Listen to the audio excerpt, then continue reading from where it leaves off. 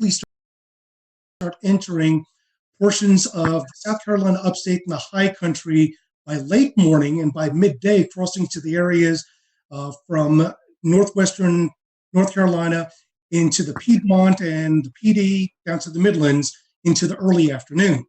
That would have been the worst case scenario. The evolution of the storms were far greater, and the magnitude of the damage would have been far greater. The other model was one that verified, showed that it came in a lot earlier. The problem is that when you have storms that early in the morning, and the first tornado warning actually came out, I believe it was 6:30. That was the tornado warning that was in Richmond and Columbia County in Georgia. And then once it crossed over to South Carolina, it was still warned. At that point, we're already talking about it in earnest, that these storms are tornadic. One is already confirmed, and this has got a direction that will be impacting part of our Southwest Midland communities. And at that point, things just exploded. The one interesting thing that we did watch very carefully and with great concern was when the tornado was confirmed crossing out of Richmond County, crossing into Richmond County, Georgia, into Aiken County, South Carolina. Within 3 or 4 scans for about 12 minutes, we noticed that the inflow was pushing at about probably 95 to 100 miles an hour, but there was no debris ball. Once it got right along the county line of Barnwell and Aiken County, there was no doubt a debris ball. Within a span of 5 to 7 minutes, 2 scans later, we now see 2 debris balls. And I mentioned on chat, I was like, guys, do we have twins? And they said, we definitely have a TDS on both storms. Now we got a bigger issue. We now have 2 tornadoes that are heading almost in the same direction, at least parallel. And the message is already out. You have to take your tornado precautions. The craziest part about this is that, and I'm sure a lot of the meteorologists here will say, Rob alluded to it, this is something that does not happen in the Carolinas. We're well known for the Carolinas to have the type of tornadic event that's low cape, high shear, versus when you go out into the central and southern plains, it's the exact opposite. But we've had our fair share of tornadoes that have been low cape, high shear, but nothing to this magnitude. I'm really hoping that the viewers were prepared. Unfortunately, we had 2 deaths out of the EF3 tornado that went through western Orangeburg County in the community of Livingston, and as well as 7 injuries. But this happened at least later in the morning. If this happened 2 or 3 hours earlier, the result could have been significantly different. Efren, you were talking about the twins. There's some speculation on Twitter, and after looking at the radar scans, it could have kind of been like a Fujiwara effect, like they were kind of dancing around each other. Any comment on that? That's a good possibility. Keep in mind that the only data that we can go off, since we can't really go off of any visual satellite, is off of the radar, but that is the possibility. However, both of the debris balls were running parallel to each other, probably about 7 to 8 kilometers apart, but they were going unidirectionally. Usually when you see a Fujiwara effect, you see the debris balls that are actually dancing around each other. They really weren't dancing around. They were running parallel. So at the very least, we know that this was 2 confirmed separate tornadoes. Was the debris ball and eventually the second one from the original tornado that came out of Aiken? Because the deadly tornado actually originated in northern Bamberg County, northern Barnwell County, and then eventually moved into southwest Orangeburg County. But just as the initial tornado dissipated, the other one continued going. So I don't believe, in my best experience, that was the Fujiwara effect. It could have been, but I didn't see enough motion between the 2 TDSs to facilitate that idea. Yeah, definitely a busy morning for you guys. I want to bring in Kendra Kent. This is kind of where as the storm system moved in, it kind of hit her area first. Kendra, first of all, we hope we can see you or hear you. Sorry, Scotty.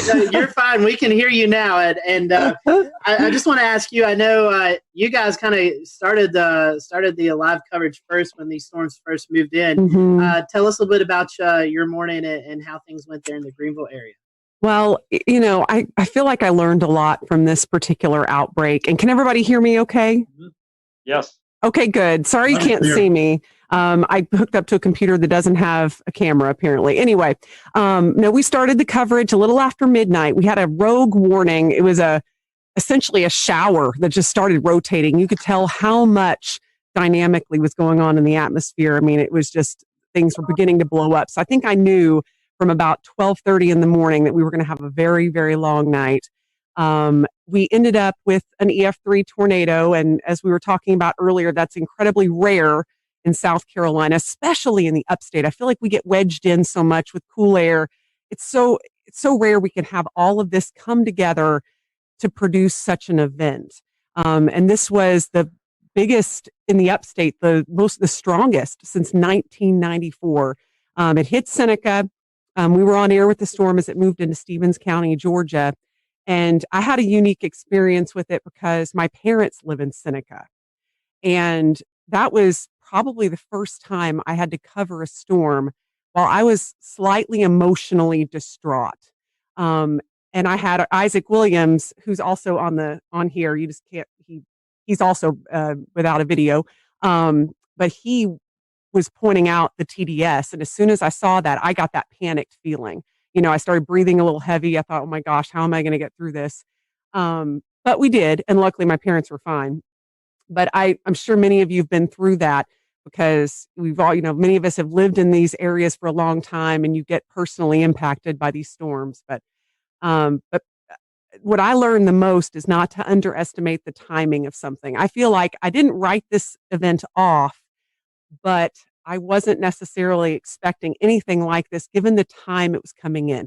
3 to 6 a.m. I mean, who expects an EF3 tornado to rip through the heart of your area at 3:30 in the morning? And mostly we get these QLCS lines that produce these brief EF0, EF1 tornadoes. That's what we're used to. And seeing something like that and tracking something like that was a true first for me. And, it was just a million different emotions all at once. That's for sure. Kendra, since you said Isaac's there, I'll pose this to both of you guys, both of y'all. You had this coming through the rogue cell, and then like the heart of this event was when people were actually asleep, 12, 1, 2 o'clock in the morning. Talk about how you guys were able to message before the event. And, with this being this late, talk about your schedule too, because I know I was watching the coverage in Chattanooga and hearing of the major damage that happened there. And I'm like, man, I've got to get a little bit of sleep before this comes into our area. So kind of talk about that, because I know a lot of us were watching beforehand to just see what was coming our way. Let's see. Is Isaac's mic up? I think it's muted, but we can. Okay, it's unmuted. It's unmuted. He's good now. Okay. You go ahead, Isaac. Okay. Thanks for having me briefly. I'm one of the morning people, so I'm like almost up past my bedtime here. But so just to kind of with the messaging and any rest. Unfortunately for me, I have plenty of interest in Mississippi and Alabama. That's where I'm from, and for whatever reason, a lot of people still ask me, about the weather there, and they depend on me, and that's great. So I didn't actually sleep going into this event. So that's not uncommon for me because I am a severe weather nut. But that being the case, in terms of messaging, we started talking about it, I think, on Wednesday. Just kind of highlighting the threat for storms. That gave people about 5.5 days, and of course we started ramping up, the wording a little bit more once we got to, Friday and Saturday. And, Kendra always, mentioned, like when I first was hired here, we do get a lot of wedge events, and we started that day in the 50s. And I'm like, back in my head, I thought, what if the wedge holds and, we're going to be seen as like hype people, and that's not what we want, but we don't want severe weather either. I think our message was pretty stern by Sunday morning. We got up and saw they had pulled that enhanced risk over a little bit into the upstate, which I've been here 3 years, not nearly as long as Kendra, but I think that's only my personal third enhanced risk here. So, I knew that I see parameters, and parameters mean nothing unless you have a storm in them, but I knew with those parameters that we had the potential to have something, fairly unusual happen, but I wouldn't have had I don't work weekends, so I don't even know if I would have said something about a strong tornado even the night before, just because it's just so rare to get them here. Yeah, and I think just given how late it was at night, and we knew this was likely going to be taking at least some linear form. Yeah, I wasn't expecting that either, and it really it caught us off guard. But to see a TDS like that move through our area, and I know the rest of you all saw that too as South Carolina meteorologists. I mean, just something you don't see every day, and it kind of takes your breath away. They're used to that in Alabama and Mississippi. We just don't get that stuff here. Yeah, and then right after that, right after the Seneca one had briefly lifted right over Clemson, we had the EF2, what ended up being an EF2, another TDS outside of Slater, which that's, almost in the 3,000 feet elevation, in the extreme northern part of Greenville County. That debunks the whole tornadoes can't happen in the mountains thing, Definitely. So we were watching that, Evan and I, because Evan doesn't live too far from the line there. One last question, and we'll come back to you guys later on in the show. But at the time, we didn't know how long the tornadoes were on the ground. But I think one of the tornadoes there in the Greenville, Pickens County area was on the ground for around 8 miles. So this were not also big tornadoes, but they're also long track tornadoes, something that we're not too accustomed to as well. Yeah, again, that was a huge shocker. But when you saw the signatures on radar, there was no doubt that was going to be a large tornado. And they even put that in the wording of the warning, which I was very happy about. I feel like that really brought people's attention up. And the thing you mentioned earlier too, these were happening at 3:30 in the morning, probably the worst time a tornado could hit. I mean, when people are in their deepest sleep, and all you can do as a broadcaster is beg people to wake up their kids, get their dog, whatever they need to do, get to their lowest level. And so I feel like this was one of the scariest nights for our viewers, hands down, and no less scary for the rest of the state, of course, but at least it was more toward daybreak for some of you guys. But yeah, for us, it was just the dead of night, and we were just hoping that people were heeding the warnings. Right. And for sure, with that, with the Seneca one, we were in a situation where the TDS was so strong, so fast. Like I don't want to say it came out of nowhere, but like that TDS appeared, and it was like violent looking, like on the first scan that I saw. And we were dealing with the situation, like once it went past Clemson, I think we had debris fallout on CC, so we weren't positive that it actually wasn't still down, because it still looked like, something could be there. You thought it was like debris being fanned out or whatever, but you weren't sure, even though the circulation looked a little weaker. But I'm like, we're not going to take any chances with it. Obviously the tornado warning was still in effect. And, that was another little unique challenge, is that I've never actually dealt with debris fallout before, where we said, okay, well, this signature is debris, and yet something similar was happening down the line. And we're like, well, this may be actually debris that's still being lofted, but the tornado's not still down. So it was a very unique situation. And again, Kendra keeps bringing this up. It was in the middle of the night at 3:30 in the morning, but I feel like people were wide awake, and they were watching, and they were prepared, which is good. All through the days, we were like, Kendra made a graphic, I think on Thursday, that said, what do you need to do? It was just like a simple little headline graphic, but it was like so informative about charging your batteries, keeping your phone on not silent if you sleep with it on do not disturb. I remember saying Friday morning, what you can do, you can, sleep with it on loud for one night, because it can help save your life. So it was a insane, again, I worked in Mississippi. I've dealt with, plenty of tornadoes in my day, but yet this is still a first for me as well. All right, and I'm going to go ahead and bring Ed Petrowski from WPDE in Myrtle Beach. And Ed, we saw what looked like the tail end of this Hampton County tornado pop out all the way over at Murrells Inlet. Brad Panovich was nice enough to share a link with us. I'm going to pull it up here and share my screen. Let's see if we can get it to work here. And the tornado that you're seeing here in Hampton County, there's some debate of whether or not it started over on the Georgia side of the Savannah River. But if we look at the start of the track and draw it all the way over to where it exited the South Carolina coast here, then we're looking at about 144 to 158 miles, somewhere in that vicinity.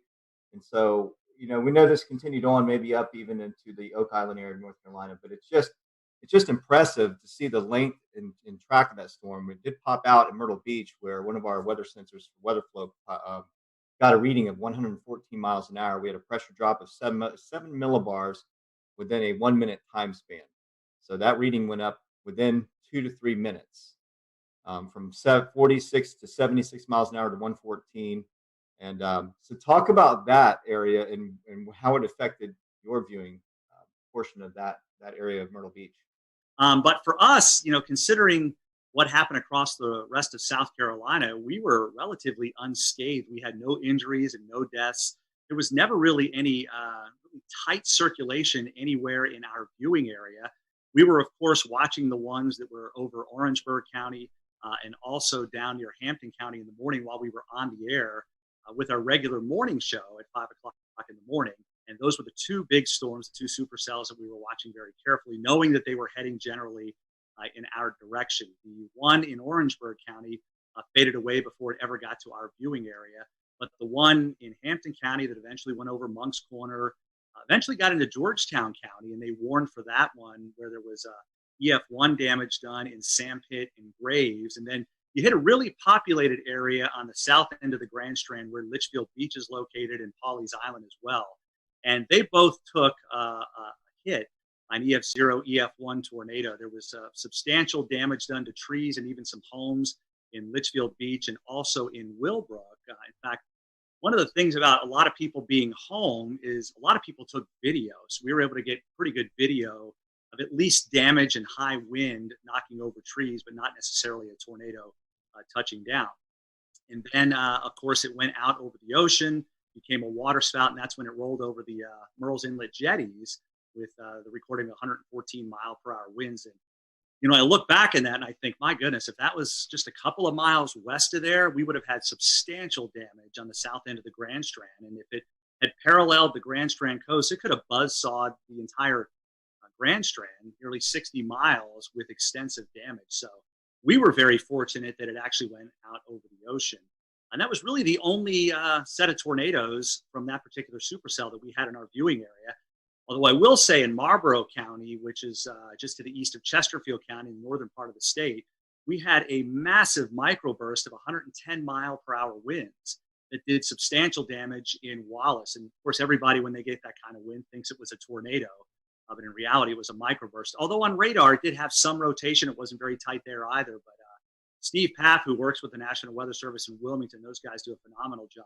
They went out and did the survey yesterday and were able to pinpoint where they had 80 to 110 mile per hour winds. And, typically for us, in the summertime, we get those pulse thunderstorms where we'll get 60, 70, maybe 80 mile per hour winds with a collapsing thunderstorm. But in all the years I've been here, I can't recall one time where we've had a microburst that caused 110 mile per hour winds. But you hear it all the time. They're just as damaging sometimes as tornadoes. Wow, that's pretty impressive. Yeah, just looking at that, the one at Litchfield, they classified as an EF2. Do you think the Waccamaw River Basin had something to do with reforming of that, or do you think the mechanical features, right, when it came to land, maybe help with strengthening or re-intensifying that system? Yeah, there's a lot of, I don't know if you want to call it debate, but there's a lot of speculation out there that there could have been some sort of a influence of the ocean, the wind coming in off the ocean at that time, perhaps creating some sort of a boundary to help intensify the storm itself. But yeah, it was an EF0 over Litchfield Beach, and then it blew up to an EF2 when it went over the Murrells Inlet jetty. So it got pretty strong fairly quickly. And again, we were lucky that was over the ocean. Literally, the jetties are only a couple of 100 yards away from very populated areas of Garden City. And we had two different people that have homes there who have their home weather units, and they both registered 71 and 72 mile per hour winds respectively. So literally within a couple of hundred yards of where your unit is, we had those measurements. So you can see how tight the wind gradient was between Garden City and the actual jetties themselves. Hey, Ed, there was something, you always try to find something that'll make you laugh in these sad times. And unfortunately, we had some sad times in the Carolinas, but there was a tweet going around of you doing your broadcast. I don't know. I've asked James about it if we can play it. But, Here it comes. all right, I'm going to let it play, and then I want you to talk about it. Your rain is located, and we'll zoom that out just a bit. And whoa! Oh! That was a close lightning strike. I don't know if you heard that at home, but I feel like I need to change a short. All right, I'm pulling the audio back down, but Scotty and Ed, the viewers at home heard it, even though we didn't hear it in our headsets. Ed, what's going through your head there? Well, we were in a sense just about ready to wind down. We were getting through this thing for the most part relatively unscathed. Our last severe thunderstorm warning was still in effect, but the storm was moving out of Horry County. And then there must have been a lightning strike within a couple hundred yards to the station, because it was this loud explosion that you knew what it was, but you're a human being. It freaked me out. And as you saw, I kind of ducked thinking something was going on, and then just used one of my classic lines, I need to change of shorts. Just one of those things. And that kind of went around the viewers. A lot of them had recorded it and were sending it to me, letting me know that they thought it was kind of funny. And it's something that, that they needed after a morning like that, being so stressed, and of course being stressed with COVID-19. It was a little light moment toward the end of the severe weather when we knew we didn't have any injuries, which was a good thing. And of course, nobody was killed. Always good to have a funny moment there. So I want to bring it up to Shane. Shane lives just north of the Myrtle Beach, Wilmington area. Shane, you guys kind of got in on the tail end as well, as the sun was already up. Talk to us about the Newbern, Greenville, North Carolina area and what you guys experienced. Yeah, we were kind of late to the party, I guess, compared to everyone else in regards to receiving the storms, but very much like Ed's situation, very thankful and blessed really to not have any injuries or fatalities with any of our systems. We did end up having 6 confirmed tornadoes, and thankfully for us, the strongest was the EF1 that we had in the Hawes Run area. I believe I've been taking notes here just to make sure it was anywhere from roughly 100 to 110 mile per hour sustained winds. So for us, it was basically like that waiting game where you see the line coming. I was actually filling in for our morning meteorologist. He had a vacation day, but he got reeled back in right towards the end of it. So I was basically tracking it all the way since it was in the mountains, and just waiting, just holding our breath. Our morning broadcast finished up. We had declared it a severe weather alert day for our station, so we were cutting in. We would normally cut in every hour, but our morning meteorologist says, you know what, let's just go ahead and do every half hour. It was actually very fortunate and wise that we did that, because during the half-hour cut-in at 9:30, with about maybe 1 minute left in my cut-in, our weather radio starts going off in the weather center.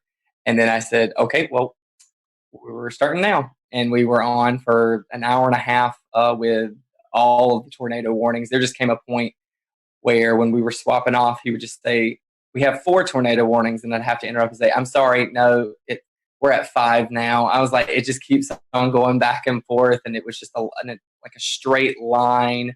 So when we're trying to describe it for our viewers, it was almost like a complicated mess. And honestly, that's what I started describing it whenever we would switch off and I would be on the screen. I would just say, I know it is very difficult to kind of pin everything out because every warning was overlapping. And I think with my experience with tornadoes, with coverage I've had, which naturally have had many, especially with our hurricane coverage that we've seen over the years, I've never seen that many warnings stacked back to back to back in a straight line. It was fascinating, but also terrifying at the same time, because you feel like you need to give equal coverage to each warning in each area in your viewing area. Even though we knew the strongest one at the time was the one we were seeing to the south. simply because it had held for the longest amount of time. It seemed like it had the strongest signature. Looking back on social media after everything. We'll return to Best of the Carolina Weather Group in a moment. Now your Carolina weather forecast. Here are today's forecast high temperatures for North Carolina. Here are the forecast lows for tonight for North Carolina. Here are tomorrow's forecast high temperatures. And here's forecast rainfall across North Carolina tomorrow. Here are the forecast highs for the day after tomorrow.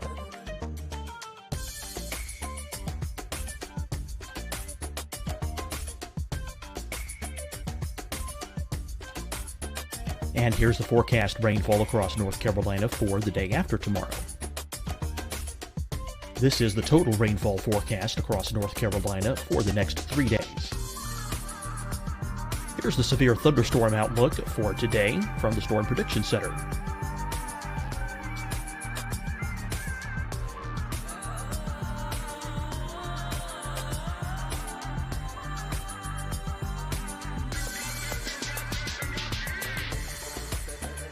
Here are the forecast high temperatures for today for South Carolina. Here are the low temperatures for today for South Carolina. Here's the probability of precipitation forecast across South Carolina today. And here are the rain chances across South Carolina tonight. Here are tomorrow's forecast highs across South Carolina. Here are the forecast low temperatures for tomorrow for South Carolina. And here is the probability of precipitation across South Carolina tomorrow. Here's the precipitation chances across South Carolina tomorrow night. Here are the forecast highs for the day after tomorrow in South Carolina. Here are the forecast low temperatures across South Carolina for the day after tomorrow. And here are the rain chances across South Carolina for the day after tomorrow. And South Carolina's probability of precipitation for that night. Here's the Storm Prediction Center's severe thunderstorm outlook across South Carolina for today through tonight. Here's the Storm Prediction Center's severe thunderstorm outlook across South Carolina for tomorrow and tomorrow night. And here's the Storm Prediction Center's severe thunderstorm outlook across South Carolina for the day after tomorrow through that night. Here's the severe thunderstorm outlook for today from the Storm Prediction Center.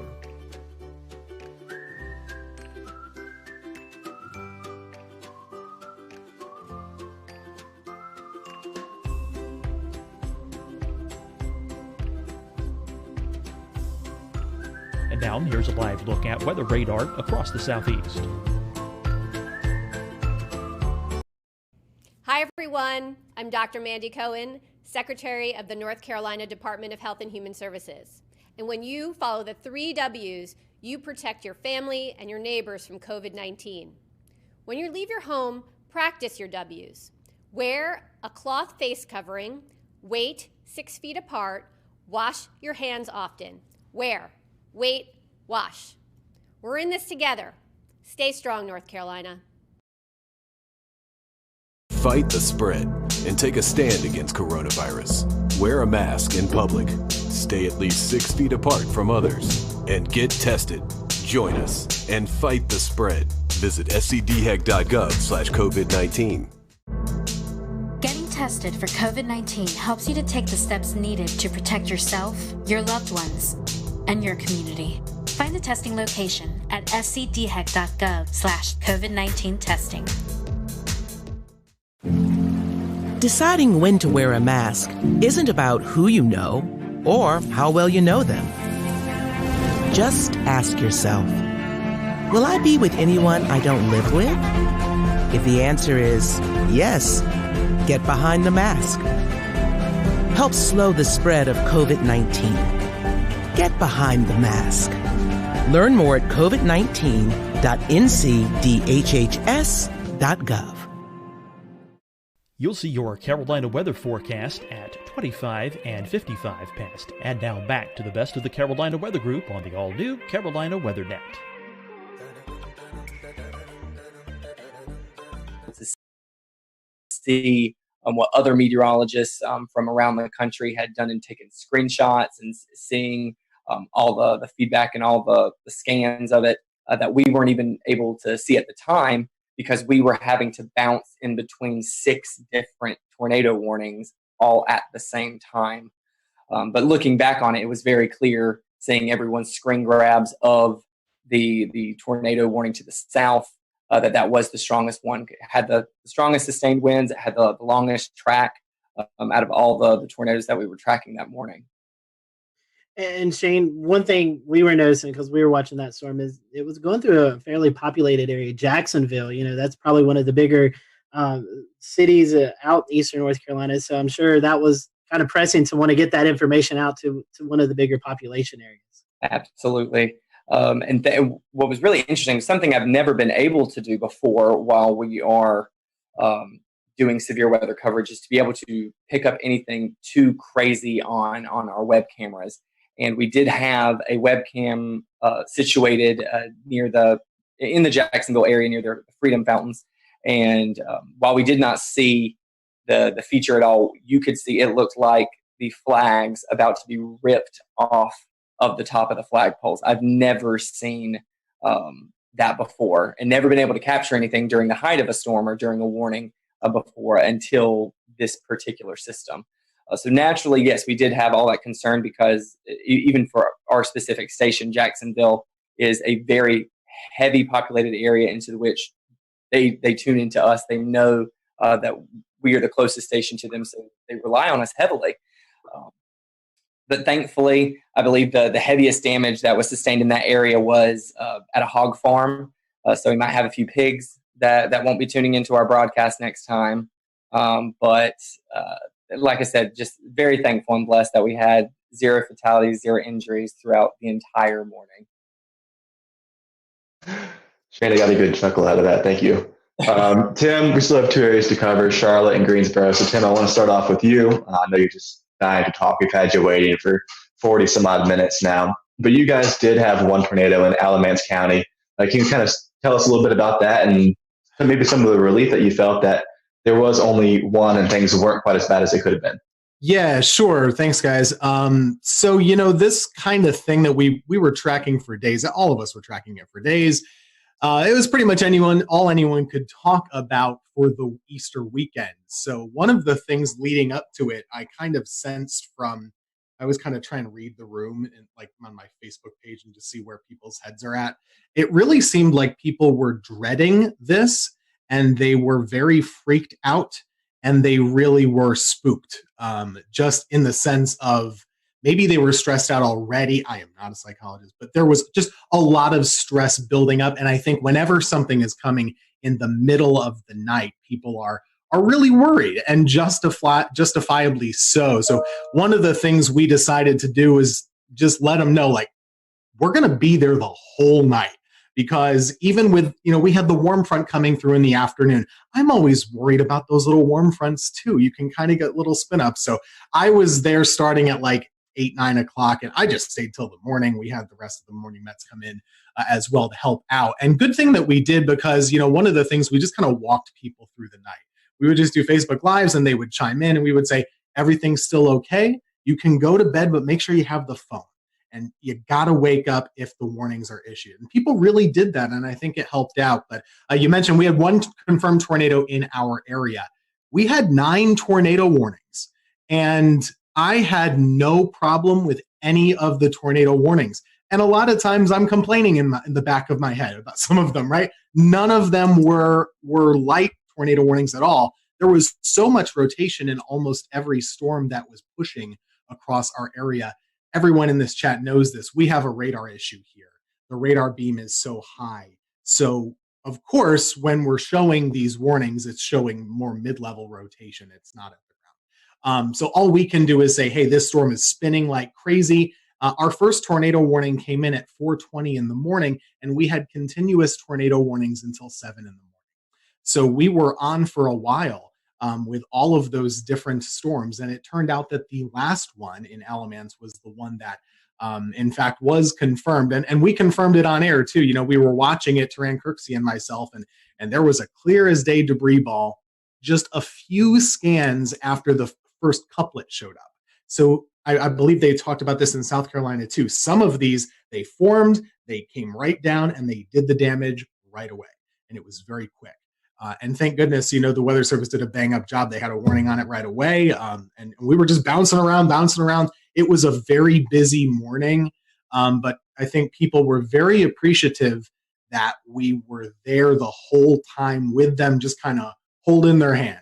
There's this storm. Here's what you do. Grab the kids, grab the dog, put a helmet on, put shoes on, and get ready to go. And, you know, we made through it. Thankfully, there weren't there were no injuries or fatalities in that one tornado.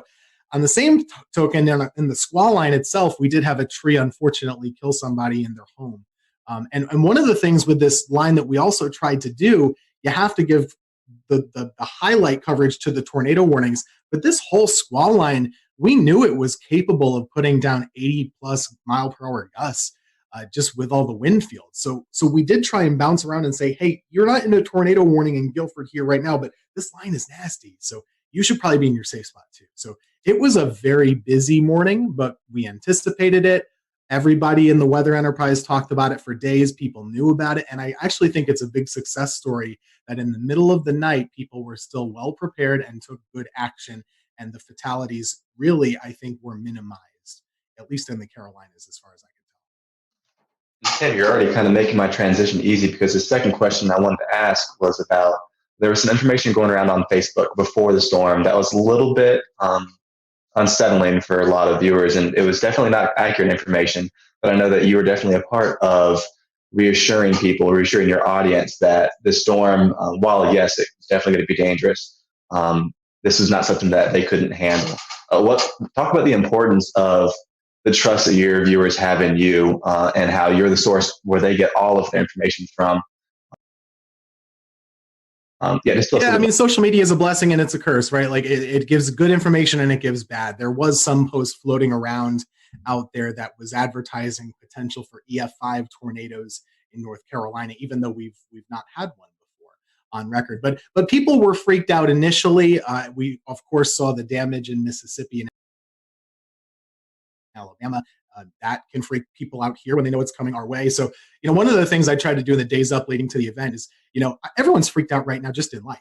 I don't get freaked out by weather. I'd get freaked out a little bit about this pandemic, if I'm being honest. So one of the things I told them was just saying, hey, you know, we're living in crazy times. We don't know exactly what's going to happen with daily life with this virus and stuff, but we know how to handle severe weather. We have the technology. We do this every year. We got this. It could be bad, but we know what to do. And if it is bad, we're going to let you know about it. We're not going to go crazy. We're just going to let you know where the storm is, where it's going, what you should do, and what to do next time. Because there's always a next time with weather. This is not abnormal, really. We had a lot of tornadoes, but, you know, 1 year ago, basically in April, North Carolina had 12 tornadoes also. So this is not really that different. We do know what to do, and I think that was reassuring to folks just to let them know, hey, okay, well, they're used to this. They're going to keep us covered, and that's really the whole reason why we're here. We're not here for the sunny days like today.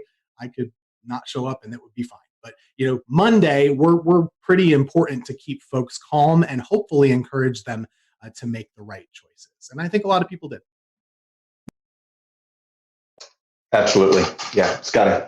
And so, Tim, talking about radar coverage, that brings me to Mr. Brad Panovich. And Brad, unfortunately, we had a tornado kind of go under the radar, like that little pun there, in the Charlotte area. So we had one in Anson County. But, you know, you've been on the show several times talking about our radar gaps. And this one kind of bit us in the behind because we didn't catch this one.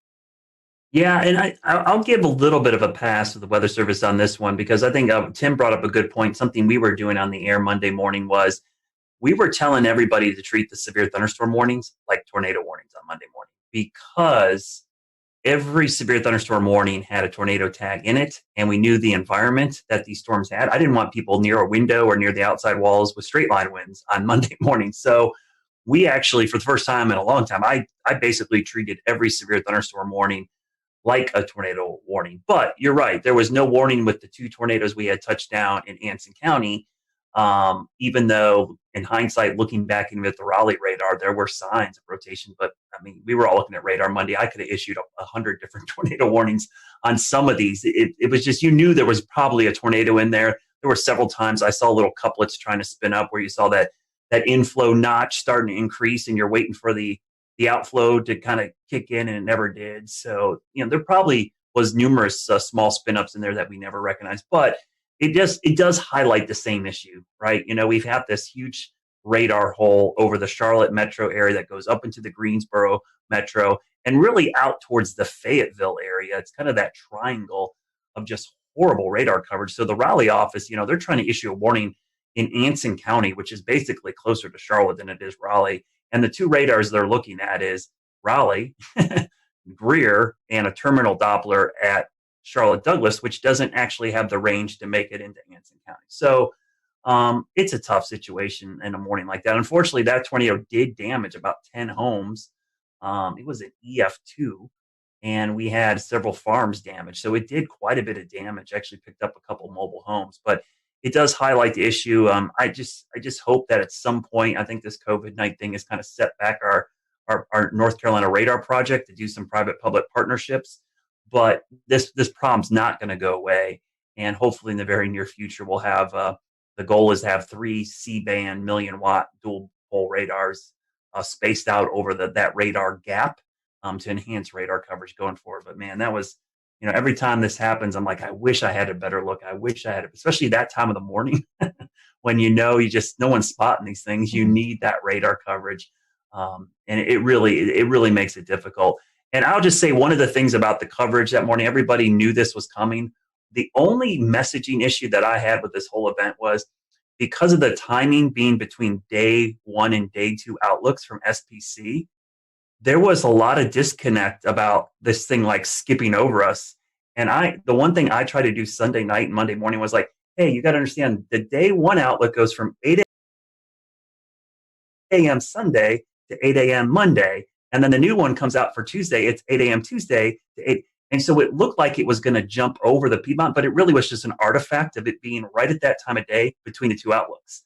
So that was the only issue I had communicating.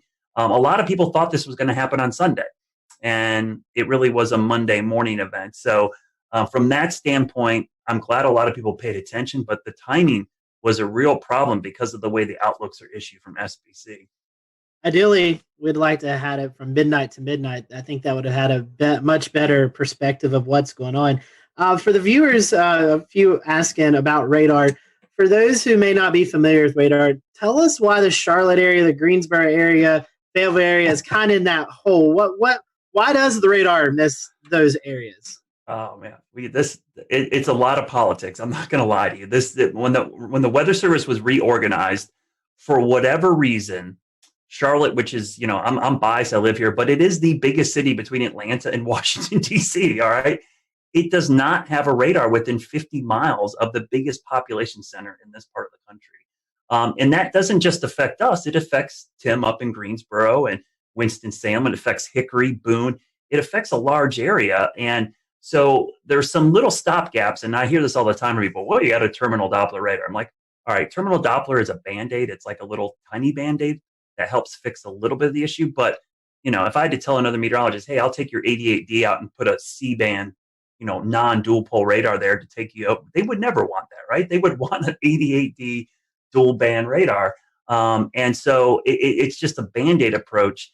And we just have a huge issue with it. And it's unique to Charlotte. We are the biggest city in the country that does not have a radar within 50 miles of the city.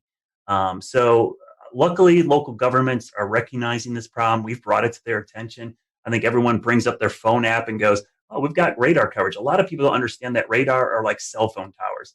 The farther away you are from the dish, the worse your reception is. And so in Charlotte, we got this big population center, and our closest radar or cell phone tower is in Greer, South Carolina. So it makes it incredibly difficult. It's not that we don't have any coverage. I don't want to make it feel like, we're in this giant hole. We just have degraded coverage. We have really poor coverage. We have 1 bar on our cell phone. We want 5 bars. So what we're trying to do is get that radar closer, because the radar beam, as you see in the picture right there, thanks, James, the radar beam goes in a straight line, but the Earth curves. So by the time the radar beam gets to Charlotte, depending on which part of Charlotte you're in, it's at 8,000 to as much as 10,000 feet above our heads. Tornadoes happen down in the lowest 1,000 or lower. So missing a lot of these tornadoes is a problem with the radar gap. And so I hope going forward that this problem will get solved. For years, we tried doing this back 10 years ago, and we went through federal issues, and it's just dealing with the government sometimes incredibly difficult to get things. But now that we have this private-public partnership, it's the closest we've been to solving this problem, because we've got local, state, and even private entities involved, and the data is going to be public and free for everybody. Speaking of partnerships, I wanted to ask Brad and Shane and Tim. Unfortunately, a lot of our other guests had to jump off because they have a 10 p.m. newscast. But in this era of COVID-19, you guys aren't in the weather center with your fellow meteorologists. You're doing a lot of work from home. How was the communication preparing for this event? Was it any different? I mean, I know you wasn't personally beside the meteorologist, but was the communication still there? Was there anything that you think maybe it could have went better or not as good? I mean, any comments on that? We over communicated, and the only reason that I really over communicated was watching Ryan Vaughn in Jonesboro a couple weeks ago work from home and cover a tornado there. And I thought, it gave me a little sigh of relief saying it could be done, but they still had somebody in studio. So we talked a lot over the weekend. We had probably 2 or 3 Zoom calls over the weekend talking about coverage. And I said, if this was not COVID-19, I would be in the studio right now. And luckily, my general manager and news director said, you know what, we want you in the studio too. So for the first time in a month, I was actually in the studio instead of home. And I worked in the morning show. Normally, I'm an evening shift person, but I came in and tag team with Larry. We did do social distancing. We never crossed paths. We stayed away. I stayed in one location, which unfortunately meant I didn't get to go to the key wall, but I could be in the weather center with a standing shot and do it. So I think, to answer your question, Scotty, we actually over communicated, probably more so than we ever had, because we knew the logistics of this was going to be really problematic. Yeah, just to echo that, we did the similar thing. We had the fun part about planning is you get to be on Zoom calls with your boss like every other day, right? So we had a lot of Zoom calls just like this, and it made planning a little bit more tricky, because we really had to advocate for the necessity of being in the studio. And it's not just a presentation thing, like that's somewhat cosmetic, but I don't have a generator at my house. None of the folks on our weather team do.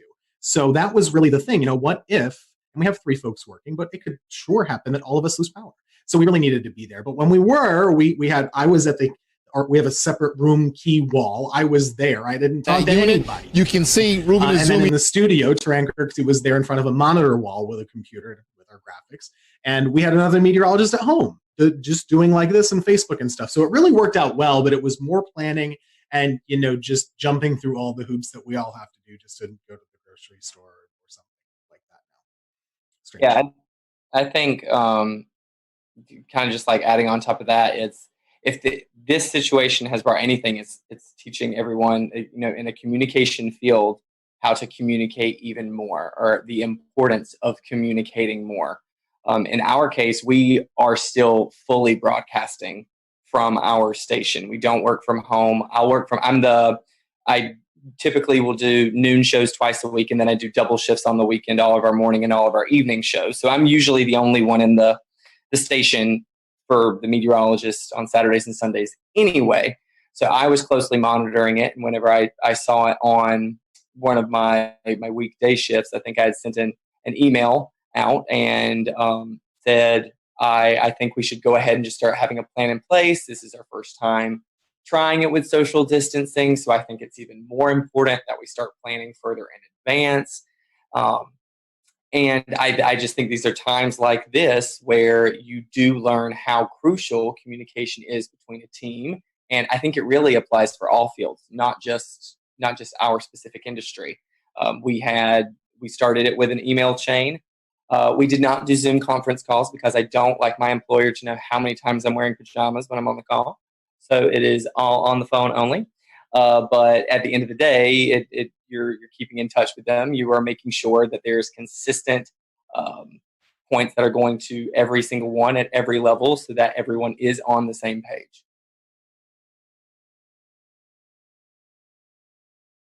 Yeah, I was gonna say real quick, Tim, we had that same issue. That was our biggest concern, was the generator issue.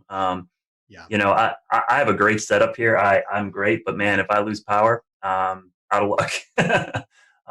You know, I have backup for my router, but I don't have backup power to my computer or backup power to any of the lights. So that was a big concern. And I thought for sure with just the wind field that we were going to have trees and power lines down all over the place, so we would lose power. So yeah, that was an easy call for us. And honestly, it was kind of nice to be in the station. Not that I wanted to be covering severe weather at 2:00 in the morning, but man, it was nice. That's the first time I saw my morning meteorologist in a month. So it was really cool to be in there. One weather thing, actually, you know, the surprising part, we talk about how many tornadoes there were. We kind of expected a lot of tornadoes. The fact that the wind field didn't materialize as much in regular severe thunderstorms, I thought was surprising. There wasn't a lot of widespread damage in the squall line. There was a lot, but not as much as I thought there maybe could have been. Yeah, I agree. Only thing I'll say is that, and I'll give a shout out to Shay and Weatherflow, because I have 2 Weatherflow stations on my roof. I had 30 minutes of continuous gust over 50, which was the highest sustained gust above 50 since probably Hurricane Michael came through here. I've had those things for 2 hurricanes passing overhead, or at least the remnants, and that was by far the highest. So yeah, it was really impressive. And what happened in our viewing area was we had a lot of wake up calls. People just heard that roaring sound of the wind and the rain hitting their windows, and people were freaking out. They woke up, and so it was easy for me to get people to act because it was so loud. It woke people up from a sound sleep. That sound, and we had a lot of people sheltered in their bathroom for these straight line winds. But yeah, I'm surprised we didn't have more damage, Tim, but I was really impressed with the data from my roof.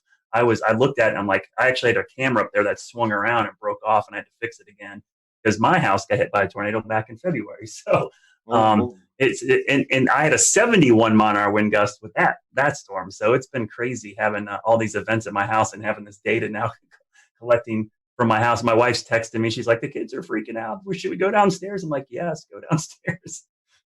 Well, Brad, what a way to QC those stations with a camera breaking, right? And then the stations are still standing. But I mean, that's pretty impressive if you think about the mechanical features over land, how trees and other homes block wind, and you're still getting gusts like that. You could almost assume that just above homes, right at the treetop level, probably several notch stronger just because of those mechanical features. But yeah, you know, even here along the coast, just like Tim said, I was surprised we didn't see a lot of those, you know, those gust fronts or there's really strong convergences right ahead of the storms. It never really materialized here. I mean, we got 30 to 40 knots, and then maybe one little spike upwards, but we didn't see any of these big blasts of wind like we normally do here at the coastline, where the energies just drop out of the storm, and then we get a long line of really strong wind. So that was a good thing because it was less damage over the entire area, even though we did have one tornado along the coastline, immediate coastline, and even one just inland. But you know, a lot of folks just saw a lot of heavy rain, lightning, and just some gusty wind at times. It wasn't terrible. So, I mean, there's a little bit of reprieve from that storm, at least here along the immediate South Carolina coast, except for Murrells Inlet area, Litchfield. Yeah, so today's date, I think, is kind of significant too. The initial thing we were going to air today was going to be about the 2011 tornado outbreak that everybody really thinks about when they think about the strongest storm system maybe they've lived through or seen. You know, we chose to do this instead because this was such a significant severe weather outbreak. Going kind of back to you, Brad, and anyone else who wants to talk about it, is there any sort of feedback that you're receiving from the public that this is going to be kind of the new thing in their heads as the biggest severe weather threat that they've seen, or how do you think this compares as far as response to what we kind of saw on April 16th, 2011? I remember that April well because that is the highlight of that month. But there were 4 separate significant severe weather events back in April. We had a derecho, we had baseball-sized hail, and we had the tail end of the Tuscaloosa tornado outbreak actually affect the Carolinas. And then April 16th, which I remember that night because I stayed up all night long and watched that line of supercells pass over Charlotte, not touch down, and then immediately as the sun came up, start spinning. But we'll return to Best of the Carolina Weather Group in a moment. Now your Carolina weather forecast. Here are today's forecast high temperatures for North Carolina. Here are the forecast lows for tonight for North Carolina. Here are tomorrow's forecast high temperatures. And here's forecast rainfall across North Carolina tomorrow. Here are the forecast highs for the day after tomorrow.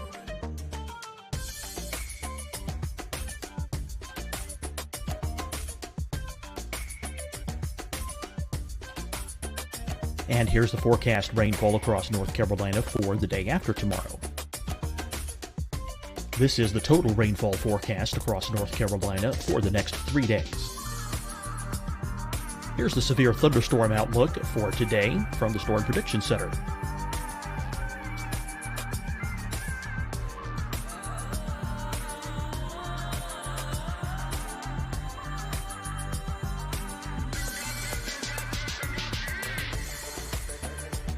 Here are the forecast high temperatures for today for South Carolina. Here are the low temperatures for today for South Carolina. Here's the probability of precipitation forecast across South Carolina today.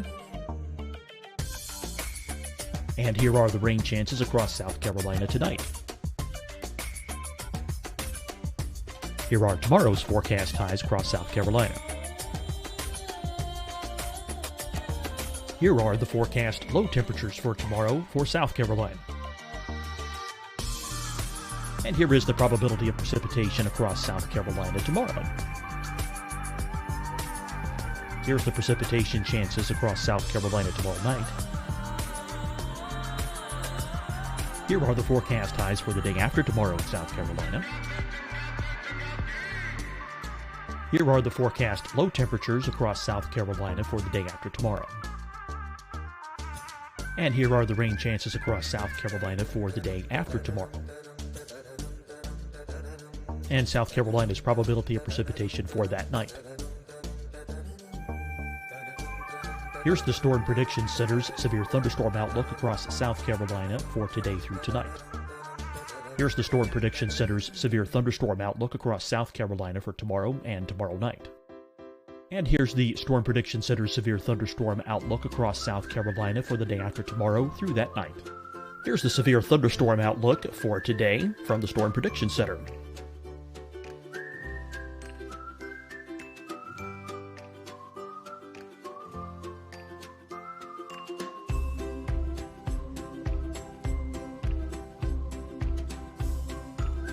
And now here's a live look at weather radar across the southeast. Hi, everyone. I'm Dr. Mandy Cohen, Secretary of the North Carolina Department of Health and Human Services. And when you follow the 3 W's, you protect your family and your neighbors from COVID-19. When you leave your home, practice your W's. Wear a cloth face covering, wait 6 feet apart, wash your hands often. Wear, wait, wash. We're in this together. Stay strong, North Carolina. Fight the spread and take a stand against coronavirus. Wear a mask in public. Stay at least 6 feet apart from others. And get tested. Join us and fight the spread. Visit scdhec.gov/COVID-19. Getting tested for COVID-19 helps you to take the steps needed to protect yourself, your loved ones, and your community. Find the testing location at scdhec.gov/COVID-19 testing. Deciding when to wear a mask isn't about who you know or how well you know them. Just ask yourself, will I be with anyone I don't live with? If the answer is yes, get behind the mask. help slow the spread of COVID-19. Get behind the mask. Learn more at covid19.ncdhhs.gov. You'll see your Carolina weather forecast at 25 and 55 past. And now back to the best of the Carolina Weather Group on the all-new Carolina Weather Net.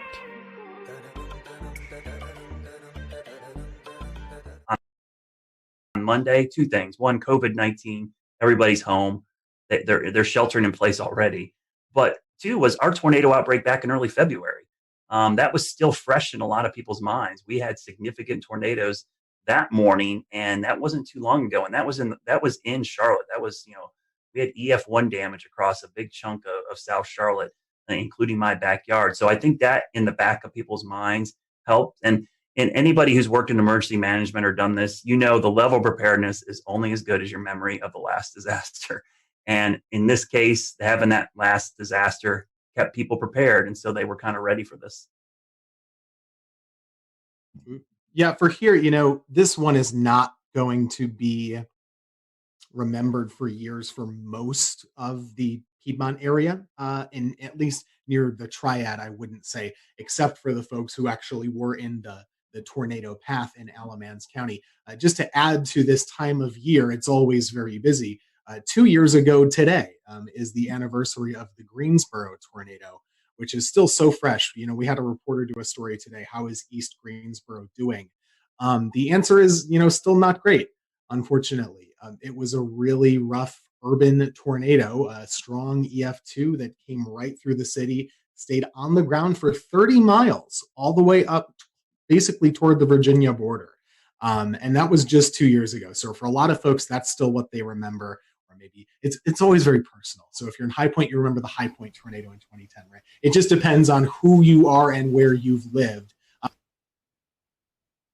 For me, that April 16th event is still, way up here and everything else is way down. I was working in Wilmington, but that thing was another level. And that year was just another level of severe weather. And I'll just add my own commentary to that. It was a year ago that we had a tornado outbreak here in the Carolinas. I don't even remember the number, but a year later, our thought is already bouncing back to 2011 and not a year ago. Yeah, that was 12, and it was Good Friday. I remember that very clearly. You're right. Scotty, I think that was the first time you sought shelter in your... I remember doing that, but I couldn't remember what date it was. Like, I forgot 2 years ago. I knew the Greensboro tornado, but I didn't know it was today's date. That's... Monday the 13th is my son's birthday. And I remember on his first birthday, we were doing severe weather coverage, and on his second birthday, we were doing severe weather coverage. Yeah, I was in the basement live on this show when that happened. So, yeah, crazy times. But anyways, guys, thank you so much for coming on. As Tim was talking about, I'll go ahead and kind of let the secret out of the bag. We pre-recorded the April 16, 2011 look back. So next week, we're going to be airing that. So you'll see Tim back next week on our show.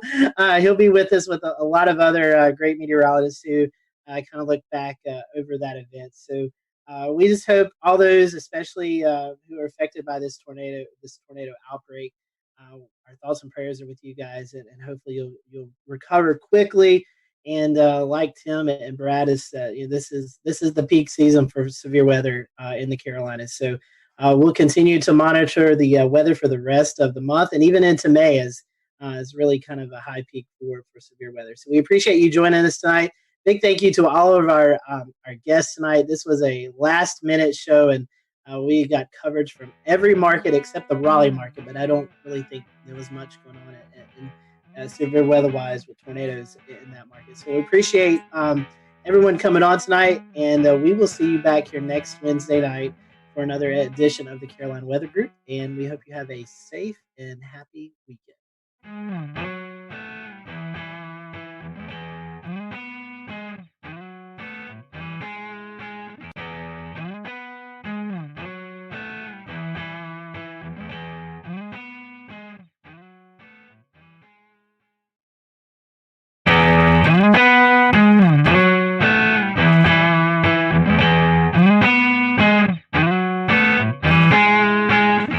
Welcome to the Carolina Weather Group. We're happy to have you this evening.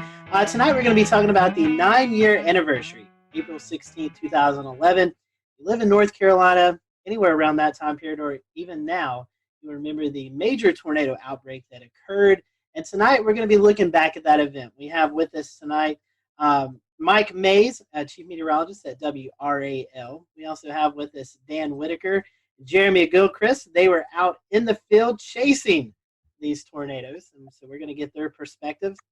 Also with us, we have Tim Buckley, who is the Chief Meteorologist at WFMY, but at the time was working in Wilmington, North Carolina at WWAY. And we have Gannon Medwick on with us, who is Chief Meteorologist at WECT in Wilmington, but at the time was working at WNCT in New Bern, North Carolina.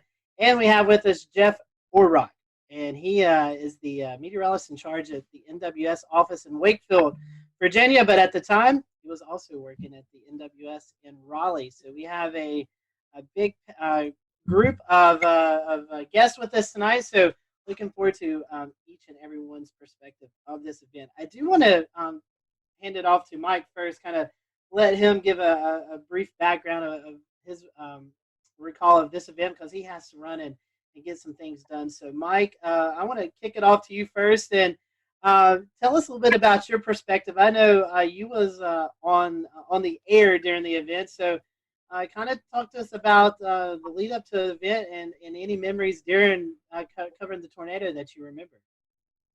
First off, I'll apologize. We got our cleaning crew coming into the studio, so it's probably going to get loud because he's pushing his garbage can around. I recall a few days prior to the event, which happened on a Saturday, SPC putting us in a risk. I believe it was moderate on that Friday, and then Saturday morning I woke up to a high risk. Now, at the time, Greg Fischel, who was the chief meteorologist at the time, was out of town. He had a family emergency up in Pennsylvania, so he had to leave. So I have never covered an event as massive as the one that happened on that Saturday without him being here. So it was kind of like he's Batman, I'm Robin, and then Batman's gone and Robin has to take over. So for somebody who's never been the lead, it was kind of nerve-wracking. But I had Nate Johnson with me, who had tornado coverage experience. He was the chief meteorologist in Abilene, Texas. You guys probably all know Nate. So that morning, just the way the atmosphere felt, you could tell something was coming.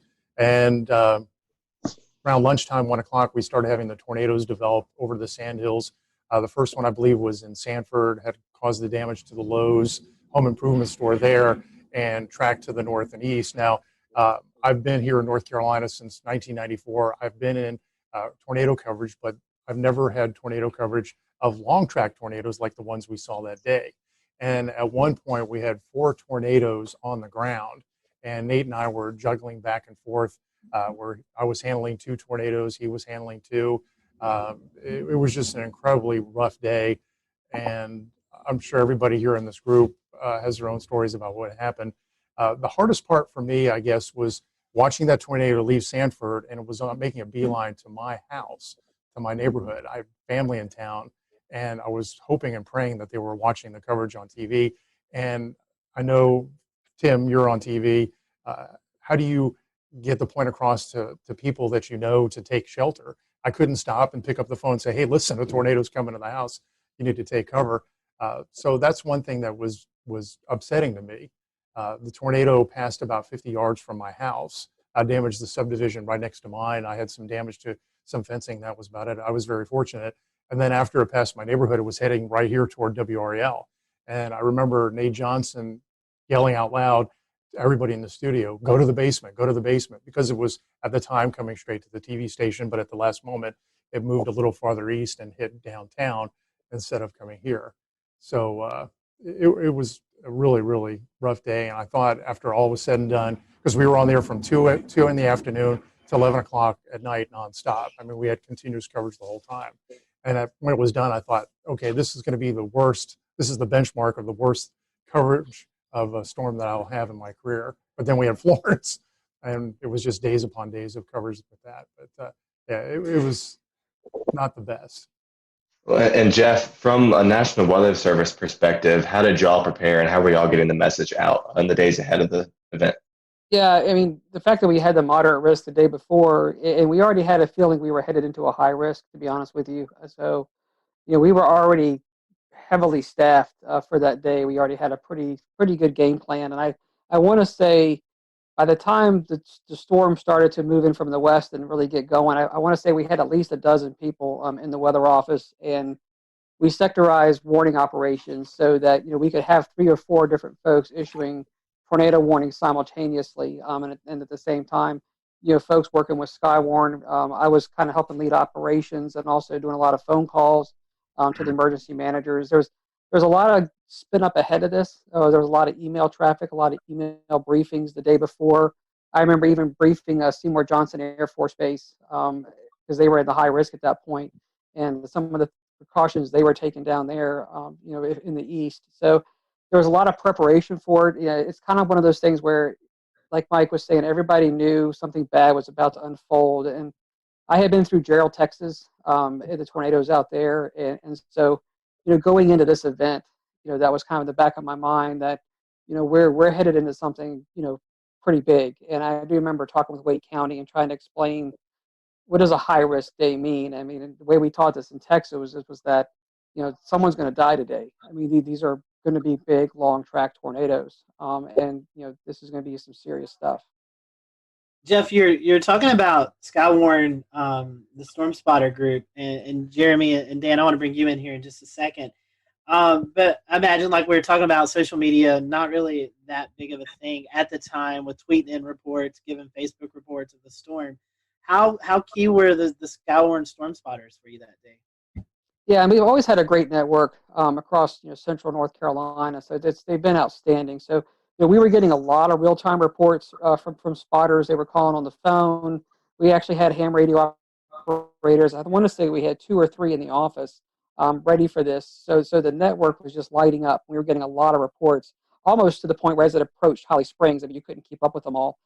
So that was a huge asset, and just a lot of people just calling in on the phone. It wasn't. We didn't have the social media like we do today, but we really pretty much knew what was going on. We had heard the Lowe's had been destroyed about the time it was getting into Wake County. We'd already heard that the Lowe's hardware had been severely damaged or destroyed down there. And of course, you could see the debris ball on radar. So you kind of had a sense that this was really serious stuff going on. But there was a lot of great real-time reports, not only across the Raleigh area and down towards Sanford, but also with the Fayetteville up to a Wilson tornado.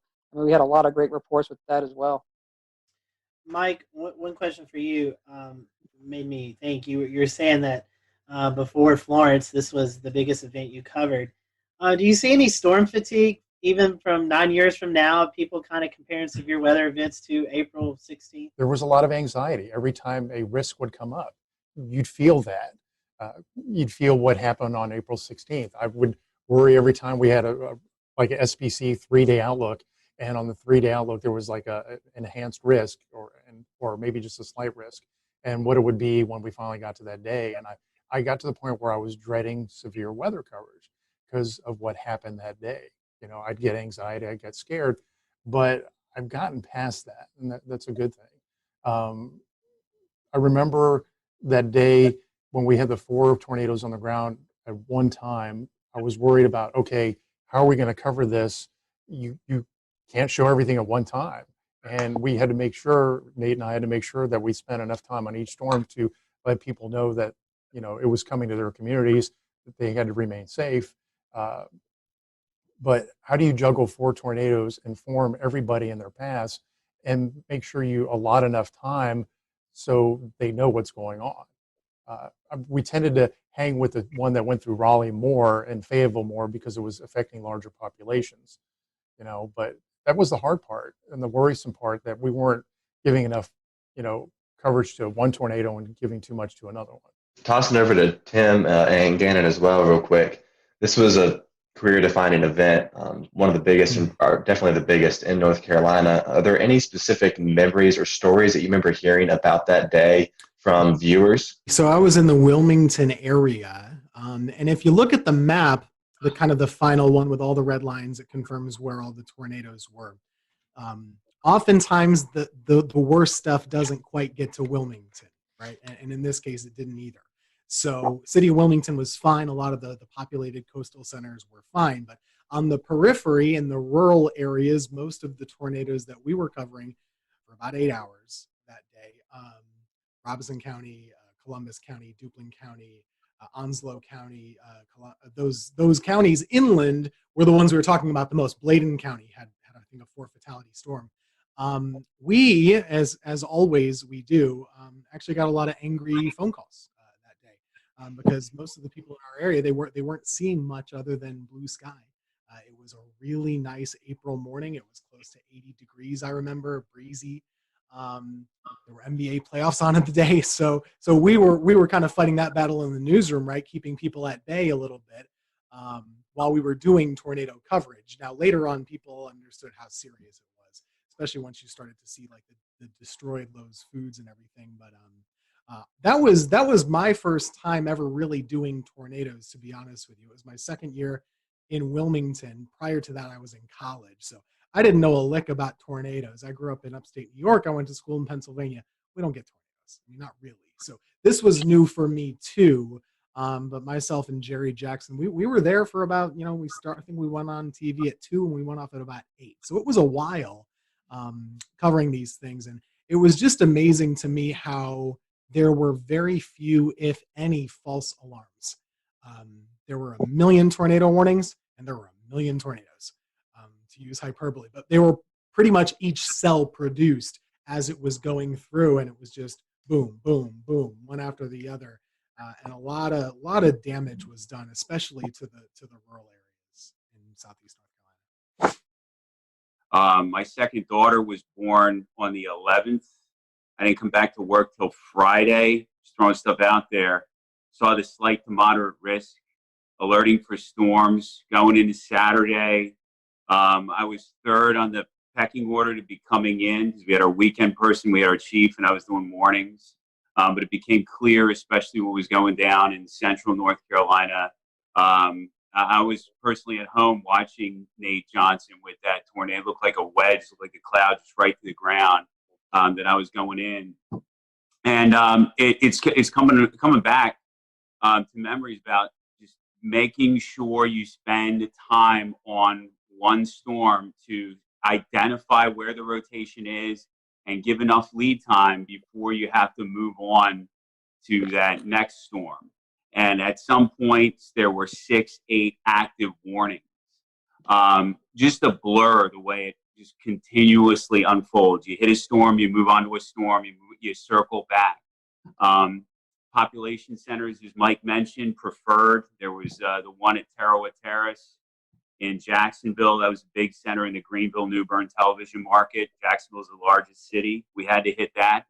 Then we saw the storm report that the Bertie County storm had actually killed numerous people, ended up killed 12 people. So that was surreal. When you are warning for storms and getting reports of damage, but no reports coming down off the wire or whatever that there's fatalities, and then all of a sudden numerous fatalities is still weird to talk about. Ended up being 12 in Bertie County. And then finally just going home that night, this event had everything. The event had everything. The setup, and then the final. I mean, sometimes we say as meteorologists, we save lives. This was literally the only time that we were able to, some of our crews went out to Snow Hill in Greene County, and they were able to say, standing with a family in their house that was completely destroyed except for the interior part. And they said they were listening to our broadcast and they went into that interior part. So just a surreal event that I never want to forget. And I wanted to, so thanks again to give me a chance to talk to you guys about it and share the similar experiences. Gannon, I think we've talked about this before off of this show, but this was also one of your one of your first tornado events, kind of bigger tornado events to cover, correct? Yeah, I'd gotten to Greenville in October of 2004. There were a couple of active springs and falls as per usual. 2008 sticks out, but like Mike and Tim said, I mean, they're just usually just a couple tornadoes and then you move on, and maybe they're in rural areas and maybe they're not, exceptional damage producers. But then this one just is bold-faced, italicized, and underlined when you look back on it. So yeah, the biggest event. and thank God it's still the biggest tornado event. Dorian was a huge producer, but still nothing compares to April 16, 2011. I've been to a few conferences and I've heard, Jeff, I'll send this to you. Obviously 2011 remembered for the Tuscaloosa, Alabama, April 27th event. Had that not happened, this would have been the event that a lot of the meteorological community would have looked back on tornado-wise, Jeff. As the Weather Service, I know you guys do a lot of meetings and stuff. Has this event kind of tailored some of your studies or some of your outlooks on stuff that you've, I guess, done case studies on this event to kind of find out the whys of what happened and how to better prepare for maybe the next setup we get like this? Yeah, I mean, there's no doubt this event, I mean, it still stands out, even though, like you're saying, the later event was even larger than this one. For our region, this is still, what our benchmark, storm. And, it even went up, not even just the Carolinas, eventually went up into Virginia and did a lot of damage up there too. So, it's been widely studied. It was before some of the newer technology came out with on the radar, even some of the new impact-based warnings. So we've actually gone back in and rerun cases like this with what we call the impact-based warnings. And we did use tornado emergency, but nowadays we even have more tags we can put into the warnings to kind of say, okay, it's radar confirmed on the ground before we even have, spotter reports of anything on the ground. We can confirm it just using radar data. And so we've actually used cases like this and kind of run back through them with some of the new products and new ways that we issue tornado warnings, as well as some of the different dual pole products. So, we do go back in and kind of practice and relive some of these events like this, putting them more into, I'd say, the current time. So this is definitely a benchmark event. We also look at it from a standpoint of, staffing and how do you handle events like this, because they don't come around often. So, you kind of go back and look at, how does operations run in the Weather Service office when you have an event like this, making sure that, you're dotting your I's, you're crossing your T's. Every storm is being interrogated, simultaneously, and that you've got warning operations going, for each individual storm, and you're doing your coordination with 911 centers and working with emergency management, and then keeping the damage reports, as they're coming in, also sending them out. So, looking at how an office should run, and how we should be running our operations to keep things, being pushed out so folks know what's happening. I mean, we use events like this to kind of go back and revisit and relive, what we did right, and also sometimes where we can improve. But it's important to kind of take these events in context, realizing we'll have an event, something like this again at some point in the future. We hope not, but we've got to be ready for it. And Jeff, one more question, then I want to get to Dan and Jeremy and let them talk about what they experienced out in the field. We were talking before this show. You guys, at a point in time, I think it was 5, 6, 7 minutes, were backed up by the National Weather Service in Blacksburg. Can you talk to our viewers tonight who may not realize in these situations when the Weather Service is actually in danger of getting hit by a tornado, you actually pass the coverage off to a neighboring office? Yeah, so it's similar to what Mike was saying earlier. About probably just shortly after the tornado went through Sanford, and we could see the massive debris ball on the radar.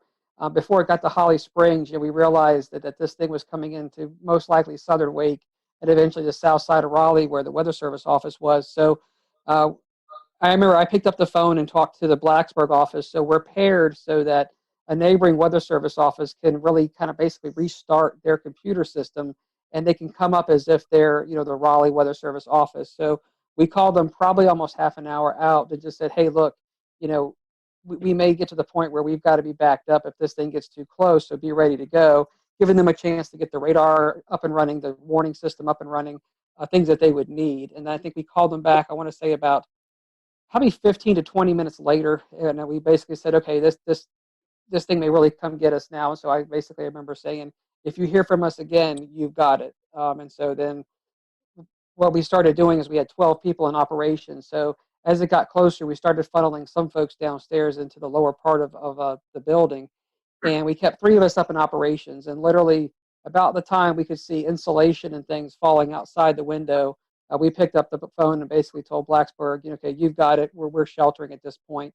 And we had already issued the tornado emergency for Raleigh. So the warnings were already out for Raleigh. And then we sheltered downstairs, like you're saying, for probably about 7 minutes, and then came up. And the tornado passed just to our east, going up South Saunders Street. Dan and Jeremy, y'all had a very different kind of experience. You guys were actually out in the field chasing these long track tornadoes. I guess, Dan, we'll start with you since you're the first on my screen. Kind of give us the first-hand perspective. We'll return to Best of the Carolina Weather Group in a moment. Now your Carolina weather forecast. Here are today's forecast high temperatures for North Carolina. Here are the forecast lows for tonight for North Carolina. Here are tomorrow's forecast high temperatures. And here's forecast rainfall across North Carolina tomorrow. Here are the forecast highs for the day after tomorrow.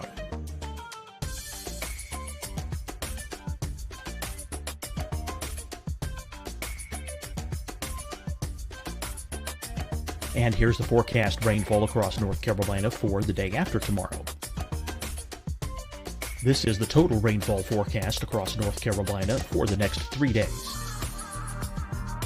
Here's the severe thunderstorm outlook for today from the Storm Prediction Center.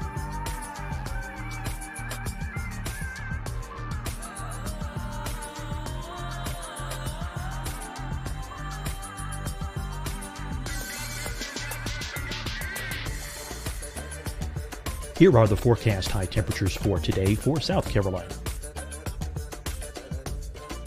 Here are the low temperatures for today for South Carolina.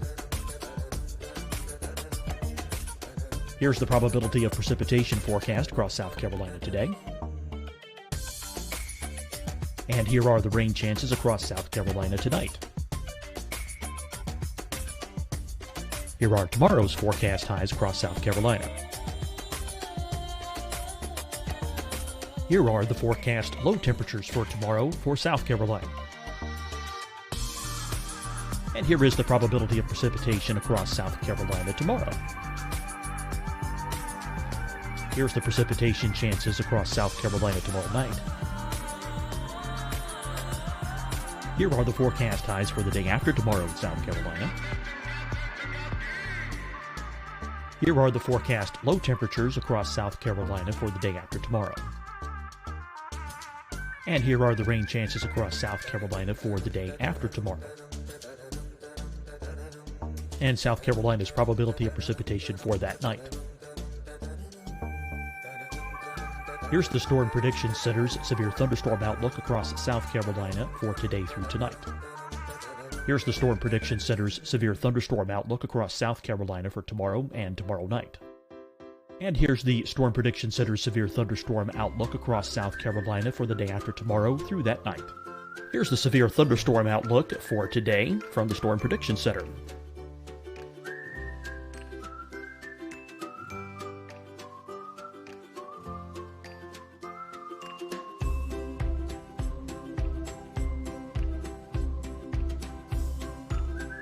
And now here's a live look at weather radar across the southeast. Hi, everyone. I'm Dr. Mandy Cohen, Secretary of the North Carolina Department of Health and Human Services. And when you follow the 3 W's, you protect your family and your neighbors from COVID-19.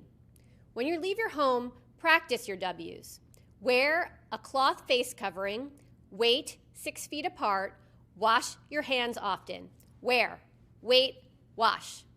We're in this together. Stay strong, North Carolina. Fight the spread and take a stand against coronavirus. Wear a mask in public. Stay at least 6 feet apart from others. And get tested. Join us and fight the spread. Visit scdhec.gov/COVID-19. Getting tested for COVID-19 helps you to take the steps needed to protect yourself, your loved ones, and your community. Find the testing location at scdhec.gov/COVID-19 testing. Deciding when to wear a mask isn't about who you know or how well you know them. Just ask yourself, will I be with anyone I don't live with? If the answer is yes, get behind the mask. Help slow the spread of COVID-19. Get behind the mask. Learn more at covid19.ncdhhs.gov. You'll see your Carolina weather forecast at 25 and 55 past. And now back to the best of the Carolina Weather Group on the all-new Carolina Weather Net. In there within a mile of these monsters. One of the things that we had at the time that we still use that was very active was the NC Storm Chasers and Forecasters group on Facebook. And fortunately, there's a lot of information coming in through there being funneled in as well. And I remember I was in Alabama, I caught the storm, and all of a sudden there started being people kind of looking at some of the parameters for the next day in North Carolina. This was when it was at a moderate, I guess, before it got pushed to a high risk. And one of the things that was being looked at was how the storm system I was currently inside and what was turning into a squall line in Alabama was going to keep pushing across into North Carolina. And they were seeing on the HRR runs how basically that squall line eventually was going to break apart into supercells, and that's when really the tornado potential would strengthen. And so when that started coming into play, I just hauled it right straight back towards North Carolina, drove all night long, and made it into Greensboro, Burlington area for the start of where the tornado warnings really kind of got going. Followed the storm in front of it. I actually was able to bust through it because I was inside of it / behind it until about Charlotte to Greensboro, somewhere in there. I busted through the front of it and got in front of the squall line, and then was in front of it near Burlington to Raleigh, somewhere in between there, maybe kind of close to Durham. And that's kind of when it went tornado warned, and it started to kind of quickly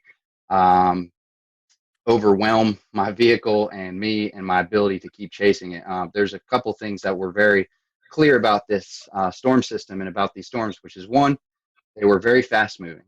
I remember they were going about 60 to 80 miles an hour. Was what I was trying to keep up with and stay in front of, and position myself in hook echoes so that I could try and get a good visual of these, for the most part, pretty rain-wrapped, low nature storms that were just hard to spot.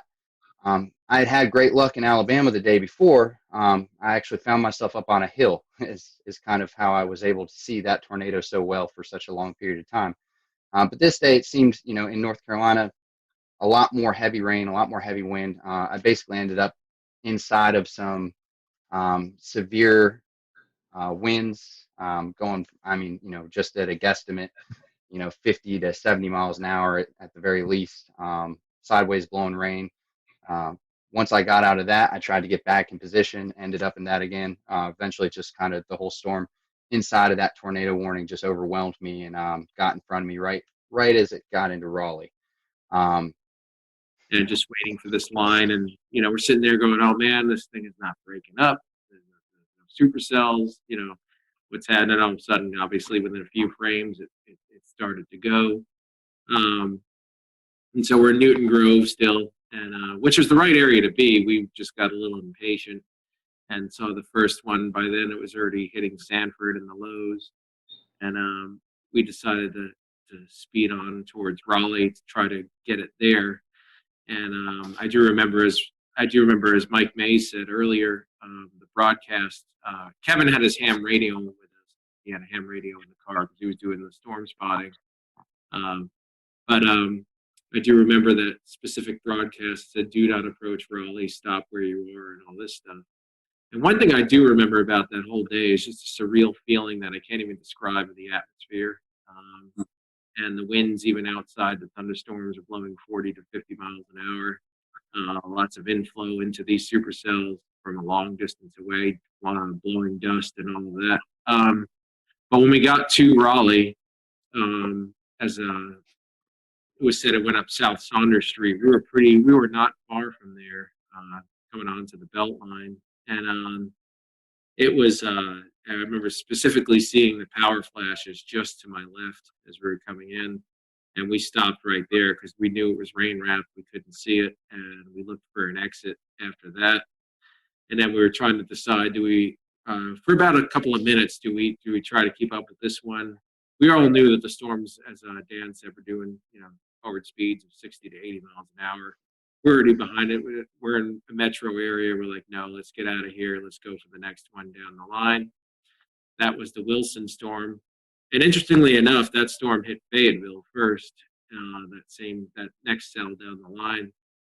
And I have a friend there who was in contact with me pretty much before we were chasing the Raleigh one, saying, do I need to take shelter? Is this the real deal? And I looked, and the couplet was almost on top of him, and I'm like, yes, get in, And they got into a closet, and the tornado did hit their house. Fortunately, at that point, it was the start of that tornado's path, so it was weaker. They had a few shingles gone, but up the road from them, it turned into EF3 damage. So, but they were, they did take precautions, and they were fine.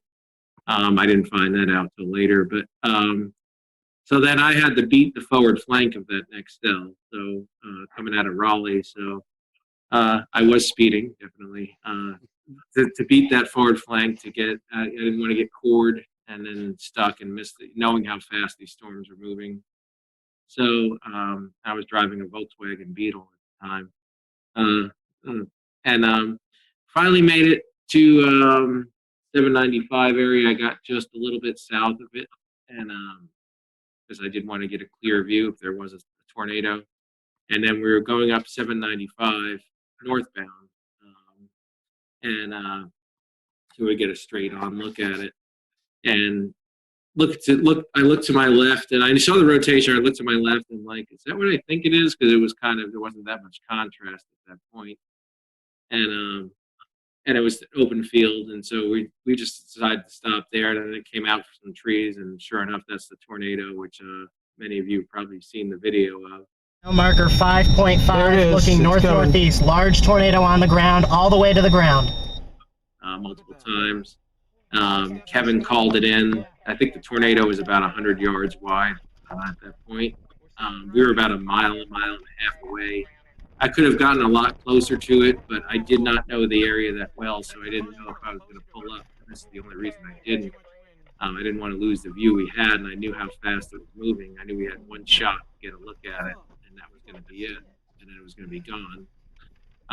And so we decided, all right, we got a good view here. We're not super close, but we'll just stay where we are, and we're safe here. So we watched it, and then kind of faded into the rain from where we were as the rear flank downdraft came around, and we got hit by that a little bit.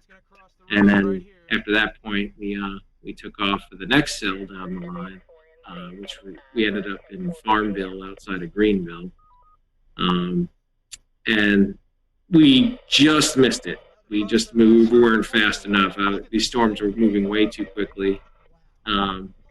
So we just had to find a safe. We actually had to use an escape route and go into the rain and hail so we'd get away from the couplet and let it pass because we weren't going to be able to see it from where we were. And then, so we did. And then we went into Farmville, and we saw the damage there. It just happened, but immediately, amazingly, the emergency crews were there. They were probably there within a minute or two after the storm passed. And so we took a look for a minute, and I remember letting, again, cell phone. I mean, smartphones were relatively new, but I did have one, Pickle 3. And I remember just letting a guy whose house got damaged use it to call his family. And then we wanted to get out of the way of the emergency services as quickly as we could. So, and that was it. And then there was a squall line behind that. That was it. And then we went home after that. And then the last thing I remember is going to the NC State Library to upload my footage to YouTube, since I had a super fast connection as quickly as I could. And I think I remember emailing Mike Mays and sending him the link or something like that right away. And then Ariel, I know, put it up. And then it actually ended up in a few things, like a National Geographic did a special on that whole spring because of as Dan said, there were a number of outbreaks that spring. Everybody remembers Tuscaloosa and all that. This was one of 3, I think, major outbreaks that they covered in that series, and so it ended up kind of spreading from there. And I think it is still my most viewed video to this date. But and that was about it. That was about the general summary of my day right there. Were you guys able to, after this event, in the days to come, to go out and survey some of the damage? If so, what kind of stuck out to you guys? Our biggest storm was in Bladen County, in Elizabethtown specifically. There were 4 fatalities there between, I believe, Elizabethtown and closer to Bladenboro. Also, a couple tornadoes up there in Bladen. And our reporters, I'll say they had a tough time coming back from those reports because a lot of the structures really were just torn apart. It was EF2 damage, but a lot of mobile homes, a lot of weakly built structures there didn't stand a chance at all based on the strength of the storms that day. So like we usually see in North Carolina, a lot of times the tornadoes are short-lived and on the grand scale rather weak.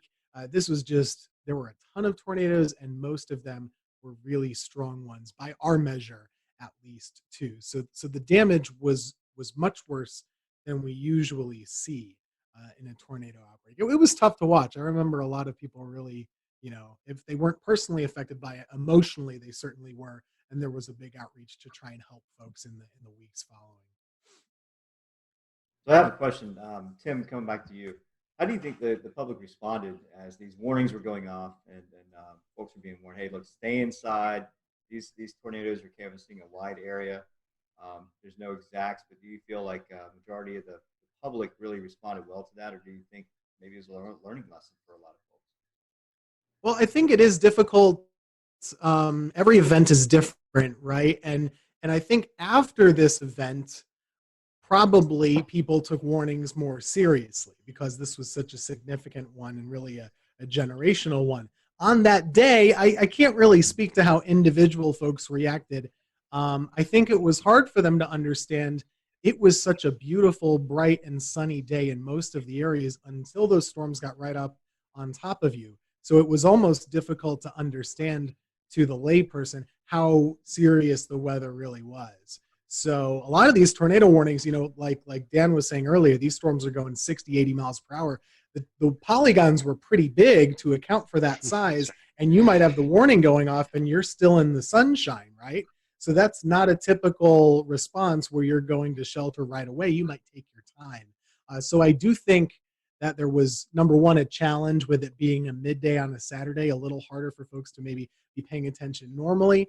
I guess it was always a case-by-case basis, but you look at the fatalities, there were a lot. There were just a lot. So I do think it was a learning lesson for a lot of folks. After all these storms had passed and the days following the event, you guys had to go out and conduct storm surveys. What did that look like, and how busy were y'all? Because that was a lot of tornadoes to cover. And so within the first day, we knew we needed to get the fatal tornadoes that were long track. We needed to get those really well defined. And so we got those done. And then there were still some additional surveys on those two. But then really you spent the rest of the week going out into different areas. It took about a week to survey the entire area to get all the tornadoes in. But we focused on the ones that we knew were the worst, that there was the most attention on, just to get the EF rating, the tracks, the intensity, really identifying how the people died. When we lost people, that's a tough thing to have to do, to go out there and work with families that have lost everything. And a lot of times they're out there picking over their stuff. You want to learn what they've gone through a little bit, but you've also got to be very careful. But most people really do want to talk to you and tell you their story. So we get out there and interact with them. The Lowe's was just an incredible story where they had heard the warning. And then somebody came in to the front of the Lowe's and basically said the tornado's coming. And I remember we talked to the manager. He got on the loudspeaker in the store and just told everybody to go to the back where the bathrooms were. There's more infrastructure in the back. And of course, the tornado hit. It blew in those big sliding glass doors. It blew those in. The whole front wall of the Lowe's hardware blows in, and the front roof collapsed. And so the manager in that Lowe's, I mean, who knows how many lives he saved? But there was a lot of good stories like that, but there was a lot of tough stories with a lot of loss through the day that that makes it tough. But it took us a week to get our hands around all of the damage across central North Carolina. What's your lasting memory from this event? If you could share it with the folks who are watching, what's your lasting memory from the event? I'll start with you first, Jeremy. Well, with me, I think it was just even more than the tornado itself was just a surreal feeling that entire day, and the surreal feel of the atmosphere, those winds, like I said, that were inflow into the storms themselves. Just the, I don't know, kind of nervous, like Mike Mays almost being a little bit scared. I think we all were a little bit. I mean, at least I was at the same time as being, excited to possibly see a tornado. Of course, I don't want to see anyone get hurt.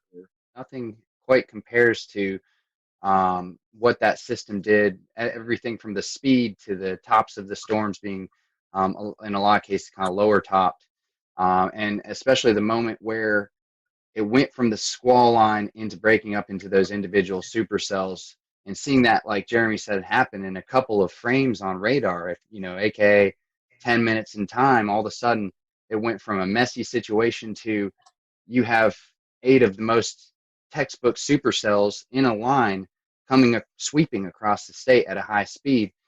Being in the middle of that and seeing the actual sun break through the squall line as those storms separated was just a surreal moment, something that I haven't seen happen in North Carolina since, or anywhere really for that matter. I mean, every now and then a strong storm system will separate from a squall line to supercells, but I've never seen anything to that degree. This was a long week event for us because it took a long time to get all the surveys done. But I mean, going back to that day, things I remember, obviously being in the office, but just how well everything did work. We did lose, more people than obviously you never want to lose anybody.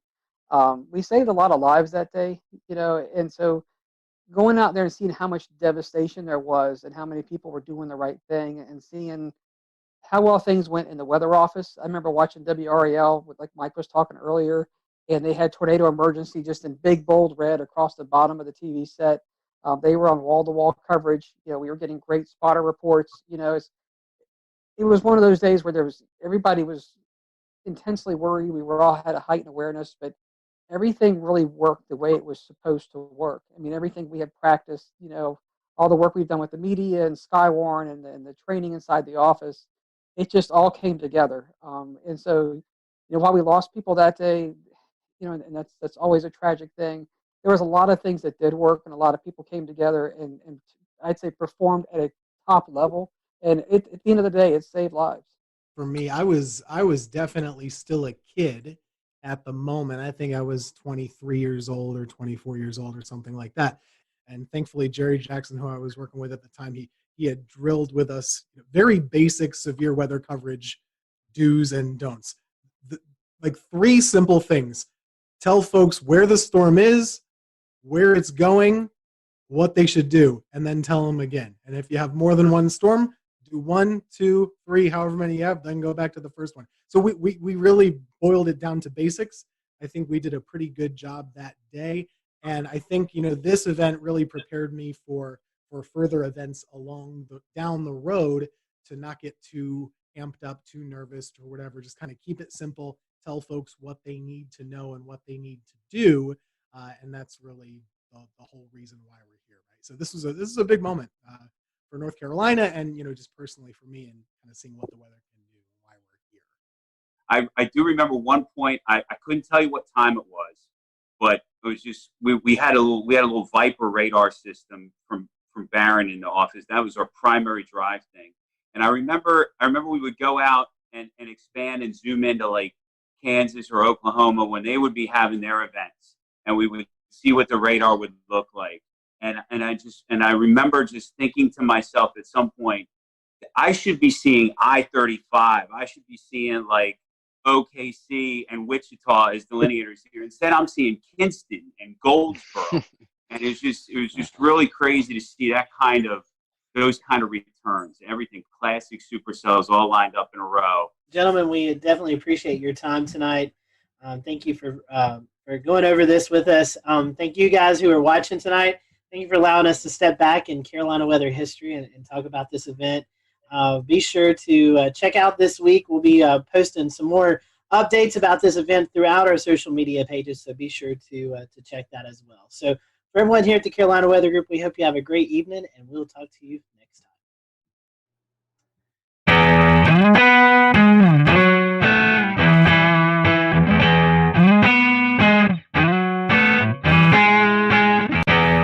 I'm James Brierton in Matthews, North Carolina. This tree, one of many that has fallen here in Matthews and across the two-state region of North Carolina and South Carolina following last Thursday's tornado outbreak. 10 tornadoes in all confirmed by the National Weather Service, who then spent Friday going out and surveying damage like this here at the playground of Matthews Elementary School. The school closed on Friday with power still out and trees like this still down. School was closed in Charlotte, Mecklenburg. Now, the National Weather Service happened to be celebrating its 150th anniversary this week. We're going to be talking about that coming up. The important life-saving mission they played today was all created over a century and a half ago. But first, let's talk more about the recovery efforts here in Matthews and across the region. This tree, the EF1 tornado coming through here on Thursday, caused damage across the region.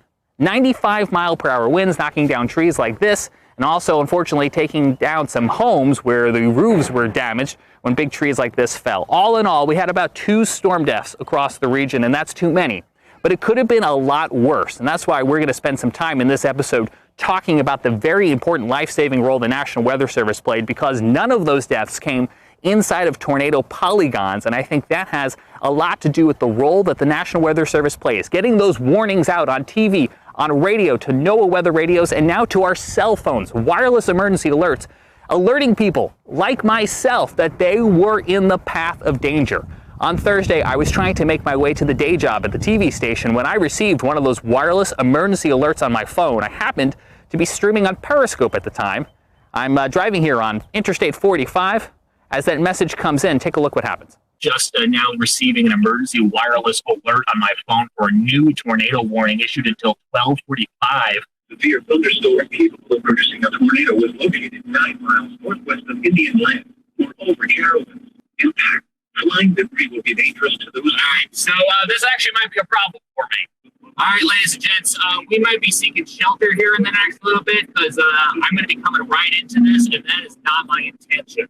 As soon as this lets up a little bit, I'm going to go and look for some damage in that area. Right now, I am not moving.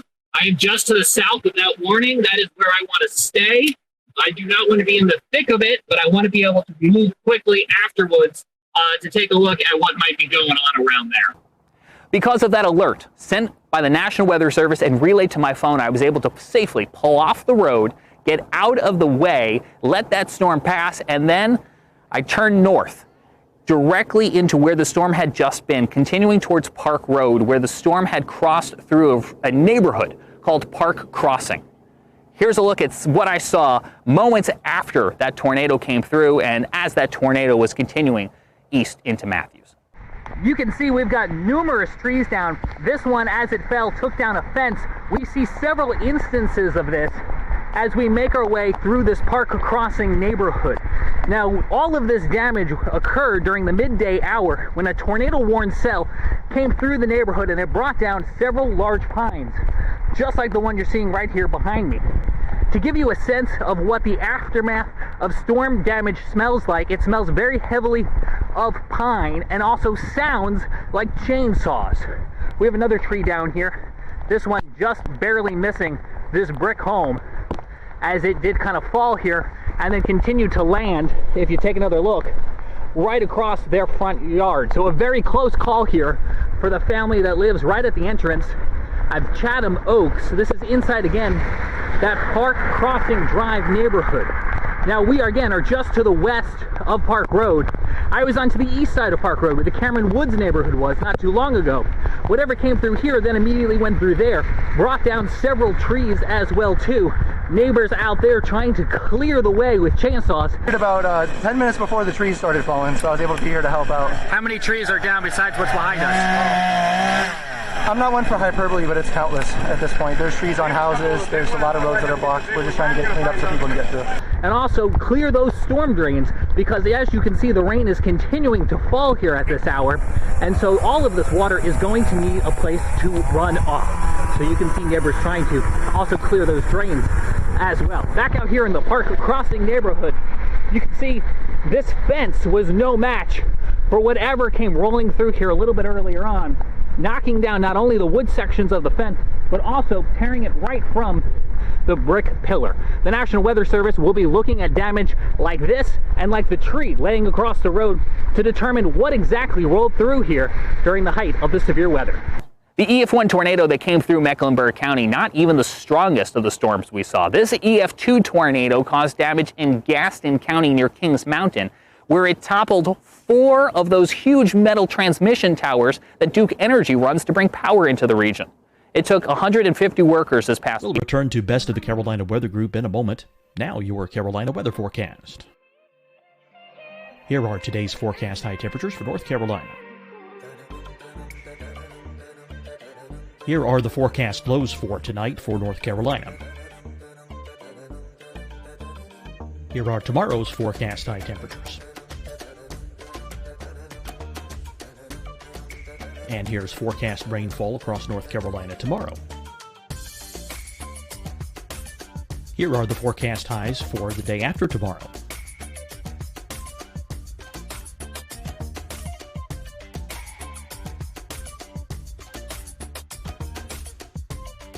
And here's the forecast rainfall across North Carolina for the day after tomorrow. This is the total rainfall forecast across North Carolina for the next 3 days. Here's the severe thunderstorm outlook for today from the Storm Prediction Center.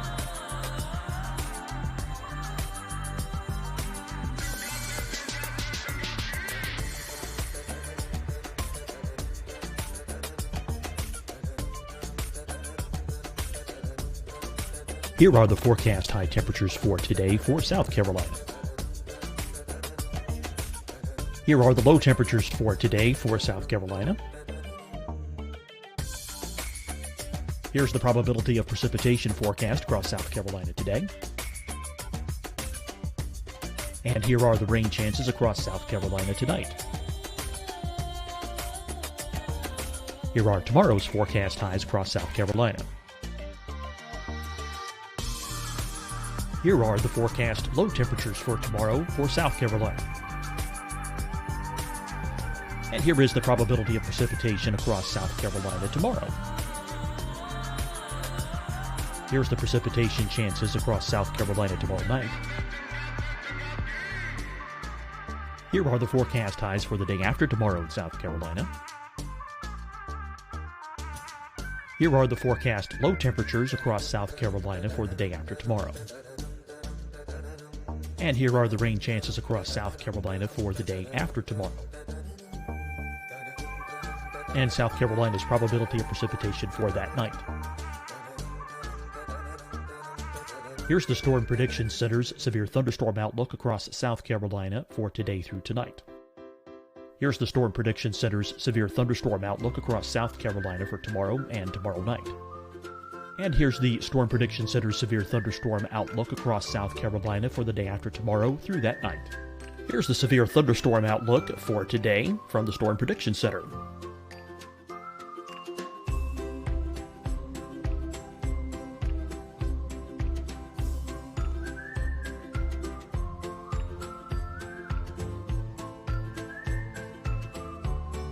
Now, here's a live look at weather radar across the southeast.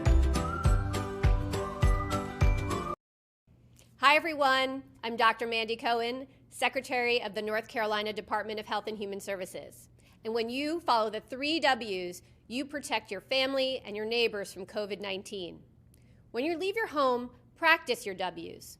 Wear a cloth face covering, wait 6 feet apart, wash your hands often.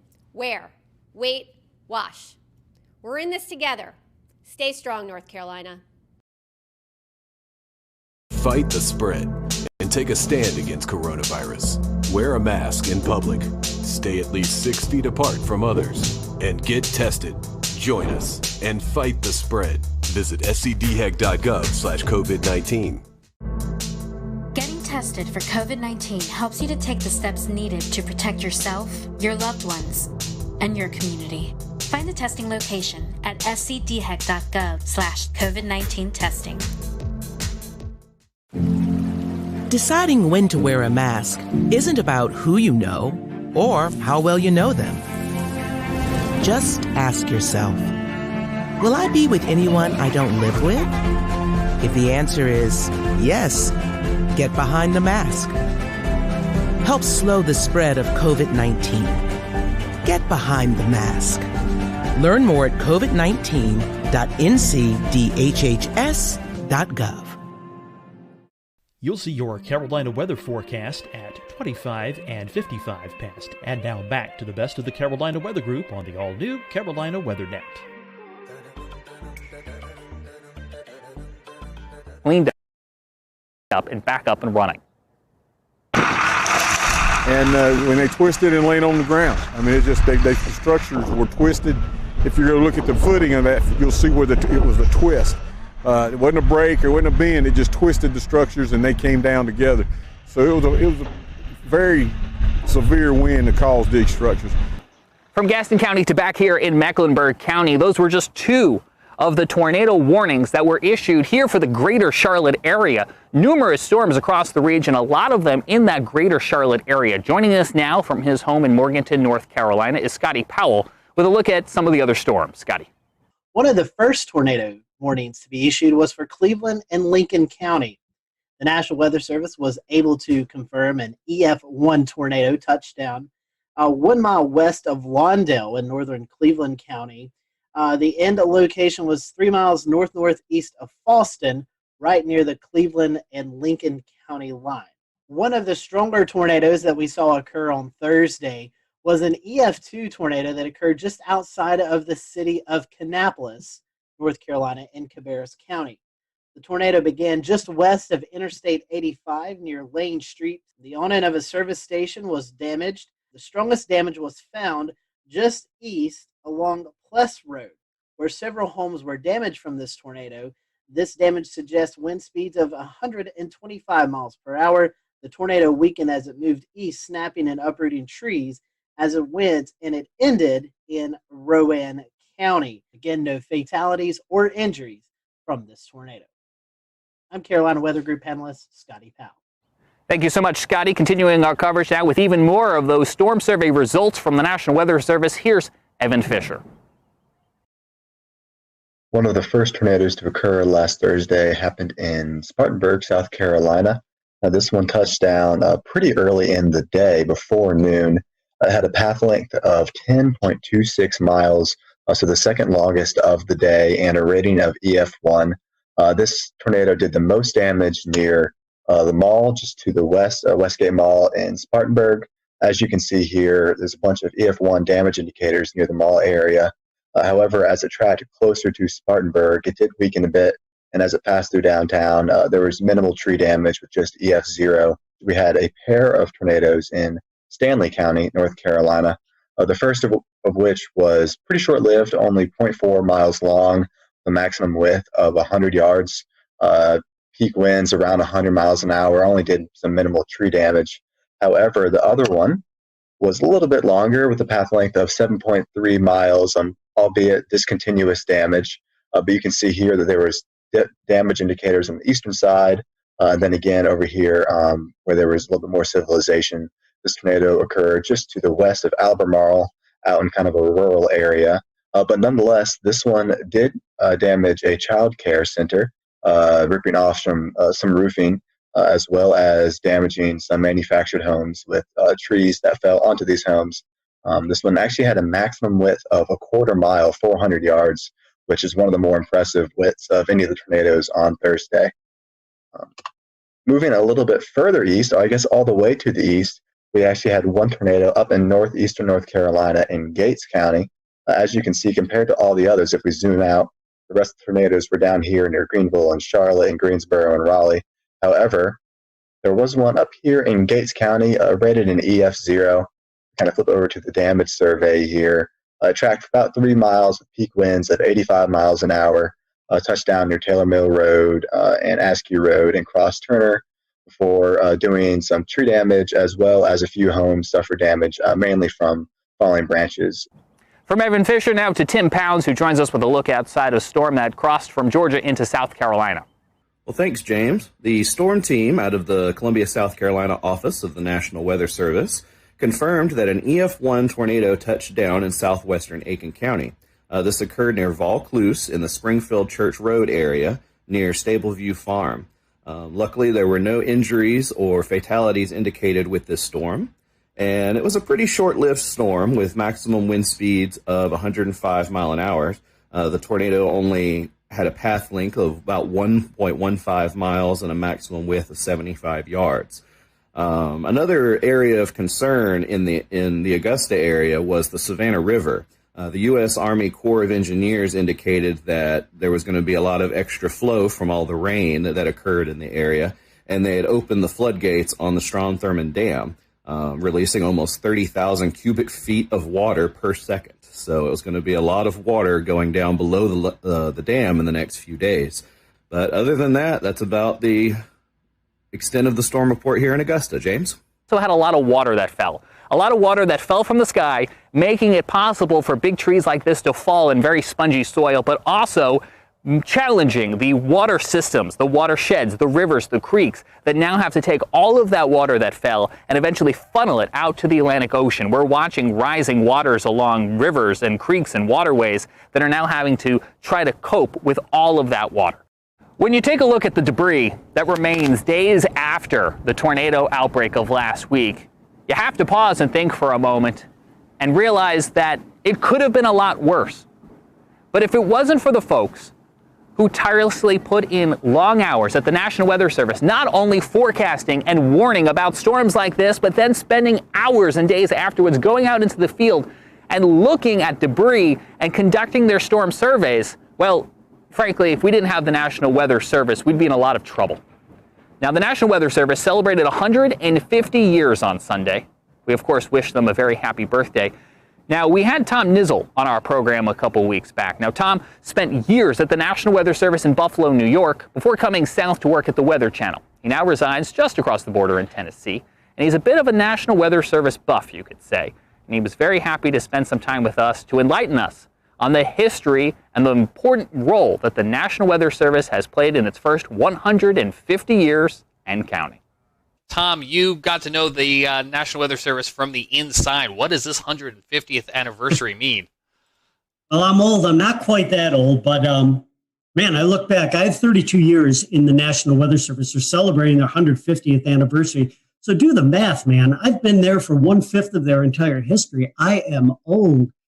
But I'll tell you, I love going back and look at the history of a National Weather Service for the United States. And a lot of it has its roots back to my hometown, Buffalo, New York, which was one of the original 24 forecast offices in the U.S. when the National Weather Service, under a different name, began back in 1870. It's amazing when you think about the United States and think about the roots of weather and weather observations. My gosh, when our forefathers came here to the U.S., think about the fact that everything they did in their lives had some connection to the weather. I mean, they spent most of their time outside. It was an agrarian society. So two of our most famous weather observers and our most famous original weather people in the United States were two of my favorites, a guy by the name of Ben Franklin and Thomas Jefferson, right? Franklin was amazing. He was one of these Renaissance men that was interested in everything, and he was a great scientist. Franklin, by the way, was the first person to really study and chart something that's right offshore of the Carolinas, known as the Gulf Stream. That really was actually discovered in a way in a scientific basis by Ben Franklin. Franklin also took weather observations every day.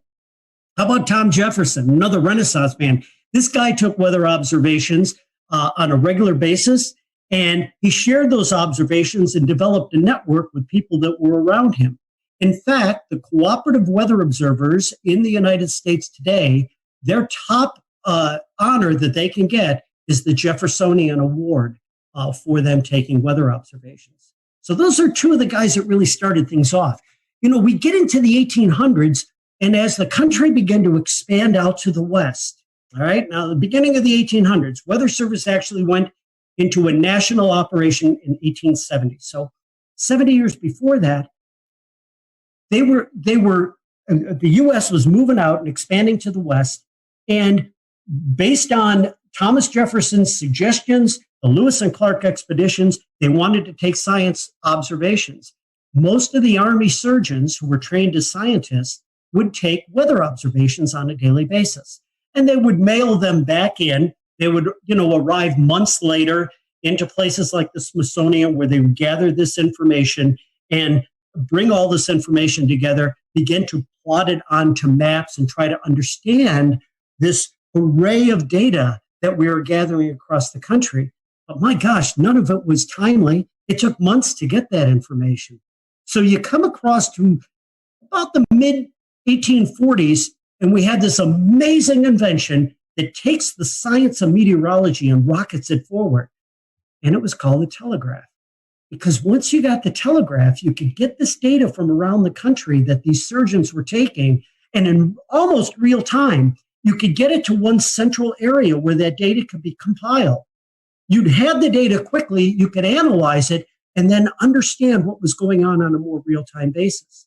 And this was all done at a place called the Smithsonian Institution.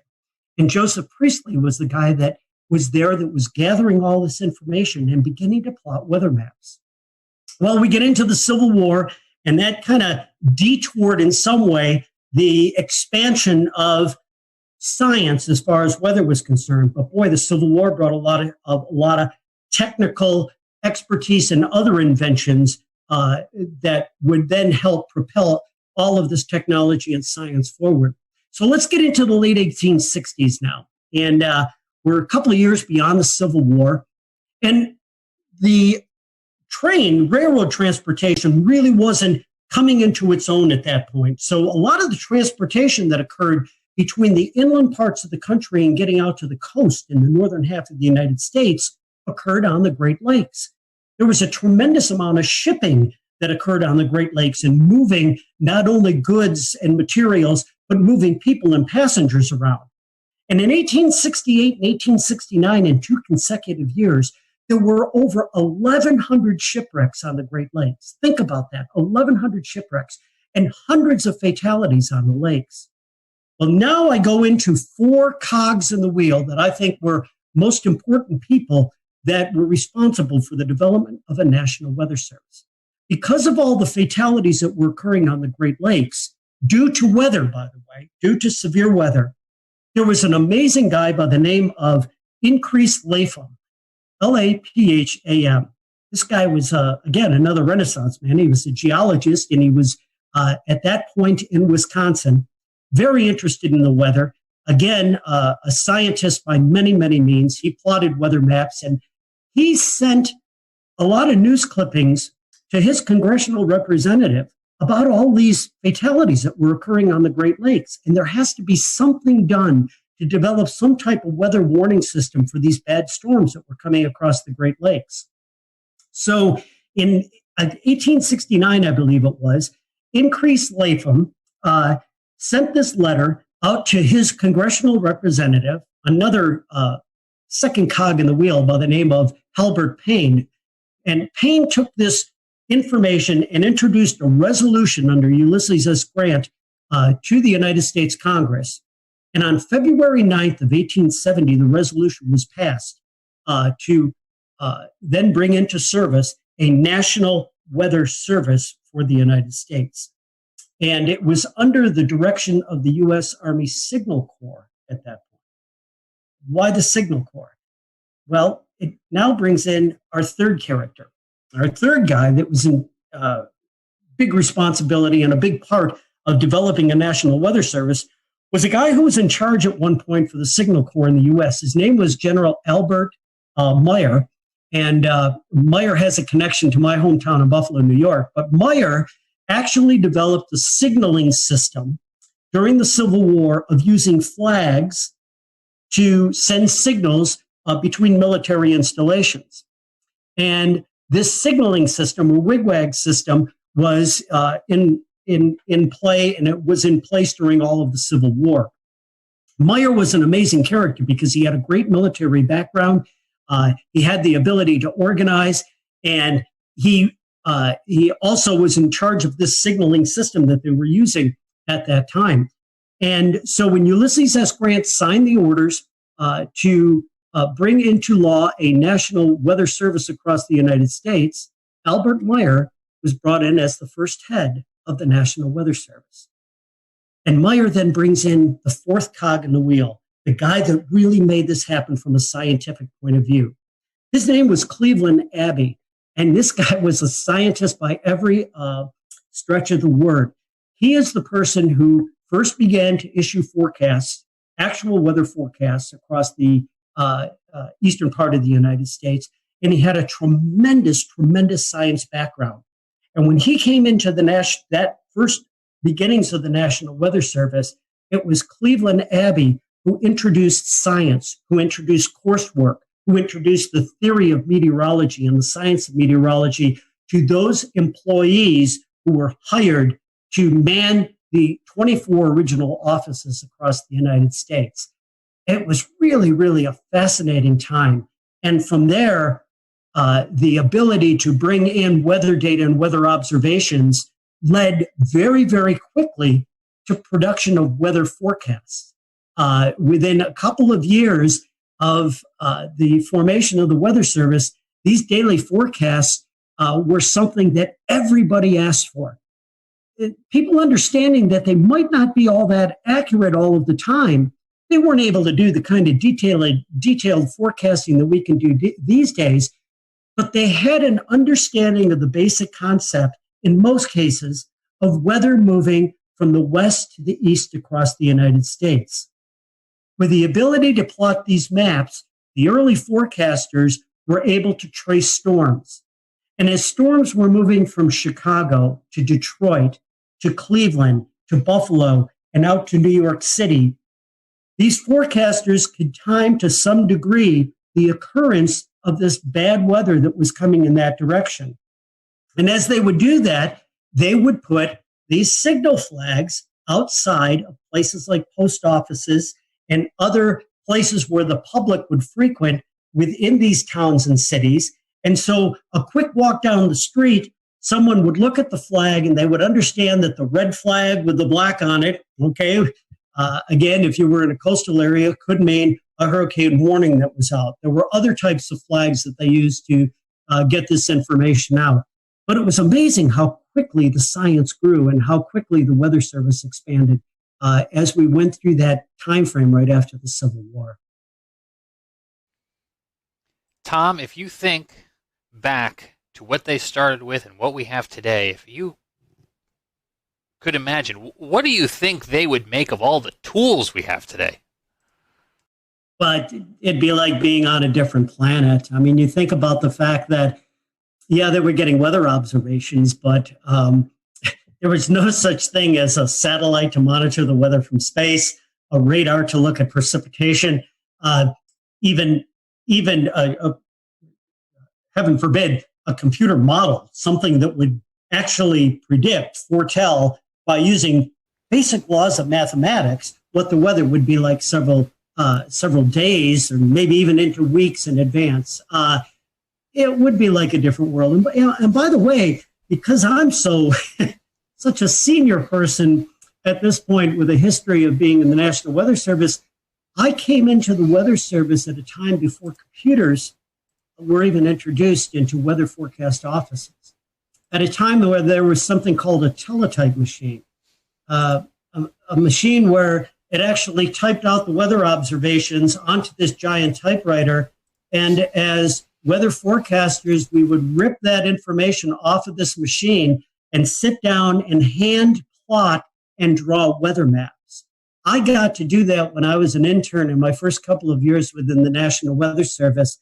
And to go from that to what we have today is amazing. So I can't imagine what someone like Cleveland Abbey would be thinking if we were able to place him into a science office like we have within the National Weather Service today. This is a very specific reference, and I'm not sure how many of our listeners will know it, but if you've ever been in the New York metropolitan area, and Tom, you're obviously from the state, and you listen to 1010 Winds AM, they have that tick tick tick tick tick tick tick tick tick tick tick. That's what I'm imagining when you say teletype. Just all of that constant automatic typing. So the RFK bridge getting up to the Bronx is also very slow, and because of that, leaving Manhattan. That brings back memories for me, because that was the background noise in the Weather Service. It was like the old newsroom where you heard that, and that was the teletypes rattling away. I'm going back to my history. Only 35, 40 years ago in the National Weather Service, when I first came online, that's when we were first beginning to get satellite pictures, we'll call them, into the National Weather Service office. Now, we get satellite data today at minute intervals. It comes in on the computer. We run these huge loops at any resolution in any part of the globe on a regular basis. Everybody can do that online these days. In the weather office back then, we would get one image that would come in every hour. And if you wanted to do an animation of what was going on, all those images were placed on a clipboard. And you literally would take your fingers and take the pictures and let them go. And you could see the clouds moving across the eastern part of the United States.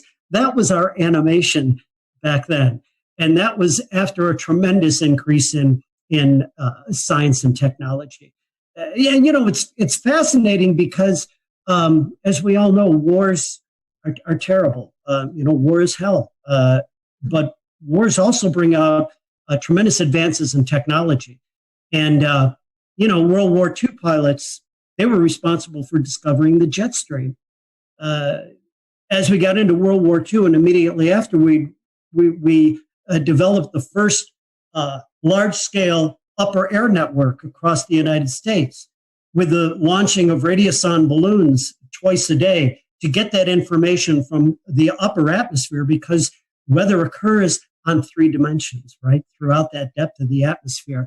The advance of weather radar. My gosh, you took military radar, again, developed in World War II, and then after that war, they not only saw airplanes when they were looking at the radar, but they saw these features that kept getting in the way of them looking at airplanes. It was precipitation from storms.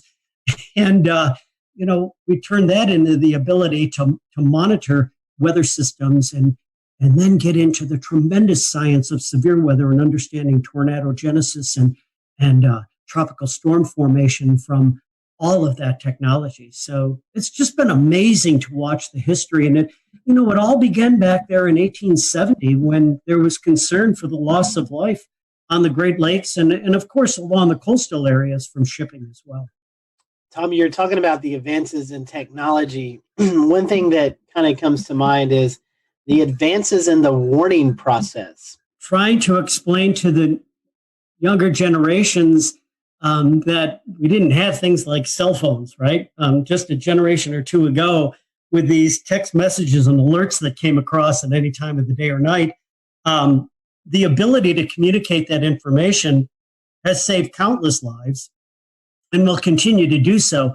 And the ability now to be able to put out 911 messages to a huge area, an entire community, to get that information out, has been married with the technology that allows us to be more confident to get those warnings out by being able to use something like a Doppler radar to understand what we should be warning on and what we should not be warning on. Because in the early years of issuing severe weather warnings in particular, but certainly all types of warnings, much of the public was very frustrated with the fact that the weather forecaster may, for lack of a better term, cry wolf a lot of times and send these warnings and watches out and not be able to verify them because we just didn't have the technology to do that. We've got that technology now. And to be able to then marry that to the ability for people to get warnings anywhere at any time, day or night, it has just gone a tremendous way to save lives across this nation. Talking about communication, and then I'll toss it off to someone else. One of the biggest tools that I think we all in this chat utilize is NWS chat, and the ability for the forecasters and the weather office to communicate with TV, radio, storm spotters out in the field. I mean, just the instant communication that we have, I think, is pretty cool. And it's cool to see the advances in the National Weather Service with that.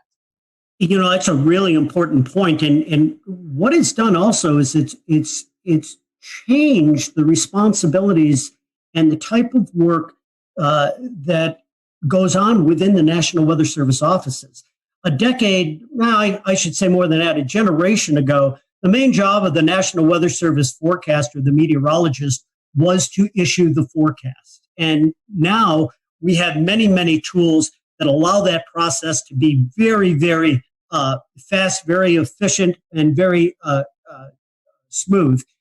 But what the forecasters do now, where they really, really make a difference, is what we refer to as decision support or decision support services. That ability to get that information and get it out and let our special customers know. We'll return to Best of the Carolina Weather Group in a moment. Now your Carolina weather forecast. Here are today's forecast high temperatures for North Carolina. Here are the forecast lows for tonight for North Carolina. Here are tomorrow's forecast high temperatures. And here's forecast rainfall across North Carolina tomorrow. Here are the forecast highs for the day after tomorrow.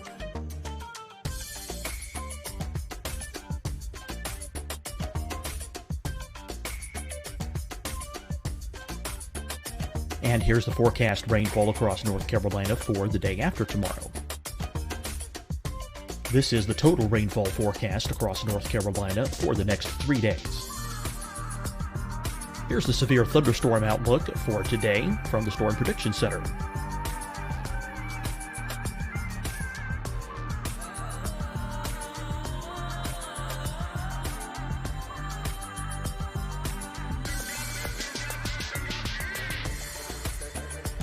Here are the forecast high temperatures for today for South Carolina. Here are the low temperatures for today for South Carolina. Here's the probability of precipitation forecast across South Carolina today. And here are the rain chances across South Carolina tonight. Here are tomorrow's forecast highs across South Carolina. Here are the forecast low temperatures for tomorrow for South Carolina. And here is the probability of precipitation across South Carolina tomorrow. Here's the precipitation chances across South Carolina tomorrow night. Here are the forecast highs for the day after tomorrow in South Carolina. Here are the forecast low temperatures across South Carolina for the day after tomorrow. And here are the rain chances across South Carolina for the day after tomorrow. And South Carolina's probability of precipitation for that night. Here's the Storm Prediction Center's severe thunderstorm outlook across South Carolina for today through tonight. Here's the Storm Prediction Center's severe thunderstorm outlook across South Carolina for tomorrow and tomorrow night. And here's the Storm Prediction Center's severe thunderstorm outlook across South Carolina for the day after tomorrow through that night. Here's the severe thunderstorm outlook for today from the Storm Prediction Center.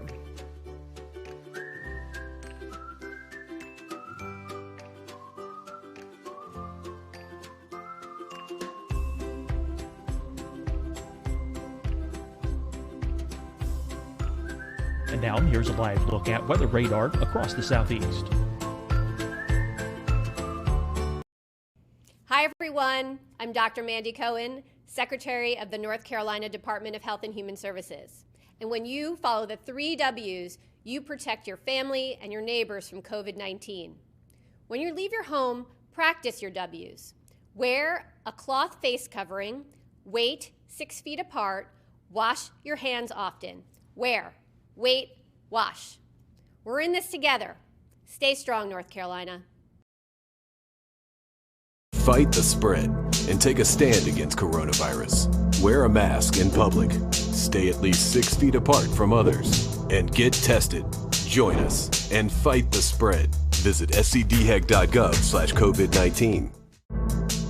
Getting tested for COVID-19 helps you to take the steps needed to protect yourself, your loved ones, and your community. Find the testing location at scdhec.gov/COVID-19 testing.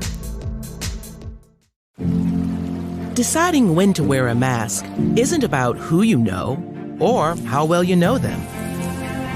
Just ask yourself, will I be with anyone I don't live with? If the answer is yes, get behind the mask. Help slow the spread of COVID-19. Get behind the mask. Learn more at covid19.ncdhhs.gov. You'll see your Carolina weather forecast at 25 and 55 past. And now back to the best of the Carolina Weather Group on the all-new Carolina Weather Net.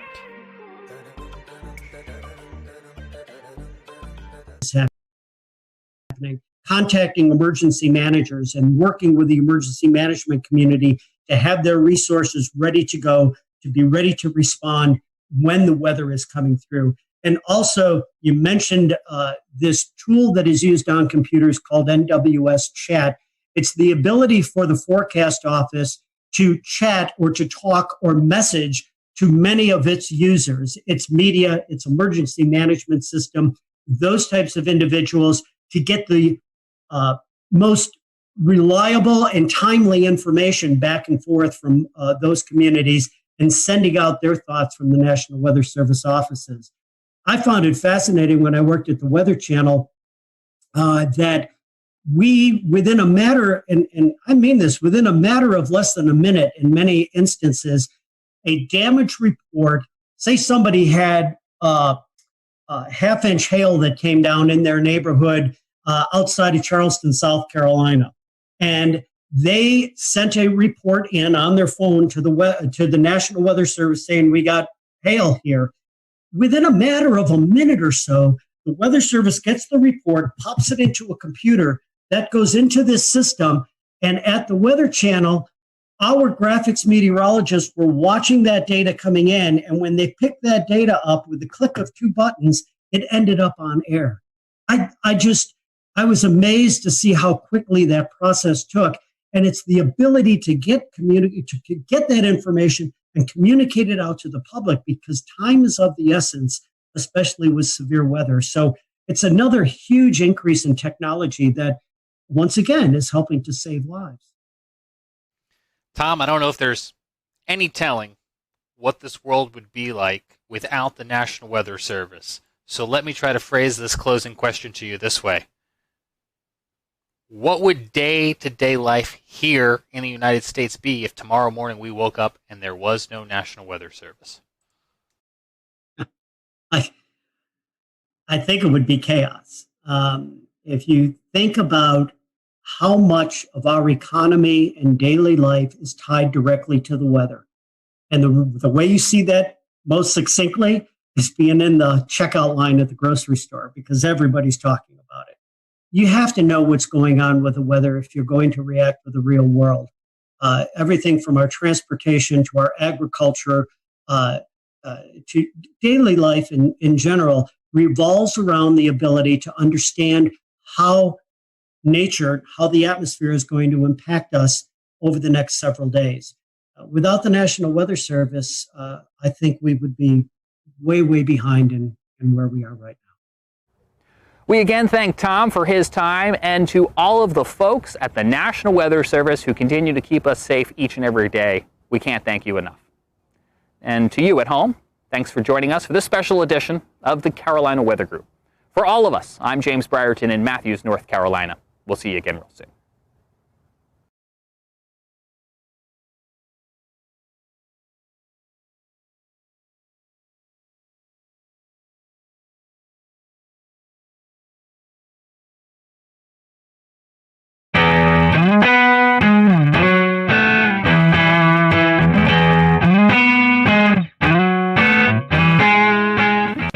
James Brierton in Charlotte. A state of emergency has been declared in Allegheny County, North Carolina, after a historic 5.1 magnitude earthquake earlier this morning here on Sunday, August the 9th. It was the 5th strongest earthquake in Carolina history and the strongest in the Carolinas since 1916. Luckily, no one was injured, but minor damage has been reported at over 100 buildings across the area and near the epicenter in Sparta. That's where our Scotty Powell was earlier today. I'm Scotty Powell here reporting just outside of Sparta, North Carolina, where you've seen a lot of the earthquake damage. Again, a 5.1 magnitude earthquake rocked Sparta, North Carolina earlier this morning, just after 8 a.m. A lot of damage to some roads, to some structures. In fact, some folks have been displaced from their home. I've never witnessed earthquake damage, but it definitely was something that I wasn't surprised to see. These big, deep craters crossing the road. Thankfully, not a lot of those craters, but some of them on the roadways that will definitely have to be filled up. Also, some structural damage to homes, a lot of rocks and things like that that have fallen off. So that's what it looks like here from Sparta. Again, a 5.1 magnitude earthquake. Again, the USGS already in town doing some surveys. Emergency officials say that homes have been affected, but thankfully no injuries related to these earthquakes. From Sparta, North Carolina, I'm Scotty Powell for the Carolina Weather Group. The mayor of Sparta has declared a state of emergency, and Allegheny County Sheriff Brian Mills says he's spoken to White House officials about what has happened in their community. Sheriff Maines also spoke with our Scotty Powell earlier today. I actually woke up with the crashing of picture frames hitting the floor at my house. I live just over the hill here. And so it was pretty chaotic at my house. All the neighbors experienced a lot of chaos. And we've been going around today looking for injured folks. We've not found any major injuries. And so we're just so thankful that we've not had any reported major injuries right now on folks. And we're so thankful that there's no one been reported stuck in their home, things of that nature. There's been some folks that have had to leave their homes now because it's not safe to stay there. So there were smaller earthquakes ahead of the 5.1 magnitude earthquake, and USGS geologist Dr. Arthur Machat says the cause of Sunday morning's earthquake is still under investigation. First bit I got out of here, this officer took me here to see just the cracks in the road. Just looking for any to document any of the surface rupture or any of the other breaking of the structures or damage from the earthquake. So Western North Carolina, known for smaller earthquakes, 5.1 right now. Pretty big event for North Carolina standards, correct? Yes. We normally see smaller earthquakes. Kind of tell us, is this a fault area? What may have triggered this? It's simply, we don't know. Most of the eastern earthquakes are intraplate seismicity, so they're not tied with the direct fault. There are lots of zones, as you mentioned, there are zones that are known for more seismicity in the east. East Tennessee seismic zone, Charleston, South Carolina, Giles County have all known, and Central Virginia are known for seismicity in the area. Nothing here, so we don't know any recent faults or anything to tie it with. Reports of shaking and tremors could be felt upwards of 150 miles away from Allegheny County, North Carolina on Sunday morning. We have 3 reports for you coming up, one from Greensboro, one from Charlotte, and one from Bristol. And we start in Greensboro, where WFMY Chief Meteorologist Tim Buckley spoke with our own Evan Fisher to recount his early morning wake-up call. So bizarre. You don't expect anything like that in North Carolina. We get earthquakes from time to time. Sometimes they happen, and most of the times we don't even know about it because they're so weak.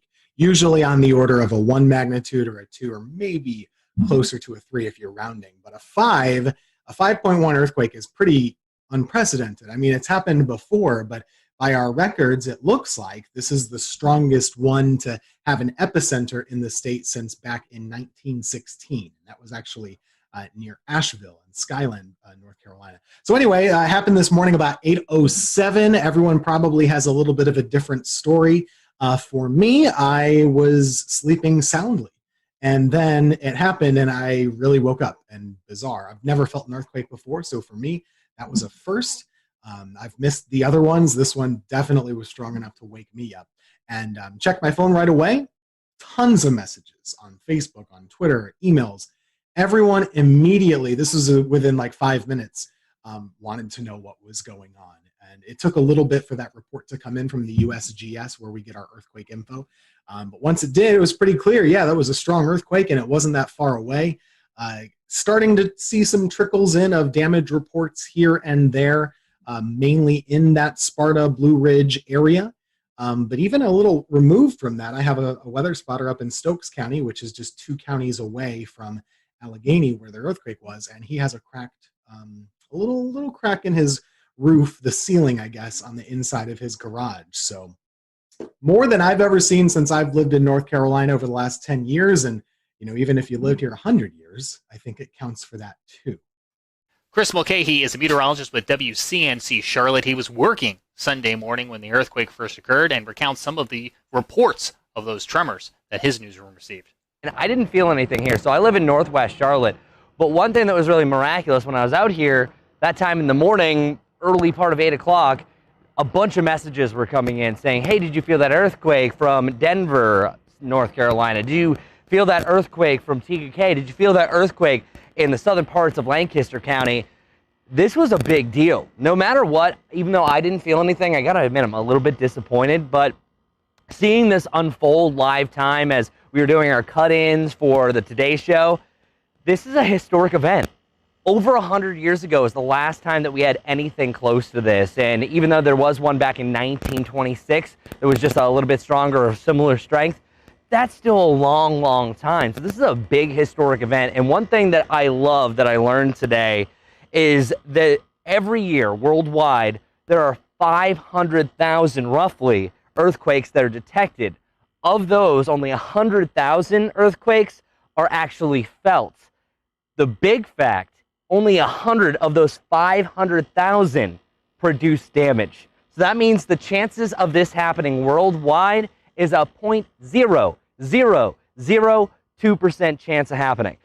Our own Ricky Matthews works in Bristol, Tennessee, and here's what they saw in their community. Here in the Tri-Cities, where we felt the quake over the mountain chain, even though we're about 80 miles or so from where the epicenter was. If you kind of go from Kingsport, Tennessee, or kind of Johnson City, Tennessee, a lot of people in our area still reported feeling the shaking this morning. Right after 8 o'clock, started to get reports of people saying they felt something, and my Twitter feed lit up of all the reports from people saying that we felt an earthquake, or we think we felt an earthquake, and suddenly we were in a we were kind of trying to gather information. But a lot of reports of people experiencing shaking for a few seconds in our area. No reports of any type of damage in our area, but certainly something that kind of caught a lot of people by surprise early Sunday morning when they were just trying to sit down and enjoy their coffee. And there you have it. It seems 2020 had another trick up its sleeve, but we're happy to report once again no injuries following that 5.1 magnitude earthquake near Sparta, North Carolina on Sunday morning. Before we go, a quick tropical update for you. There is a tropical wave located a few hundred miles off the African coast. It continues to show signs of organization. A tropical depression could form in the next few days as the wave moves west at about 15 miles an hour. The next storm, if it were to be named, would be Josephine. On behalf of everyone here at the Carolina Weather Group, including Evan Fisher and Scotty Powell, I'm James Brierton in Charlotte. Thanks for joining us for this special edition of the Carolina Weather Group, and we'll see you back here again real soon.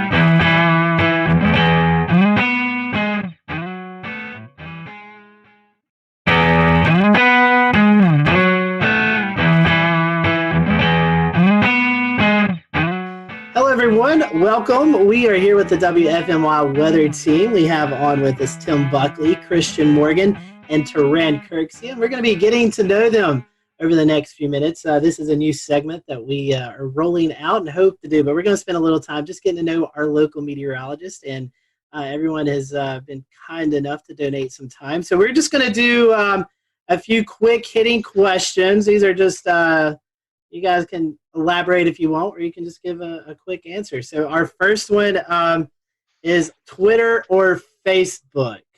Which do you prefer more, Twitter or Facebook? I'll start with Tim. Twitter, as long as it's not bad Twitter. but I like weather Twitter. Okay. Christian? Definitely Twitter. Facebook has the ability to take something you posted 3 days ago and highlight it 3 days later, which makes the information very much out of date. So I feel like Twitter, if you can't say it in 140 characters, then you're saying too much. All right, here's one. I don't know if you guys have dabbled in these as much. TikTok or Snapchat? Oh boy. I'm old. I can't have a TikTok. I don't even think that's allowed. So I do have a Snapchat, but it's not something I post weather stuff on. Yeah, I have Snapchat too, and I can't dance, so I'm not even going to adventure into the world of TikTok because it will be horrible. And I'll just let everybody else share the TikTok videos on Twitter, and then I'll watch them that way. You don't want to be lip syncing? No. They both confuse me. I think I'm like, I'm older. I have an older spirit. So usually I just put my phone down when I get home. I don't want to know what's going on. I watch TV, and then when I wake up the next morning, people tell me what I missed, and I'm cool with it. I'm fine with it.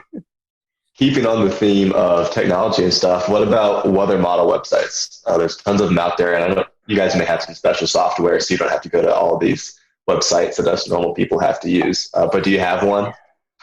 We have so much special software, and we pay all this money for all the great stuff. And I still love the Penn State e-wall the most. Oh, you're biased. Undecipherable. No one understands what it is, but I do because I went there, and that's just my comfort zone. It's like my chicken soup for my weather soul is looking at the page of garbled numbers, knowing what it means. So I do like, and it's the only one that has an easy to understand 6-panel chart for like the NAM and stuff, and I like a 6-panel chart. Okay. I've used that website for like 15 years, and I'm still confused by it. but it was the first website I used a lot, though. Now I use Pivotal Weather a lot, and occasionally I look at some other ones if it's like hurricane season or something like that too. Yeah, the first time I met Tim, he was showing me this Penn State e-wall, and I said, "What is this thing that looks like it's from 1985 that I cannot understand?" And I laughed at him for it, but he's like, "Oh, it's got all these charts and things on it." I was like, "Okay, I'm gonna find a different website." And then I took my weather classes and stuff through Penn State, and I was like, "Oh man, I really love the e-wall now." It's fun to actually sit and work side by side with Tim because we actually understand the Penn State e-wall and how great it actually is. But also we do have it's something you have to pay for. But WeatherBell has some good maps on it. But I really like to use Pivotal Weather, especially when we look at severe weather parameters. They have it very easy to access on there. I can't say that we've really dabbled in the e-wall, but definitely agree with you on WeatherBell and Pivotal. I think I'd have to throw in Tropical Tidbits just because that's where I started, and so nice having those easy assignments. Keep on this topic. Do you think that weather data is too easily available? Yes, but there's nothing we can do about it. Okay. I have two opinions on this. Number one, I don't think it should be that easy. I don't think it should be easily available to people that aren't seeking it out. So what I mean is, like, if you want to really be able to look at a weather model, of course I agree that's a good thing to be able to do. But I don't like that it gets out there to people that aren't wanting to see it. So it gets posted to Facebook, and then my grandma gets it and says, "Oh gosh, this is really bad." That's the bad part that we all know about. So in a perfect world, it's 1995 and only the weather folks have the weather models, but you can't put the toothpaste back in the tube. I think with it being so accessible, yes, it's public knowledge. It's out there, so why can't you access it? But at the same time, you get a lot of these hype weather sites and, people who think they're weather gurus and don't really understand it. And they like to, screenshot things and then post hype weather stories based on looking at one model. People don't really take the time to actually dive into the models and try to find the consistencies in them. And a lot of people don't even know the biases of the models and typically how they run. So having it so accessible is kind of doing, the weather folks a disservice. So we actually kind of have to take a step back and say, what you're seeing is not really accurate, but here's what we're looking at. So we almost have to kind of be careful where we step to make sure we cover the bases of what people are really seeing on Facebook and Twitter and what they're, sharing out at a mass rate. Yeah, because 90% of the time when something looks bad 5 or 7 days out, it doesn't happen. So Right. I know my forecasting philosophy is usually like, okay, that looks like 10 days out. Oh, it looks horrible, but I'm not going to say anything. We'll just kind of pay attention to it. And then once we get in the, okay, it's 4 days out, 5 days out. If it looks really bad, okay, let me start kind of sprinkling this in.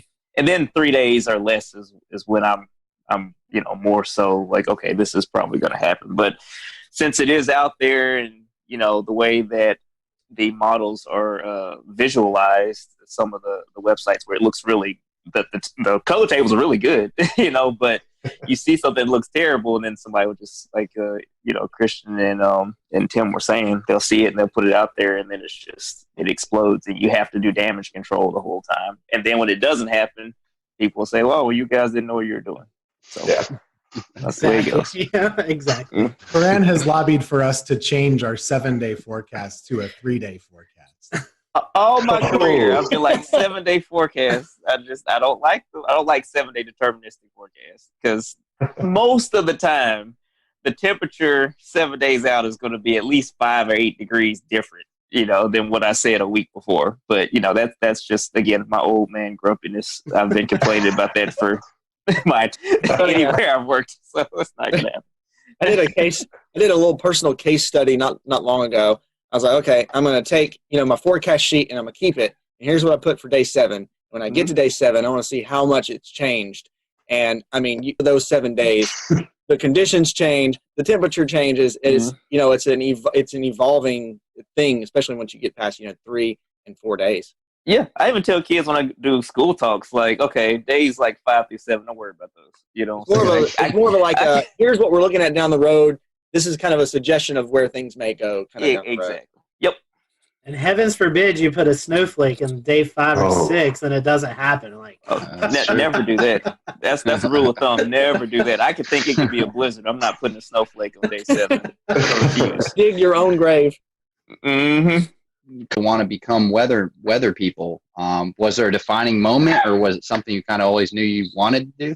Most people have like one weather moment that they saw or they lived through or they experienced. For me, I don't really have one of those, but I did grow up in probably the snowiest part of the country that people live in, which is upstate New York, right along Lake Ontario. We got like 200 inches of snow a year. Weather was just hugely controlling of your life for about 4 to 5 to 6 months every winter. So I always wanted to know what the weather was going to be. I always watched the Weather Channel and told my mom what they were saying, even if she didn't care. And that's just what I was interested in. And the TV thing just kind of followed suit. I didn't know that was exactly what I wanted, but that kind of just worked itself out. So that was my spark, snowflakes. And I hate snow, by the way. So it's just, maybe that's why. Yeah. Yeah, I'm going to catch heat for this from Tim and Taran. I really like snow. And see, look. They've unclaimed me. So always, that was my thing. And my birthday is in January. And for a while, there was a couple of years where it always snowed on my birthday or within a couple of days of my birthday. So that kind of, I've always was interested in weather. And actually, I never knew that's what I wanted to do as a career. I always wanted to do broadcasting, radio or TV of some sort, and worked in radio for a while and then tried to get my foot into TV and a couple different avenues. And then the weather thing just kind of popped up. That's where I was able to kind of get my foot in the door. And I knew I enjoyed it and kind of got my foot in the door. And actually, kudos to Tim for helping me and helping me learn a lot and teaching me and kind of really growing that passion for weather that I had, so much so that it sparked my interest to actually go back to school and get my meteorology certifications and stuff. And so here we are. It all kind of came full circle at one time. For me, I'm from the deep South. I'm from Alabama originally, and so I grew up with a bunch of tornado events, and one time I saw one, and that just kind of locked it in for me. And so that just made me interested because, when you're a little kid and you have tornado warnings, you get a little scared, and that fear made me want to learn more about them. And so now, that led me to kind of pursue meteorology as a career. When I was in college, I was probably somewhat interested in broadcast, but probably more into research. The broadcast thing just kind of happened, and I've just been doing that ever since. But I do want to say I do not like snow. Snow is terrible. I hate tornadoes too, because tornadoes are bad, as we've seen. So I just like I think I like more so the challenge of forecasting as opposed to certain weather events, weather phenomena. Yeah, that's a word. Yeah, I said it right. Phenomenal. My short career so far that I've had, I've already learned that weather is a very humbling thing. Forecasting weather is a very humbling thing, because you have this period of time where you're on it. You're like, man, I'm accurate.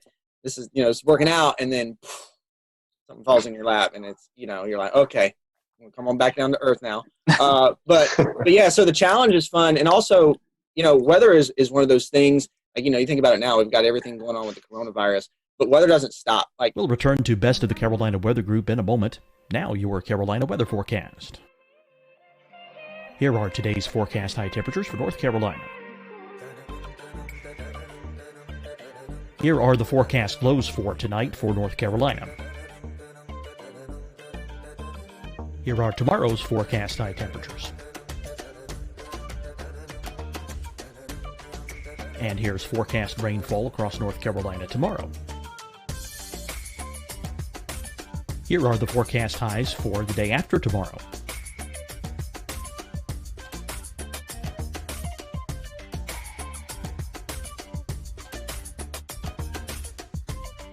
And here's the forecast rainfall across North Carolina for the day after tomorrow. This is the total rainfall forecast across North Carolina for the next 3 days. Here's the severe thunderstorm outlook for today from the Storm Prediction Center.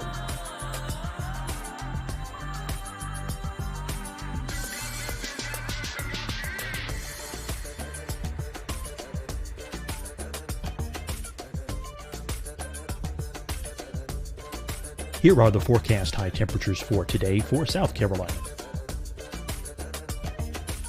Here are the low temperatures for today for South Carolina. Here's the probability of precipitation forecast across South Carolina today. And here are the rain chances across South Carolina tonight. Here are tomorrow's forecast highs across South Carolina. Here are the forecast low temperatures for tomorrow for South Carolina. And here is the probability of precipitation across South Carolina tomorrow. Here's the precipitation chances across South Carolina tomorrow night. Here are the forecast highs for the day after tomorrow in South Carolina. Here are the forecast low temperatures across South Carolina for the day after tomorrow. And here are the rain chances across South Carolina for the day after tomorrow. And South Carolina's probability of precipitation for that night. Here's the Storm Prediction Center's severe thunderstorm outlook across South Carolina for today through tonight. Here's the Storm Prediction Center's severe thunderstorm outlook across South Carolina for tomorrow and tomorrow night. And here's the Storm Prediction Center's severe thunderstorm outlook across South Carolina for the day after tomorrow through that night. Here's the severe thunderstorm outlook for today from the Storm Prediction Center.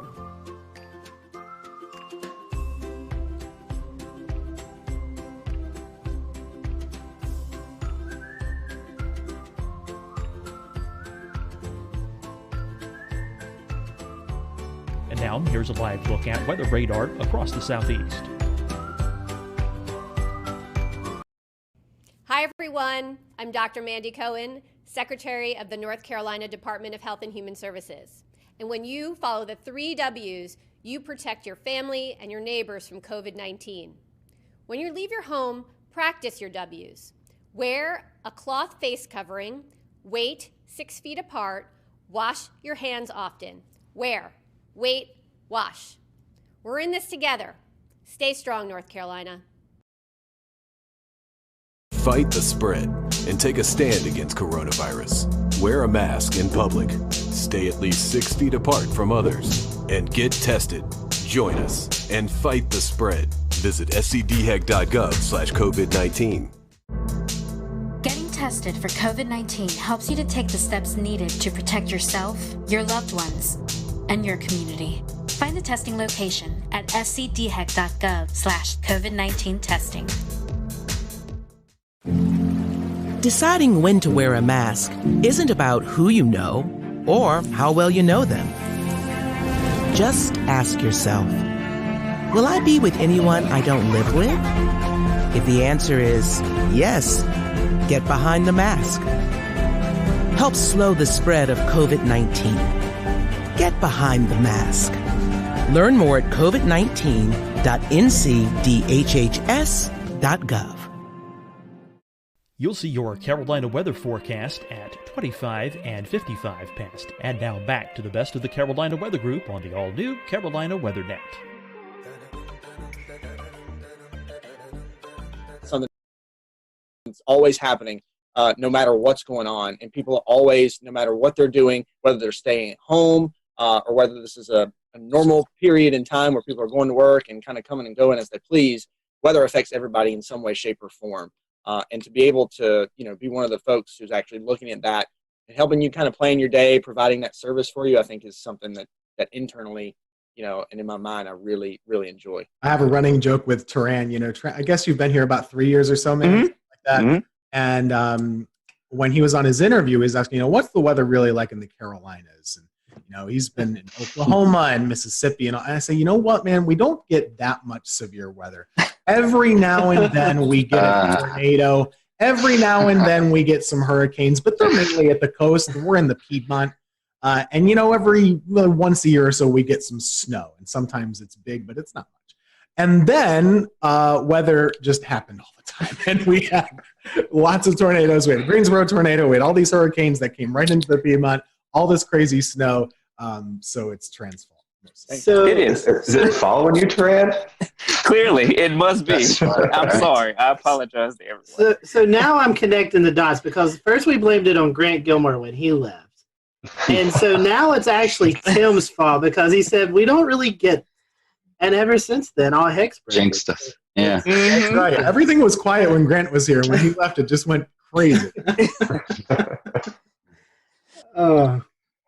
No claims about North Carolina weather at all. A quick follow-up there, Turan. The tornado that you saw, you were younger and you had a clear kind of visible of that.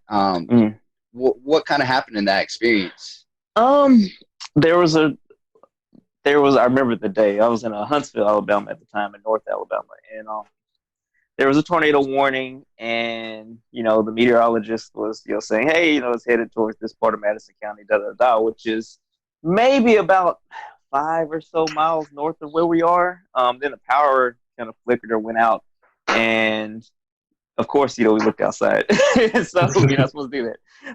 And we were looking north, and you can barely see it, in the distance, but I could see it, and I was like, oh my gosh, that's wow. This is it. I was scared, but I was also kind of mesmerized. My parents knew that it wasn't going to hit us, so they were okay with me, looking outside, okay, it's up there, it's fine. But just watching it it kind of, just solidified my interest, because I've always been somewhat interested in weather, even when I was younger than that. But there was a meteorologist in town that would do such a great job kind of teaching the meteorology. I know some people don't like that, but for me, I would always sit in front of the TV and watch the severe weather coverage, and I would learn so much about how to look at radar. What are you looking for? These are different, variables that, you can look at using the radar. And again, this is in the 90s, and so there's been a huge explosion of different things now, but it made me more and more interested. And then, obviously, I reached out when I got in high school, and he was gracious enough to let me, intern from when I got in college, but to let me shadow him when I was in high school, and it just kind of went from there. Give us a name. Come on. It was Dan Satterfield. Okay. I know that's a name that, yeah, some people had different opinions, but he was awesome. And even to this day, he's, just so gracious, if I ever have a question or anything, or, he has always been one of those people that I could, Like, hey, I don't understand this, I don't understand that. And he's one of the big reasons I ended up going to Oklahoma. He started telling me, oh, yeah, a lot of tornadoes out there, you can learn a lot. I'm like, okay, sure, I'll try it. So, yeah. Well, that's great. I think you're reading right off our question sheet. One of the next ones I was going to ask is, do you guys have a weather role model? So, Grant, we just got your answer. Tim, Christian, a weather role model? I wasn't that active. I mean, it was hard. It seemed crazy back, when I was growing up, which is not that long ago in the 90s. It seemed crazy that you would actually be able to like reach out and talk to your meteorologist locally. That is so accessible now with social media. So I didn't really have any interaction with any of my local meteorologists, but there's a guy by the name of Dave Eichhorn up in central New York who was on Syracuse television for a long time. And I would always watch him and Dave Longley and Jim Teskey. Two of them are still there. And they really geeked out about the weather. And I wouldn't say they got excited about the weather when it was bad, but they really did have like a professorial approach and really explained it a lot. And I liked that. And I thought that was really interesting. And they would really tell you, if this lake effect band isn't here and it's there, there's a reason why. We're not able to predict it that precisely. And so those were definitely the folks that inspired me, even though I didn't really interact with them much. The funny part about now being in the position that I am and having social media is we interact a lot on social media together now, just chatting about local weather, and they know I'm from my little small town that they cover and all that stuff. So it's cool. That's neat. Yeah, for me, so I actually grew up in this market. So I was very in tune with all of the weather folks in the market at the time. And so there was one person that I won't name because we're with, a competing station right now, but I watched them all the time. And that's just kind of, I would always, that would always be the thing. And when they were calling for snow, that's what I wanted to know about. That's who I wanted to see. And I wanted to learn, why it was happening, and also more so to know how much we were going to get. But at that point, like Tim said, I never really thought that, when I was in middle school, that you could actually reach out to those folks and actually, have a conversation with them. And, some folks, that I've learned over the years, some folks are more gracious of giving their time than others are. But I will say, and again, Taran and Tim can probably speak to this because they've been in it longer than I have, of course, but maybe the way that social media has kind of groomed us over the last, in this age that we're in, I think that the connectivity, being able, whether you're competing stations or not, but kind of the network of meteorologists and kind of being able to toss ideas back and forth and discuss those things, there's a more of an open line of communication, I think, than there used to be, which is definitely a good thing for not only the folks who are in it now, but the people who are aspiring to be meteorologists as well. Here right now, that's a testament to having access, with more access to your local meteorologists than perhaps there was back in the 90s, like you said, Tim. Everything has changed so much. I didn't even know what a computer model was or that they existed until I got to college. Like, I didn't know any of that, really. And I don't know that I was unique in that either. Once you got to school, you're like, oh, there are these tools that I didn't know that existed.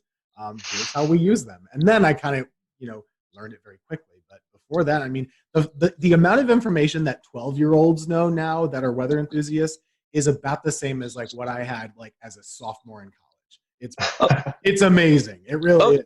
Oh yeah, same for me. I mean, the first time I saw a forecast model was when I shadowed that time. They had the DIFAX maps or whatever. It's like, oh, okay, this is printing out. So this is how you all figure out the forecast weather. Oh, okay, cool. Before that, I had no idea.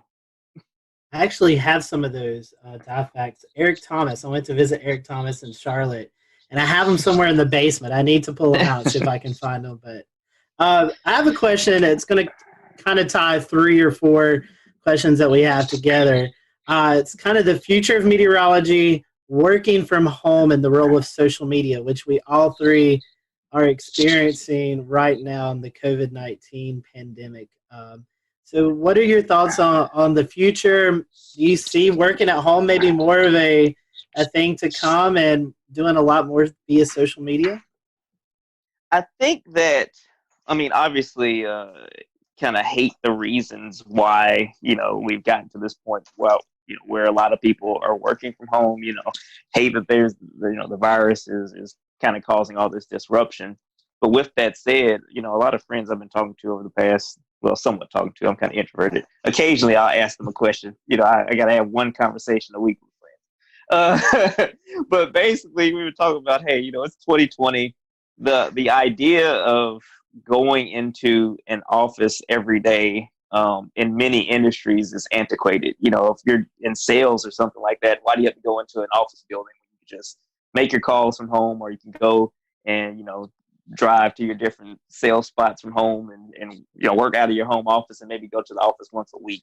I think a lot of employers are seeing that their employees can be just as productive or even more productive at home, depending on how they work or what works best for different people. I know everybody's different though, so for extroverts, it's probably important that they go into the office regularly to get that social interaction. For introverts, they might work better in solitude. So I think that as meteorologists, when you look at it, most weather days are fairly benign, fairly quiet.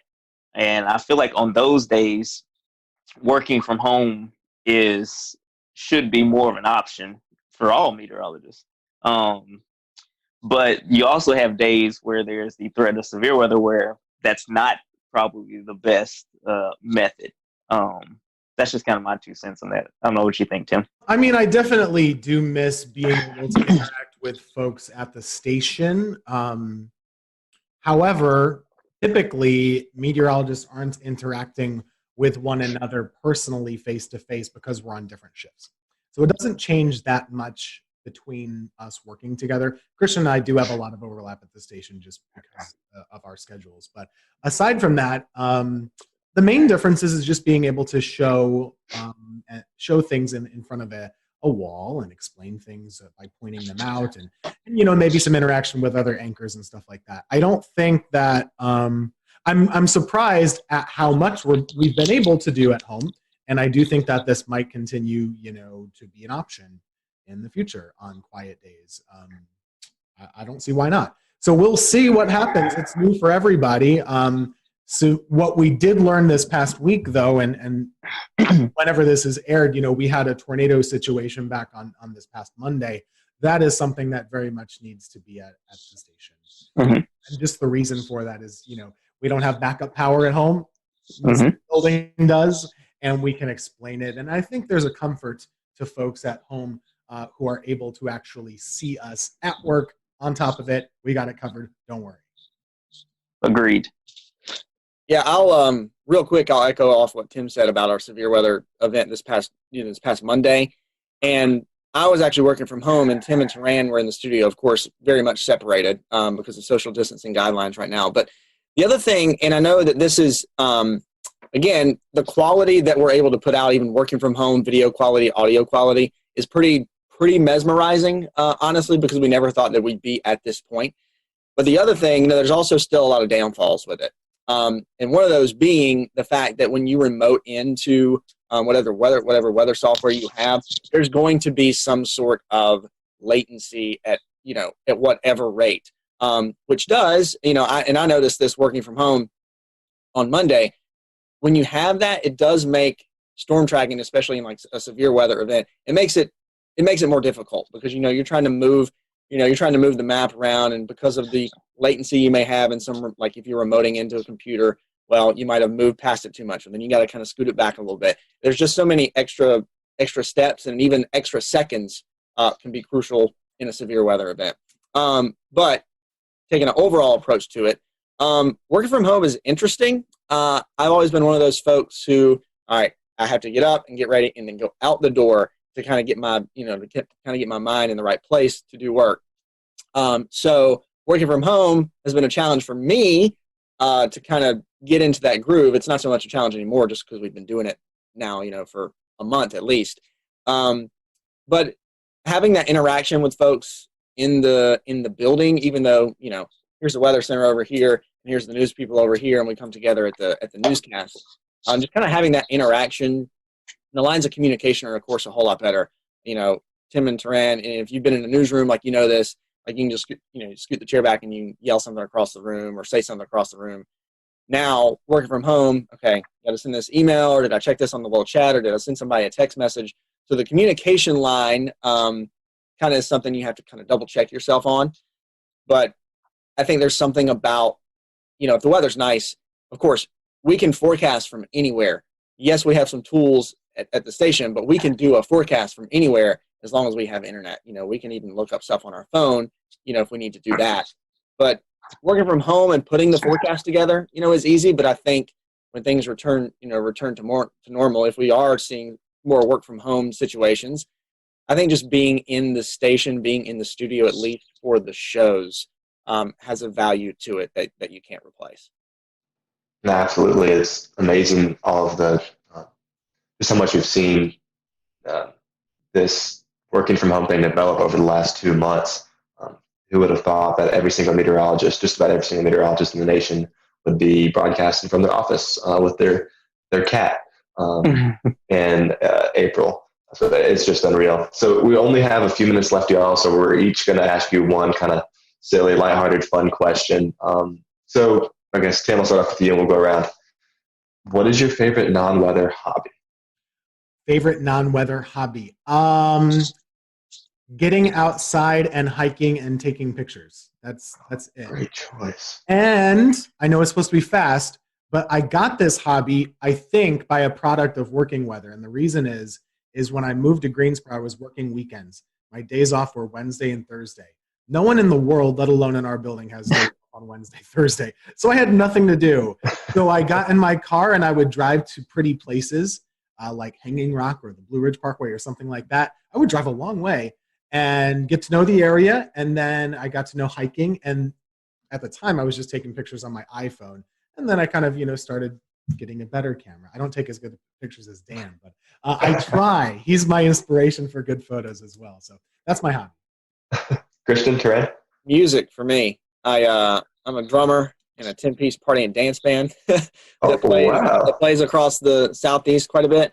So music is my outlet. And then I love being outdoors. So even though I'm not that great at it, I love going golfing. And that's a nice thing from working from home. Like, even on these days, if I don't go in until the afternoon, the days working from home, I can just, walk out and go to the golf course and walk a couple holes, and kind of get my fresh air for the day. And so, yeah, but music is my main hobby. Golf would be the second one. I like to spend time outside as well. Just kind of sitting outside is always nice. And I like to barbecue, which is a verb and a noun.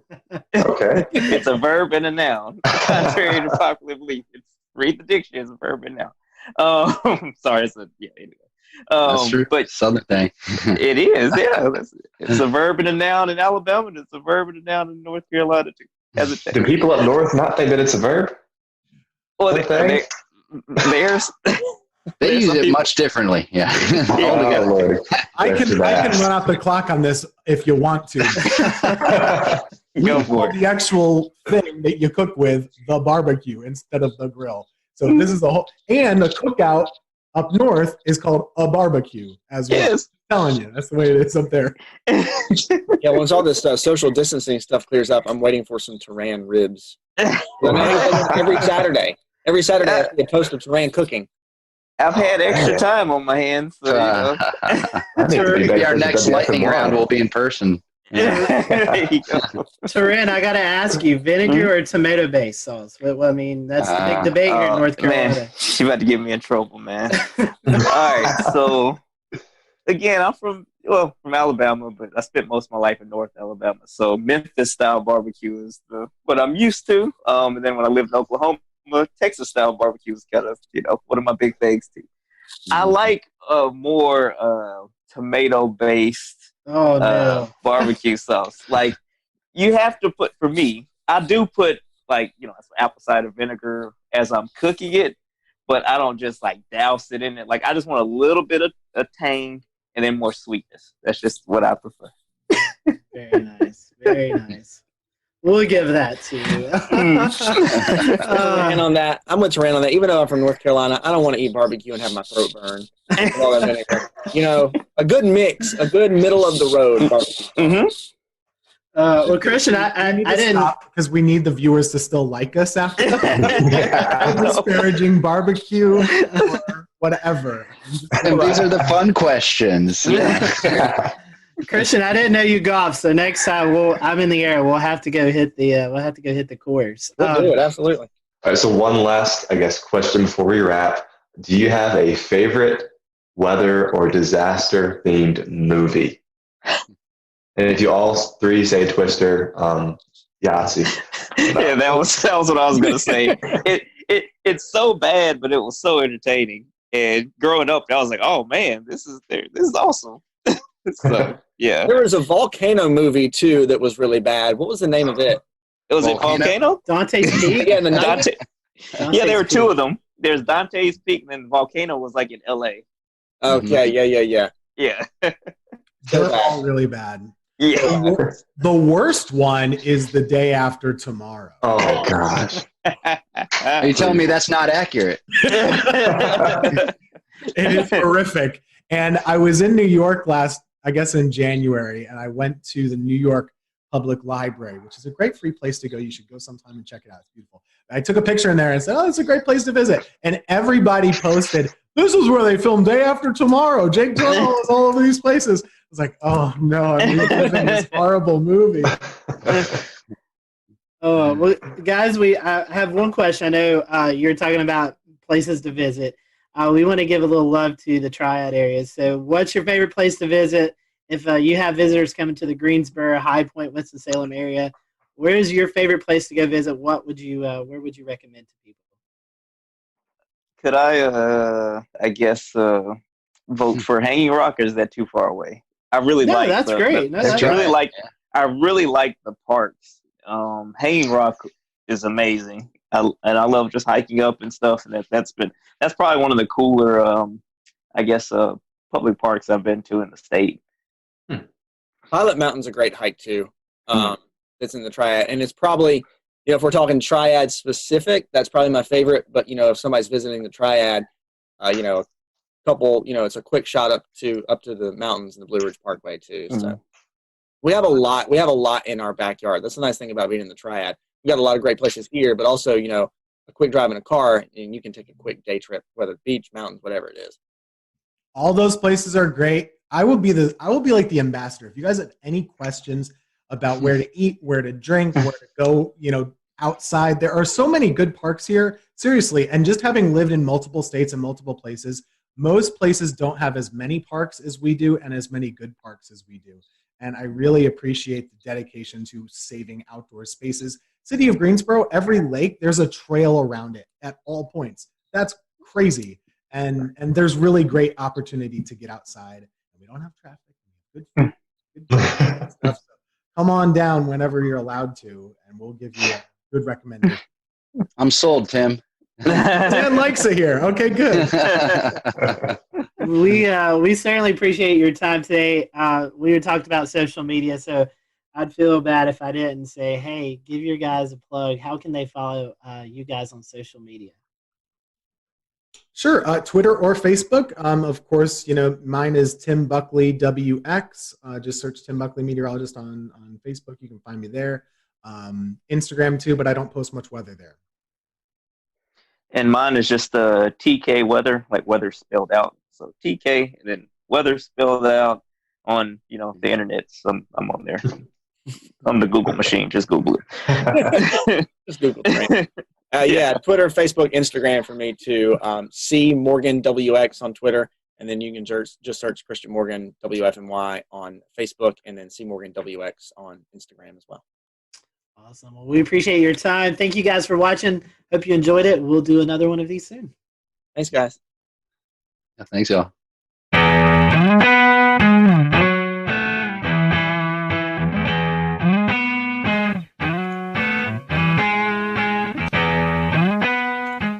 And good evening from Charlotte. We are live with you on this Wednesday night. What a very busy day in the science and weather community here on May the 27th, 2020. We have a great show for you.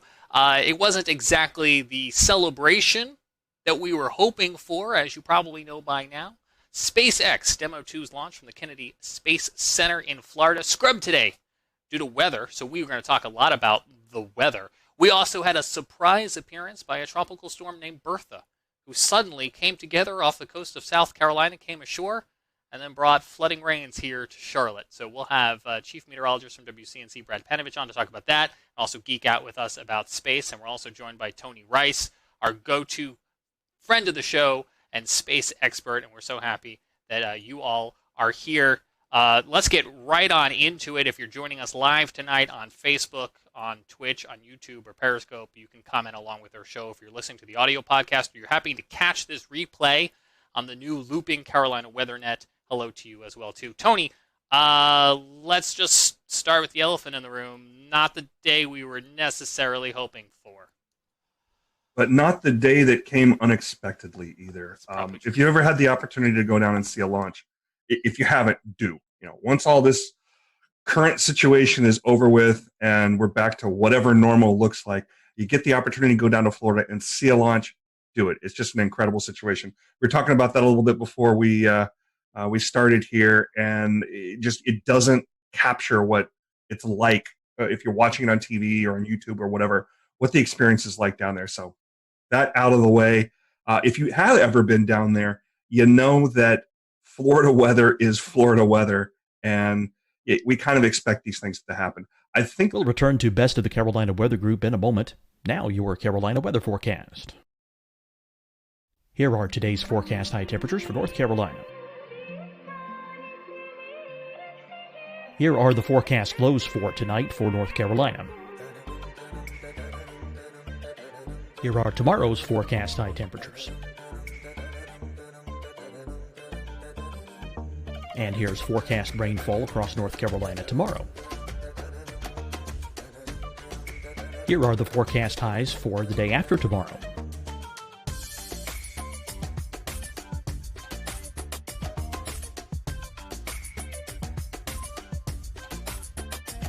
And here's the forecast rainfall across North Carolina for the day after tomorrow. This is the total rainfall forecast across North Carolina for the next 3 days. Here's the severe thunderstorm outlook for today from the Storm Prediction Center.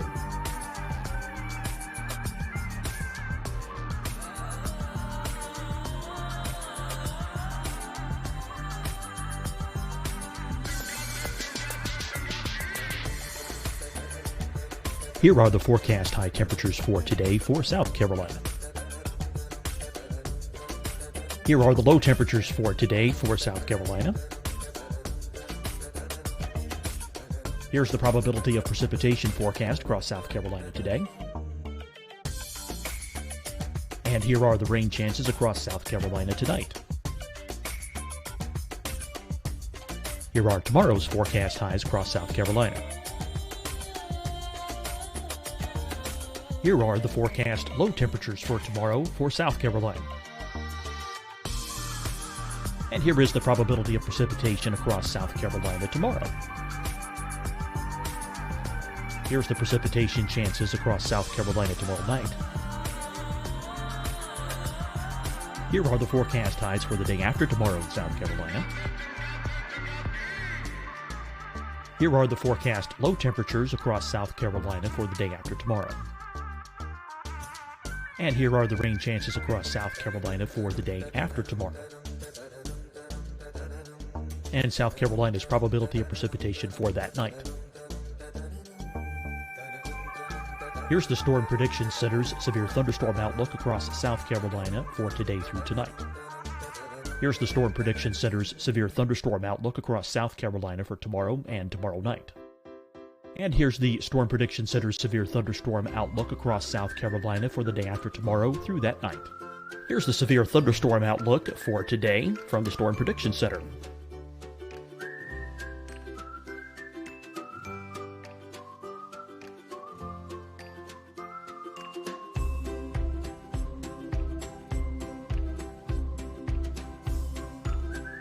And now, here's a live look at weather radar across the southeast.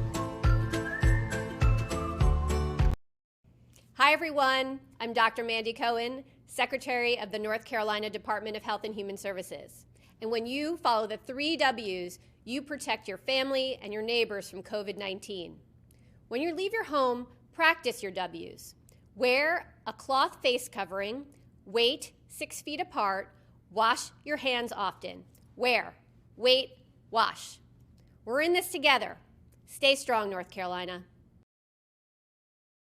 Fight the spread and take a stand against coronavirus. Wear a mask in public. Stay at least 6 feet apart from others. And get tested. Join us and fight the spread. Visit scdhec.gov/COVID-19. Getting tested for COVID-19 helps you to take the steps needed to protect yourself, your loved ones, and your community. Find the testing location at scdhec.gov/COVID-19 testing.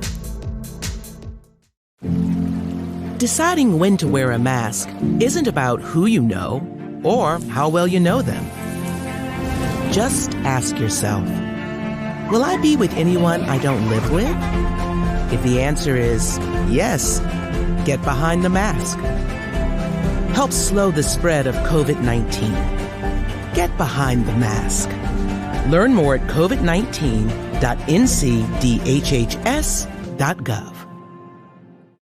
You'll see your Carolina weather forecast at 25 and 55 past. And now back to the best of the Carolina Weather Group on the all-new Carolina Weather Net.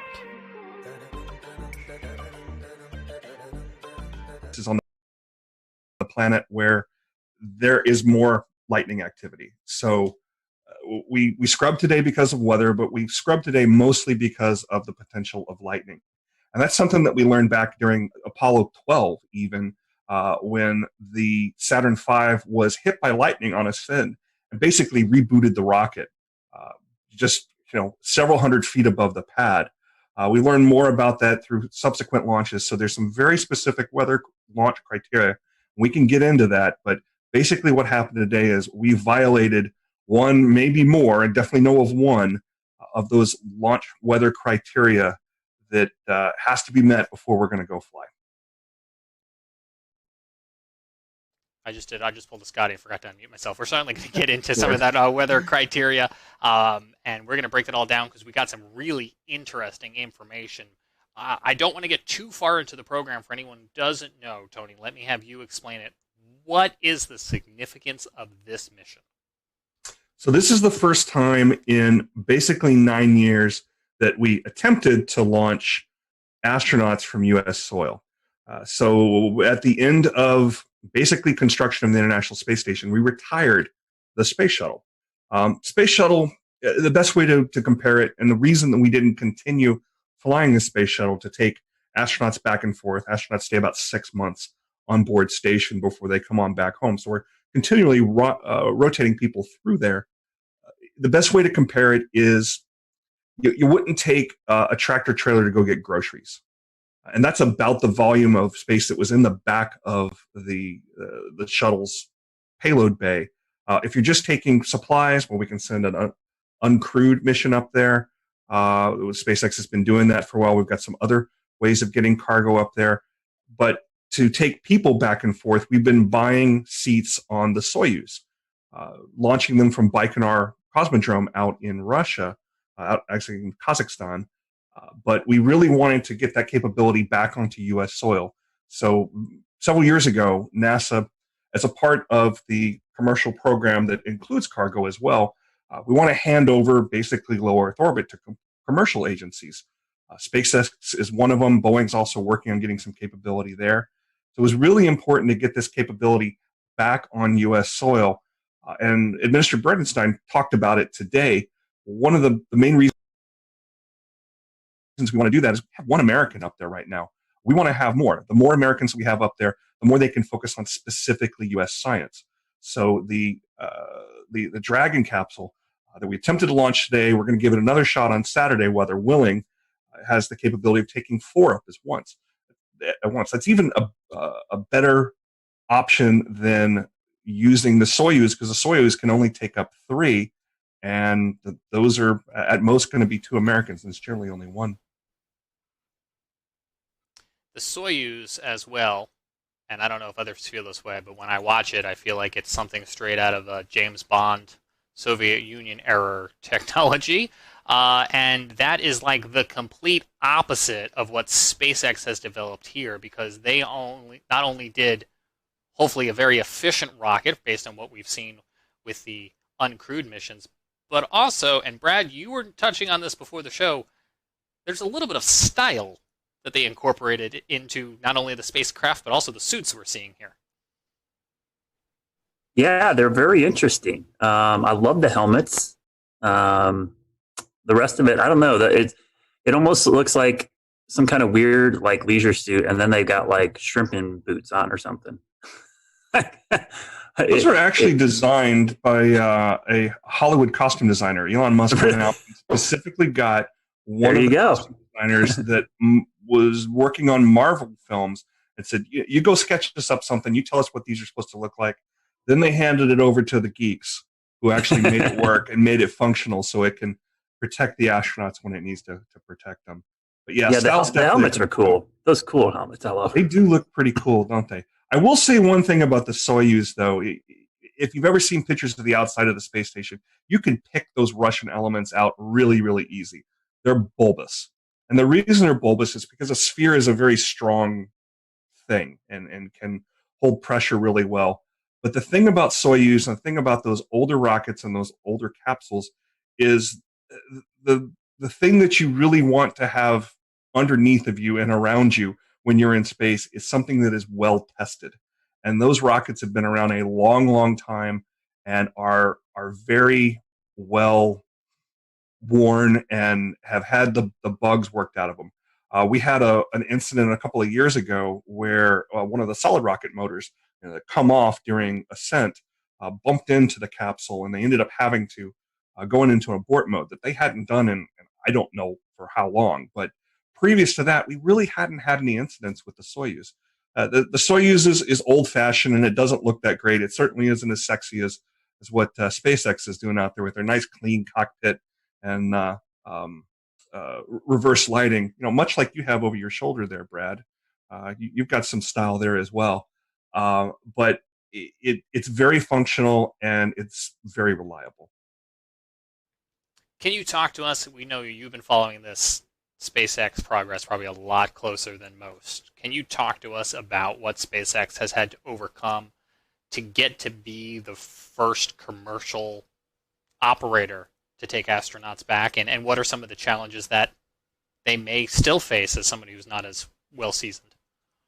Yeah, well, they're still going to have to face some challenges there, simply because you got to have the first flight sometime. And it's kind of a first flight, and it kind of isn't.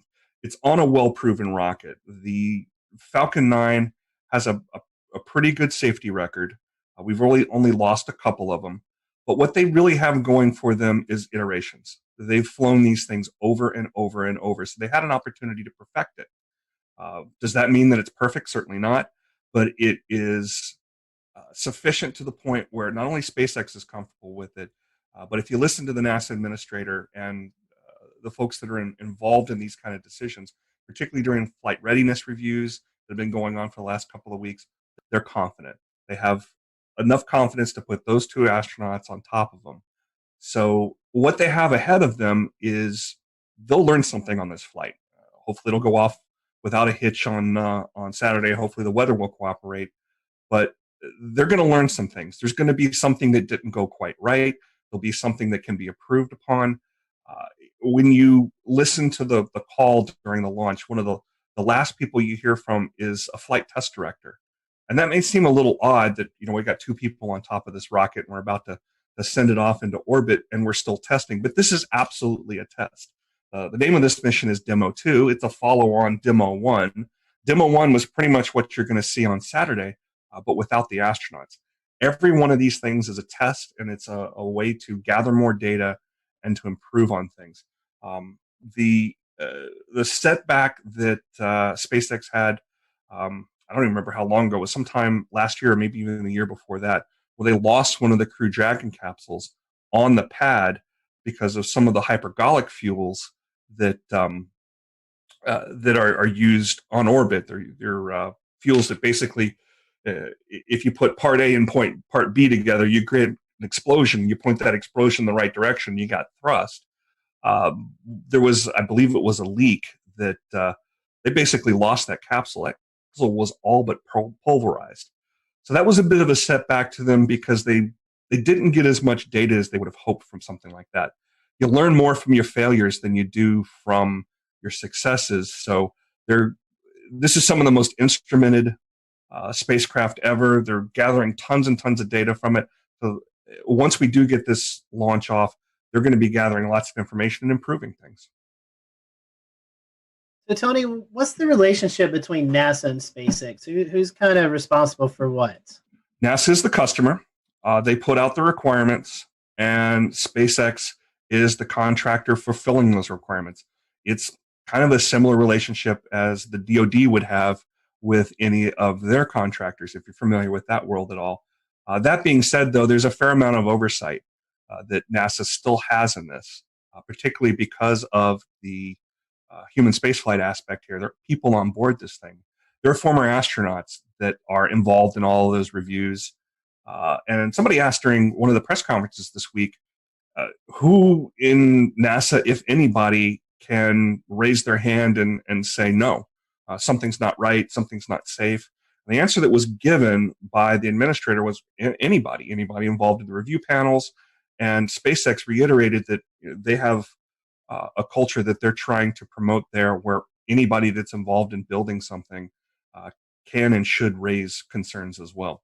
How much that actually happens, that remains to be seen. Don't know of any specific reports of it, but that's at least the story that they're telling. Tony, in a moment, we're going to listen to some of that audio communication today as they came to the realization that the weather was going to be a no-go. Set this up for us. Who's doing the talking here? Is it NASA or is it SpaceX? If it's the clip I think you're talking about, you're actually hearing an Air Force officer. So there is a wing of a part of the 45th Space Wing down at the Cape Canaveral Air Force Station that is responsible for forecasting weather all along the Cape Canaveral Air Force Station, where there's additional launch pads. SpaceX is using one of the launch pads there in addition to the one that was in use today, the historic 39A launch pad. That's actually on the Kennedy Space Center side of things. They're responsible for forecasting weather involved in launches. They also provide weather forecast for the station itself whenever they're moving around equipment and want to know about things like winds and rain and that sort of thing. The person you were hearing there was called the launch weather officer, and they are on equal footing with anybody else that is giving the go, no go call during that final pull before they decide to actually light it or scrub and wait until the next opportunity. But they are someone who is speaking for a larger team of experts. And many of those experts are very focused on looking at things like lightning. And that's kind of how things shook out today. There was a lightning concern that we can get into. Yeah, let's listen to the audio here, and then we'll talk about that exact lightning concern. Unless you can give us another 10 minutes, I don't think we're going to get there with any of the rules today. I'm going to give you 10 minutes. I mean, another 10 minutes past T0. Oh, 16:45 local. I think we'll probably be clear on all the rules, but not quite going to make it for this. Okay.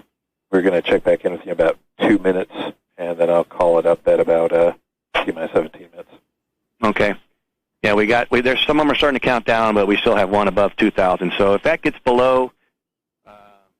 So Tony was talking there a little bit as we came back about some of the liquid oxygen. You can explain that to us as well, too. But, Tony, what we were hearing there was about 20 minutes left in countdown, and they were so close, we think, to getting the weather rules all in agreement, and it just didn't come together. Yeah, it just didn't line up quite right. They were keeping an eye on some cells out towards Orlando, and very excitedly noticing that the cells were starting to break up. I was watching them, live there as well. There's a rule that says several of the rules mention 10 nautical miles, which, if you've ever been down in that area, runs out not quite to Titusville and I-95. So you're watching any of that weather between the Space Coast and Orlando to see if those cells are going to continue moving forward, going to continue building intensity, or are going to break up. And the positives were that it looked like they were breaking up, and they certainly were, but that's not the only consideration that they're making there. What they were mentioning was field mill generators, and they dot all around, not just Air Force property and NASA property. As you're driving out along the beeline heading back towards Orlando, you might notice some very tall towers out in what look like swamps or farmers field or something like that. These are more weather towers that exist further out towards Orlando, because as you can see, all the weather moves from the from the west to the east. So they're monitoring that as that goes along. These field mills, they're about the size of a large coffee can, and they have a spinning disc inside of them. And what they're doing is measuring the electric potential of the atmosphere, and they're measured in volts per meter. So there's everything has some level, some acceptable level, and it's about 1,000 to 1,500 volts per meter. There's that, and you can see all those circles with the plus sign through them. Those are all field mills. I don't know which ones particularly were violating, but there was enough of them violating where they were running up over 2,000 volts per meter. I heard on the weather loop that wasn't sufficient to clear in time. They did see that voltage potential going down, and they did say about, like they said, about 10 minutes after launch, conditions were right where they could have launched. So it's worth pointing out here too that this was an instantaneous launch. If that was a shuttle sitting on the pad and it had sufficient fuel, we might have been able to launch today, because the shuttle had a wide enough window. It carried extra fuel. It had some additional steering capability that was not designed into the Falcon 9. The Falcon 9 was designed more for efficiency. We know that we can come back the next day and try to launch again. But the shuttle was designed in such a way that we could launch as far as up to 10 minutes after the planned launch time and still steer back into that plane. But the Falcon 9, you launch the second that you planned on launching, or you don't launch. It's not a matter of throttling up and catching back up to where you planned on being. Once you're in the wrong orbital plane, you never catch up with station. So that's why it was set up that way. So we've read through your tweet from earlier today, and it was kind of interesting seeing the different types of criteria needed to launch or to stop a launch. Mm-hmm. Do you want to kind of speak to more of some of these different conditions that can get in the way of a launch occurring, or what it takes to actually? I don't mind bring that graphic up, and you guys are the weather weenies here, so feel free to jump in on anything you see here that catches your eye. There's basically, we'll call it three things that they're looking at. Precipitation is one of them. We don't want to launch through precipitation. That's just a no-go. The other thing is clouds, and the clouds kind of go two ways. There's a thick cloud rule that's in place. We have launched other missions through clouds, uncrewed missions, and you see a really brightening of the cloud as the plume goes through it. But for a crewed mission where we want to keep eyes on the vehicle, particularly during a test like this, where the high definition video, they're basically shooting through telescopes that are on these, they look like old World War II guns that can elevate and follow the track of the vehicle as it goes up. We want to keep eyes on that. So that thick cloud rule is another one. But the rest of the cloud rules, when you really look at them in depth, they are all about lightning. Anvil clouds. Once a cumulus cloud has matured and a storm has matured to the point where you start seeing those overshooting tops as it's touching the bottom of the stratosphere, that's the kind of thing that it really worries a launch weather officer because it's got the potential to generate a lot of lightning. Lightning's very bad for rockets. I mentioned that earlier, how Apollo 12 was struck by lightning. Smoke in the area can trigger lightning. The rockets themselves can trigger lightning. That plume that is coming off the rocket can act as a bit of a grounding rod, and the lightning is drawn to the vehicle itself because it's trying to find that path to the ground, and the plume itself can create a path to the ground. So any potential for lightning in the area we want to avoid. A good percentage of those launch weather criteria that you see there is about avoiding lightning. Yeah, Tony, I was going to say the lightning is concerned, but I could see two or three other ones, especially the convective debris one and the within 10 nautical miles of an anvil. those were all met as well. So it wasn't, and I think it wasn't just one storm. They had storms exiting and also storms coming in. They were kind of surrounded. It was just a bad situation. As soon as I was looking at the radar and saw the lightning, I was like, this did not look good. Yeah, the times when I'm down there, I definitely have radar on my phone out watching it, and you can watch the storms boil up. Little tiny cells boil up halfway between Orlando and the Space Coast.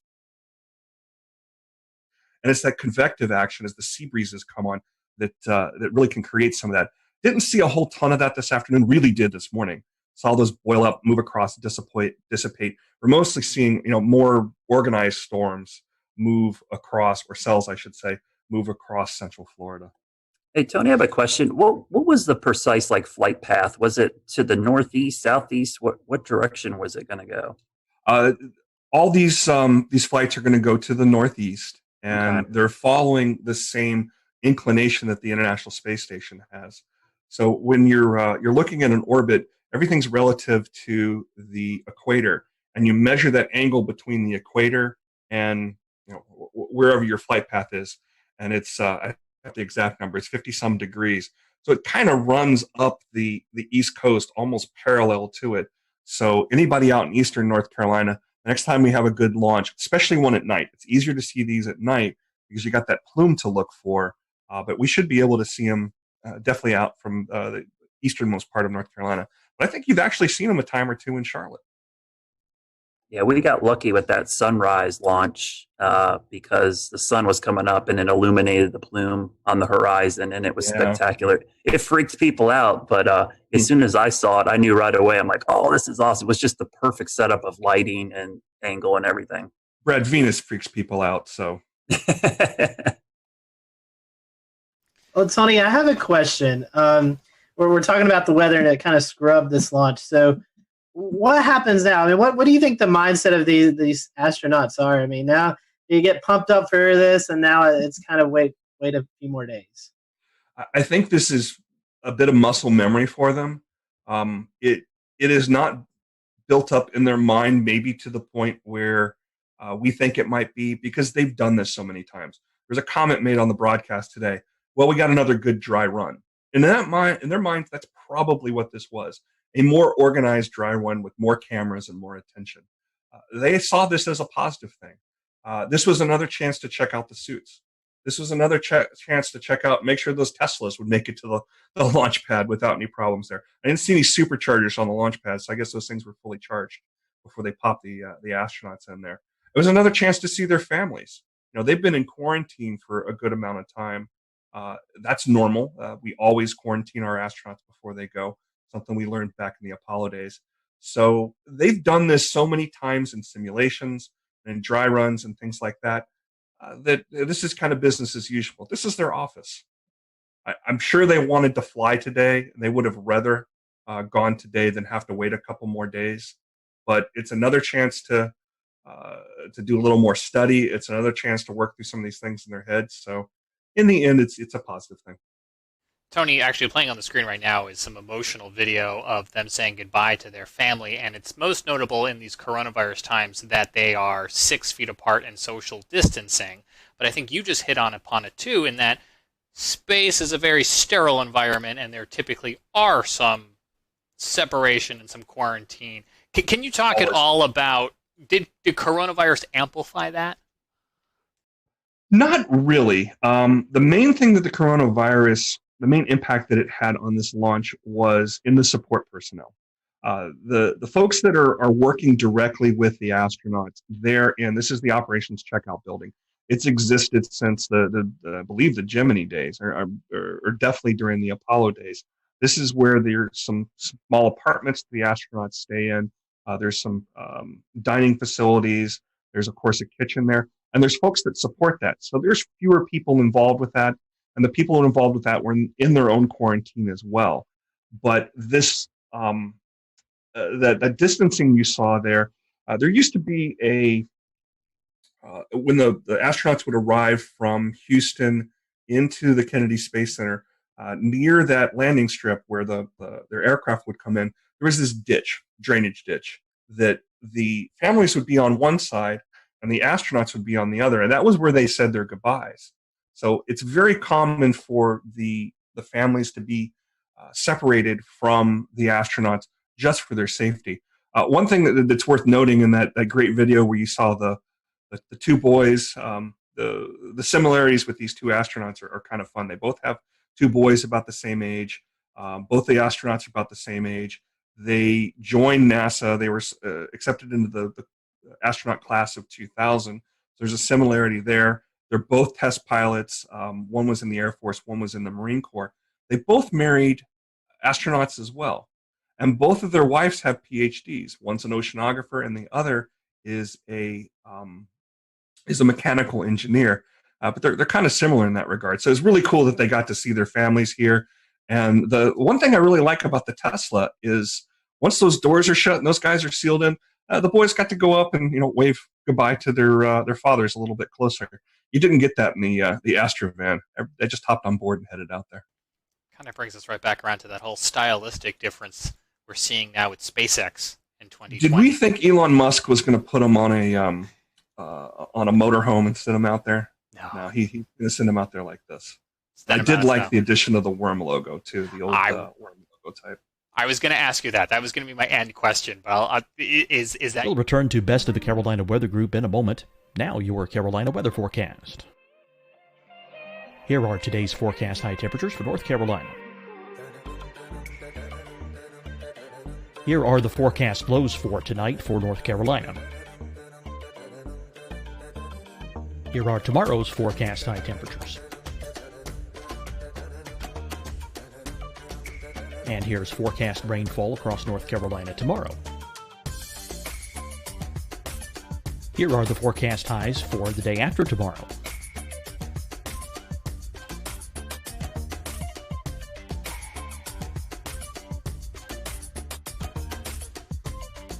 And here's the forecast rainfall across North Carolina for the day after tomorrow. This is the total rainfall forecast across North Carolina for the next 3 days. Here's the severe thunderstorm outlook for today from the Storm Prediction Center.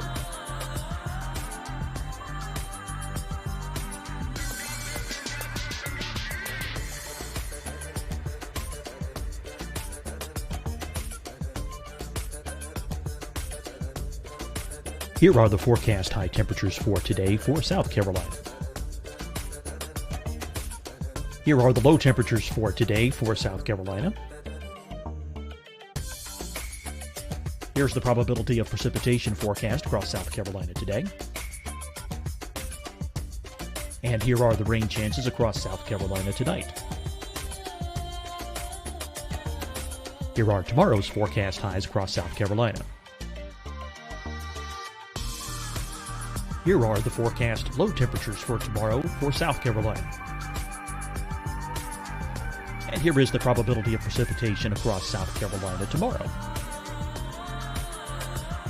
Here's the precipitation chances across South Carolina tomorrow night. Here are the forecast highs for the day after tomorrow in South Carolina. Here are the forecast low temperatures across South Carolina for the day after tomorrow. And here are the rain chances across South Carolina for the day after tomorrow. And South Carolina's probability of precipitation for that night. Here's the Storm Prediction Center's severe thunderstorm outlook across South Carolina for today through tonight. Here's the Storm Prediction Center's severe thunderstorm outlook across South Carolina for tomorrow and tomorrow night. And here's the Storm Prediction Center's severe thunderstorm outlook across South Carolina for the day after tomorrow through that night. Here's the severe thunderstorm outlook for today from the Storm Prediction Center.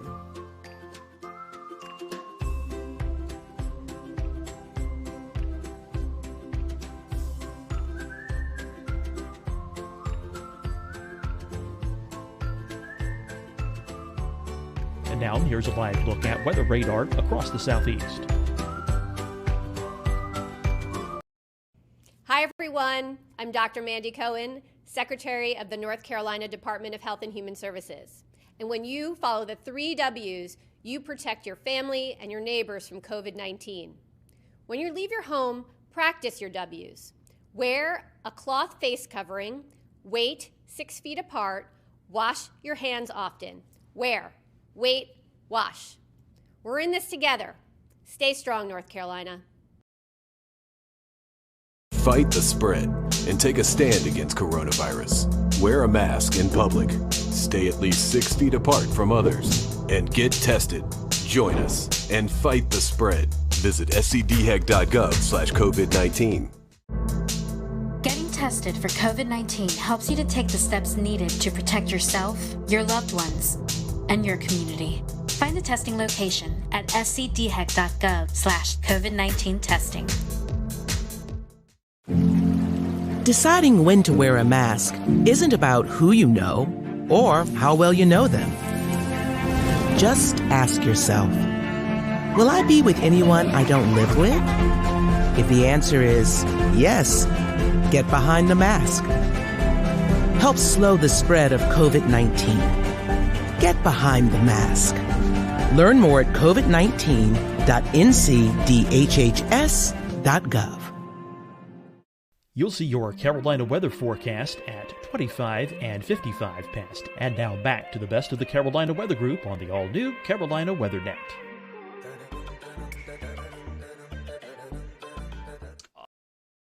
Otherwise called the meatball? The meatball, NASA has 3 logos. The meatball is what you see on the door there, and each one of those little items on there, the red swoosh represents aeronautics. You see some stars back there. Obviously, that's representing the space aspect of NASA. NASA's covering both aeronautics and space exploration. But the NASA logo, the stylized logo type, the worm logo we call it, I remember that from when I was growing up, so it's kind of nice to see it back. I don't have a preference personally. I think it's great to see them both. Tony, is there anything maybe we didn't ask you about that was on your mind today that you think would be important to include in tonight's conversation? Something to look for in the future. Well, obviously, we will keep an eye on the weather on Saturday and Sunday. The next launch opportunities, Saturday at 3:22 p.m. NASA's TV is going to start about 12:15 with coverage. So there'll be plenty of things to see there. There's a backup opportunity on Sunday at 3 o'clock. So hopefully we'll be able to get this thing off this weekend. But once that's finished, the next set of astronauts that go up on this Crew Dragon, I believe they're going to use all 4 seats. So we'll see this really starting to meet the demands that it was set out there for. And keep in mind that this isn't the only commercial human spaceflight effort that is out there that NASA is partnering with a commercial entity. Next, we're going to see Boeing. And we don't have dates on when that's going to be, but Boeing has a Starliner, is what they call their capsule. And it's going to be on top of an Atlas rocket, which is put out by United Launch Alliance. SpaceX builds both their capsule and their vehicle, and the launch vehicle, the Falcon 9. But there's an additional partnership with United Launch Alliance, which NASA has a long, long history with. Just about every uncrewed mission, all the robotic missions through the Jet Propulsion Laboratory that are out there studying the sun, studying Mars. We're going to have a launch of the Curiosity rover's twin, Perseverance, here in July. That's going to be on a United Launch Alliance rocket as well.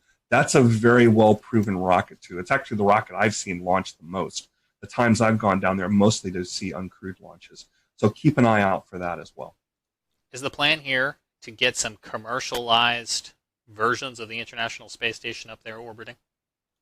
That's one of the things that's being discussed, and it's certainly not going to be the last station up there. It is the most expensive, most complicated things humans have ever built. So I don't think SpaceX is going to be putting up their own version of this anytime soon. Are there commercial benefits to having an ability to do science and do manufacturing in low Earth orbit, in taking advantage of the microgravity? Absolutely. We're doing things like we're even 3D printing human organs on station, something that you just can't do in the normal gravitational environment of Earth. You have to be up there in microgravity to do it. So there's applications. That's something that's going to happen. Is it going to happen in short order? Probably not. But there's definitely applications in space, and that's the direction things are going. Tony, we appreciate your time. Our fingers are crossed that we can get this off the ground this weekend and return United States astronauts to the space station from U.S. soil. Hopefully the weather cooperates. And I think you've got some TV obligations coming up there in the Raleigh area. And so we'll let folks in that area know they can catch you here in a little bit on TV. And we appreciate you squeezing us into your very busy day. Does anybody want to go on record and make weather predictions for Saturday? Or are we gonna launch on Saturday? It's Florida, like you said, Tony.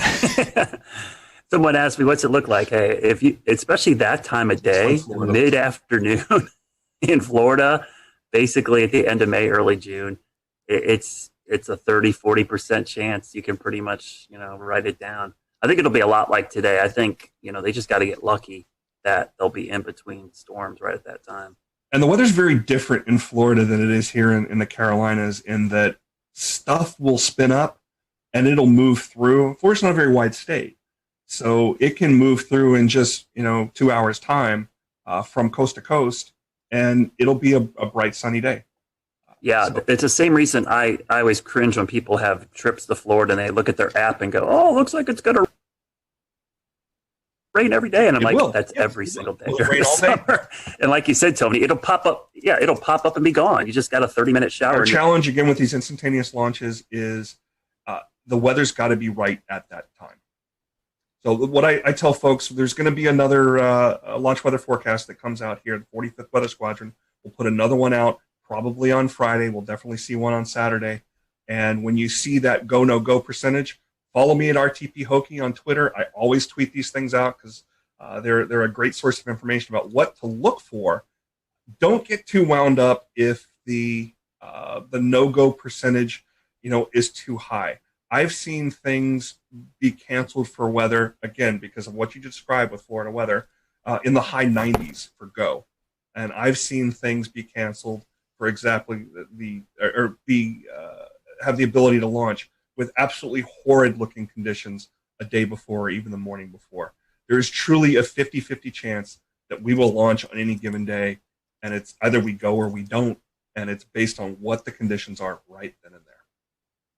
Tony mentioned during our broadcast tonight the Air Force 45th Weather Squadron, who was watching the weather very carefully down there and providing not only real-time conditions but forecasts for this and many other launches. We had the opportunity to have them on this show in January of 2018. There's a whole episode where we talked to them about all sorts of things, but we pulled the soundbite about lightning, and Tony showed it earlier, all those different lightning detectors. Let's just roll a little bit of that clip so we can hear straight from some members of the 45th, at least at the time here when this was recorded, about how they go about tracking some of those weather conditions.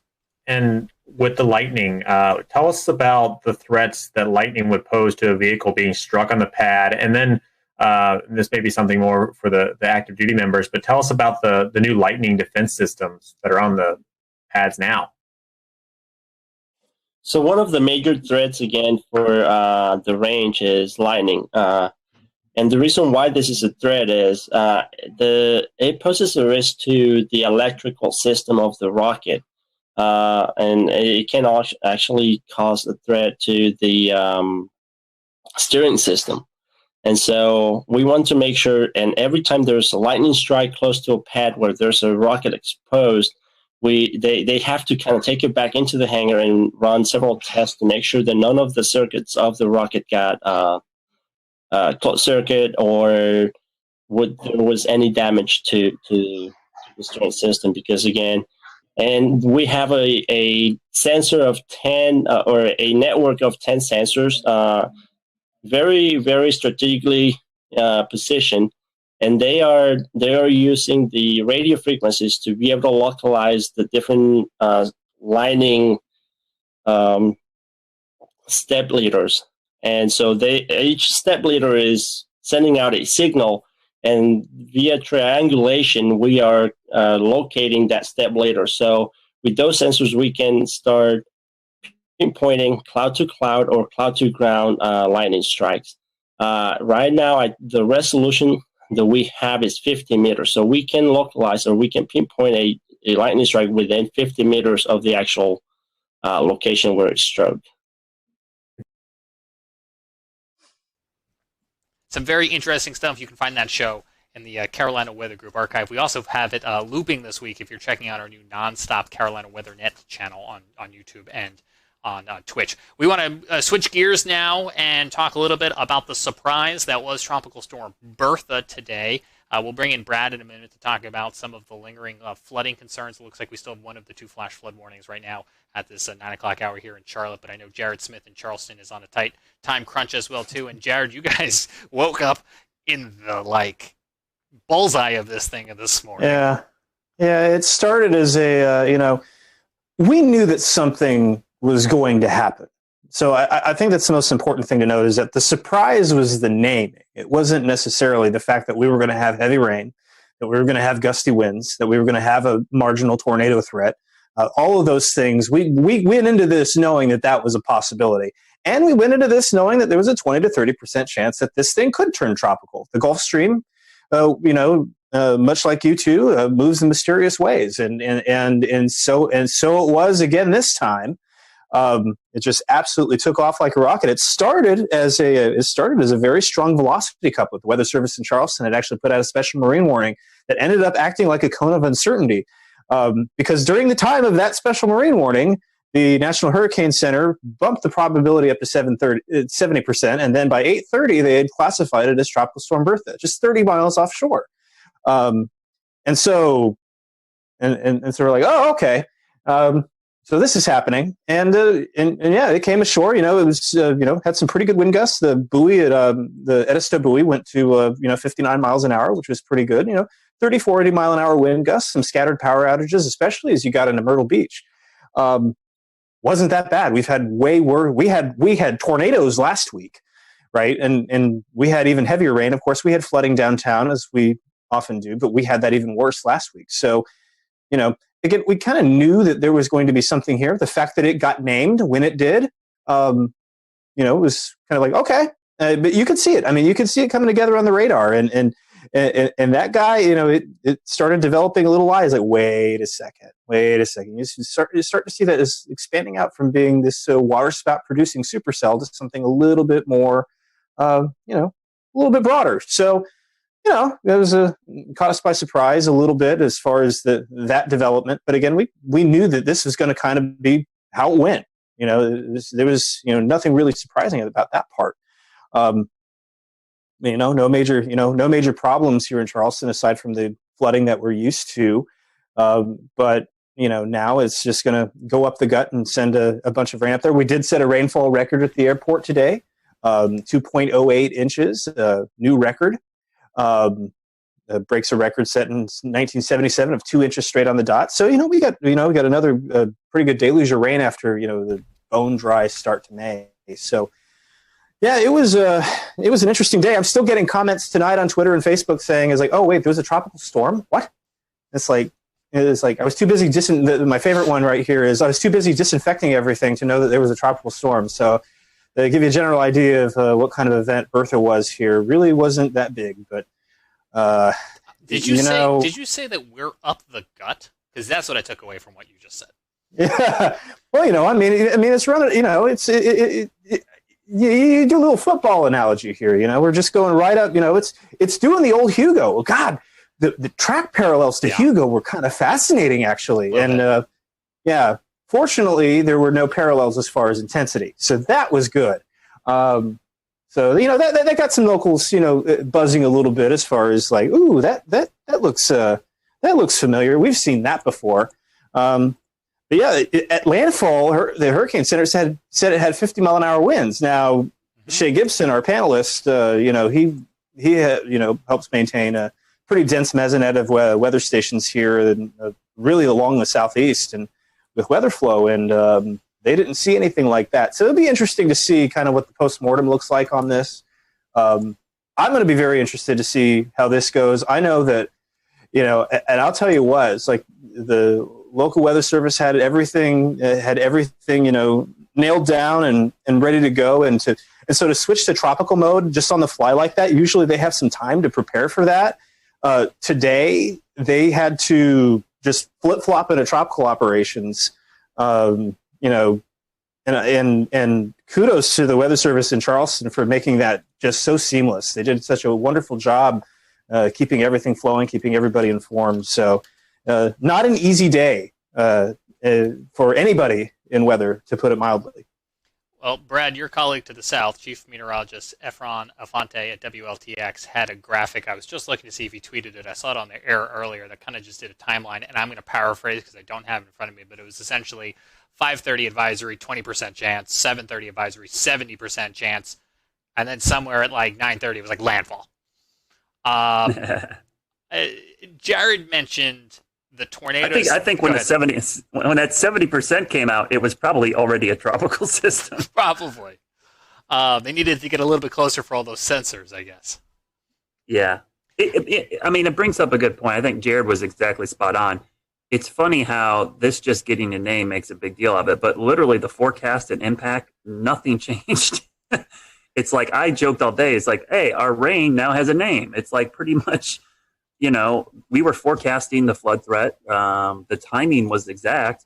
I was calling it a tropical low for the last 3 days. I really wasn't referring to it as a tropical wave because it looked like it was going to have some spin to it. All those short range guidance had some rotation. But it is interesting that it gets a name, and it's, the B storm. It's weird. It's the third time in the last 10 years we've had the B storm before June 1st. So that is rare, but it's happened a lot more frequently in the last 10 years. And I looked it up today, and I'm pretty sure, I think it tied for the third or fourth earliest B storm on record, at least formation-wise. But it's probably going to set a record for the shortest duration tropical system because I think it was last year we had the A storm. Was it Andrea?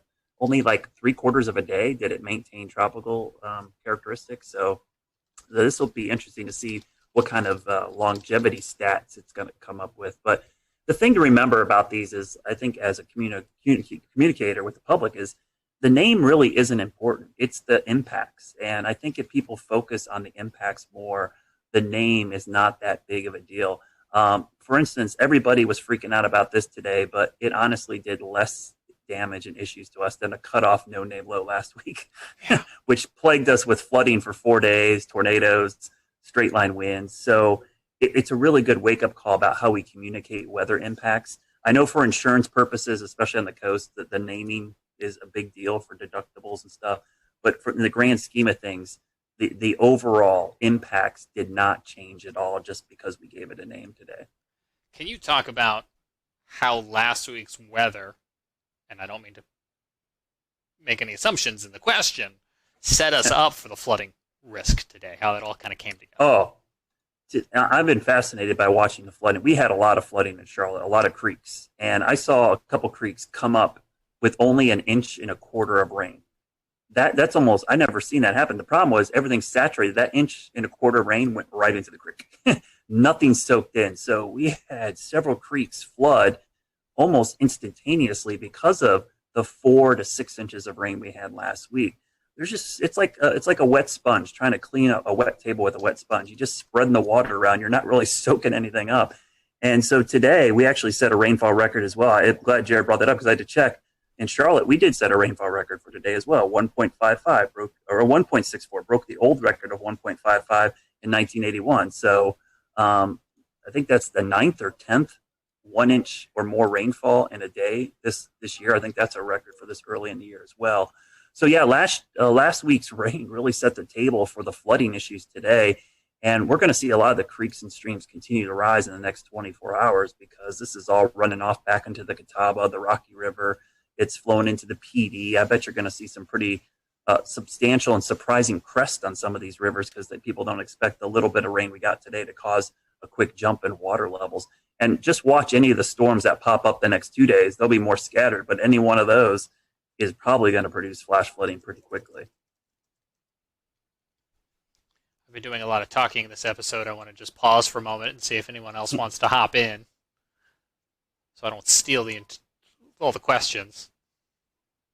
I'll just say, normally with these tropical systems, the foothills really, we really wring out the moisture, but it's not been too bad up this way. It's more like Brad said, along the 77 corridor onto the east where most of the flooding has been. Last week, it was a lot of rain as well, but we didn't see as much flooding because of the breaks and things that happened. We didn't see a lot of flash flooding. So we've got lucky, but like Brad said, I think it's time to dry out for a few days. It's been awful saturated. The good news too is this thing was moving. If it was 6 miles per hour slower, I think we would have major issues in the Charlotte area because we started seeing the water come up real quickly right at the tail end of that last rain band. If it stuck over us a little bit longer, I think we would have a lot of water rescues and a lot of issues in Charlotte. So I think we got pretty lucky with that forward speed, almost moving 25, 30 miles an hour by the time it got up our way.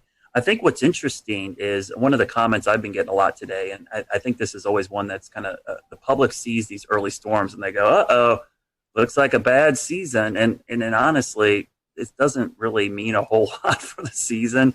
I mean, we might go 2 months now without seeing another tropical system, though. I don't know. Next week in the Gulf looks kind of interesting.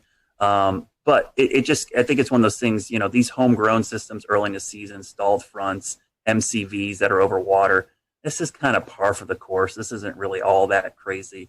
The only thing that would have me concerned, and Jared brought this up, is how warm the water is in the Gulf Stream and in the Gulf of Mexico. I think the sea surface temperatures are something I'll be watching a lot this hurricane season. But, if we have a busy season and they're all fish storms, nobody's going to say anything about these later on in the season.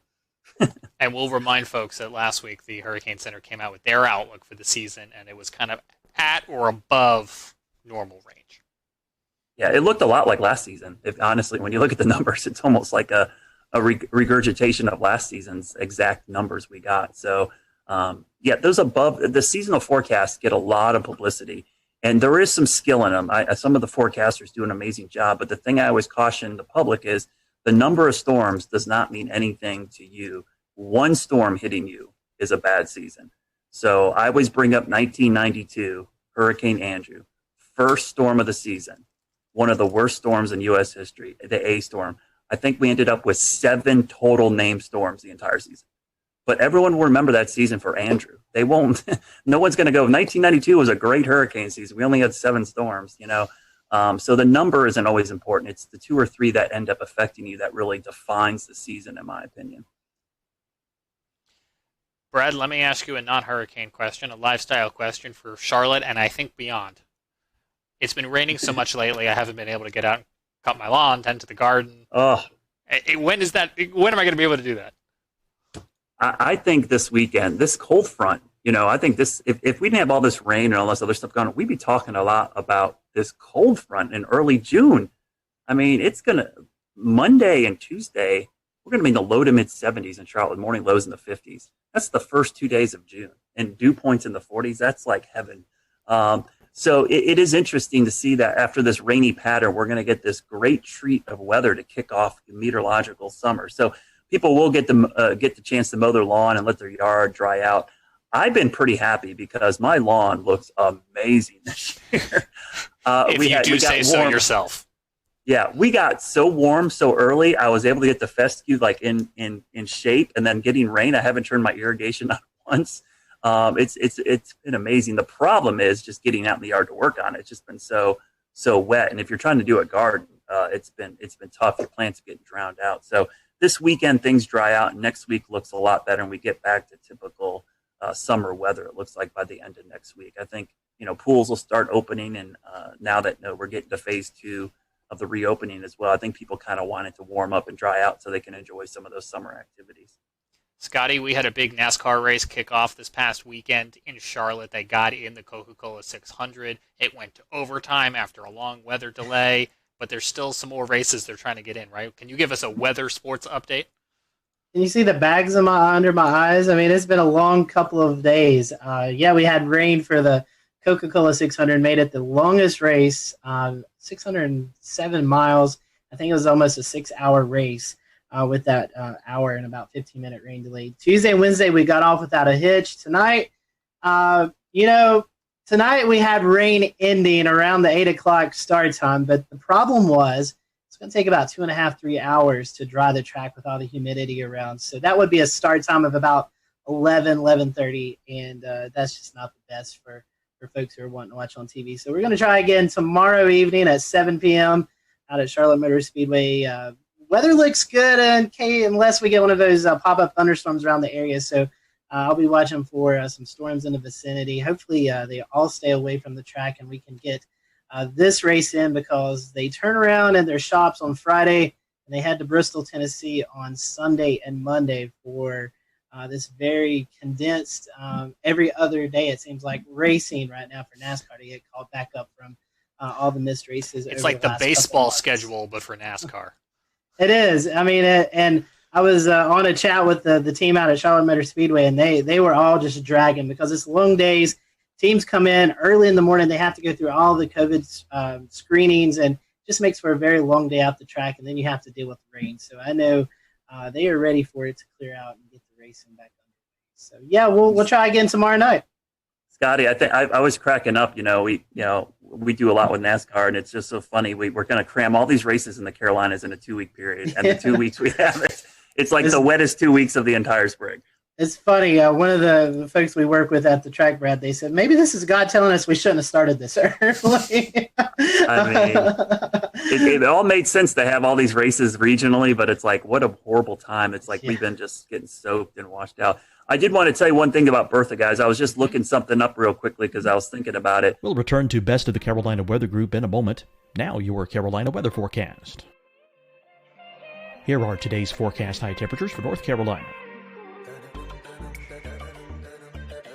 Here are the forecast lows for tonight for North Carolina. Here are tomorrow's forecast high temperatures.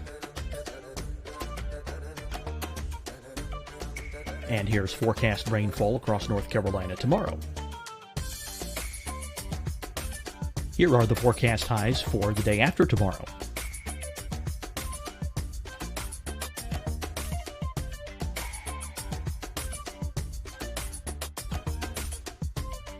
And here's the forecast rainfall across North Carolina for the day after tomorrow. This is the total rainfall forecast across North Carolina for the next 3 days. Here's the severe thunderstorm outlook for today from the Storm Prediction Center.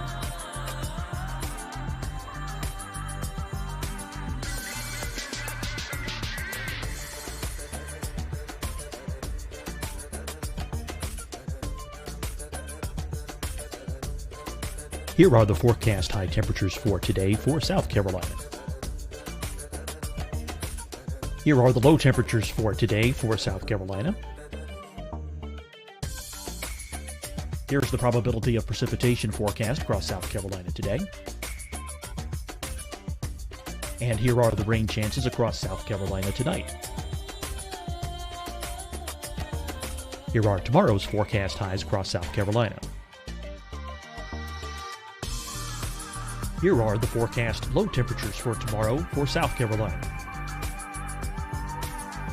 And here is the probability of precipitation across South Carolina tomorrow. Here's the precipitation chances across South Carolina tomorrow night. Here are the forecast highs for the day after tomorrow in South Carolina. Here are the forecast low temperatures across South Carolina for the day after tomorrow. And here are the rain chances across South Carolina for the day after tomorrow. And South Carolina's probability of precipitation for that night. Here's the Storm Prediction Center's severe thunderstorm outlook across South Carolina for today through tonight. Here's the Storm Prediction Center's severe thunderstorm outlook across South Carolina for tomorrow and tomorrow night. And here's the Storm Prediction Center's severe thunderstorm outlook across South Carolina for the day after tomorrow through that night. Here's the severe thunderstorm outlook for today from the Storm Prediction Center.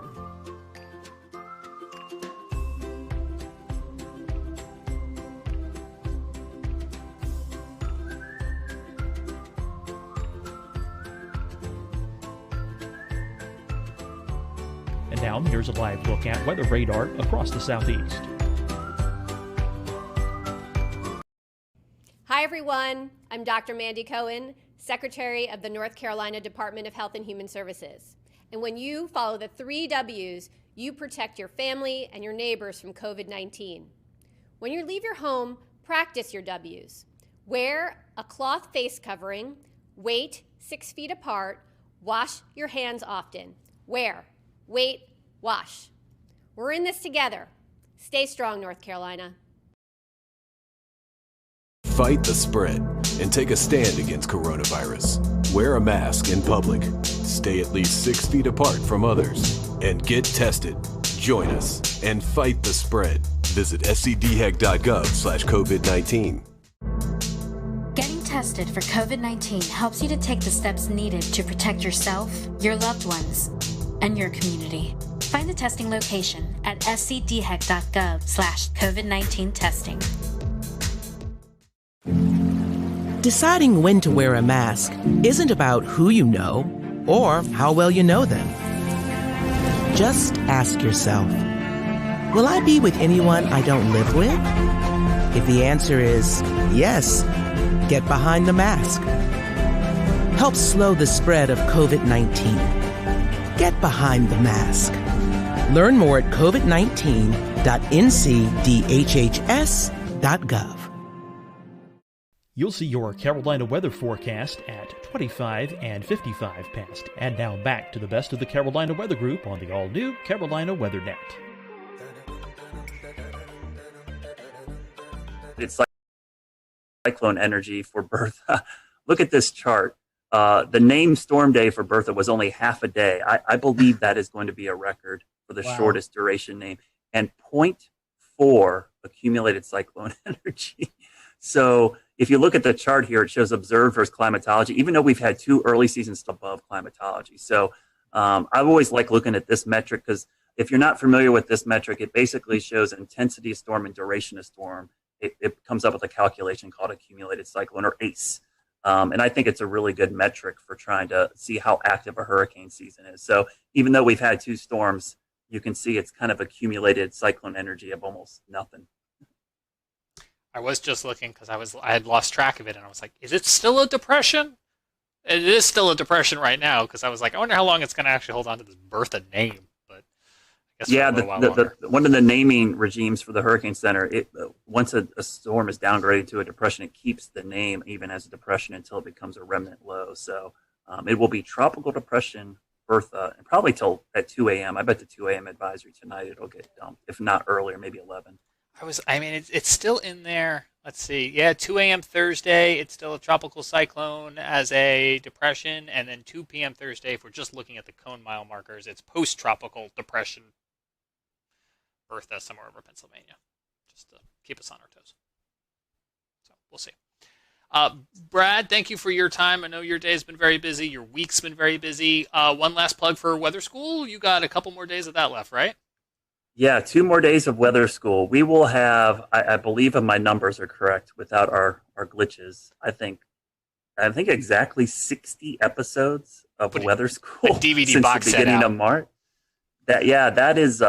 That's pretty impressive that we've been able to do that every single day at 1 o'clock. We've done a weather segment online live and on YouTube. So 2 more days of the school year. I will be happy. I love doing them, but I'll be honest with you, it's made for some long days. Especially when you have to get up and start at 11 o'clock producing this thing and get your day rolling, and then try to teach 2 kids in your house their homeschooling as well. So it's been an interesting. I love it, but I love the fact that it's all online, James. That's the great thing about it, is that archive is there now, and people can go back and use these. They're evergreen. They're going to be able to go back, and that playlist is on the WCNC's YouTube channel, and you can go watch them and use them for lessons in the fall, next spring, whenever. They're always going to be there. So that's the cool thing about it. Absolutely do want to acknowledge you guys have been working real hard on those. You've been doing some long days because you've still got television due until 11:35 at night. But yeah, WCNC.com/weather school will take you over to that playlist, and they'll live there forever. And so a lot of hard work, and now you've got this great archive that folks can utilize at any point. We'll let folks know that, as always, you can check out the Carolina Weather Group podcast, the audio version of the podcast on Spotify or on Apple Podcasts. If you're on Apple Podcasts, we'd love for you to leave us a rating and a review. It certainly does help. You can always watch the show live when we do these roundtable discussions by joining into the conversation on YouTube, Facebook, Periscope, Twitch, And as I mentioned earlier, we're experimenting with a new nonstop channel called the Carolina Weather Net on YouTube. So you may see episodes just like this one repeating at a future time in a wheel. We will be back on all of our streaming platforms this weekend for the launch of SpaceX Demo 2. And we leave you tonight with some sound from astronaut Christina Cook. She spent almost a year aboard that International Space Station starting in 2019, and she is a graduate of NC State, and she had this to say about the mission, and she spoke earlier today with NASA TV. Thank you, Marina. I now have the distinct pleasure of being joined by one of NASA's record-setting astronauts and a recent resident aboard the International Space Station, Christina Cook. Christina, thanks for joining us. Great to be with you, Dan.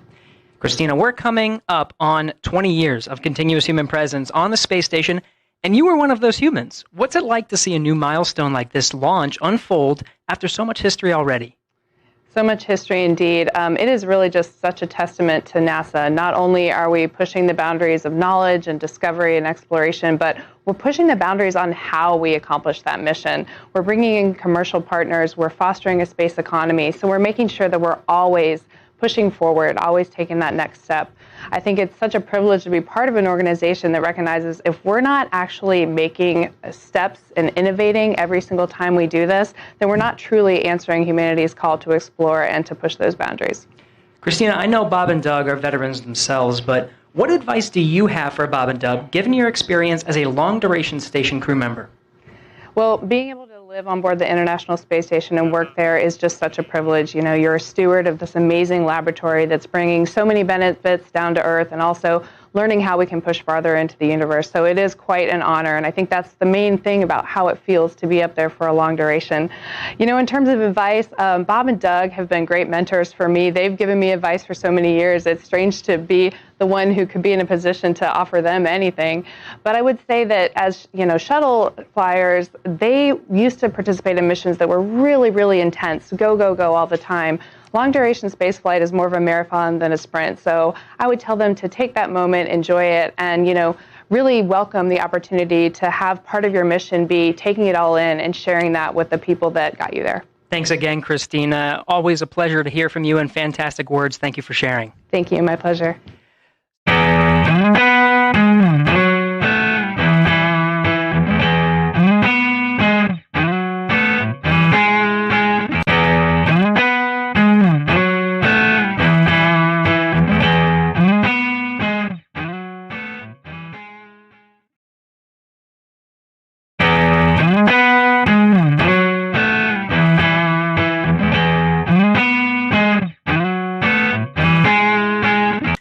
Welcome to the Carolina Weather Group. We're happy to have you this evening, and we want to bring in Alex Forbes, meteorologist student at Mississippi State University. And Alex has got a really cool project that he's been working on and was able to present over the last few months, and we're happy to have him on tonight. We're going to be talking about the SPC and the different risk levels.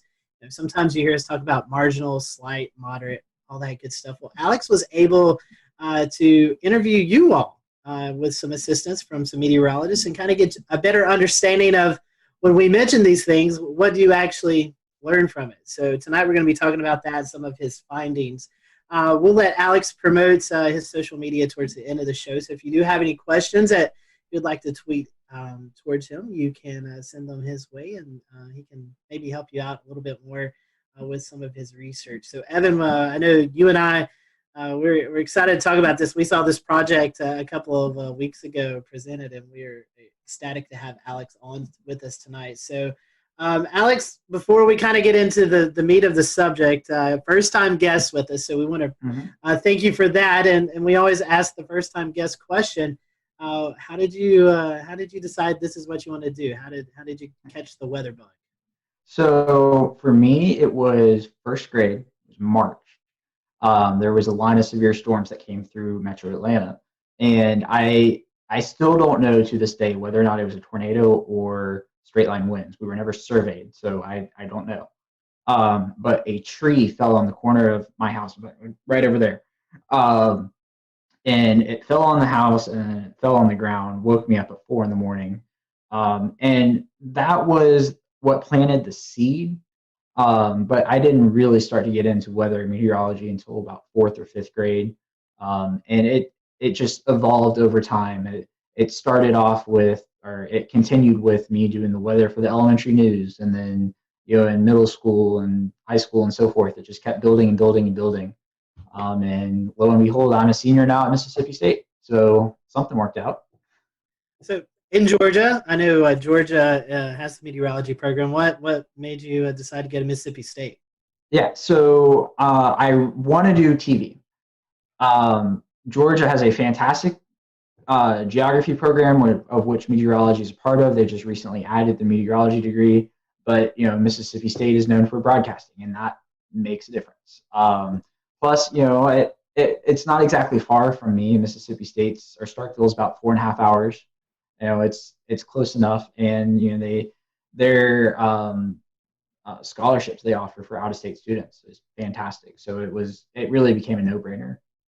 As a Florida Gator fan, I'd much rather cheer for Mississippi State than the Georgia Bulldogs. I know James won't be happy about that. But. Well, it's a matter of fact. So that's right. That's right. Well, let's before we get in trouble, let's talk about what you've done some research on. The Storm Prediction Center, Alex. We see these outlooks posted, especially in the spring and summertime, thunderstorm outlooks with severe weather. So you decided to kind of dig into it and kind of ask the public what they think of these words that we tossed out. But before we kind of get into your research, let's briefly go into each category. I know you had to do some research about those categories and basically kind of what kind of weather we see with those. Can you talk to us a little bit about those categories and what they mean, and maybe then we can lead into some of your research? Yeah, so the Storm Prediction Center issues convective outlooks. You might know them as the avocado maps. Typically, it's a green region with a yellow region inside of that, with an orange region inside of that. Sometimes you get the moderate, which is the red, and the high, which is the pinkish purple color. So what I did was a belief that has existed among broadcast meteorologists for a long time is that the names don't work. So marginal is you might see a storm. If you do, it could be severe. There's a certain percentage assigned to each of these that's arbitrary, and it doesn't mean a lot to the public, so I'm not even going to get into them because they're meant for meteorologists. Slight is a step up from marginal. You'll probably see storms. A couple of them might be severe. Enhanced is, okay, there's going to be storms. Probably half of them, give or take, might be severe. Moderate's like, okay, this is serious. There's going to be storms. They're probably going to be severe. And high is, there's storms. They're going to be severe. There's going to be, in most cases, tornadoes. Loss of life is a concern, so forth. But the other thing I would point out about them is that when these categories were updated in 2015, they're not equally weighted, right? So the marginal was the old C text. It wasn't a category before this. It's not like an old slight is now a marginal. It's new category. Slight was split into two. They kept slight for the lower end of the threat, and they added enhanced for the upper end. And then moderate is still moderate, and high is still high. So if you jump from a slight to enhanced, that's not the same from jumping from an enhanced to a moderate. And that's part of what confuses a lot of people, is that meteorologists understand that an enhanced to a moderate is a much bigger jump from a slight to enhanced. People see, the lower category to the next category, and they say, okay, just another notch higher. So that's pretty much it in a nutshell. The other thing I will add is, in recent years, the Storm Prediction Center has begun to acknowledge a number system in association with the words. You'll see that on a few of their graphics, but it's not widespread use yet. So you reached out to the public to kind of do a survey and see how people were handling the threats and interpreting all of the different lingo that's associated with them. What led you to choosing the Southeast as your kind of study group area? Yeah, so there's been studies in the past that show the Southeast United States is emerging as the new tornado hotspot within the United States. A lot of severe weather studies are based out of the traditional tornado alley: Oklahoma, Kansas, Nebraska, Arkansas. Also, I live in the Southeast. I want to know what people around me think. I want to work in the Southeast. I want to know what my potential viewers one day think right now. I think there's a tremendous value added about knowing that the data is from a specific region. So such that, I am not conflating people's understanding of the outlook terminology in Georgia versus New York, because we get convective outlooks almost every day in the spring and summer. In New York, they get them 5-10 times a year, maybe. That's, an estimate. I don't know for sure. So I think there's tremendous value added in having a specific area and understanding that and what those people think in that spot. So what'd you find? I know that's kind of a big question with a big answer, but tell us about it. 4,000 responses culminated into this. And the headline is that what meteorologists, the hierarchy of the words that the Storm Prediction Center uses, that the meteorologists understand, is not understood by the public. Now, I will throw this caveat in there in that the convective outlooks technically are not designed for the public. They never were. They still aren't. They are designed for meteorologists to take and then interpret and relate to the public. But that does not negate the fact that they are used on TV channels, social media, everything that the public sees almost in terms of weather on a regular basis. So what the biggest thing is that the current hierarchy, the marginal, slight, enhanced, moderate, high, is what the SPC uses, and what the public perceives as the hierarchy of those words with no context is slight as the first level, marginal, which is the second, moderate, the third, enhanced, which is the fourth, and the fifth being high. So the high is the only category that translates from one to the other. So it's a problem. The results even surprised me to an extent. I expected the moderate and enhanced flip, but I did not expect the slight and marginal flip. It's something that needs to be taken into account, because whether we like it or not, the public has become the primary consumers of the convective outlooks. And if there's a disparity in what people believe, especially when it's conveying life-threatening information, perhaps days in advance, it matters. So that's the SPC part in a nutshell. There were some other pieces of the puzzle that was good news. Over 95% of people correctly identified alerts like a tornado watch, tornado warning, severe thunderstorm watch, severe thunderstorm warning. 82% either agreed or strongly agreed that a severe thunderstorm, the term severe thunderstorm, means that the storm is capable of causing as much damage as a tornado. So, something's getting through to these people with those terms. So that just brings up another conclusion that I had, that people should use the term severe thunderstorm, warning watch, as opposed to thunderstorm warning or watch, which I see on occasion. It's not widespread use, but I just thought I'd throw that in there. And how people receive alerts was also measured in this. Close to 70% of people received an alert through their mobile weather app. So, that is more than 2/3 of the respondents to this survey, who, keep in mind, are weather savvy because they most likely found this on a social media channel through a meteorologist. But still, we are at 70% of people now. Now, I will include that I did not specify the wireless emergency alerts as a different option, because I don't think people know the difference. But still, 70% of people are dependent on their phones for an alert, and that's where they receive it first. And when an alert is issued, 61.8% of people say they turn to local television, which is a meaningful number. So if somebody's getting a tornado warning on their phone, they're turning on the TV to whatever meteorologist they follow and trust for information. That's an interesting point, because social media, especially weather Twitter, we're all involved in weather Twitter. We get our weather information from Twitter a lot of the times. Yes. But the vast majority of the general people out there in the Southeast aren't on weather Twitter. They're not like us. They aren't going to see your tornado warning post or whatever post you're doing. So it's interesting that TV really still is the primary mode for those people to get those warnings. Yeah, and the other interesting thing about TV is that even among 18 to 24-year-olds, 51% of the respondents of that age group said they still turn to local television, which is huge. Wow. Because I honestly expected that number to be low, but not for the same reason I think that a lot of other people think.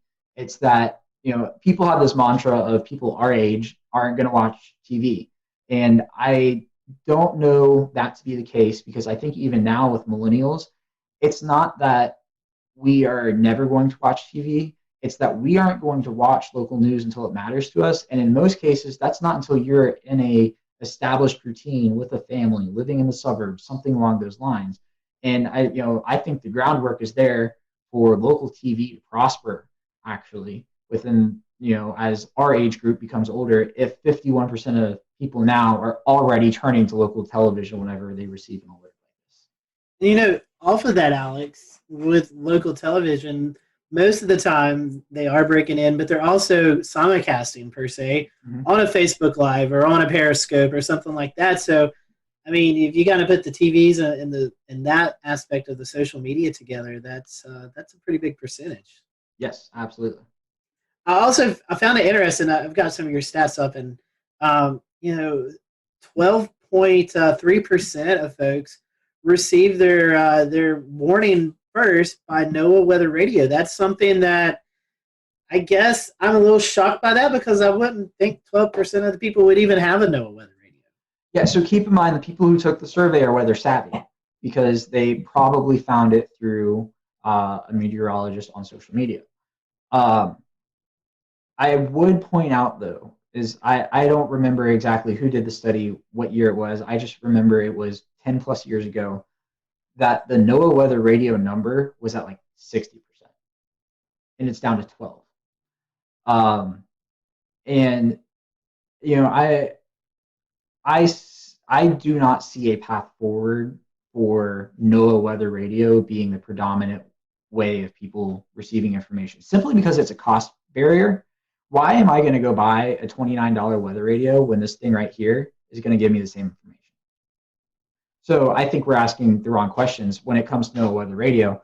Not why aren't people buying NOAA Weather radios, but rather why is the Federal Communications Commission not just sending you alerts and you can't turn them off like they do on TV? If you are in a tornado warning and you are watching a broadcast channel, you are going to get an EAS alert. You can't turn them off. So there's precedent to do it.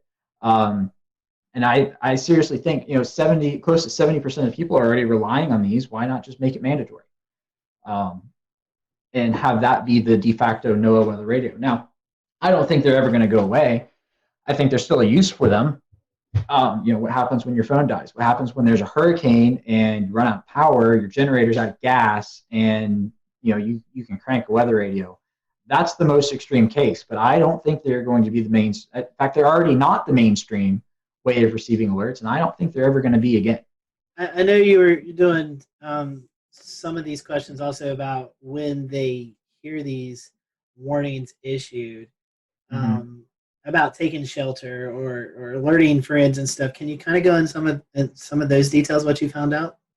Yeah. So I asked about 4 alert types in particular: the severe thunderstorm watch, the tornado watch, severe thunderstorm warning, and tornado warning. And I asked when a blank is issued, I blank. So the other part of the blank is take shelter, alert friends and neighbors, monitor weather conditions, check social media, watch local television, and watch national television. Of those 4 questions, there's nothing I really found surprising. For each one, social media was between 80 and 90% with combined degree.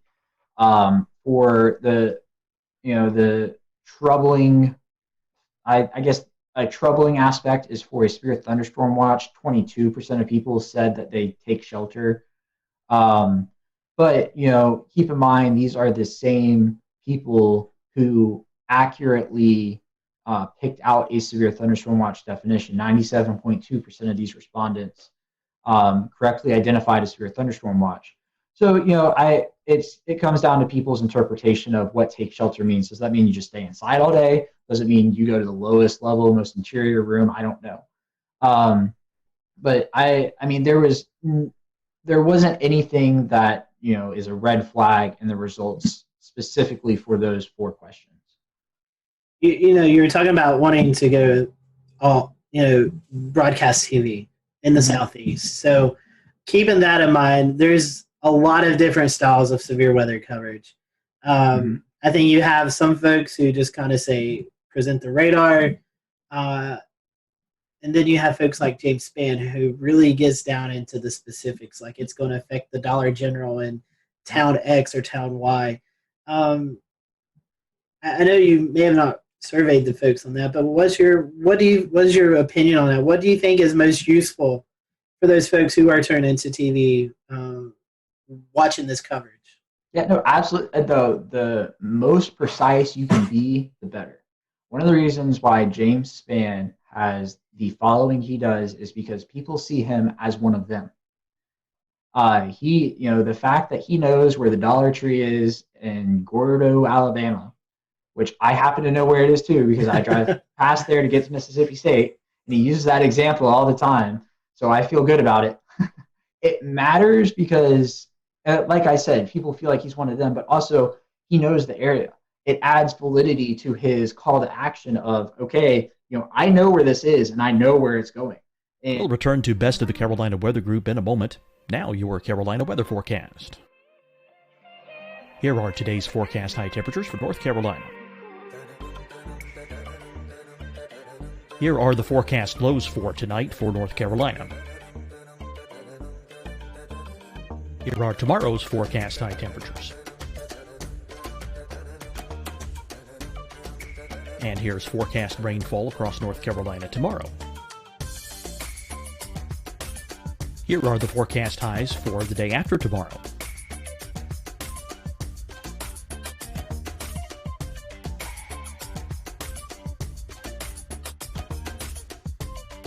And here's the forecast rainfall across North Carolina for the day after tomorrow. This is the total rainfall forecast across North Carolina for the next 3 days. Here's the severe thunderstorm outlook for today from the Storm Prediction Center.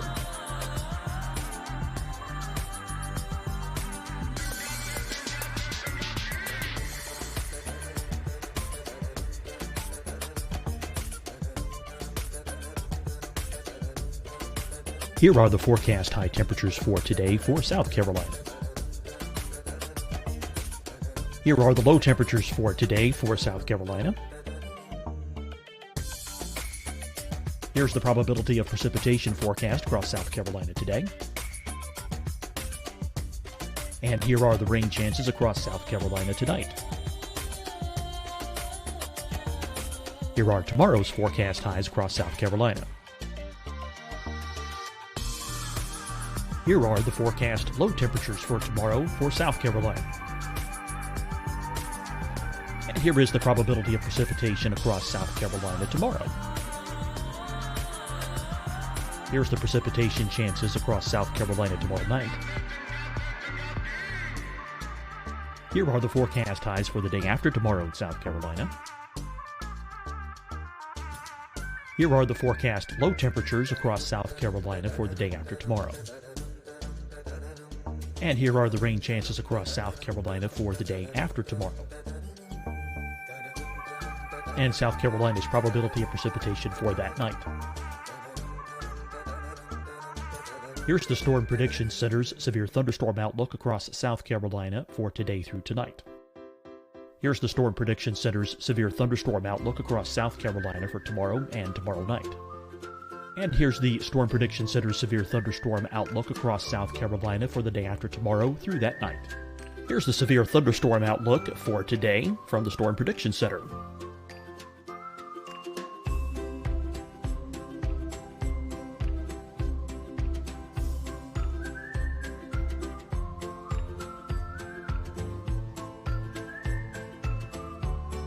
And now here's a live look at weather radar across the southeast. Hi everyone, I'm Dr. Mandy Cohen, Secretary of the North Carolina Department of Health and Human Services. And when you follow the 3 W's, you protect your family and your neighbors from COVID-19. When you leave your home, practice your W's. Wear a cloth face covering, wait 6 feet apart, wash your hands often. Wear, wait, wash. We're in this together. Stay strong, North Carolina.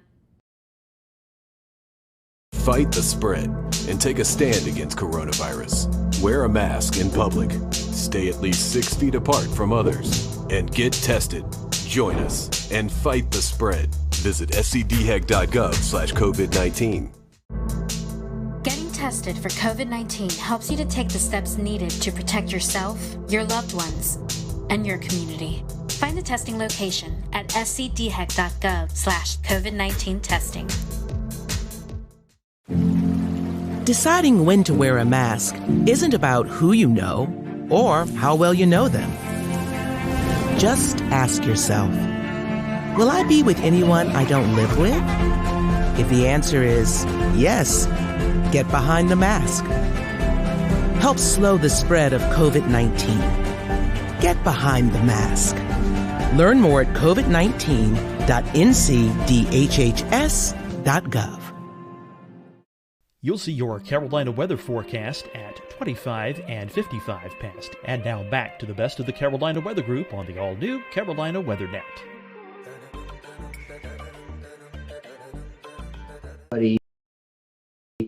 I know where it's going, and I'm telling you now in, Coleman, Alabama, if you are on Main Street, people trust them. And that's what it comes down to, is who do you trust? And one of the reasons why people trust him is because they know he knows what he's doing. And the more information you can provide, the better it is. What does the future look like? Is this something that you can be able to advise the SPC on?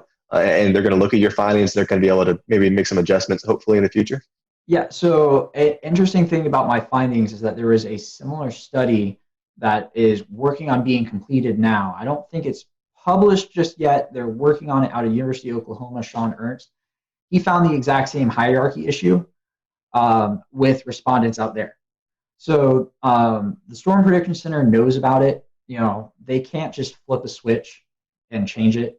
Nor would I say I'm calling on them to do that, because at the end of the day, even though we all use the convective outlook, we have to remind ourselves that it is not designed for the public. It is distributed to the public because it has to be under federal law because they're a federal agency. But at the end of the day, my main goal in publishing this was providing the groundwork to broadcasters and using a 1 through 5 scale to describe those terms, because a number scale is a universally identified language. 1, 2, 3, 4, 5 means the same thing in English as it does in Spanish, as in French, as in German. And it's already used for things like the Saffir-Simpson scale, the enhanced Fujita scale. People understand that the higher the number is, the worse the threat is. And just eliminating the words off the screen provides much more clarity for the general public. And I would encourage that to this day. Some folks are trying to go down the color line and trying to make colors represent the different severity. What's your thoughts on that? So I might get in trouble for this. A lot of meteorologists don't like the color scale, and I do. I think the green, yellow, orange, red, pink works. So within that, you have the built-in green, yellow, red, good, moderate, bad, and people are smart enough to drive that, okay, the orange between the yellow and the red is the intermediary. And if there's something after the red, it means it's probably worse. It doesn't matter what color it is, it's probably going to be that. And two other things I will add is, no matter what colors you use, I still think people are going to translate the color to a number. If you show them 2 areas and you have, if you show them a green and a yellow area, and the yellow area is inside, and you've got a legend up top, and there's the 5 colors, they're going to translate with that. Okay, so it's the first 2 colors, and the yellow is the second worst. So, and there's the whole principle of a region within a region, right?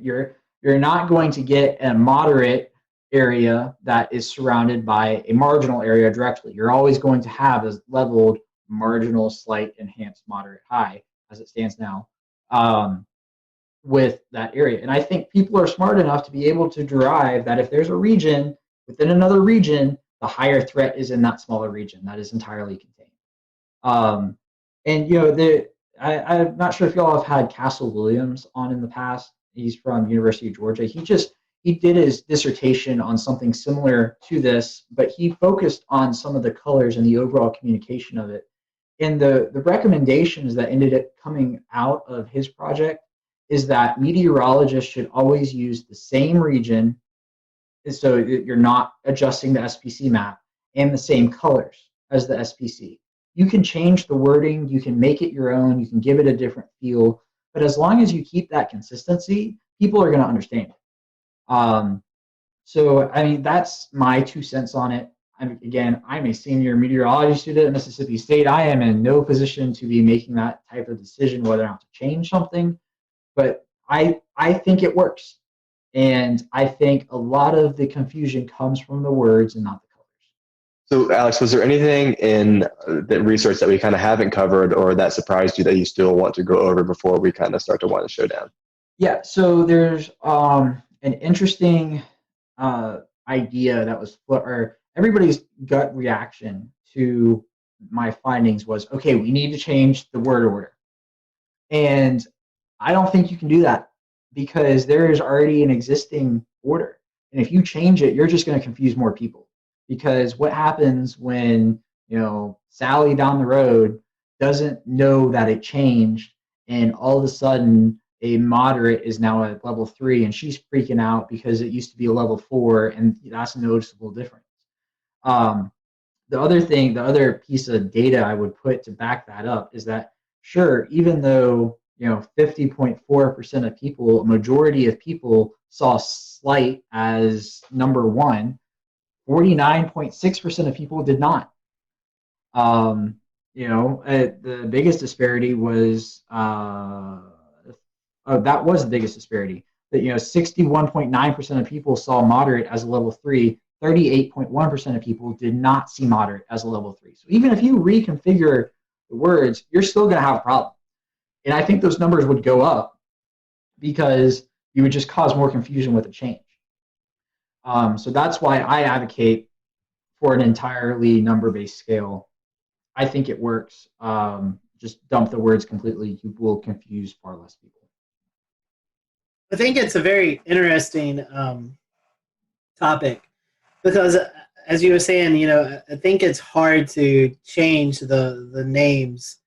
But I love the idea of the numbers, and I hope, you know, I know SPC is looking at some stuff, and hopefully, you know, with your research and the research that's going on out of Oklahoma, hopefully we can start to incorporate these number scales, because I do believe people relate well, or maybe even more better with numbers than compared to these words, because, you know, in my mind, enhanced and a moderate automatically should be switched. That doesn't make sense to me. But I really do hope we can latch onto the number aspect, because I do think it conveys a more simple message. And when you're talking to people who are not weather savvy, they just want to know the information. Mm-hmm. And I think that helps get them the information they need to know. Yeah, and it helps them understand the threats better.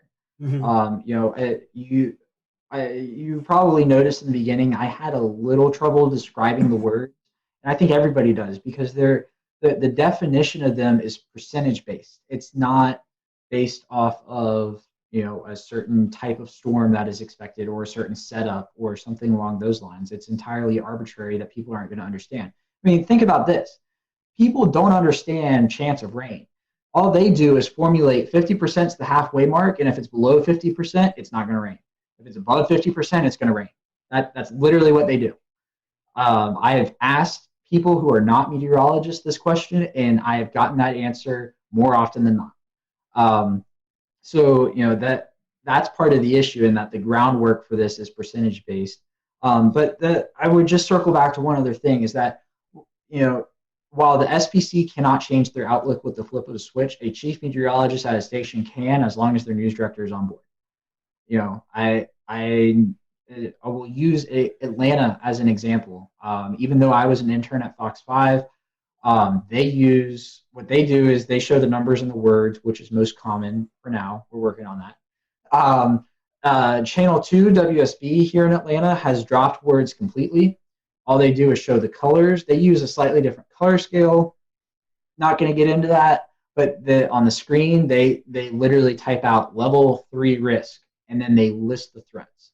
At NBC, the NBC station here, they do the same thing. They show the words and the numbers. And the CBS station has dropped the words. They show the colors with the 1 through 5, and they bookend it with low and high, which could also work. But it just goes to show that there should be a consistent message.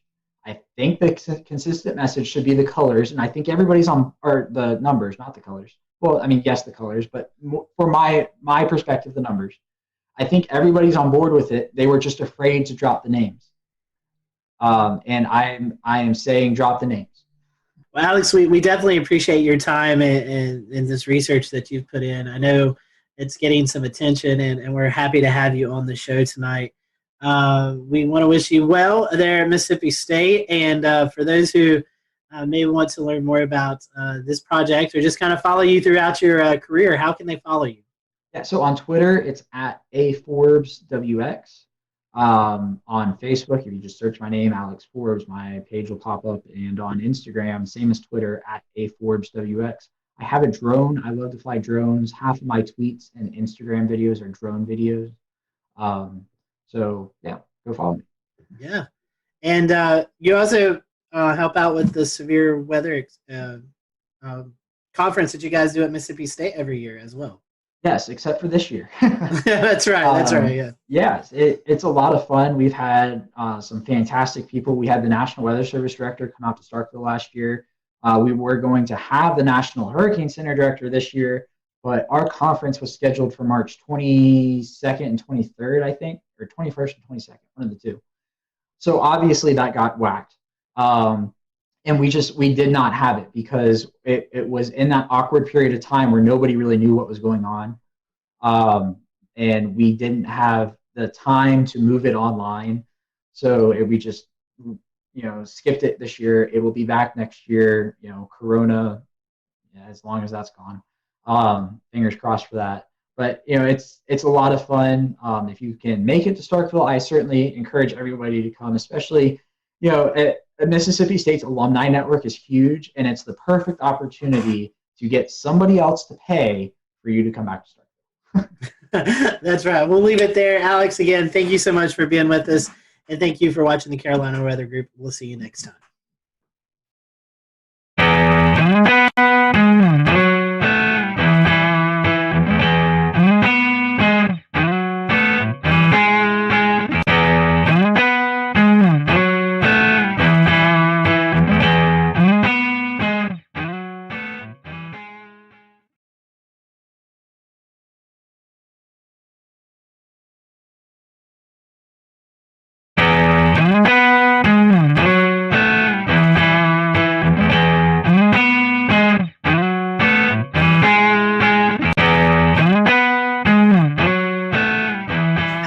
Welcome to the Carolina Weather Group, show number 304. We all hope you've had a great start to the new year. Tonight we have on with us Aubrey Urbanowitz. She is the chief meteorologist at WHSV in Harrisonburg, Virginia. And so you may know Aubrey if you listen to a lot of weather podcasts. Aubrey is a panelist on the Weather Brains, and we're going to definitely dig into that.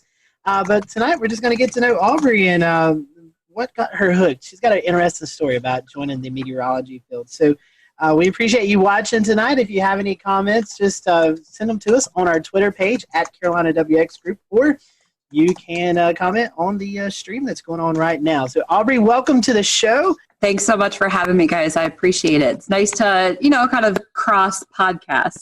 That's right. That's right. Normally we do that National Weather Podcast month, but we're doing it a couple months early. So Aubrey, we was kind of a little bit talking about your foray into meteorology. You didn't start off your college path didn't really take you into broadcast meteorology. You actually started with a restaurant chain. So tell us about that little interesting story that kind of got you into weather. So I had zero aspiration to be on television. I was, when I kind of went through high school and started college, I really wasn't sure what I wanted to do. So I had a great job at Chili's restaurant. I kind of worked my way up and I started to become a corporate trainer.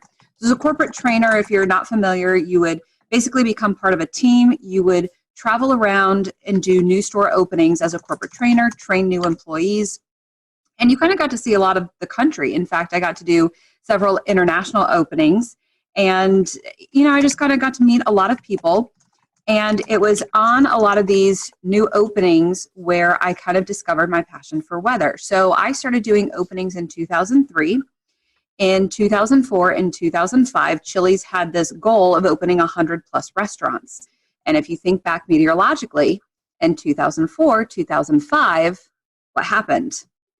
Hurricane season. 2004, that's when Florida was almost wiped off the map by all 4 hurricanes. I was in 2 of those, 2 of the 4. Hurricane Katrina was kind of a turning point for me, really. I was sent back to Louisiana to help rebuild some stores after I had been there and evacuated. For Katrina, I was there during Rita and ended up being there for 3 months. I was in Louisiana so long, they ended up starting to take state taxes out of my checks.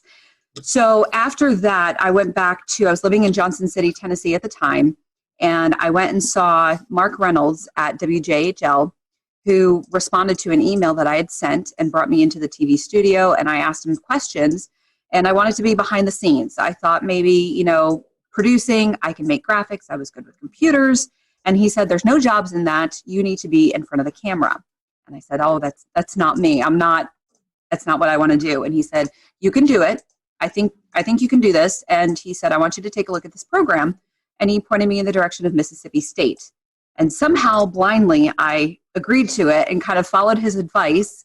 And within maybe a couple weeks, I was enrolled or accepted into the Mississippi State distance program. And I was able to not only take classes and finish my degree, but also I was still able to travel with Chili's for at least 2 years and still able to do corporate openings. And so I got an internship and yada, yada, yada.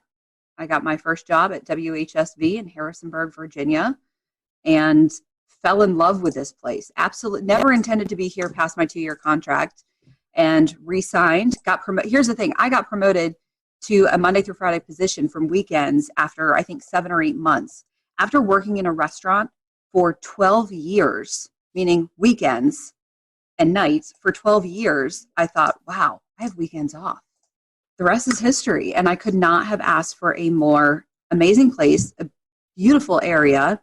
And now my brother moved here 4 years ago. My parents just moved here in May. So now I've got family here, which a lot of meteorologists, unless you move to your home market, you can't say that. So I just feel very blessed and kind of lucky. Now, Aubrey, you mentioned that you had no interest in going on TV. So none. One industry into a completely different industry. Where did you gain your experience on how to get yourself ready to go on camera and do live weather forecasting? Is that something you learned along the way? I know there's probably some folks out there that will be watching that might be interested in seeing how you transitioned into that to get your confidence level up to be able to forecast on camera. So it was all the leadership in Chili's. It was the training role that I had. Working for Chili's for so long, I knew every item. I was quality control. I knew exactly what little details went on every single menu item. I could recite that menu backwards and forwards. I could teach. And so when I started training and teaching these menu items the Chili's way and how to serve and how to bartend, I was confident in that because I knew that material. So when I learned how to present and train, I was confident in that material. So when I finally was able to teach that, that's what gave me the confidence as I became a leader in that material. And so it was actually kind of that transition that I learned to be able to present myself on camera. Once I was comfortable and kind of was able to I guess, get used to the fact that I was on camera, learn some breathing exercises, and not think about the fact that I was on camera, it just kind of transitioned because I just envisioned myself talking to people like I'm talking to a group, like I'm training people, giving them the information that I know, like I'm teaching them the menu items, I'm teaching them the forecast. And so it was kind of that. You think it's two completely different worlds, but it's actually kind of very similar.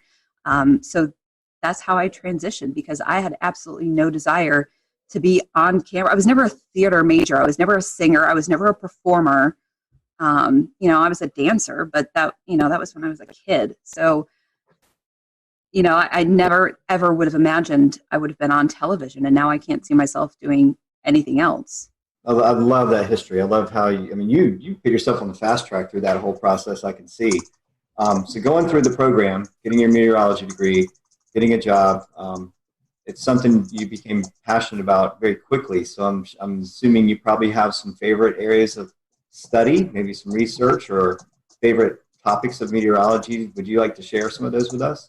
Yeah, so I've really developed a love for weather history. And I think a lot of that has stemmed from me learning this area and really kind of diving into Shenandoah Valley weather history. I'm not in a severe weather market. We get kind of a mix of every kind of weather. We do get 4 seasons. We don't get super big storms often. When we do, we can get big storms. It's just not maybe as frequent as some other markets. But we do have a good storm history. And so I think when I was diving into that is when I kind of developed my passion for weather history and really showcasing. And I did kind of a keynote address at the Mississippi State Severe Storm Symposium last year on learning the weather history in your market. When you go to a new TV station, you'll make that bond with your viewers when you do learn that weather history. And it'll also make you become a better forecaster when you learn a lot of that weather history in your market. And I think it was kind of during that process that I really developed that. And now, hurricanes are how I got into meteorology. So that I always have a soft spot for that, but I haven't really had much of an opportunity to forecast them. So I think I'm turning more into a severe weather nerd. And I'm really loving the structure of thunderstorms more and more. So I'm hoping to storm chase this spring. That's my goal. As I've become chief, you're stuck in the studio more and more. So you don't get an opportunity to see the sky as much, even though we all love to watch the sky. So I think I'm going to try and do that, but also try to, watch the sky more and more. So yeah, thunderstorms are definitely the sweet spot.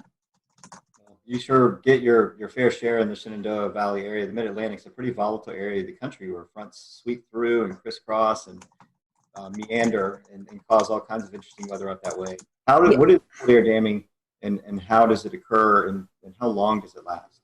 So the cold air damming is kind of a special feature that happens in between the mountains. You can get kind of a stronger event, which can go all the way down from the Mid-Atlantic, all the way down the mountains into Georgia and the Carolinas. You can get kind of a weaker event that maybe will affect part of Virginia, part of northern Virginia, and then you kind of end up with a really big temperature gradient in between a couple of areas. And a lot of that comes from high pressure. Some of that comes from coastal storms. So you have high pressure that moves over New England. Sometimes it moves over Pennsylvania. And due to that position of the high, when you have that clockwise flow, that brings in not only the cooler air from the north, but also the cooler maritime air, that cooler moist air from the Atlantic. And that cooler air is more dense, so it sinks in between the mountains. It can be intensified when you have an area of low pressure that moves along the coast. When you have that counterclockwise circulation, especially moving up the Carolinas, sometimes you can get some of your big icing events that way. You can also get some of your big snow events that way, depending on how deep that cold air is.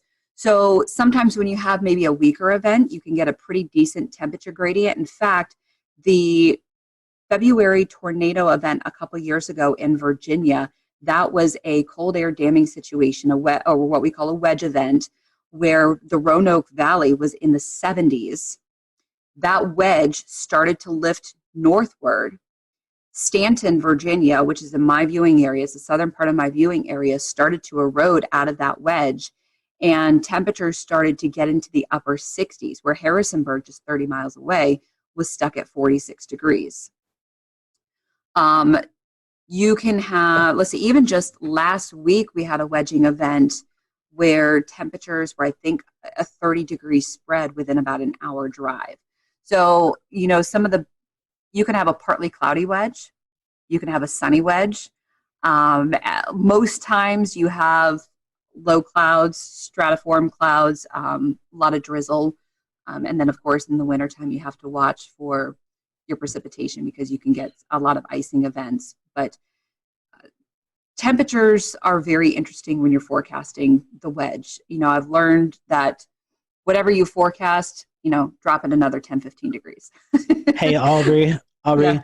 I was wondering, Ben, your newest meteorologist back there, have you prepared him for the wedge? I mean, does he know what he's getting himself into? I have not prepared Ben for the wedge fully yet, although the good news is they're asking if I've prepared you for the wedge yet. The good news is Ben is from Richmond, and Ben also went to Virginia Tech. So Ben is also familiar with the wedge. So. He's good then. He's good. Yeah, so he definitely knows. But, you know, kind of the key to the wedge is to follow the dew point. You know, you'll do a lot better if you can follow the dew point at least. And whatever the models think and you doubt, just drop it another. We'll return to Best of the Carolina Weather Group in a moment. Now your Carolina weather forecast. Here are today's forecast high temperatures for North Carolina. Here are the forecast lows for tonight for North Carolina. Here are tomorrow's forecast high temperatures. And here's forecast rainfall across North Carolina tomorrow. Here are the forecast highs for the day after tomorrow.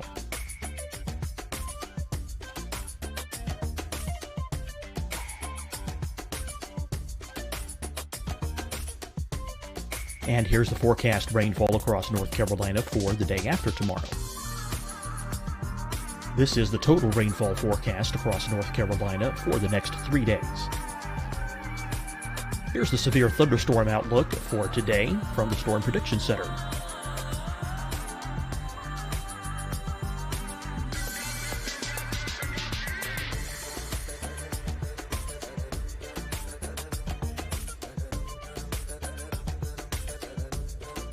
Here are the forecast high temperatures for today for South Carolina. Here are the low temperatures for today for South Carolina. Here's the probability of precipitation forecast across South Carolina today. And here are the rain chances across South Carolina tonight. Here are tomorrow's forecast highs across South Carolina. Here are the forecast low temperatures for tomorrow for South Carolina. And here is the probability of precipitation across South Carolina tomorrow. Here's the precipitation chances across South Carolina tomorrow night. Here are the forecast highs for the day after tomorrow in South Carolina. Here are the forecast low temperatures across South Carolina for the day after tomorrow. And here are the rain chances across South Carolina for the day after tomorrow. And South Carolina's probability of precipitation for that night. Here's the Storm Prediction Center's severe thunderstorm outlook across South Carolina for today through tonight. Here's the Storm Prediction Center's severe thunderstorm outlook across South Carolina for tomorrow and tomorrow night. And here's the Storm Prediction Center's severe thunderstorm outlook across South Carolina for the day after tomorrow through that night. Here's the severe thunderstorm outlook for today from the Storm Prediction Center.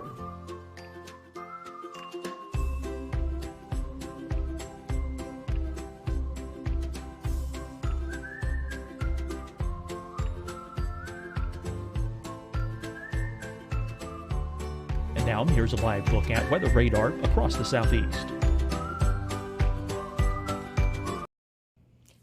everyone. I'm Dr. Mandy Cohen, Secretary of the North Carolina Department of Health and Human Services. And when you follow the 3 W's, you protect your family and your neighbors from COVID-19. When you leave your home, practice your W's. Wear a cloth face covering, wait 6 feet apart, wash your hands often. Wear, wait, wash. We're in this together. Stay strong, North Carolina. Fight the spread and take a stand against coronavirus. Wear a mask in public. Stay at least 6 feet apart from others. And get tested. Join us and fight the spread. Visit scdhec.gov/COVID-19. Getting tested for COVID-19 helps you to take the steps needed to protect yourself, your loved ones, and your community. Find the testing location at scdhec.gov/COVID-19 testing. Deciding when to wear a mask isn't about who you know or how well you know them.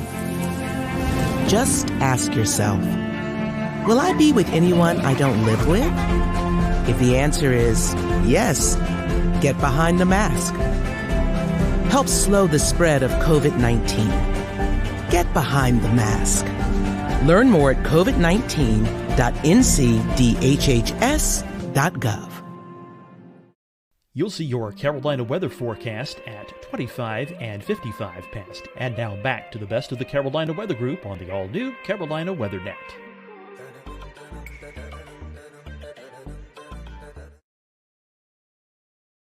That's always a safe bet. So, Aubrey, I want to reverse one of Shay's questions from earlier and ask, so the Shenandoah Valley has unique, interesting weather, but also some difficult systems that are just hard to forecast. What are some of the hardest systems to forecast in the Shenandoah Valley? Well, even something like today, we had a shortwave trough kind of rotating through behind yesterday's storm.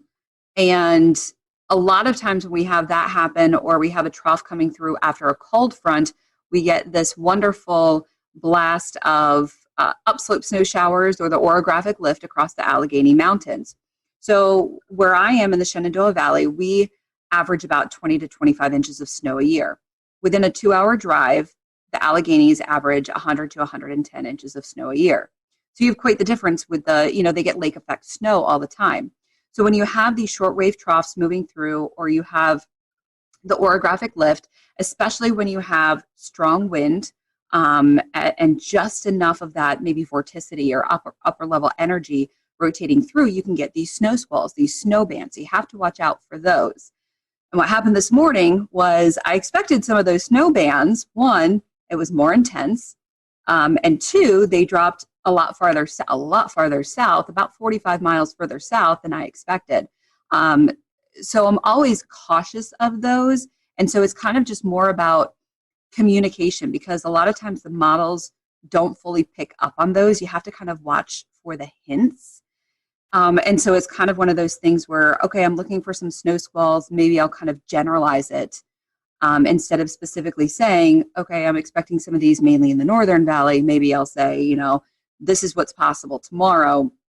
This is what snow squalls are capable of. And, if you get in a snow squall, it can drop a dusting to an inch in some areas. But if you don't get one, you're going to have sunshine. So I think the snow squalls are definitely a little bit challenging. The other thing is precipitation, because a lot of surface fronts don't give us anything. If there's not that upper level oomph, if we don't get, shortwave energy, if we don't get a jet streak, if we don't get any sort of vorticity or any sort of upper level support, the front just fizzles and we just don't get any precipitation. So because of downsloping can really kill a lot of our precipitation. So that's always challenging unless you have a derecho coming through like in 2012. So that's always a challenge, is precipitation. The one great thing here is that we're usually we are not as humid as east of the Blue Ridge. The Blue Ridge Mountains are not that tall, but what they do is they block a lot of that Atlantic moisture. So we don't get as severe storms. If you ever watch the radar in the summertime, we'll get some storms, but watch them light up like a Christmas tree as they move east of the Blue Ridge. if you watch the heat advisories come out in the summertime, 99% of the time, they're all east of the Blue Ridge because of that humidity. You know, we get a dew point of 66. That is a bad day here. So that's always kind of interesting. Well, that's interesting because I'm from Asheville originally, so a lot of the things that you're mentioning right now are exactly what we deal with. The downsloping, making Asheville the driest place in North Carolina, as well as we call it our northwest flow, snow showers and the snow squalls. So that's interesting how it connects to Virginia weather and North Carolina weather. They're so similar characteristics. Aubrey, we were talking earlier about you being on the panelist of Weather Brains. How did you get incorporated with James Spann and the crew down there? So what's really funny is apparently one of my viewers is a listener of Weather Brains. And several years ago, he wrote in, somehow heard my story and said, hey, this girl has an interesting story of how she got into weather. You guys might want to talk to her. So Bill emailed me, and I was so intimidated. I was like, oh my God, I don't have anything to offer. You guys are amazing. Like, what? I don't have anything. So he had to kind of convince me to go on. And so I went on, and James was a little bit impressed of how I actually, I guess, spoke. And I guess a few weeks after that, Kevin had a little bit of a tizzy and kind of quit the show temporarily, which he's done in the past. Imagine that. The accelerant. And Bill kind of had me on again, and then he asked me if I'd be interested in being a panelist. And I was like, wow, okay. And it kind of fit into my schedule. I was doing the 5 and 10 o'clock show. I was doing the 5. Was I doing the 5 and 10? I think I was doing the 5 and 10. It ended up working with my schedule, and I agreed to it. And I'm so thankful I did, because the amount of people that I've met is just, it's just great, and it's just the weather community. And of course, you guys know Weather Twitter is amazing. And the amount of things that I've learned, and with my schedule now, I don't always get the opportunity to complete the show. So I have to kind of go back later, but it's just the coolest. And that's pretty cool. That's a cool story. That's something. I have a Kevin Seeley story for you. You'll enjoy this. This was back in the Google Hangout days. Google Hangout has since went away, but we always copy and paste in an email, send it to our guests, say, hey, here's the link to join in. Well, evidently Kevin didn't get that part, and he actually tweeted out, hey, here's the link to watch me tonight. So we had all these people bombarding our Google Hangout, and we actually had to shut it down and redo a new link and everything. And so that's our Kevin Seeley stories.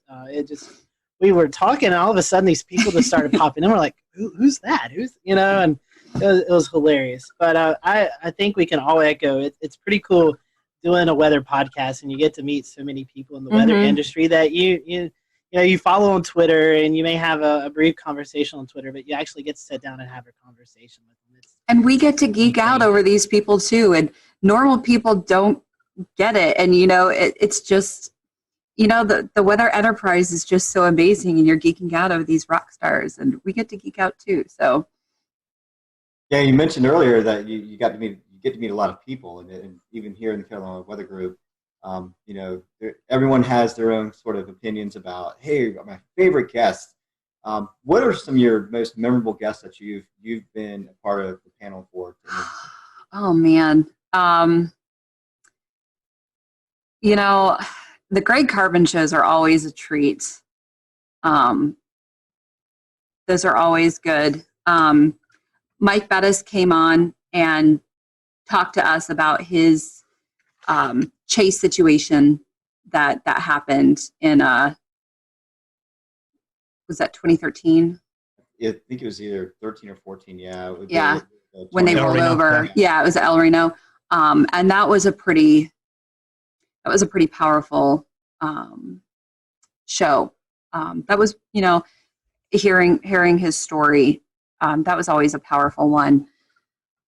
Let's see. You don't have to go into details. You don't say anything. Were you on show 404? Yes. That was interesting. That was an interesting. And you know what? I don't know that I even spoke during that show. But I do have the shirt from Helicity Weather that's plus minus F3. And I think I'm the only one that actually has that because I just think it's hilarious. We internally will just joke around. We'll just show at 404, and we automatically know. That's just that was an interesting show for sure. We have a couple more minutes with Aubrey. I know she has to get ready for the news tonight. Talking about weather brains and shows and guests you had. A lot of us have mentors in the weather world. Do you have any weather mentors? I would assume maybe James Spann might be one. I mean, any others that my biggest mentor is Mark Reynolds. I would not be where I am without him. Not only did he kind of blow my mind, he answered my email. I mean, I was just asking to come in and view a studio to see if this was even a field that I might even want to pursue. And he brought me in as someone who is curious, told me after only meeting me for 20 minutes, told me he thought I had the voice for this and I could do this, and talked me into the Mississippi State program. I mean, that's the kind of person he is, and then fought to get me an internship and worked with me and then still let me come in the studio when I needed to practice on the green wall, on the chroma key. I would not be where I am without Mark Reynolds, and I still keep in touch with him. And he's given me advice over the years, and I absolutely would not be where I am without him. I wish I had a lot of other weather mentors. I've had to do a lot of learning on my own, which is not ideal. But someone who's determined, who really wants to succeed at this industry, sometimes you do what you have to do. So, but I would not be where I am without Mark Reynolds from WJHL, and he's amazing. And I know a lot of other people at NWA this year. Tom Watts, who used to work with Mark and who was on air when I was living in Johnson City before I got into meteorology. I actually got to meet him. And then Ken Weathers, who also used to work with Mark, I think was one of his interns also. We were all there at NWA. And so we were kind of Mark's little proteges. And it was just cool to kind of be a part of that group. So Mark is it. That's very, very cool. I love that stories and all those people too. I do want to change topics a little bit, but feed off of your comment about, learning things as you go. The last 10 years, we've really had to learn how social media works and how it plays into our field. Yes, I know it's kind of a necessary evil, but it also turns out, very helpful for, our online shows and things like that. So talk a little bit about how important social media is to you as a meteorologist and with Weather Brains as well. Yeah, so it is very important. As much as sometimes we do hate it, it is very important. I utilize it to the best that I can. And there's a lot of, so the bad thing with being a female is you get a lot of comments. You get a lot of nasty comments. You get a lot of rude comments. You get a lot of crazy comments. And I know a lot of females that will turn off a lot of their messages and private messages, which is really sad that you have to do that. I do not do that. And I'm thankful that I don't have to, but I have actually met so many amazing people and have become friends with a lot of great people because of that. And I've become friends with some great viewers because of private messaging and things like that. And I'm very thankful for that. So it's really sad that some other female counterparts don't have that opportunity. Maybe just because I'm in a smaller market, I kind of have a little bit of that opportunity, and I've maybe been a little trusting with some people, but I have been lucky enough to make some of those really great relationships with people. So building those relationships with your viewers are obviously very, very important, especially with, when you're getting that information with storm reports, snow reports, rainfall reports, storm chasers, those photos, or just relying on, even just everyday photos when it's quiet outside, just to sometimes fill your time, relying on a photographer. So those are always great, relying on information and having that communication back and forth. But social media, it's the future. It's where we are. But you can do a lot with social media. You can get changing. I mean, we all know weather changes sometimes very quickly.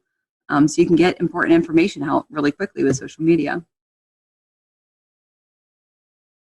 Yeah, I know that. That's the internet is where I live. Just doing what I do, and I'll tell you what. I mean, it's just completely changed the game as far as getting storm reports, as far as getting, situational awareness on the ground.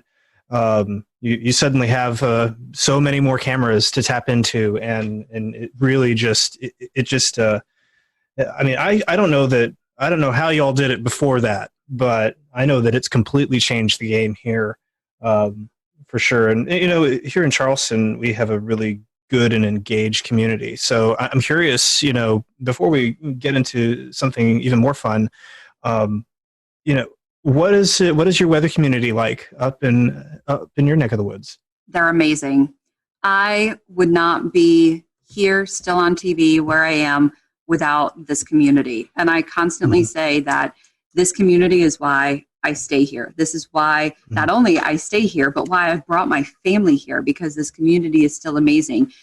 Some of the things that I see and hear in the female group on Facebook is sometimes horrifying. And I don't know if I could do this job if I heard stuff like that on a daily or weekly basis. We all get criticism. We all get stuff like that. We all get pushback, but I don't get a lot of it. And I'm very grateful that the community responds well to me. So I'm very grateful for the community and how wonderful people are here. So they're amazing, and they've welcomed my family. I mean, Urbanowitz, you can't slide into a community in Virginia with a name like Urbanowitz and hide under the radar. I mean, they know exactly who my brother is. They know exactly who my parents are. And everyone, I mean, my parents all the time, people talk, once they hear their last name, people talk to them, and they get such, they get feedback, but people are just so nice to them. So the community here is incredible, and it's one of the reasons I've stayed. That's wonderful. That's wonderful. Well, Aubrey, we've certainly enjoyed getting to know you tonight, and we appreciate you donating some time to us. If our folks want to watch social media we were just talking about, if they want to follow you on social media, how can they do that? So on Twitter, I'm very active on Twitter. So it's at WHSV AUBS, AUBS. AUBS is kind of my little nickname. And then on Facebook, just search for meteorologist Aubrey. I tell people you don't have to spell the last name if you just search for meteorologist Aubrey. And then on Instagram, let me get my Instagram out because I think, yes, WXAUBS, WXAUBS on Instagram, or as I call it, the gram. The gram. Evan runs our gram. That's his title. So yeah, I should be better at it. It's a lot of pictures of my dog. Well, Aubrey, thank you so much, and we hope that, I know you guys haven't had a lot of winter either, so we hope you get some winter up your way sometimes in the coming weeks. But we appreciate you spending some time with us, and tell everybody at the Weather Brains, that we said hello, and we look forward to hopefully working with you guys during the National Weather Podcast Month later on this year. Of course. Thanks for having me on, guys. Appreciate it. Always good to see you. Thanks, Aubrey. And thank you guys for watching the Carolina Weather Group. As always, you can follow us at Carolina WX on Twitter or Carolina Weather Group on Facebook. If you have any suggestions or guests that you'd like for us, just reach out to us. We'd love to see those suggestions and work our best to get those guests or topics on the show. Until next week, we hope you have a great week, and we'll see you later here on the Carolina Weather Group.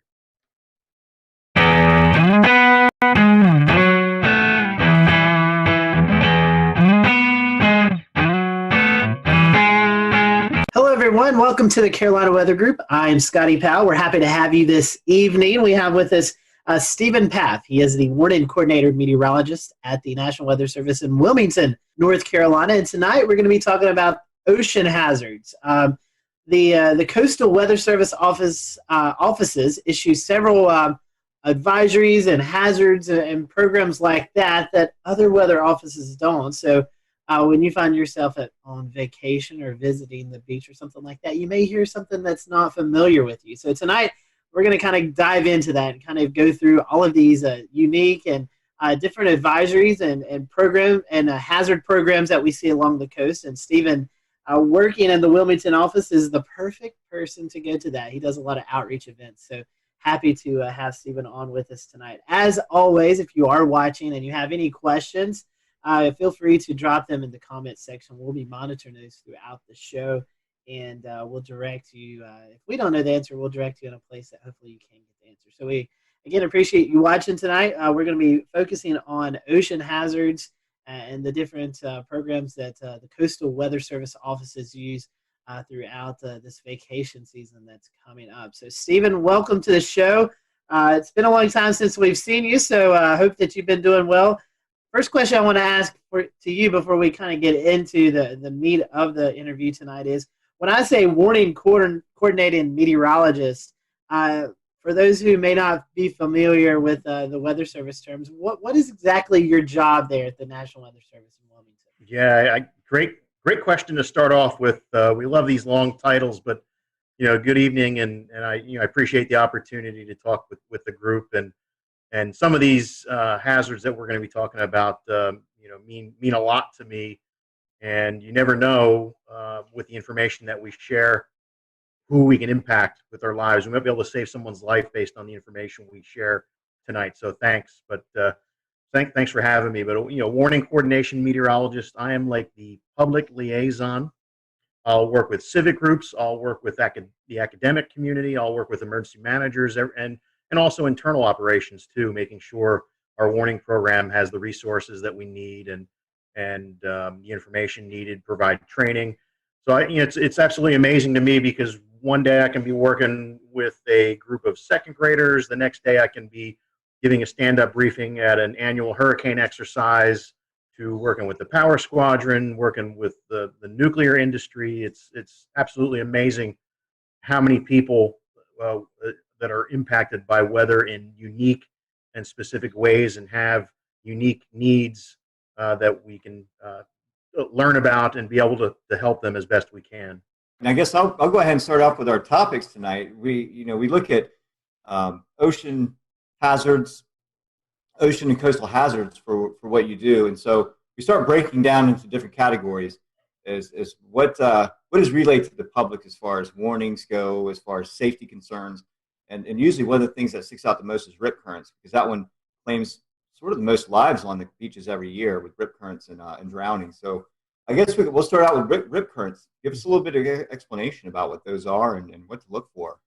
Yeah, what a great one to start out with, because when you look at the data and look at all the weather-related fatalities in the Carolinas, rip currents lead the way for us. We have a lot of coastline. We have a lot of people that visit our beaches that aren't taught anything about rip currents, and the first day they go to the beach, they might get caught in one. So that's a challenge in itself. And in addition to that public awareness type of thing that we have to do, forecasting them is often a challenge too. So, rip currents, again, more than tornado fatalities, more than lightning fatalities, more than flooding fatalities, that's the number one weather issue for us, not to discount any of the other ones. Another interesting stat too, nationally, people often, when you ask them what is the biggest weather-related hazard, they miss it because you can't see it. You can feel it. It's heat. And now we're heading into summertime too, and the beach season, and we need to be mindful of the heat issues as well. But rip currents, can be quite frightening to people, and they don't understand the process. I guess the analogy would be is, an electrician works with electricity, which is dangerous, but they know what they're dealing with. They've had the training. They know what to do and what pitfalls to look out for. Someone coming to the beach, like a lifeguard, knows where to find the rips, knows how to use the rips and how to keep people away from them. But the average person has no clue, and some of the statistics that we have are quite frightening.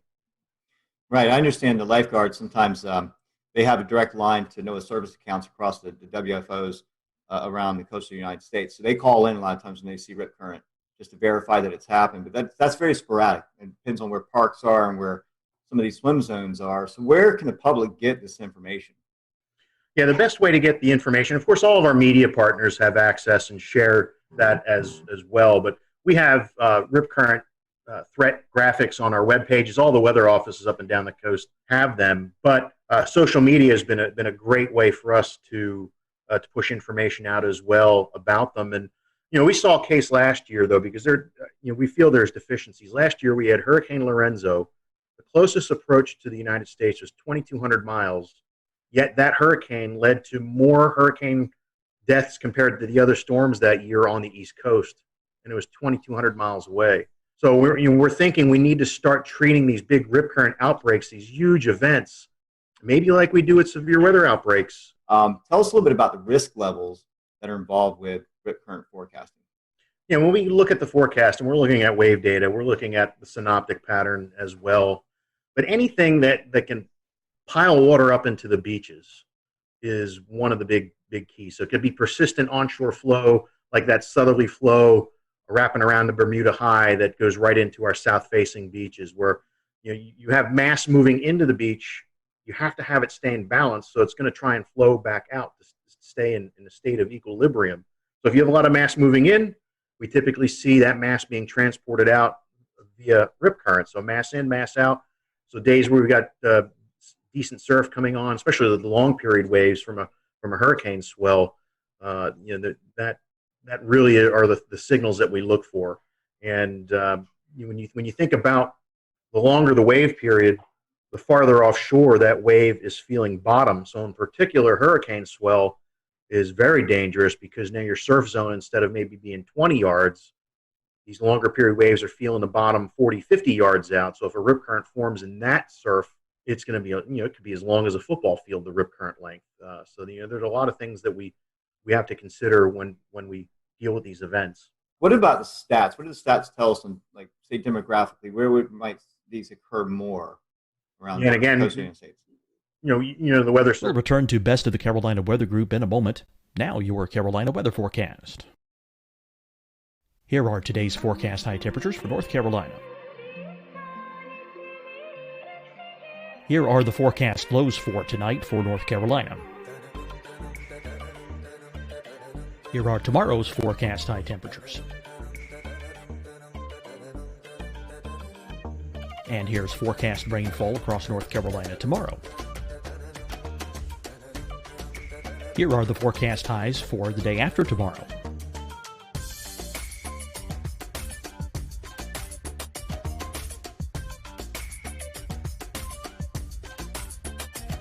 And here's the forecast rainfall across North Carolina for the day after tomorrow. This is the total rainfall forecast across North Carolina for the next 3 days. Here's the severe thunderstorm outlook for today from the Storm Prediction Center.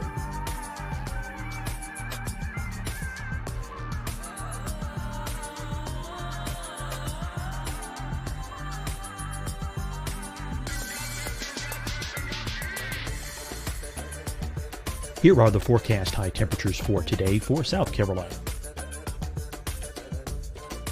Here are the low temperatures for today for South Carolina.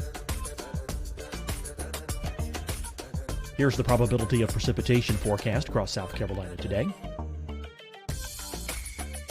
And here are the rain chances across South Carolina tonight.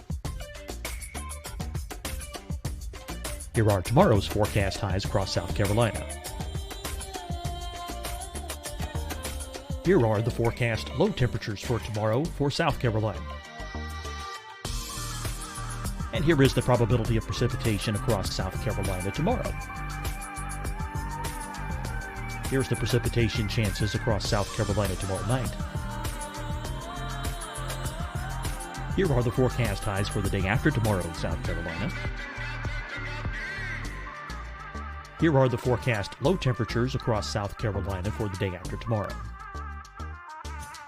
And here are the rain chances across South Carolina for the day after tomorrow. And South Carolina's probability of precipitation for that night. Here's the Storm Prediction Center's severe thunderstorm outlook across South Carolina for today through tonight. Here's the Storm Prediction Center's severe thunderstorm outlook across South Carolina for tomorrow and tomorrow night. And here's the Storm Prediction Center's severe thunderstorm outlook across South Carolina for the day after tomorrow through that night. Here's the severe thunderstorm outlook for today from the Storm Prediction Center.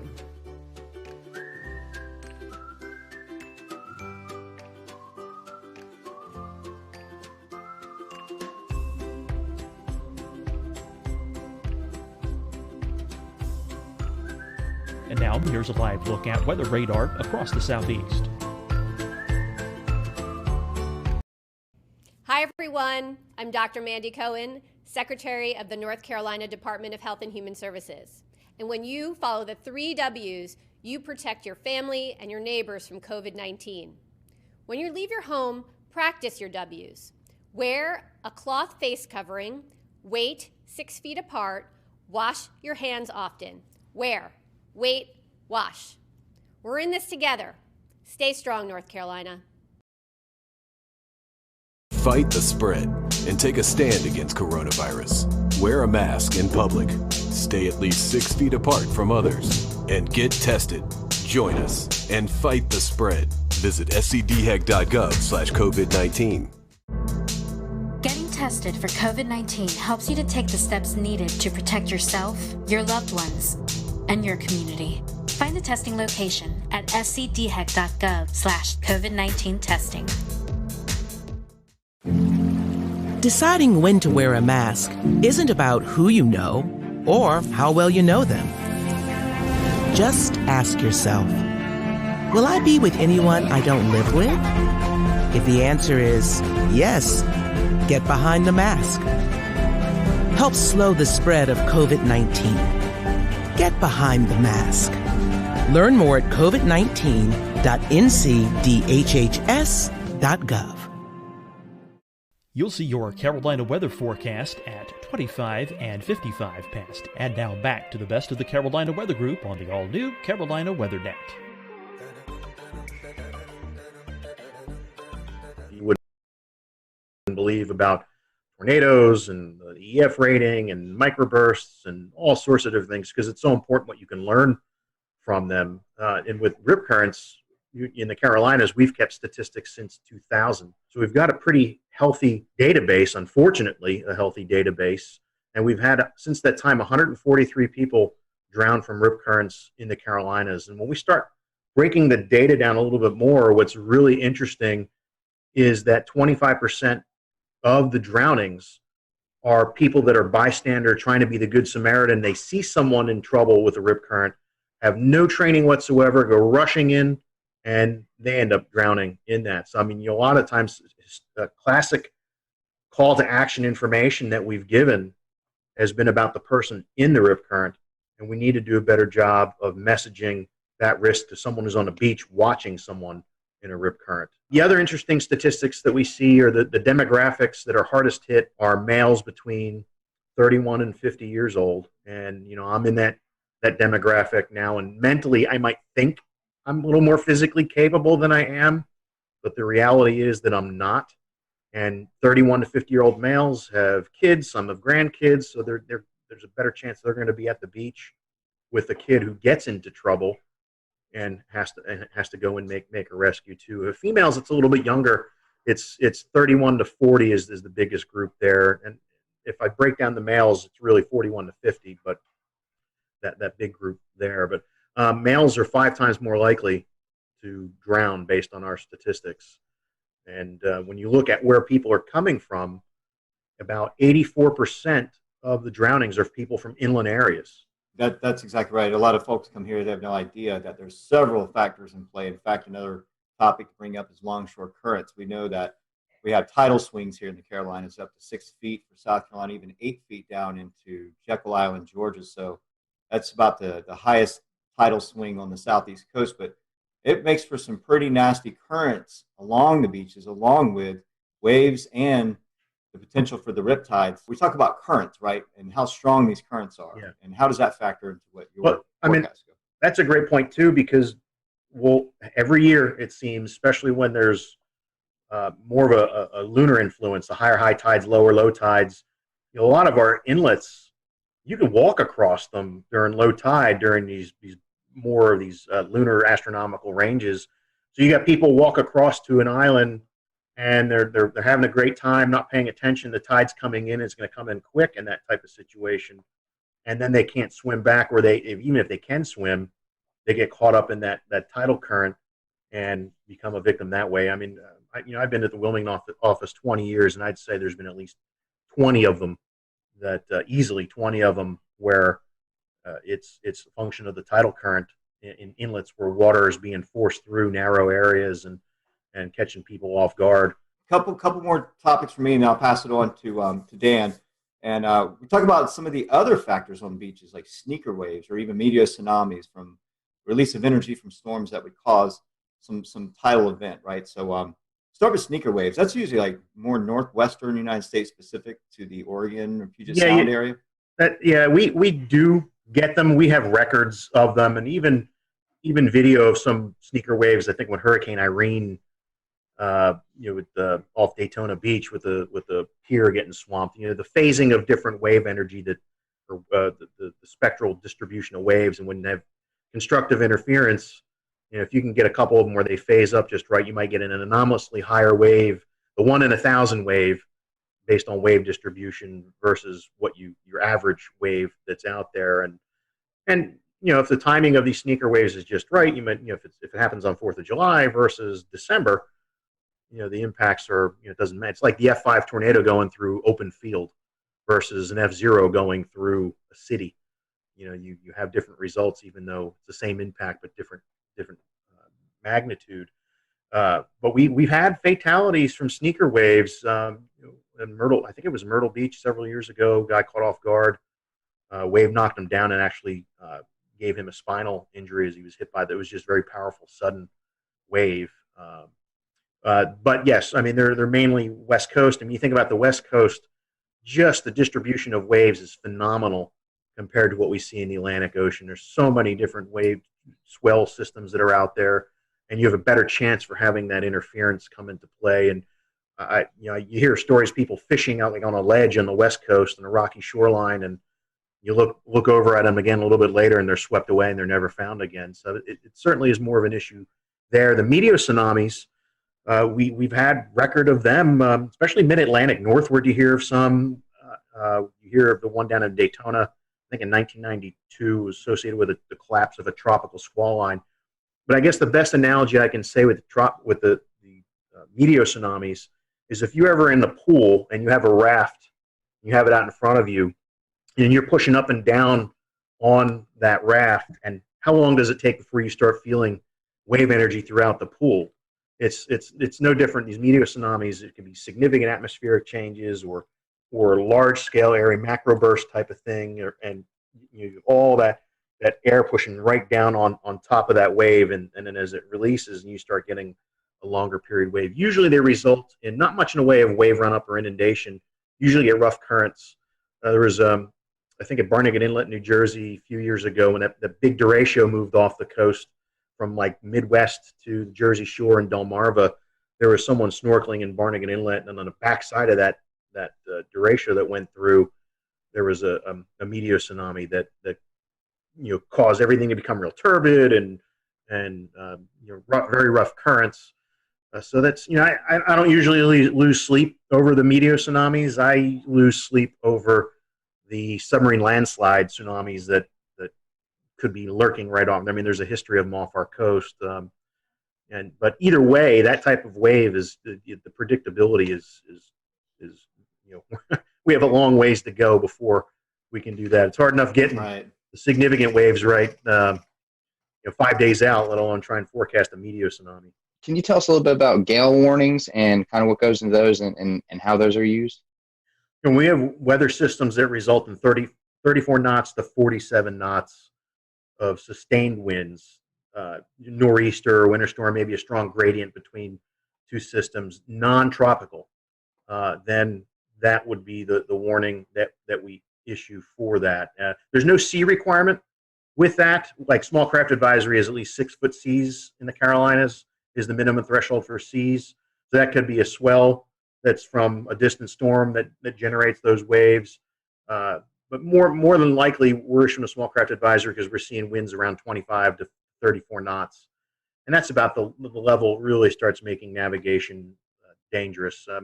A 6 foot swell wave in the open ocean versus a 6 foot 4 second wave, a locally generated wind wave, big difference. You can have boats roll over with the higher frequency waves. They're very steep. We call them steep waves.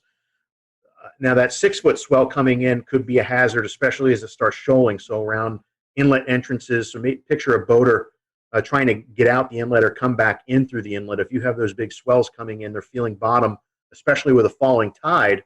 Now you've got waves going counter to the current.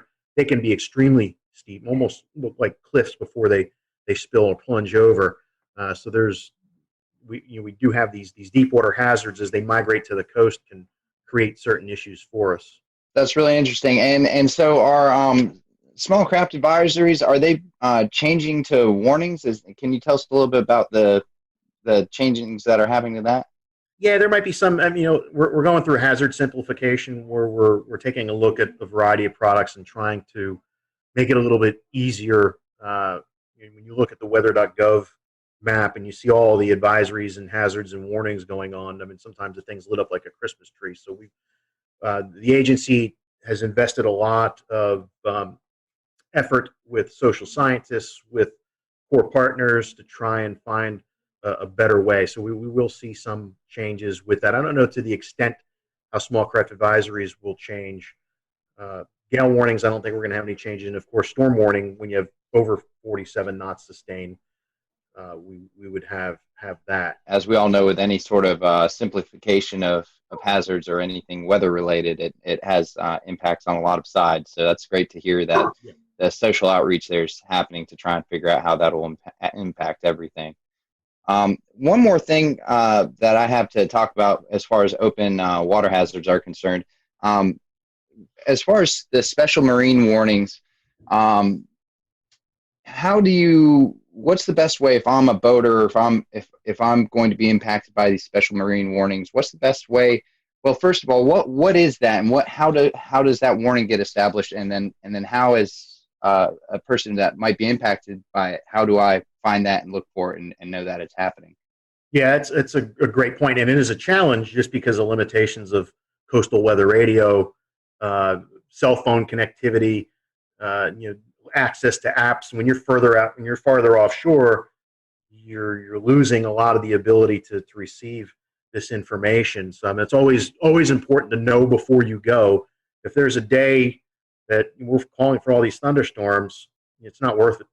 Live to play another day type of thing. So right off the get-go, we've lost boaters to strong to severe thunderstorms before. I'm knock on countertop, not lately, but it has happened where people are taking risks and get caught by quickly evolving storms, like even that MCV that went through yesterday morning here. I would not have wanted to been anywhere near a boat with that coming through. But when we do have something like that come through, if we anticipate winds over 34 knots, then we would issue a special marine warning, or if it had water spouts with it, or large hail, because large hail in the open ocean, you could break the windshields on the boats and things like that too. But usually they're issued for 34 knots or higher sustained, or I'm sorry, any gusts 34 knots or higher, and any potential for a water spout. As soon as we send the information out, it will play over the weather radio, and a lot of the VHF bands on a boat radio,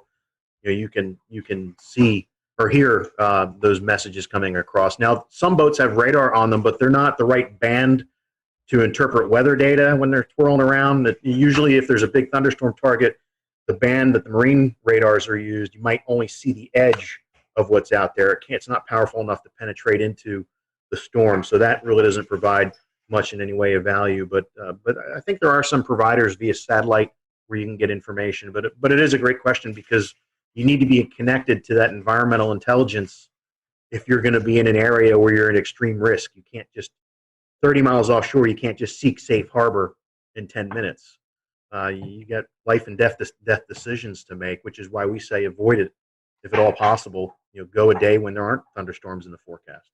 Stephen, a couple more advisories to cover with you, and one of them is one that we see almost monthly pretty much in the Carolinas with the lunar cycles and onshore winds and other factors. So the first one we'll talk about is coastal flood advisories. What exactly are they, and what should the public be looking for when they're issued?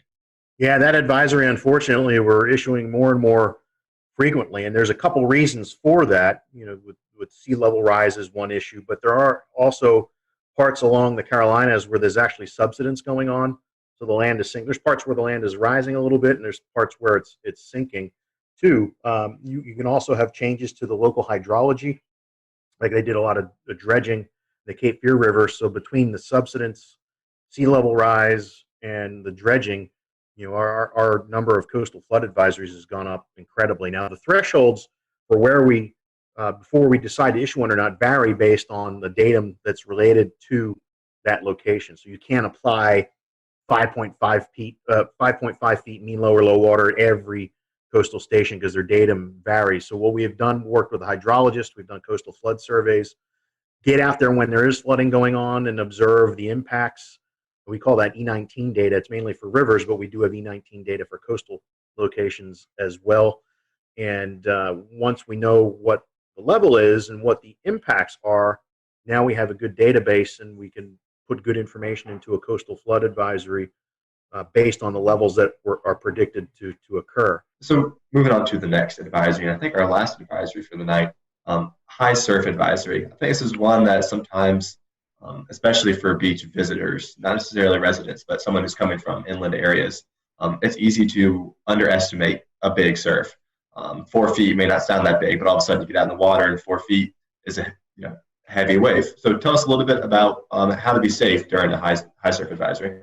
Yeah, and that, you mentioned the heavy wave, you can feel the power on those days where it's really moving like a washing machine out there, and unless you really know what you're doing, that's something that should be avoided. Just between the plunging breakers, potential for spinal injuries, those sorts of things, and it makes you hard to see too. So you get into trouble, and you're in this rough surf or high surf, you might be hard to spot. Or even hard to get someone's attention if you're in the perspective of being in the water. But some of the thresholds we use, I think, are about 6 to 8 feet breakers we get, depending on how clean the ocean is, depending on the wind. Surfers get excited when we do high surf advisory, especially if you get a light offshore wind and it cleans it up a little bit. It doesn't look like a washing machine, but it's still powerful and dangerous if you don't know what you're doing. The thresholds vary up and down the East Coast, but our wave climatology, it's not like Cape Hatteras, like Wrightsville Beach is we get decent waves there, but typically not like we see it at the Outer Banks. And then you get in the Long Bay, Myrtle Beach, you got to get the wave energy coming in the right direction for us to issue a high surf advisory. The frying pan shoals block a lot of that easterly swell, where Wrightsville Beach might get it, but Myrtle Beach won't. So it's really unique to the shape of the coast as well, but it's a great point to talk about. Move to my last question before I hand it off to Scotty. Chemical and oil spills, I'm probably going to see this a little bit less frequently, but if you're out in the water, it's certainly still a hazard if it's ongoing. Where is this a problem? Is it a problem in the Carolinas? And if so, how can we be aware that it's happening? Well, it's frightening how many tankers bring all sorts of scary things just off the coast. And in the 21 years I've been in Wilmington, there have been a couple close calls, especially I think one time a barge with maybe number 6 broke loose off of Cape Fear, and luckily in a storm, and luckily they were able to get a hold of it and make sure it didn't cause any problems. But with oil rigs, it isn't a big issue for us because we don't deal with any. I mean, more for the Gulf Coast. I mean, I'm more concerned with maybe a ship with hitting a shoal or a collision, sea fog event, and you got ships carrying xylene or some other terrible chemical that collides with another one, and now we have to deal with the decision support thing, working with emergency managers. And that's why, I mean, it doesn't matter. I mean, it could be severe clear weather. We always have to be ready, and most of these events are a result of some mistake. And when we talk about oil spills, but at least what I'm proud. Part of NOAA is the National Ocean Service, and they have scientific service coordinators that have responsibility for each part of the coast. So it's important for us to have a good relationship with the coordinators in our area, which we do. So we've exercised with the Coast Guard, going through their incident command training, doing their oil spill exercises, and working with the scientific services coordinator, because it's all about knowing who the players are, not just showing up going, okay, what do I do? How can I help you? These are hazards that have come about from out in the water. What about any of the hazards that have originated from within inland? I think one of the biggest examples we've all seen is after I believe it was Hurricane Matthew and maybe Florence as well, seeing a lot of stuff being carried out from the rivers and satellite imagery showing it making its way into the water. Was there any sort of response to that as far as keeping people off the beaches for a period of time, or any sort of hazards associated with that might happen again the next time we get a big hurricane? It's a great point too. There's the debris hazards too for boaters. There's the biological type of hazards too. There's a lot of things washing down pollutants that, I think the rule of thumb is, you really don't want to be messing with the water after a hurricane or a huge flood event. Bacterial counts are high. The other pollutants that are out there, give time for it to flush out. And what's amazing is that after a hurricane, the fishing is usually tremendous along the waterways and just offshore for that month or two afterwards. One thing that very photogenic around the Carolina coast, and we see these events happen, are water spouts. So can you talk to us about maybe the conditions that warrant to these water spouts? And I know you guys monitor these and you give out surf hazards. It's kind of like a beach day forecast, and you give out water spout threat, lightning threat. So talk a little bit about that forecast you give out, but also the conditions that are really able to produce these water spouts off the coast. Yeah, and I got to give props to one of our lead forecasters, Tim Armstrong, who developed this water spout risk, where he went back and looked at a catalog of events that we've had over the years and found some really interesting information about instability and actually lack of shear type of environment, but with a boundary in the area like a land breeze or some other boundary that might be stalled up there. So it was, we think, people see a water spout and they might think it's it's the classic tornado, and some of them are, like the big Myrtle Beach tornado, July 6th, 2001, somewhere around there, was actually like a classic tornado that just happened to ride down the beach and move into the water. So some are classic tornadoes, like even the tropical cyclone tornadoes are more of the classic type versus your regular water spout. So, but every summer we get the right instability in place. We get light winds through the atmosphere with that boundary there, and we get you get funnels that come out, and some of them can be in absence of any rain. And just lollygag around. On occasion, maybe once every 3 years, we have to issue a tornado warning for one that's moving closer to shore. The last one we had move ashore was near Myrtle Beach, near the Ferris wheel, a couple of years ago. We had one at Carolina Beach back in 2011, the week before Hurricane Irene, I think it was. We had to do a tornado warning for that. And they don't show up on radar all that great. We use some products like Spectrum to really see some of that smaller scale turbulence that's going on associated with the funnels. They're usually very narrow, so with the beam spreading out from the radar after a distance, the circulations sometimes are too small and they don't get captured by the beam all that well. So it's important for us to have partnerships with the Coast Guard and the boating community and lifeguards as well, to see them and get that information back to us so we can take action, unless it's a little bit bigger one that shows up on radar. Stephen, we've certainly appreciated this all useful information as our listeners and followers head out to the beach for some relaxation time, and we hope tonight's program will help you all who are listening and watching to know these hazards, that on a sunny beach day there's still things that we need to pay attention to. For folks who may be coming into the Wilmington, Myrtle Beach, the southern North Carolina coast, the forecast area that you cover, Stephen, what's the best way to follow this information? Do you have a section on your website? I know you mentioned social media. Where can our followers and listeners find that info at?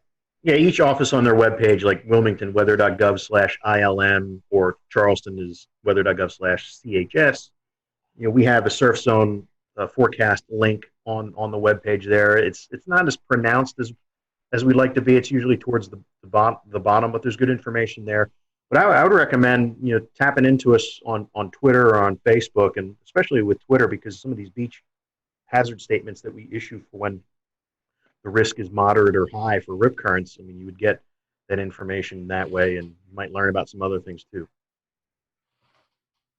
So if you're heading to the beach, make sure you follow National Weather Service Wilmington, Charleston, Morehead City, I think, and those I think are that's the the three. Yeah. Springfield, Virginia has a little bit of North Carolina.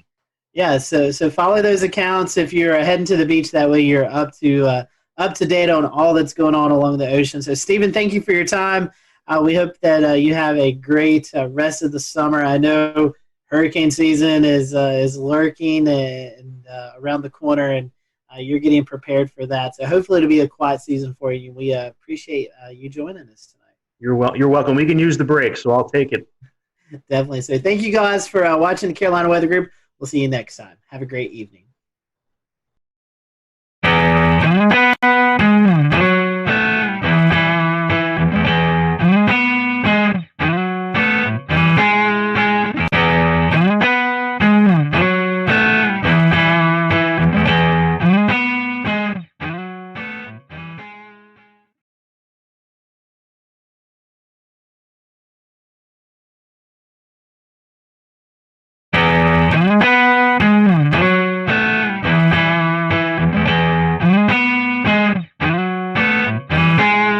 Good evening, everyone. Welcome to the Carolina Weather Group. We're happy to have you tonight, and we have a special treat for you. Chief Meteorologist Bill Walsh from WCSC in Charleston, South Carolina, Emmy Award-winning Chief Meteorologist, who's also an author, a Lieutenant Colonel in the U.S. Air Force Reserve, and much more. We're looking forward to having Bill with us tonight, and Bill just celebrated his 34th year in broadcast meteorology, and we're just going to look back. We'll return to Best of the Carolina Weather Group in a moment.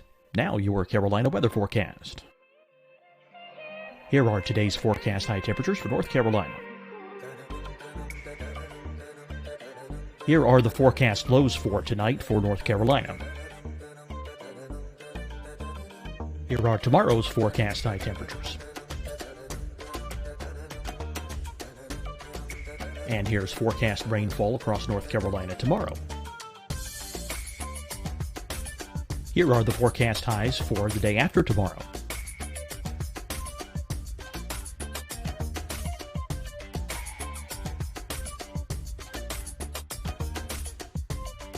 And here's the forecast rainfall across North Carolina for the day after tomorrow. This is the total rainfall forecast across North Carolina for the next 3 days. Here's the severe thunderstorm outlook for today from the Storm Prediction Center.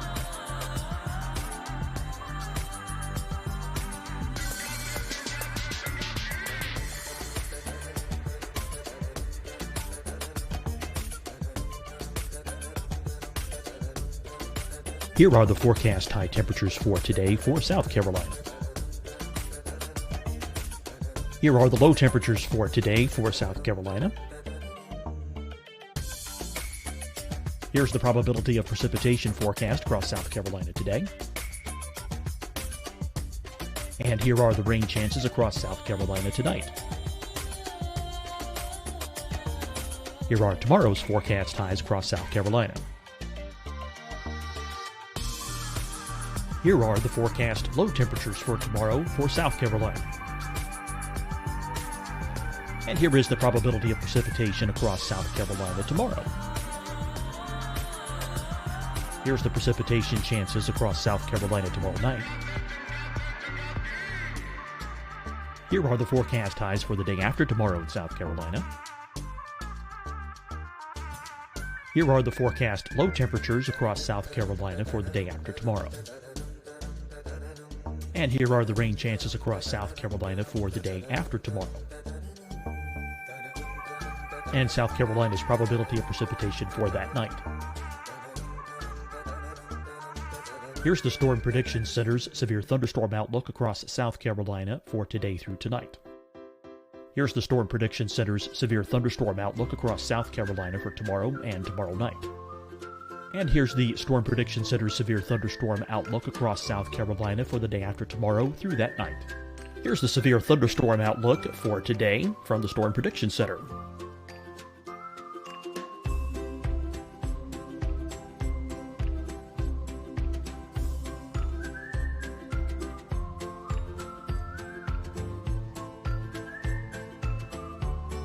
Now, here's a live look at weather radar across the southeast. Hi, everyone. I'm Dr. Mandy Cohen, Secretary of the North Carolina Department of Health and Human Services.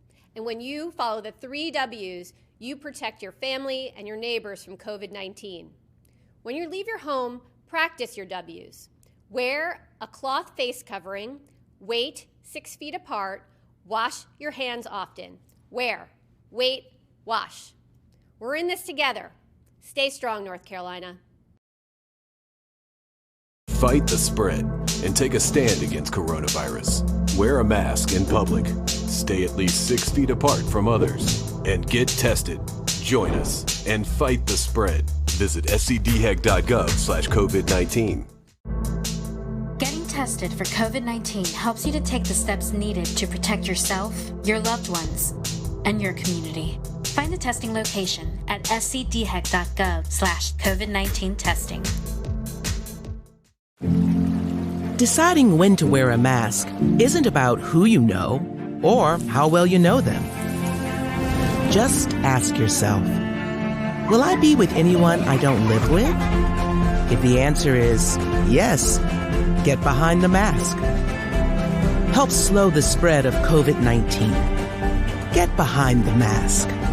Learn more at covid19.ncdhhs.gov. You'll see your Carolina weather forecast at 25 and 55 past. And now back to the best of the Carolina Weather Group on the all-new Carolina Weather Net. Moments for this next little bit, so we're happy to have you. And towards the end of the show, we'll let Bill give out some of his social media information. So if you're not following Bill on Twitter or Facebook, definitely want to give him a follow, especially if you're in the Charleston area, if you plan to visit. So, Bill, welcome to the show. I know we've had you on before, normally talking about hurricanes or landfalling tropical systems, but we wanted to get you on tonight just when the weather's calm and, well, when we're recording this, the weather's calm. And, we'll put that out there. But we just want to kind of get to know you. So our first-time question for a lot of our first-time guests is how did you get hooked into this crazy career that we all love to do here in the weather world? Great to be here, by the way. It's so cool to be with everybody. And I definitely watched love the podcast. It's funny. It's just kind of an accident, actually, believe it or not. I was really into aviation, into flying airplanes. And I got my pilot's license when I was 16 years old. So I actually got my license to fly before I got my license to drive. So I had to get a ride to the airport to take my check ride. But anyway, I was really thinking about going the aviation route for a while. And my sister's boyfriend at the time was working in radio. And I really was fascinated by broadcasting. And he was about 3 years older than me, 3 or 4 years older. And she ended up marrying the guy. But, this was back in high school. And then he wanted to be a broadcaster, and he went into television. And I would hang around the radio stations with him when I was in high school. And I was like, this is cool. I like this. I like the broadcast is cool, but I really am fascinated by flying and weather, and really aviation weather was really what I was interested in, and thunderstorms and snow. Of course, I grew up in the snow belt, with the blizzard of '78 was the biggest thing that hit us when I was a kid. And I was like, by the way, I just dated myself there, but that's okay. So this big giant blizzard comes along. We have 52 inches of snow. I'm fascinated by the weather. I'm saying, I got to get into this. I got to figure it out. So I ended up, believe it or not, I ended up taking a bus. I lived in Rhode Island, and I took a bus downtown Providence. I probably was a sophomore in high school, maybe something, and I snuck up to the TV station, which was Channel 10 WJAR. And the station was way up on top of the outlet. It was kind of like a Macy's type store, right? So it was on the top floor, and back those days, there's no security. There was no, it's just like the door opens in the elevator. I walk out. There was one woman there, and she said hello, and I just looked like I knew what I was doing. So I walked right into the studio, and there was, the guy I watched growing up on TV, John Giorgi. I'm like, oh, there's John Giorgi. Look at that! Look at that green wall. Wow. Well, what is that thing? Look, wow, a satellite picture. Holy mackerel! One satellite picture. It was. Oh, look at those are the maps that they put the little stickies on. How about that? It was really fascinating. So, I mean, at that point I was hooked. So I ended up, knowing that I really like television, I really like weather. I wanted to put the two together. That's kind of how I ended up falling into this stuff. So you've definitely covered some big events in Charleston. Talk a little bit we'll go into some specifics here later on, but talk about your time in Charleston and, what that's meant for you. I know you've been a figure in the community. So what's it been like forecasting in Charleston? Oh, it's been fantastic. I mean, Charleston is such a great place. As I said, I was in Rhode Island, and I was looking for a full-time gig.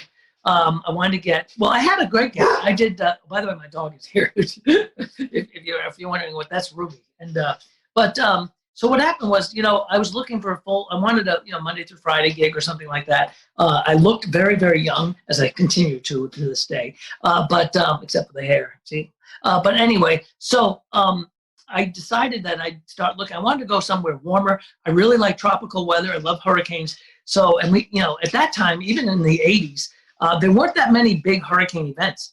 So I ended up, throwing my tape out there, and I got a call by the station here in Charleston, WCID, and they said, hey, we're interested in you coming down, maybe being our chief meteorologist. Once their meteorologist was leaving, she was going to have a baby. And she was going to, just leave the business. So I came down here, they offered me the job, and when I flew down for the interview, I actually, they took me out to Wild Dunes for lunch, and I saw a dolphin and I saw a palm tree.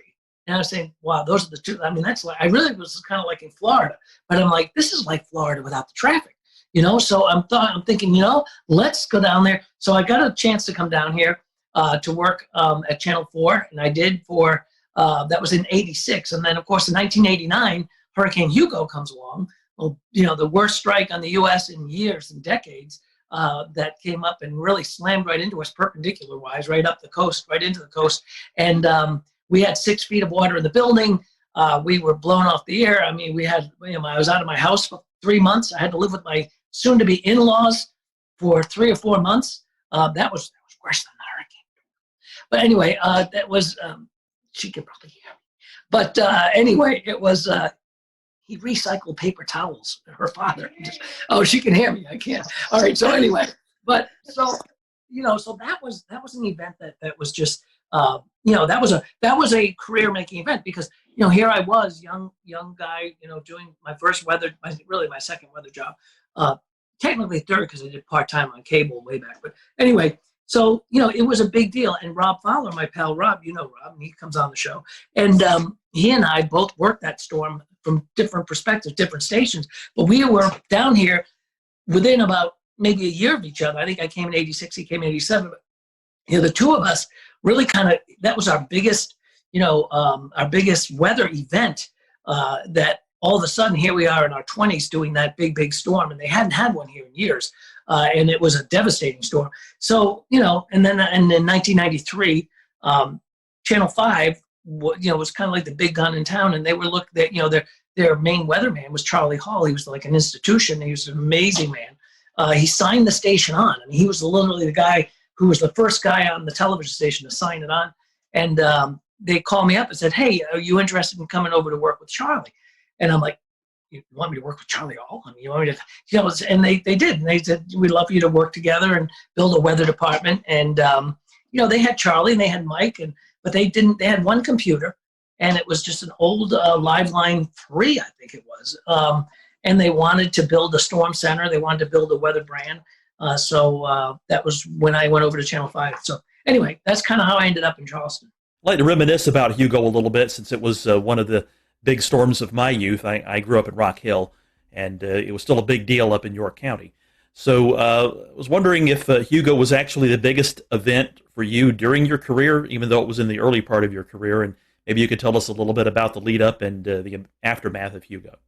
I think it was actually. And by the way, Rock Hill, you got whacked by that storm. Yes, we did. Yeah, that was still it blew all those glass windows out of the buildings up there in Charlotte. Rock Hill was rocked by that storm. I mean, it wasn't extra tropical until it got to New York State. So, I think in my weather career, as far as like biggest storms that I've, forecast and lived through, that's got to be at the top of the list, I think. I mean, we've had a lot of, close calls since, We have a lot of, I call them the drive-bys. They come up the coast and then head up toward, the North Carolina, coast and the Outer Banks.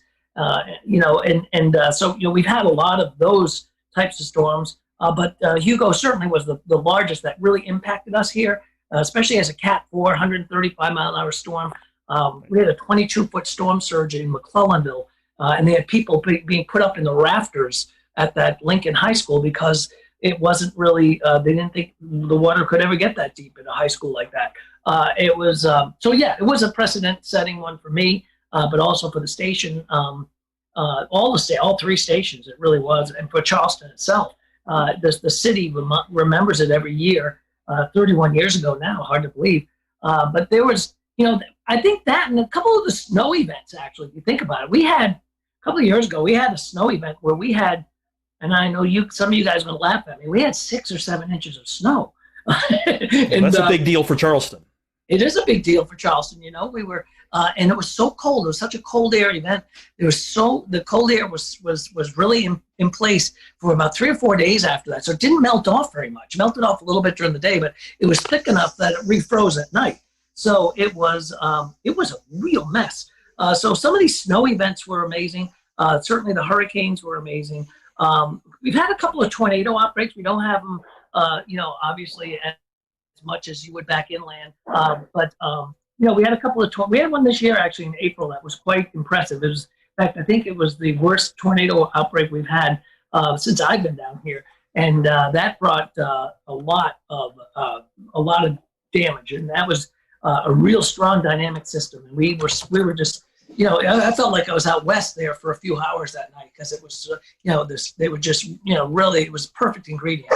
So those, I think Hugo, the snow and, the tornadoes, always an adventure here.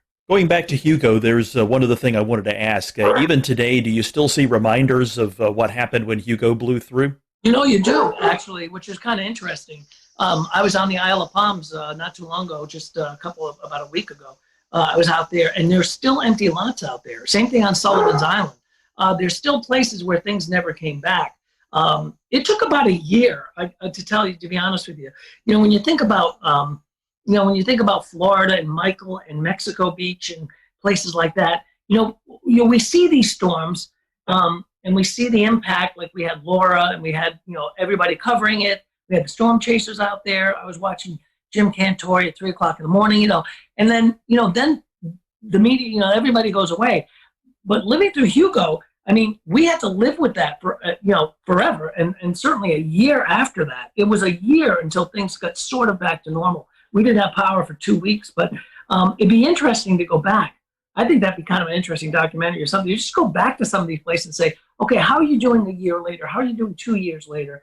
In particular, places like the Bahamas, right after Dorian. Nobody really talks about it, but obviously, those islands, there was an incredible disaster, and it'd be interesting to go back to Freeport and back to Abaco and take a look at some of those places because see how they're doing now. So I think to answer your question, there are things still around that you can tell that were pre-Hugo or post-Hugo, but we filled in quite a bit in 31 years. I would echo your thoughts exactly because even now, if you go and walk around, you look at some of these oak trees and pine trees, you can still see where most of these trees they were blown over, they were popped in half, so to speak. So you can still see where the knottage is and where new limbs have grown over the years, but you can see where the disformation is in a lot of the trees still, even after all these years. So yeah. Yeah, you really can, and there's a lot of people that live here that were here then. And they remember it. They remember surviving, getting through it, and things like that, rebuilding their house, or getting back to what was a house. So, it's one of those things that it's burned into your memory forever. Yeah, I recall. I don't remember the exact percentage, but I remember hearing that a sizable percentage of the trees, of all the trees, were knocked down or badly damaged and would soon die in the wake of Hugo. It was amazing. We were the morning after we went back to the television station, and the pine trees were snapped at about maybe 20 feet up, 30, 25 feet up. They were all snapped almost at a uniformly, a uniform height, all in the same direction in one way, and then you'd see them all in the other direction, the other way, depending on where you were. and it was fascinating to look at the damage because it was just so widespread.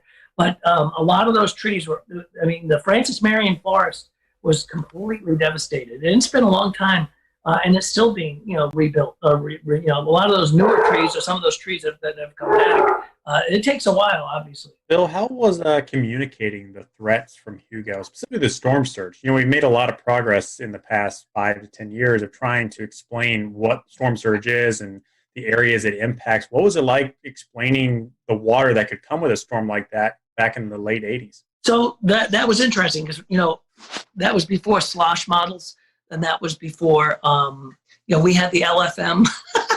And so, we didn't have a lot of the great, tools we have today. And at the time, remember, the Hurricane Center only went out 3 days. They didn't go out 5 days. And we didn't have, the Euro. We didn't have all of these great products that push us out, so many days in advance. So it was really kind of using that technology, what we had. But, letting people know about the storm surge was because it was kind of alien to these folks. They knew, remember, they haven't had a hurricane strike since, at least I think it was David maybe that came by in it was a 79. Anyway, they hadn't had a major hurricane strike really since Hazel and Gracie way back in the 50s. They had some storms that came on up, but it was the first real major strike that could bring a major storm surge. So communicating that was interesting, and it was you had to kind of explain to people what it was, and a lot of people didn't think that they could see 20 feet of water. And I mean, there's a lot of people are saying, oh, they're overdoing it, and stuff like that. So getting that message out there was rather interesting. So Bill, I want to ask you a little bit about kind of bring your military background and career into your meteorology broadcasting career, and specifically when hurricanes like Hugo or other kind of big events like that have occurred. Is there part of your military background that helps you communicate that or be present and structured in the way you assist with letting people know the threats? Yeah, it does, Dan. I mean, what it does is it gives you, in the military, everything's about readiness, right? So when I was, when you're working on a staff, or you're working as, whatever your job is in the military, everything is, especially in the reserve side of things, it's all about readiness. Are you trained up? Are you proficient in the software? Are you proficient in the forecasting? Is your staff ready for this? Is master control ready for this? Do they know how to put the crawls on? Do we know how to evacuate if we have to evacuate? There's, in military, there's a lot of readiness. We had to, you have to do a lot of training. And I think that kind of background also kind of floats over to what we were doing. And I still to this day have, readiness checklist for like tornadoes or tornado warning or severe weather, making sure our master control has, all of the things they need to make sure that they're ready to put us on TV at 2:00 in the morning if they have to. So, a lot of that comes from the military background. Excuse me. That's Ruby. That's Ruby. So a lot of things come from the military background that go into television that help me pretty much get through these storms. But I think it's a good background. And military is a whole different world. When I was doing military on the weekend, I'd go away, or even during the week, I'd be like, it's like literally changing hats. It's a whole different world of the way things are done. TV is, there's a bit of show business. We've got the science side of it, but there's show business, and it's a whole different world where military, it's totally different. So if you're briefing a commander, for example, on an upcoming storm, or you're doing a battle group command type of, if you're doing a forecast for a battle group, you're talking about, different types of weather, but, those people, it's a different audience. So, yeah. So you use that training, I think, to help you be ready. Readiness is the most important thing. Well, that readiness was obviously very important in 1989 with Hugo, and it still is. Though we've talked about before on this show, in the unfortunate event that South Carolina and the South Carolina coast and Charleston area were to ever face another storm like Hurricane Hugo, how prepared are we nowadays in the Charleston metro for a major landfalling hurricane? I think we're pretty well prepared. We're prepared, and we're at a point where we know what to do. We know how to get the messaging out there. We're prepared better than ever when it comes to communication between social media, the television, the OTT over-the-top stuff, all of the different platforms that we can broadcast to. So getting that word out is going to be even better. As far as evacuation and stuff like that, that is drilled pretty much every year. We have hurricane drills with the state and with the Highway Patrol and the National Guard and stuff like that. So I think South Carolina is pretty well prepared. There are some caveats. We flood on a good thunderstorm on a high tide down there. So, depending on, the timing of the storm, also the trajectory of the storm versus the coast, how much flooding that we could have. But, to get people to move, we had a big evacuation during Florence, and, that was a major, it was a Cat 1, actually. It was a major disruption. But it wasn't even a major hurricane as it came down the coast, but it was a rainmaker moving at 2 or 3 miles an hour, just flooding North Carolina and northeast South Carolina. But yet governor, had evacuation all the way down through, Beaufort County down into near the South Carolina-Georgia border. That, put a lot of people out saying, well, why am I evacuating? That storm's up near Myrtle Beach, and it's really flooding like Conway and not us. So, and a lot of that, we have to try to explain to people and say, we don't make the evacuation call. We tell you what's going to happen, weather-wise, what to expect. So in that reference, I think we can be ready. But there are always going to be, and I will guarantee you guys, there will be people that stay on the beach, and they did, and they have stayed through storms like Hugo or like Michael or like Laura and stuff, and they may or may not even survive, but they did. I remember during when we had a couple of storms in Florida, down along the Keys, people staying, I'm staying through it, and then they come back to them like, afterwards, like, I'll never stay again, never, I'm out, I'm gone. Talking about some of these climate change issues that we've had, certainly the sea levels are coming up, and what has your perspective been on how we've had to handle sunny day flooding since you started here going into now? That's funny that you say that, because when we do have these 6.7, 6.8 tides on a beautiful sunny day, and you're trying to tell people we have a coastal flood advisory until 11 o'clock tonight, and they're like, it's not even raining. What are you talking about? And then all of a sudden, the pictures start showing up on Twitter of people's driveways being flooded and stuff like that, the drainage in the city. So sometimes it's hard to explain to people that, and it's people want simple answers sometimes, and sometimes it's hard to give a simple answer. And and there's not a lot of simple answers when it comes to weather. It can be complex, but even tides. When you talk about tides and talk about drainage, and you talk about some of the even the extreme low tides.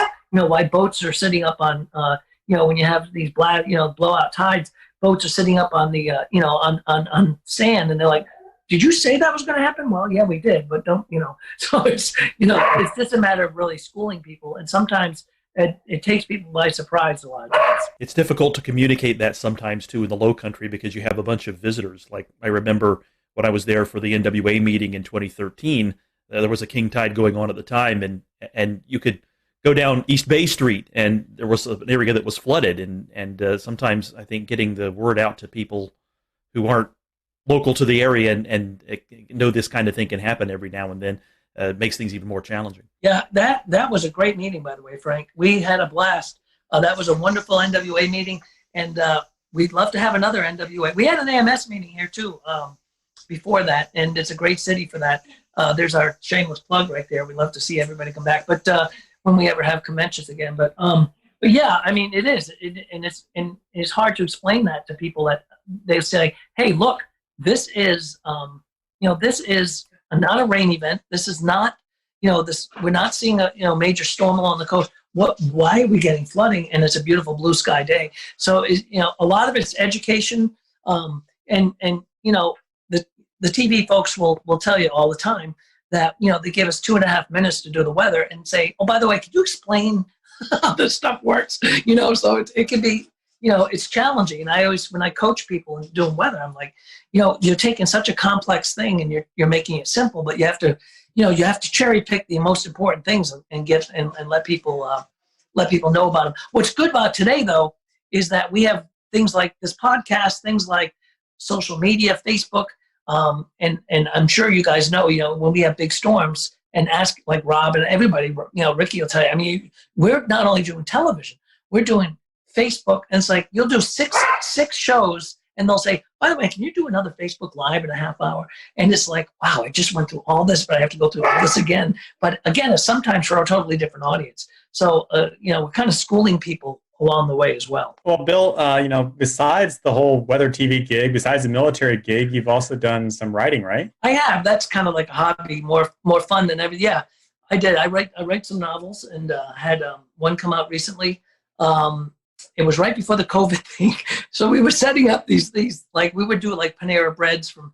We ended up going to different places to do some book events just to promote the book and whatnot, and then boom, COVID hit. Although we've been doing a lot, I've been doing some Zoom, what do they call them? book things, book events, like a lot of book clubs and things like that. But yeah, I wrote a novel when I was flying a lot for the Air Force.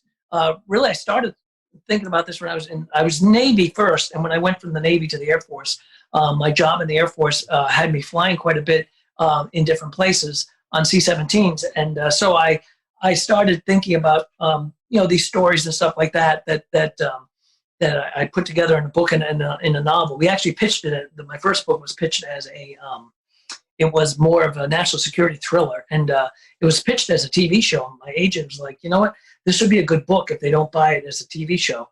And they didn't go for the TV show, but the other people came up and said, we'd like you to do the book on it. So so I've done a couple of books and three novels. And we'll return to Best of the Carolina Weather Group in a moment. Now your Carolina weather forecast. Here are today's forecast high temperatures for North Carolina. Here are the forecast lows for tonight for North Carolina. Here are tomorrow's forecast high temperatures. And here's forecast rainfall across North Carolina tomorrow. Here are the forecast highs for the day after tomorrow.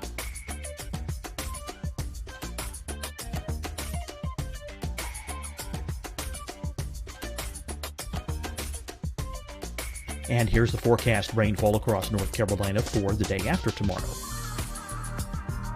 This is the total rainfall forecast across North Carolina for the next 3 days. Here's the severe thunderstorm outlook for today from the Storm Prediction Center.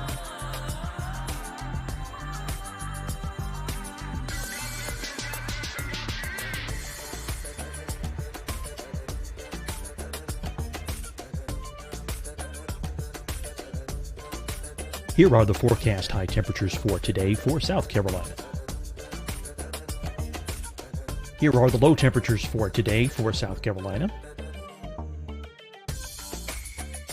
Here's the probability of precipitation forecast across South Carolina today. And here are the rain chances across South Carolina tonight.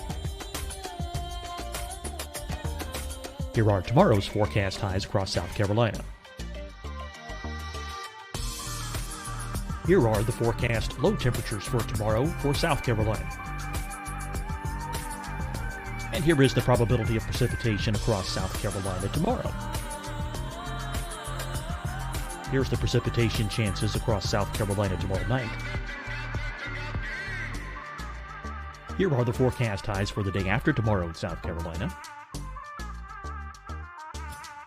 Here are the forecast low temperatures across South Carolina for the day after tomorrow. And here are the rain chances across South Carolina for the day after tomorrow. And South Carolina's probability of precipitation for that night. Here's the Storm Prediction Center's severe thunderstorm outlook across South Carolina for today through tonight. Here's the Storm Prediction Center's severe thunderstorm outlook across South Carolina for tomorrow and tomorrow night. And here's the Storm Prediction Center's severe thunderstorm outlook across South Carolina for the day after tomorrow through that night. Here's the severe thunderstorm outlook for today from the Storm Prediction Center.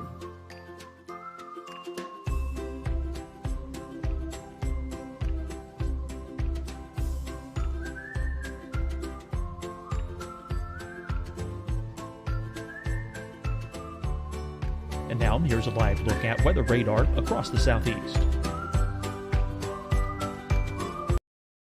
Hi everyone, I'm Dr. Mandy Cohen, Secretary of the North Carolina Department of Health and Human Services. And when you follow the 3 W's, you protect your family and your neighbors from COVID-19. When you leave your home, practice your W's. Wear a cloth face covering, wait 6 feet apart, wash your hands often. Wear, wait, wash. We're in this together. Stay strong, North Carolina. Fight the spread and take a stand against coronavirus. Wear a mask in public. Stay at least 6 feet apart from others. And get tested. Join us and fight the spread. Visit scdhec.gov/COVID-19. Getting tested for COVID-19 helps you to take the steps needed to protect yourself, your loved ones, and your community. Find the testing location at scdhec.gov/COVID-19 testing. Deciding when to wear a mask isn't about who you know or how well you know them. Just ask yourself, will I be with anyone I don't live with? If the answer is yes, get behind the mask. Help slow the spread of COVID-19. Get behind the mask. Learn more at covid19.ncdhhs.gov. You'll see your Carolina weather forecast at 25 and 55 past. And now back to the best of the Carolina Weather Group on the all-new Carolina Weather Net.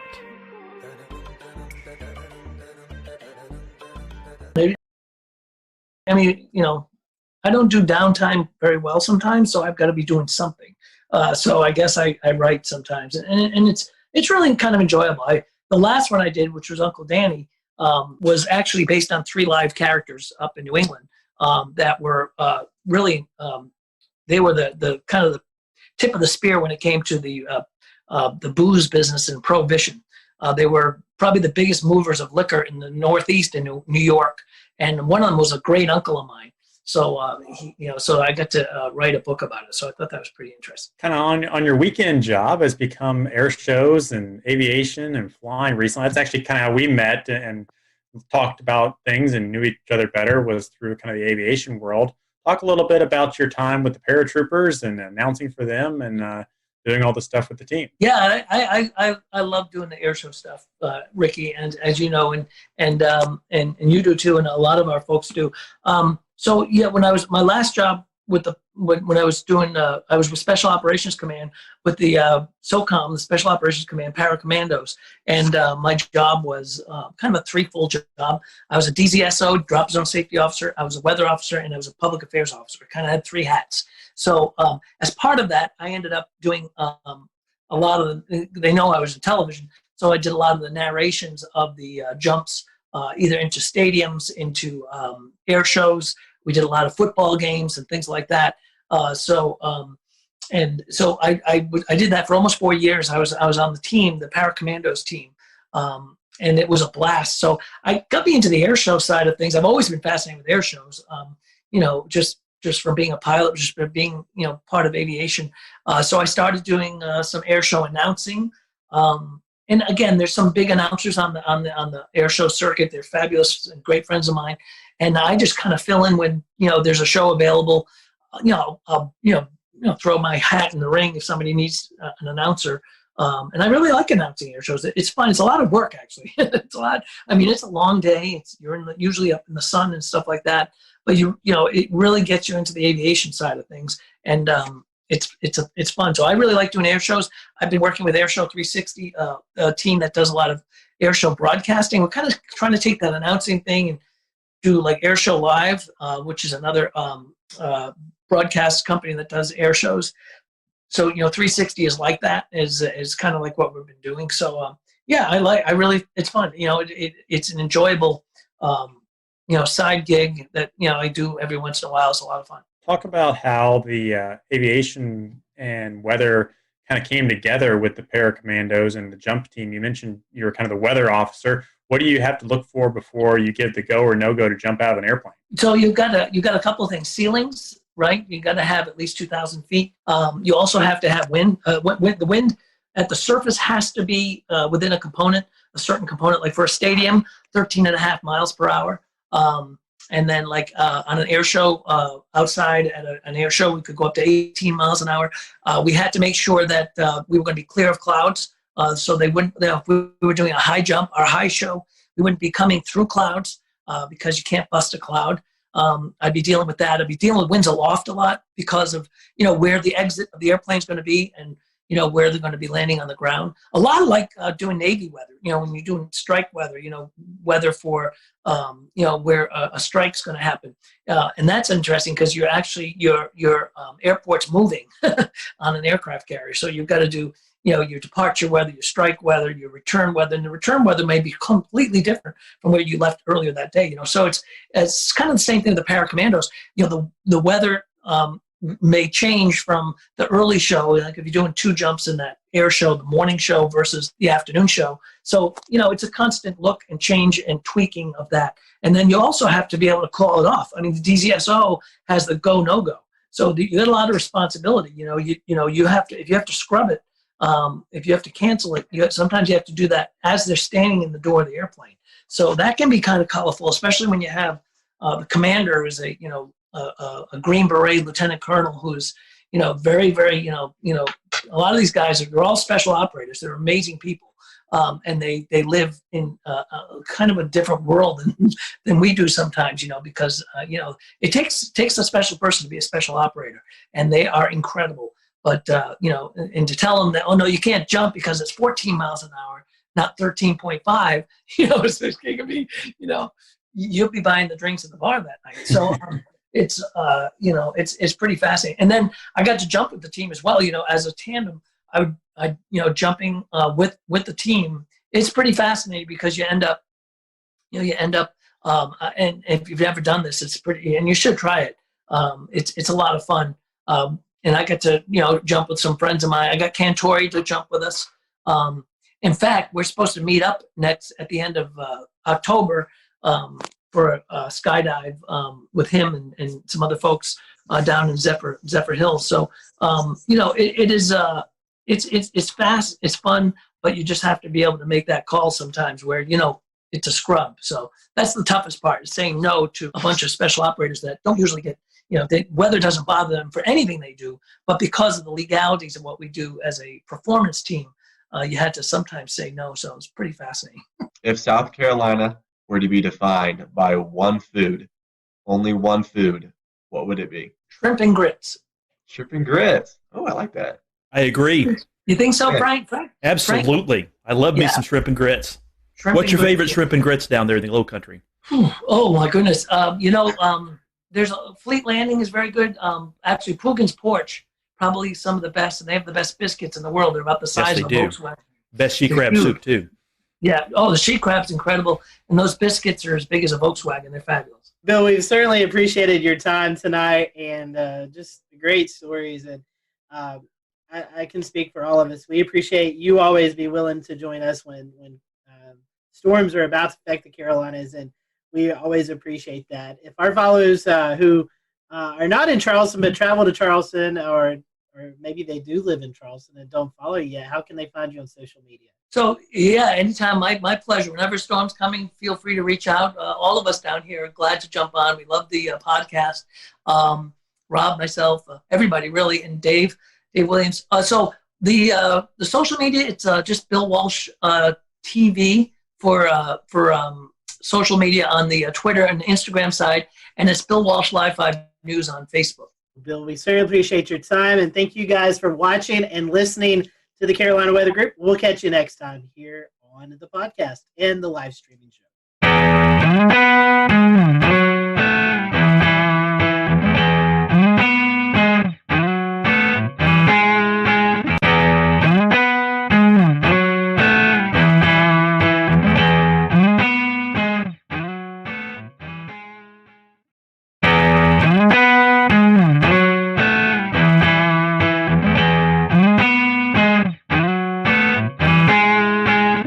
Everyone, welcome to the Carolina Weather Group. We're happy to have you this evening. Tonight we have a very special guest with us, former FEMA Administrator Craig Fugate is joining us. And Craig, we welcome you to the show. We're happy to have you this evening. Appreciate you wanting to spend some time with us to talk all things weather. You've experienced a lot from your journey in Florida to all the way up into Washington, D.C., being the FEMA Administrator. So we look forward to hearing your conversations tonight. For those who are watching, feel free to follow along with us on social media. Tell us what you think about the show. Let us know you have any comments. So Craig, welcome to the show. Our first question to our guests who've never been on is, what is your weather journey? Do you have a weather story? But I'm just going to ask you, what is your journey? I know you started off in Florida where a lot of weather affects you, but did you have a little bit of a weather bug growing up, or was it all in emergency management? No, I can remember as a kid, you used to get the hurricane tracking maps at the grocery store, and there would be storms out there, and you'd turn on the NOAA weather radio and wait for the tropical forecast to come through, and you'd listen and get the coordinates and chart the map where the storm was, well before the internet and a lot of other tools we just take for granted. With that, a young age, living in Florida, always keeping your eyes on the tropics, tell us about your journey through emergency management. I know we were talking a little bit off air. You started in a county and then kind of worked your way up. So tell us a little bit about that journey. Well, my first experience with a hurricane, I was actually a paramedic here in my home county, Alachua County, Gainesville, Florida, where the University of Florida's at, when Hurricane Elena come buzzing through the Gulf of Mexico, and I was on duty for that shift. And we dealt with a storm that couldn't make up its mind and set off the coast for several days before it left. But I started out in 1987, moving from fire rescue to emergency management.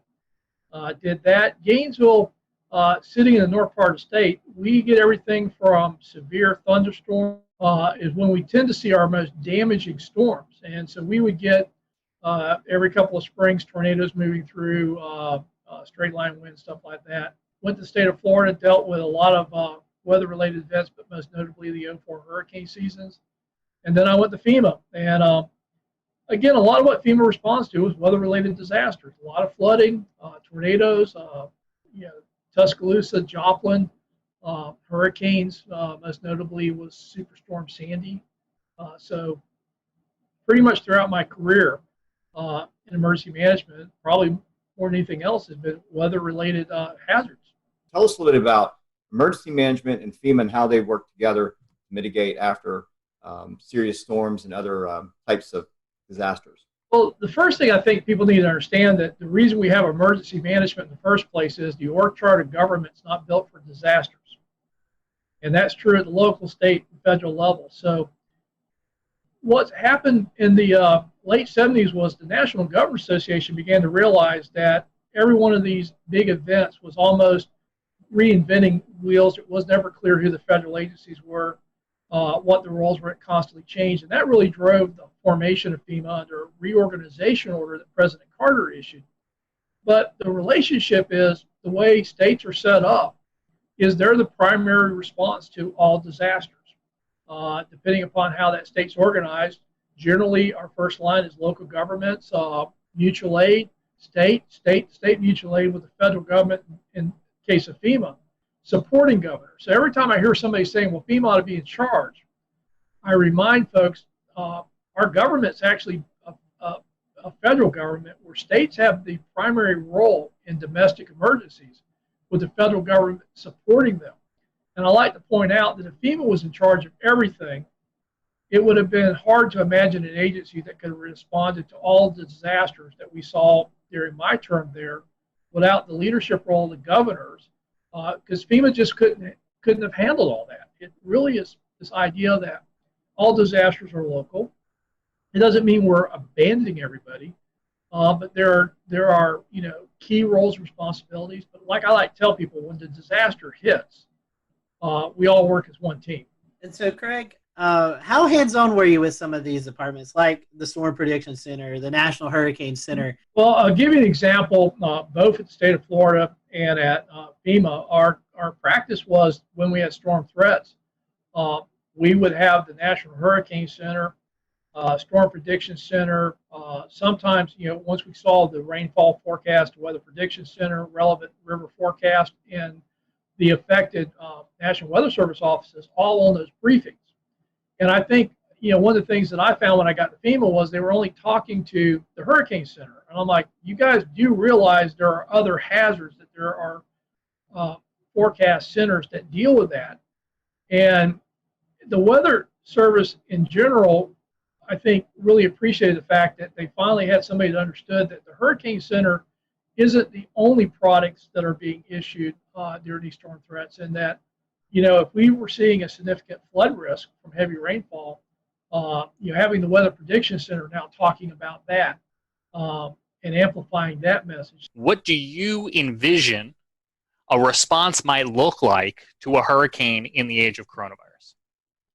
If you listen to what Mike said, and you go back several years ago and listen to him talking about hurricanes, he said the same thing. We've always recommended that people evacuate their friends and families, hotels and motels, and shelters as a last resort. So I think I'm less concerned about that messaging as the messaging we've been hearing, that people have been told to stay home, socially isolate, the risk of COVID, and not understand that if you're in an evacuation zone, you still need to evacuate. I think it gives more emphasis to the fact that we've always said friends and families are a much better option than shelters, that you don't have to go hundreds of miles. You just need to get inland, away from the storm surge areas. And the other message, which is kind of a tricky one, is particularly in Florida, we've seen a lot of evacuations that aren't in evacuation zones. Essentially, people are trying to run away from the storm itself versus the storm surge. And Florida's trying to do some messaging around that, of know your zone, know your home. That if you're not in an evacuation zone and your home's relatively in good shape, built to current codes, to consider staying home and putting up your shelters and riding the storm out. Again, reducing the number of people evacuate. But the biggest thing I'm telling people about this hurricane season is, if you're in an evacuation zone, your plan is to evacuate, COVID or no COVID. And about the only real additions you need to make is add masks, hand sanitizer, disinfectants, and wipes to your go kits. If you could find the disinfecting wipes. If anybody finds them, let me know. I will trade you toilet paper. I've got plenty of it. What is your idea of what the plan is going to be for the rollout from emergency management perspective on shelters? Well, the Red Cross and FEMA and the national organizations, voluntary organizations active in disasters, have a website. It's the National Mass Care Strategy website, where they've been updating information on mass feeding, congregate and non-congregate care shelter. Well, I'm an emergency manager. Congregate and non-congregate, what does that mean? Congregate care is your traditional mass care shelters, where they're looking at how to screen, maintain social distancing, and minimize the spread of COVID in those shelters. But the other thing is looking at more utilization of hotels and motels, dorms, other spaces that usually weren't going to be picked for shelters. And I think there's an opportunity here. Everybody keeps telling me how hard it's going to be. And I'm like going, well, last time I checked, most hotels and motels are not really doing well. And FEMA will reimburse if you put people in hotels and motels. And I hear how hard it is to plan, but the reality is we have a lot of capacity, particularly in my home state of Florida, to put people up in hotels and motels. And FEMA will reimburse for that under protective measures. So we're still going to need mass care shelters. There's good information out there. It's updated fairly frequently as we learn more about COVID, and now that we're seeing cases increase. But the alternatives are, do you really want people not to evacuate because they're so fearful they have nowhere to go? Or do you prepare the shelters and understand that you're going to have to manage that with COVID and take the steps to minimize the spread? Craig, the current administrator to FEMA, testified earlier today before Congress. We're taping this, but today, earlier on the 22nd of July, you had an opportunity as well to provide some feedback to members of Congress. What did you tell them about what you're seeing in the state of the ongoing coronavirus response?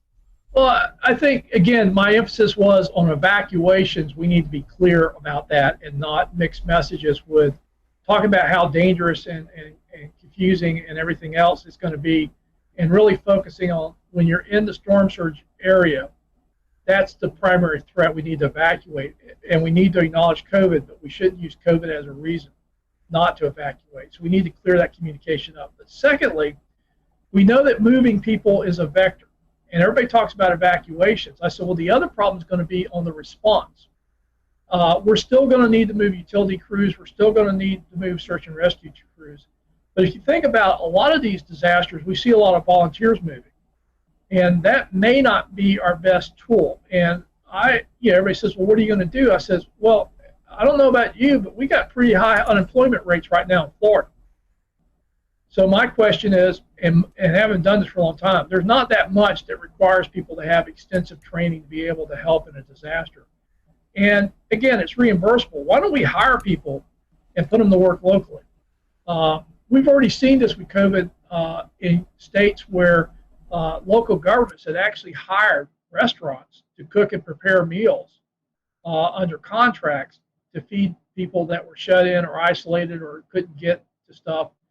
And again, I don't ever want to say we don't use volunteers, but I also think with the unemployment rates we have, particularly in the hospitality industry, I think there's opportunities to employ those folks during disasters to minimize the amount of people we have to bring in from outside of a community, but more importantly, start putting money back in the economy. So let me ask you this one, Craig, because in your experience in not only preparing or helping communities prepare for disasters, but helping them afterwards too, I'm curious where your expertise and your opinion lies on the whole question of schools. Do you have an opinion or thought on whether kids should be going back to the classroom at this point? This is going to be a hard one because I always like to talk about big numbers. Everybody saying, well, there's little risk.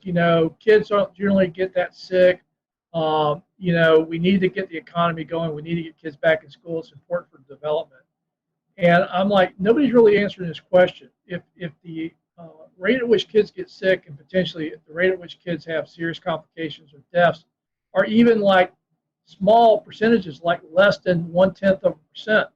You're talking about thousands of children going back to school. Those are real people, and those are real numbers. And I don't think we have a good answer for that. I also think that there is opportunities to look at how we go back to the classroom setting. Everything from a lot of schools don't have enough room to do social distancing. So what if we split the day in half and we split the school up where half the school goes in the morning, half the classes go in the afternoon? What if we started doing more classrooms, weather permitting, outside? And again, because we're learning more about this is airborne and why masks are so critical in minimizing spread. How is that going to all happen? And I'm not sure we have enough answers because in Florida, some of the schools will open up, in the middle of August. So I think it would be prudent to think this through, get some consensus on ways to do this. And again, I just don't think saying you're going to open schools is the answer. But I also don't think that keeping schools closed indefinitely is going to work either. Shifting gears a little bit, you're passionate about the resilience divide. I see this here in Charleston a lot where we have, sunny day flooding, and it often affects places that are less affluent than places that are more affluent. A lot of the more affluent places are getting, they're getting some of the things like check valves. They're getting a seawall at the battery. But meanwhile, at the corner of Haggard and Fishburne, where there's low-income housing, you see at 6.8 feet tides, you start to see the creek overflow and start flowing across the road there. Several, we had 80-something coastal flood events last year. So let's talk a little bit about that resilience divide and how we can maybe bridge that. Well, the resilience divide is really how I'm trying to talk about the current process of using cost-benefit analysis to make decisions about investing in mitigation and building projects, particularly for future climate impacts as well as the existing impacts we're already seeing. And so much emphasis is on how many tax dollars we save. You probably heard this, that for every dollar we invest, we save anywhere from $4 to $9. And so if you're looking at dollars, you'll actually save more money the more valuable the homes are that you're trying to protect. And lower income homes, working class communities don't score as well. So the bias, I don't think, was intended to short the most vulnerable communities, but by only looking at the cost benefit analysis of dollars saved versus dollar invested, we're going to see that divide go towards the more affluent communities, particularly those that can afford the cost share match of, in many cases, a minimum of 25% against the federal dollars. And I think we need to broaden the definition of cost benefit analysis to actually talk about the functional impacts to families and communities, not just to dollars saved on property. Jared, I want to take what you just said and talk about Charleston and the resilience divide and just roll that into talking about climate change and climate change adaptation. Craig, what does that look like from a FEMA standpoint? Climate's already changed. I think one of the problems we have is we keep talking about climate change as something that's going to occur in the future. And quite honestly, that's the way we talked about it in the majority of the Obama administration, was something that we were going to deal with in the future. But when Sandy hit, President Obama, and we'd already seen a lot of tornado and flooding activity and a pace that we'd not seen before. And we kept getting these record-setting events, which I remind people, if it's record-setting, we've never measured it before. And these weren't just isolated incidents. It was like a drumbeat. And the president said something that really, I think, shaped where we were going to go at FEMA. He says, the discussion about climate change is over. We need to start talking about climate adaptation. And the problem is our infrastructure was built for the past century of weather-related events. And climate is changing faster than our ability to keep up with infrastructure, to keep up with the improvements needed.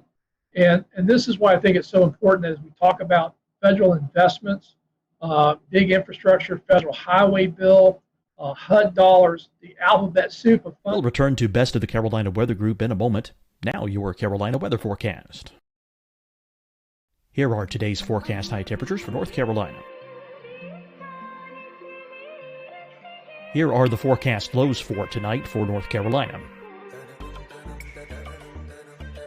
Here are tomorrow's forecast high temperatures. And here's forecast rainfall across North Carolina tomorrow. Here are the forecast highs for the day after tomorrow.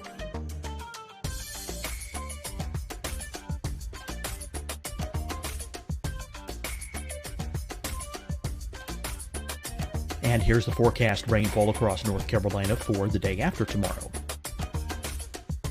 This is the total rainfall forecast across North Carolina for the next 3 days. Here's the severe thunderstorm outlook for today from the Storm Prediction Center.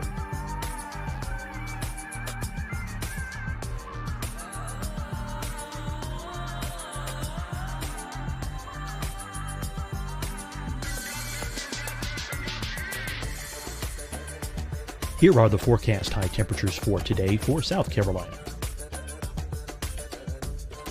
Here are the low temperatures for today for South Carolina. Here's the probability of precipitation forecast across South Carolina today. And here are the rain chances across South Carolina tonight. Here are tomorrow's forecast highs across South Carolina. Here are the forecast low temperatures for tomorrow for South Carolina. And here is the probability of precipitation across South Carolina tomorrow. Here's the precipitation chances across South Carolina tomorrow night. Here are the forecast highs for the day after tomorrow in South Carolina. Here are the forecast low temperatures across South Carolina for the day after tomorrow. And here are the rain chances across South Carolina for the day after tomorrow. And South Carolina's probability of precipitation for that night. Here's the Storm Prediction Center's severe thunderstorm outlook across South Carolina for today through tonight. Here's the Storm Prediction Center's severe thunderstorm outlook across South Carolina for tomorrow and tomorrow night. And here's the Storm Prediction Center's severe thunderstorm outlook across South Carolina for the day after tomorrow through that night. Here's the severe thunderstorm outlook for today from the Storm Prediction Center.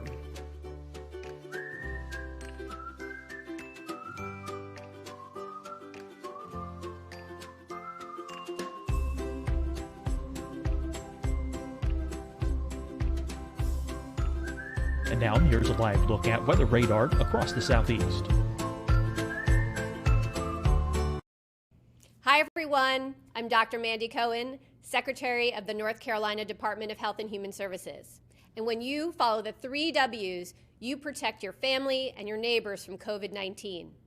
When you leave your home, practice your W's. Wear a cloth face covering, wait 6 feet apart, wash your hands often. Wear, wait, wash. We're in this together. Stay strong, North Carolina. Fight the spread and take a stand against coronavirus. Wear a mask in public. Stay at least 6 feet apart from others. And get tested. Join us and fight the spread. Visit scdhec.gov/COVID-19. Getting tested for COVID-19 helps you to take the steps needed to protect yourself, your loved ones, and your community. Find the testing location at scdhec.gov/COVID-19 testing. Deciding when to wear a mask isn't about who you know or how well you know them. Just ask yourself, will I be with anyone I don't live with? If the answer is yes, get behind the mask. Help slow the spread of COVID-19. Get behind the mask. Learn more at covid19.ncdhhs.gov. You'll see your Carolina weather forecast at 25 and 55 past. And now back to the best of the Carolina Weather Group on the all-new Carolina Weather Net.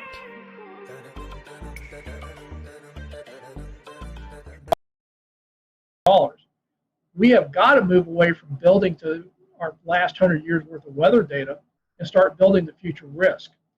And I think there are more and more people that get that we can't keep building the way we've been building if we're going to survive. But I think there's some urgency that as much as people talk about reducing greenhouse gases, on our end of the spectrum, I think the change has already happened and we're not going back anytime soon. So adapting to what's happened, particularly our coastal communities, areas subject to flooding, we know that the extreme rainfall events is one of the clearest signals we've seen in the last decade from climate impacts. And we are way behind on both identifying, mapping, and explaining that risk, and then making the investments to start bending that curve. And I want to kind of back up a step in keeping that same direction. We talked about Horry County. We talked about some of these areas that have been hit very hard by the watershed events from the hurricanes that have hit. Over time, things have built up, Matthew, and so on and so forth. Things have just gotten worse and worse over time. So these property values are down, and we get back to the resiliency divide and demographics. And so what is being done to help those that are less fortunate in the lower income or the lower value homes, per se, that can't get back the dollars that they put into their home, ones that that's their total investment. And then others they're getting funded for their properties, whereas these folks over here are not. Where's this going to be bridged at some point in the future? What's the plan for that? It hasn't, and that's one of the reasons I think we need to draw attention to it. The Miami Herald ran an article a couple of months ago that looked at the National Flood Insurance Program, their buyout program, where they go in and buy homes out that are repetitive loss. And they found that there was a definite bias that a lot of that money went to the wealthier counties, not necessarily the most vulnerable communities. And I think that's why we need to talk about the resiliency divide. We need to get Congress to get behind this and really look at funding an adequate buyout program and focusing on the vulnerable populations, not just the property values or the cost savings that we may see in more affluent properties. How in tune is Washington to how weather affects people? We live here in the Carolinas, the Charlotte metropolitan area, Winston-Salem, Greensboro.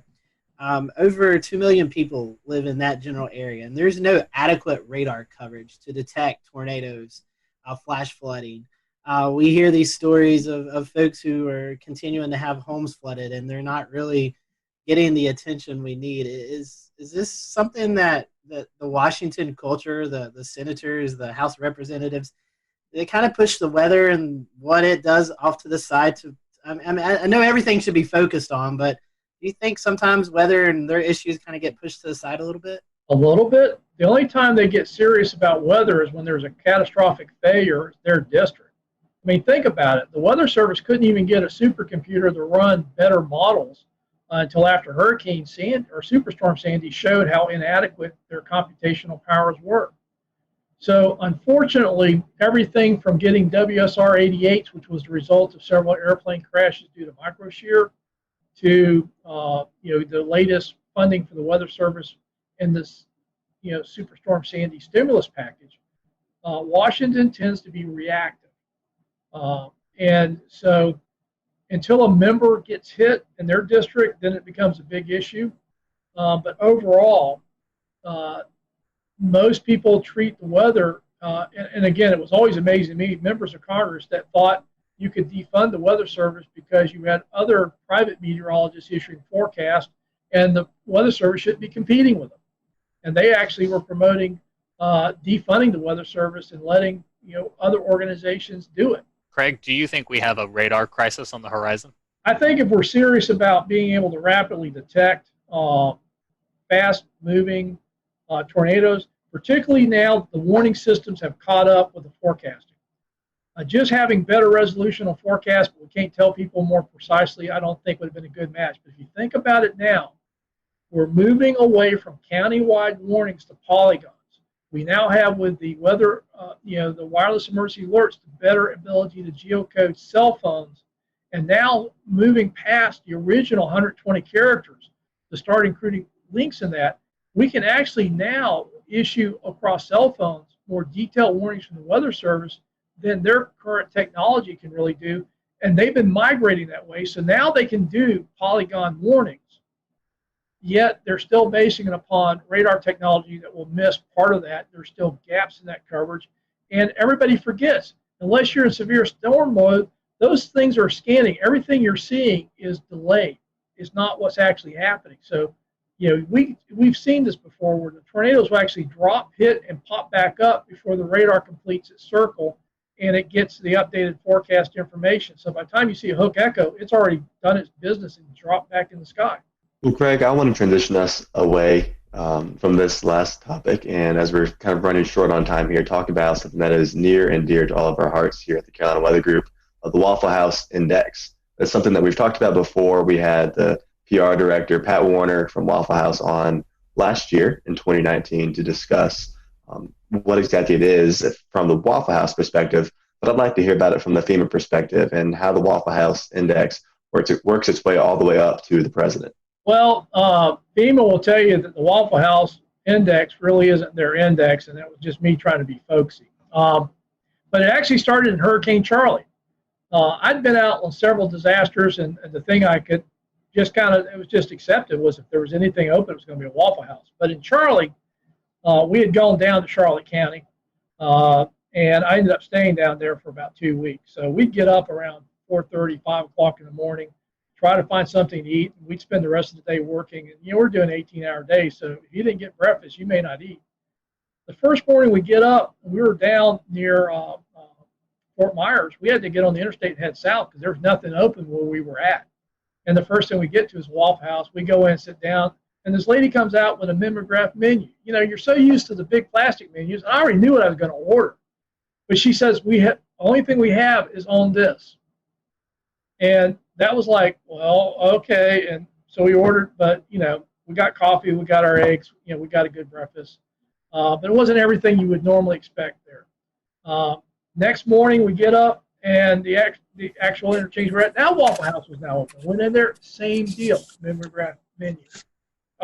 So the folks I was with, Ben Nelson, who was our state meteorologist in 2004, he's now with the Jacksonville Weather Service office as a forecaster there.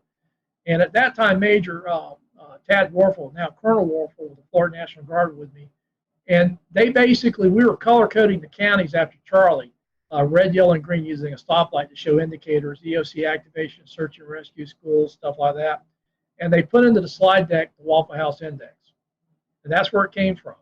Green was open with a full menu, yellow was open with a limited menu, and red was closed. And I guess it would have stopped there, except we had changed how we operated in Florida. We weren't waiting for the counties to do assessments to say they needed help after these hurricanes.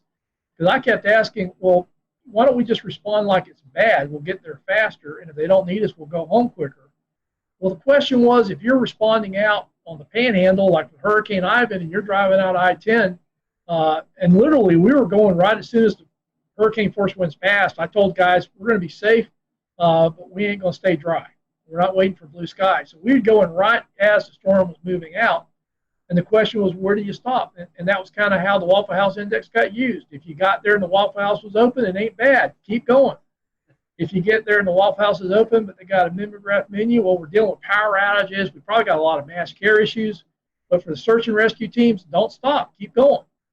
If you get there and the Waffle House is closed, that's going to be pretty bad. Go to work. And it just kind of became the shorthand. In Florida, it seemed like all these hurricanes going across the interstate, the Waffle House was a pretty good indicator of what was happening. And the other thing, because we never really talked to the Waffle House, about them getting open and all the stuff they do to stay open. It was just our shorthand for where do we stop and go to work when we're driving in the areas, because you'll start seeing damages 100 miles out with a hurricane, but that's not where the impacts are worse. And so it just became a shorthand for us of where do you go to work in a hurricane? So I got to ask, Craig, what's your go-to meal at Waffle House? I mean, New York strip steaks. I like the steak and eggs, scrambled eggs, hash browns, scattered and smothered, black coffee. And if you're on the limited menu, what do you go with? Scrambled eggs, omelets, whatever they got. I'm not picky if they got a limited menu. But generally they'd have eggs and bacon, stuff like that. The funniest thing was when I was in Joplin. We got out there. I was actually on the West Coast, had to fly back into Joplin, got there late at night. We did a whole bunch of interviews the next day. I've been running on about 3 hours sleep in about 48 hours. It's now about 6 p.m. We're heading back to our hotel for the first time. And there's a Starbucks, and all these cars are parked around the Starbucks. I'm like, hey, guys, just pull in. I need a coffee. And we pull into the Starbucks. It's closed.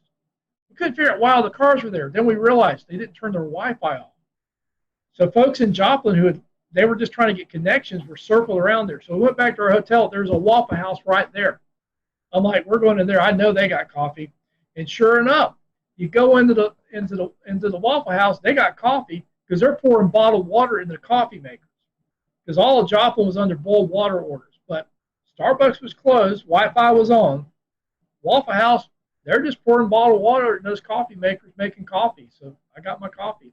So switching gears, Craig, I wanted to ask you, are there any memorable moments that stick out in your mind while you worked at FEMA? For example, the 2011 tornado outbreak in Alabama or Superstorm Sandy, anything like that? Yeah, it was the Tuscaloosa tornado outbreaks was pretty impressive. And again, we came into Birmingham, picked up a Black Hawk, and I was flying up to the northern part of the state. And I don't think people realized how bad the northern tier of the Alabama counties got hammered. TVA had major transmission lines ripped out. We went to one town. They were basically lost everything. They had brought a command post from the southern counties. They used to go the other way during hurricanes. They'd all go south. But that thing, everybody from the south was going north. And they literally had 911 in this mobile command post, and they were dispatching. And everything, all their equipment was lined up on the side of the road because the station was just gone. And I remember, the president was coming in. He gets on, how bad it is. I'm trying to describe it, but it really was. It was hard to describe. He got there, he saw it, and that kind of came to shorthand. So Joplin happens, and I'm on the ground in Joplin. I get the same call. He's going to come in a couple of days. He was always very respectful that he didn't want to get there when it would interfere with the response because he knew what happens when he comes in as far as security and stuff like that. But he didn't want to wait too late. So it was always, the governor, working with the governor, working with local officials, and essentially, my recommendation. So he's calling me about Joplin, and he's going, how is it? And I says, it's worse than Tuscaloosa. And he's like, worse? And I have to say, Joplin, as far as total devastation, is the first time I've seen total devastation. When you were down where that hospital was, I mean, think about a tornado that's powerful enough to rotate a steel frame building and actually turn it. Literally, the area a mile wide, close to 10 miles long, varying in width. Anything in there was totally destroyed. Anything outside of it pretty quickly got to the point where you didn't even know a tornado hit. And I just remember that, describing it to him, and he's going, how bad is it? I said, it's worse than Tuscaloosa. And he was just taken aback because the impacts in Tuscaloosa were pretty dramatic. And I'm like, yeah, it's worse here in Joplin. Well, Craig, one last question, kind of a fun question. You kind of, a little bit discussed it just a few seconds ago. You and President Obama, Vice President Cheney, you're sitting around. Did y'all ever talk about weather? Weather's a thing that a lot of people talk about. Did you guys just ever, talk about the weather, what's going on? No, but, between I went out on a couple of disasters with Vice President Biden, and I remember going up into Scranton, Pennsylvania. And it was really funny because he's like, Craig, these are my people. And I knew he was from the area, but I didn't realize that, people on the street knew Joe and called him that. I'm like, Mr. Vice President. They go, hey, Joe, how's your, I haven't seen you. And Joe would be going, how's your grandfather, your dad, cousin, uncle? He knew people. So that was the thing that really struck me about Vice President Biden was, in a lot of these communities we go into, he had a very personal connection, and particularly in that part of the country, they knew he was from there. They knew the families. They knew each other. President Obama, I remember two things. One, I was meeting him down in New Orleans. It was the anniversary of Katrina, and he's asking me how it's going. I said, well, we got hurricanes in the Pacific, hurricanes in the Atlantic, and fires in between. And he just looks at me and says, you're a smart ass. I'm like, hey, I'm just reporting what's happening. But the other cool thing about the president was I was told early on that they wanted me to wear my logo wear when I was at the White House during disasters. So during Matthew, I'm giving a briefing to the president in the Oval Office, wearing khakis and my FEMA logo shirt and my FEMA windbreaker, and everybody else is in suits. And there's this great picture of the president. I'm sitting next to the president wearing my blazer and my logo wear. Everybody else in suits for the briefing. And people said, how do you get away from that? Everybody else dressed up to go in there says, they basically told me to look like I was doing what I was supposed to be doing. So I wore what I wore when I was at FEMA headquarters when I went to the White House to brief. In fact, if I was wearing a suit, they'd always, look at me kind of excused. I said, hey, this is camouflage. When I'm wearing a suit, I just blend in with everybody else running around with a White House badge. We certainly enjoyed having you. If you have a website, social media that account or anything like that, that our listeners and people who are viewing this can follow, how can they do that? Well, I tweet a little bit. I guess that's, you should be aware of that. So that's how we met. Yes. No, I'll tweet it, Facebook it, and LinkedIn it. Again, I've seen you guys out there. I've just, thrilled to be invited. Hey, now I feel like I've made it. I've been on the weather. Well, we appreciate your time, and again, I have to send Marshall Shepard an email that says, I've been on your podcast, but it wasn't half as much fun as Craig, thank you for being with us tonight. Interesting conversation, and folks, again, it's very important to know the risk as we enter the COVID season or the hurricane season mixed in with the COVID, and hopefully you'll take Craig's advice as you prepare. So until next time, we hope you have a great week, and we'll see you back here on the Carolina Weather.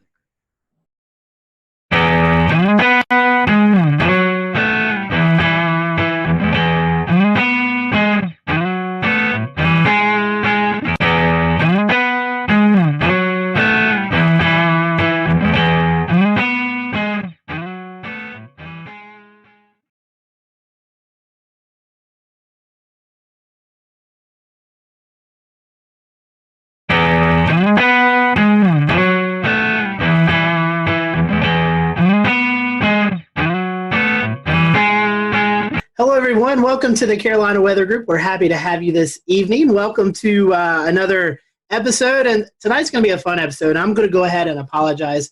I hope I don't talk too much because we're combining weather and sports, and when we do that, it really makes me happy. Tonight we have on with us Sean Bratton and Mike Ventrisi from the Fantasy Football Weather Guys, and if you play fantasy football, you may have never thought about the weather element to it. And so tonight, we're going to talk a little bit about that. We're going to talk about the product and how you can follow along throughout the year so your fantasy football team is up to par and potentially beating the rest of your people who are not thinking about the weather. So we're happy to have Sean and Mike on with us tonight. And guys, we appreciate your time. We'll go ahead into the conversation since both of you guys are first-time guests with us. We always start off our questions like this.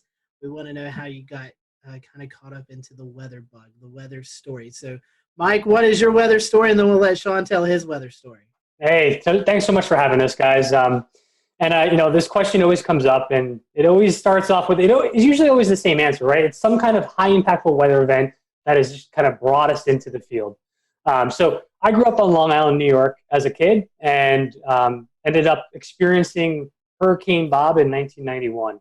So it knocked out our power. I'm like, what is going on outside? I originally wanted to be a veterinarian, and I would go home and watch the Weather Channel after that hurricane, just watching Cantore on there with during the season. And I realized I should probably change profession pathways and go into that meteorology just because of how nerdy I was, just kind of sitting out under an umbrella watching a thunderstorm. So, but it was Hurricane Bob that really got me into that passion, and that's pretty much why I ended up getting a PhD in tropical meteorology.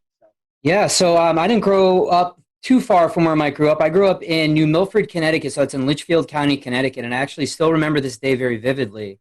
I was in first grade, and we were on our, getting ready to pack up and go home, but they didn't let us because we had a tornado warning. So I was basically plastered my face to the window, looking at these ominous clouds and the rain. And I was just like in awe the entire time. Everyone else was scared. I was there up on the window wondering what the heck was going on. And we were actually kept after school for quite some time until the night, until things got cleared up. We did have a tornado touchdown near our school in Litchfield, Connecticut. So it was a really cool event. And then also the blizzard of 96 was a big high impact weather event that had been early January of 96. That was a big event for me. I remember that. We had off school, and we had like 24 to 30 inches of snow. So it was a really cool event too. And then of course, I'm sure you hear this a lot, but the movie Twister came out, and that kind of sealed the deal for me after watching that. We were talking off air, but we've done this show for a while, and it seems like that there's a common denominator there with Twister and how many people is brought into this industry because of the movie. Yep. Like us, we all have our other weather day jobs, and we kind of do Carolina Weather Group, for fun, and that's what you guys do with the Fantasy Football Weather Guys. Tell us about what you do in your daytime jobs. I know you guys are both connected in the weather industry as well. Yeah, so I guess I'll start off. And so I work currently for the weather company, which is owned by IBM. When I started my career there, I dabbled with a lot of energy forecasting, pretty much providing weather information to folks who were trading natural gas futures and some of the utilities. But since IBM has stepped into the picture here, they have been transitioned into more of a, I guess you could say, an analyst. My title is a meteorological engineer, essentially, where my main goal in the company now is to make sure that our forecast offerings are the number one most skillful product out there. So it's been a lot more of data engineering, software engineering, and playing with Twitter on the side, pretty much. It's kind of how it's evolved. For me, I'm actually I teach AP Physics at a school called Lane Tech here in Chicago. So I teach honors in AP Physics, and then I also teach at the College of DuPage. I teach some weather and climate courses there. This is very cool. And so, Sean, that's something, weather, it seems like a lot of people are interested in, but you're actually teaching these kids. We'll get into fantasy football, but I find this really unique. Yeah. What is it like teaching kids weather? I mean, as something I know we all get to go out and do school talks, but you're actually maybe talking to high schoolers, college kids. Yep. What's the field like right now? I mean, is there a lot of interest in weather? Yeah, so I have taught at the high school level and the college level. And in both of those cases, people are just kind of taking it as a gen ed, right, to take that credit. But one of the things that I found is the application of the content really goes a long way. So if you're going to sit there and just read off some slides, they're going to go to sleep. But really getting them involved with the weather, looking at current events, looking at maps. I had students typically do their own map discussions, run their own map discussions once we get into forecast mapping and all of that stuff. And they really seem to enjoy that. And there are a lot of students that have become avidly interested in weather as a result. I have a few people really interested in climate, some more in synoptics and in mesoscale meteorology. That's been really cool. We also do kind of like these little trips. The National Weather Service locally here will do balloon launches. And they'll kind of go and kind of experience that, which is a really cool experience for them.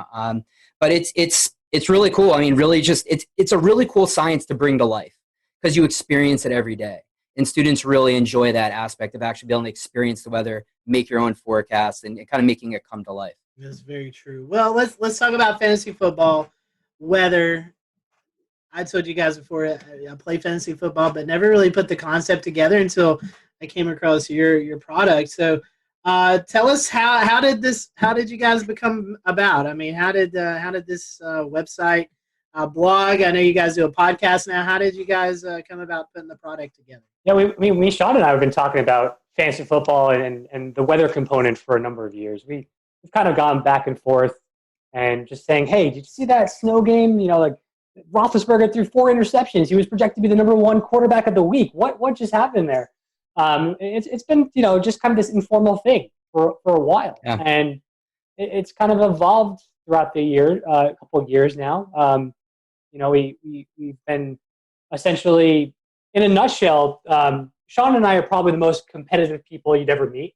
And we need to be, essentially, we're competitive with everyone else. We're also really competitive with each other. So we want to try to find any... We'll return to Best of the Carolina Weather Group in a moment. Now your Carolina weather forecast. Here are today's forecast high temperatures for North Carolina. Here are the forecast lows for tonight for North Carolina. Here are tomorrow's forecast high temperatures. And here's forecast rainfall across North Carolina tomorrow. Here are the forecast highs for the day after tomorrow.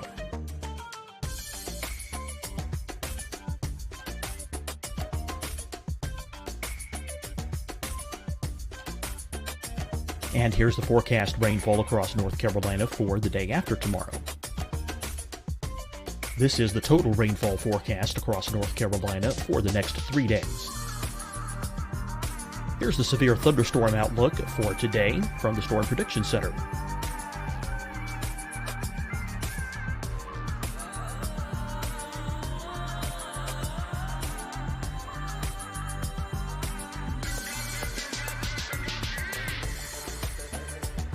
Here are the forecast high temperatures for today for South Carolina. Here are the low temperatures for today for South Carolina.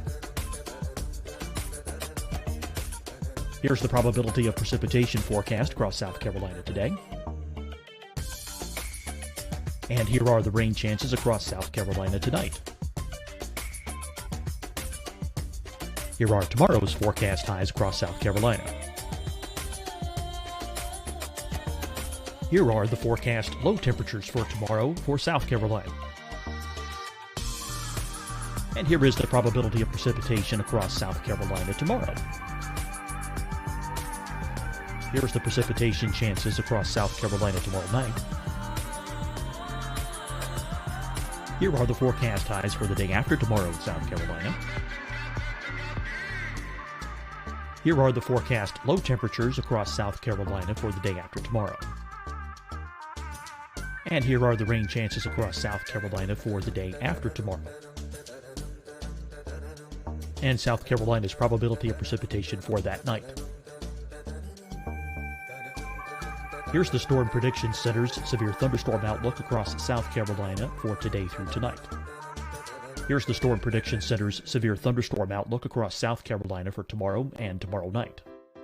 And here's the Storm Prediction Center's severe thunderstorm outlook across South Carolina for the day after tomorrow through that night. Here's the severe thunderstorm outlook for today from the Storm Prediction Center.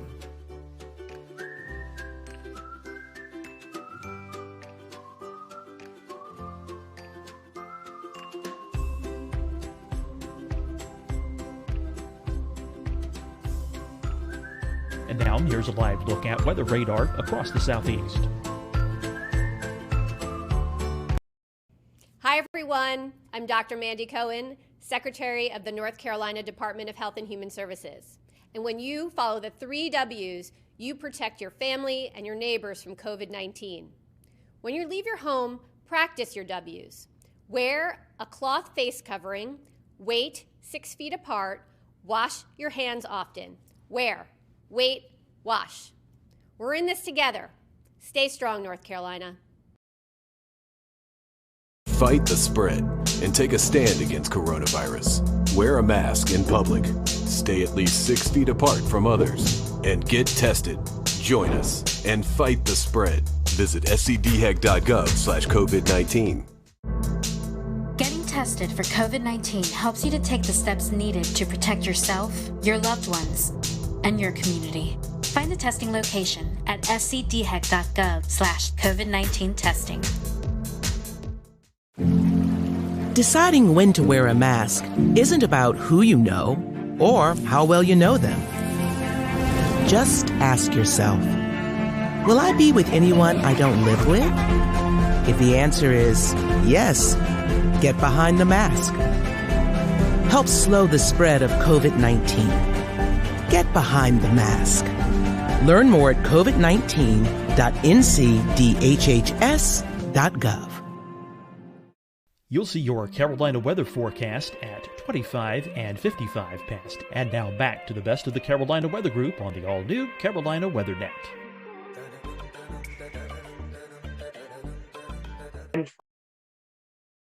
Essentially trying to optimize our lineups on a given week. And I think this is kind of how it spawned out, Sean. What would you say? Yeah, it's kind of funny because Mike and I first started listening to this fantasy football podcast, and we would be always going back and forth. And there's one thing that they always brought up, like, hey, you could become a part of our league of record, meaning you can join their fantasy football league. And these guys are big time. They're all over the place. You know, everyone knows them. That's in the fantasy football community, the fantasy footballers. And we were like, hey, I wonder what would it take for us to actually be able to be part of their league? And we were like, well, you know, we're really in tune with the weather and what's going on week to week. You know, maybe we can trade our experience with weather and letting them know what the forecast is, and maybe they'll let us be in our league. And so Mike and I were actually kind of just pitching this idea, and we're like, wait, like, as Mike explained, we were thinking about all these events in which weather has played a major role, and we're like, you know, we may have something here. And so last August, essentially, we were like, hey, let's do this. So Mike threw together a website. He's like, all right, we're going to meet at this time every week, do a forecast, and make projections for players. We had a data set we were able to work with at the time, and then we brought on our friend Colin, who's kind of our producer and behind the scenes guy, and our host, exactly. And he's been kind of doing stuff on the side, and it just kind of gained momentum during big weather impact games. We would get people on Twitter and asking us for advice and what was going on, and it's kind of built.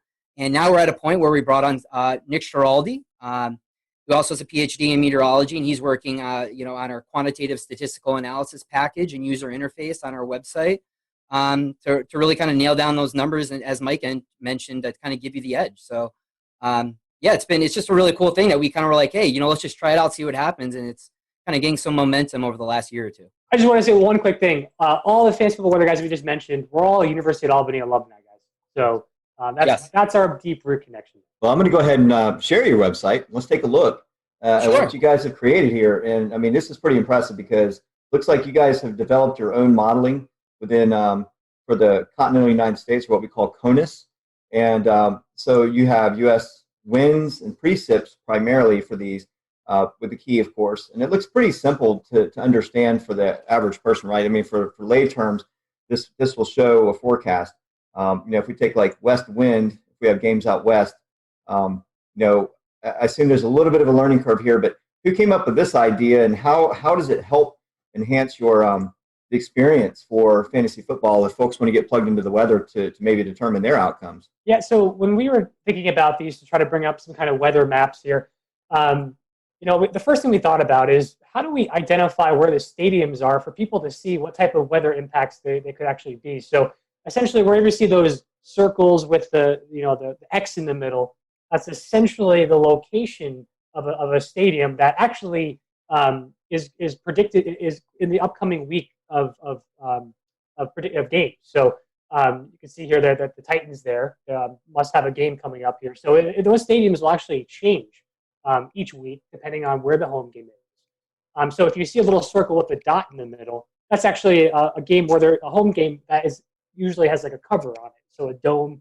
or some kind of retractable roof, so weather won't be an impact there. But the way that we wanted to really get these maps to be helpful is when there are high weather impacted events, those circles will change colors. So you can see often when like an area of heavy precipitation or some stronger winds moves in, you'll see that circle turn to an orange, or even a red. So like the orange would represent there's a possibility of some impactful conditions from weather if there's a football game taking place during that hour forecast lead you're looking at. If it turns red, it means there's a high chance for some impacts. If I were to pick east wind and go forward, you can just go forward. We would see, there's orange right there. So we're showing the folks out there, if you just hit forward on these buttons, you'll see these impacts in time. And I'm trying to see how far out these go. Do these go out? Yeah. They'll go all the way to Sunday. I think recently, the most recent model run, 18Z on Sunday. We got right there. We got one in Miami. I think they're supposed to get some precipitation and maybe some wind. So I think it was around 0Z Monday or 18Z Sunday for this upcoming week. I think that's the only caution that we have for upcoming weeks. It's going to be a relatively quiet week this week, but there it is right there. So it popped up. Looks like Tuesday evening. So it looks like that timeline got pushed back a little bit. But yeah, I mean that's pretty neat how you've integrated weather into forecast impact for a specific area, and it could be anything. It could be anything going on for that area too. So football games in particular. But that's pretty neat. I really like that format. Now tell us a little bit about the fantasy impact table. Yeah, sure. So this is a table that will outline each set of games for the week. And to be honest, there's been so many changes with the schedule here because of all the impacts from COVID. But so we try to make sure this is up to date. And I think I did update this on Tuesday.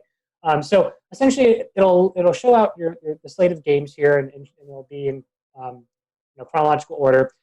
There are a time and weather impact there.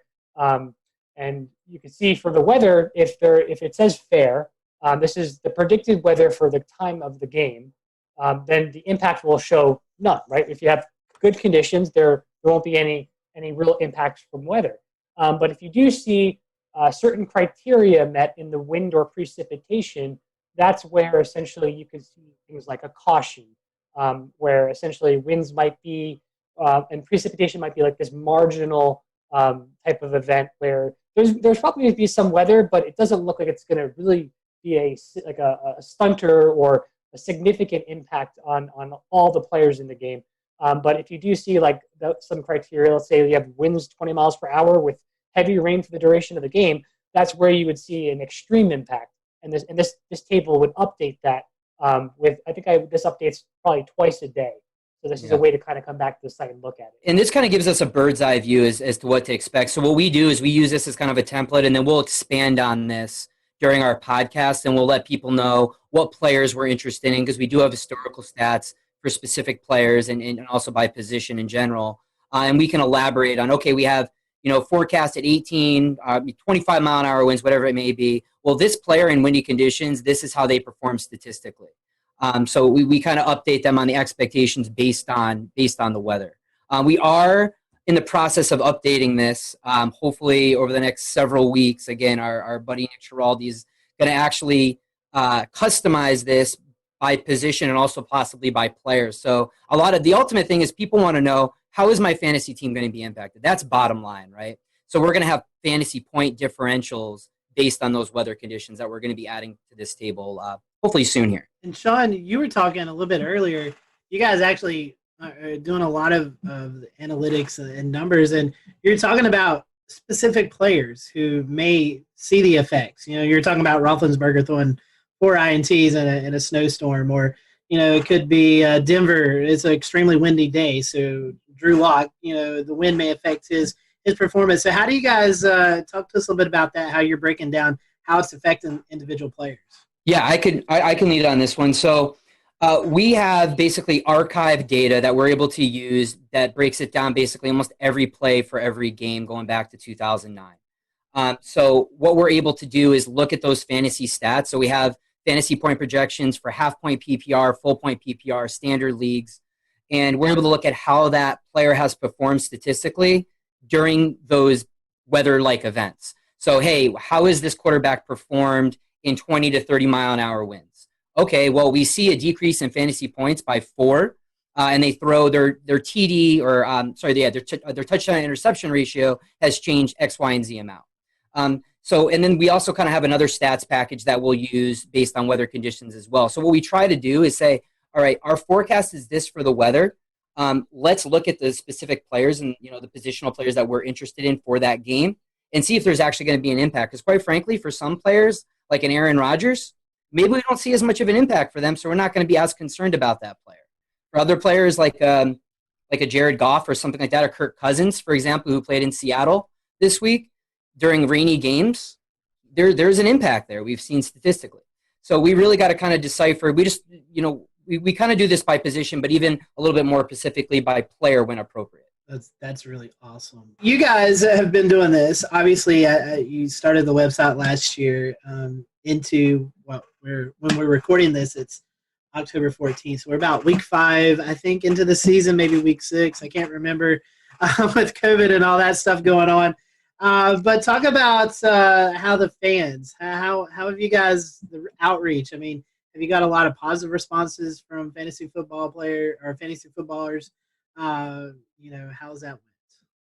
So I think our biggest interaction with folks right now is on our Twitter handle at FF Weather Guys, where it typically the interaction is most prevalent during weeks where there is predicted weather and the folks are aware of those impacts. Usually when you see like some of the mainstream media or sports channels talking about weather impacts, and usually I guess that as you get up into later in the season, as we know, winter storms or late fall storms can get more energy from the jet streams.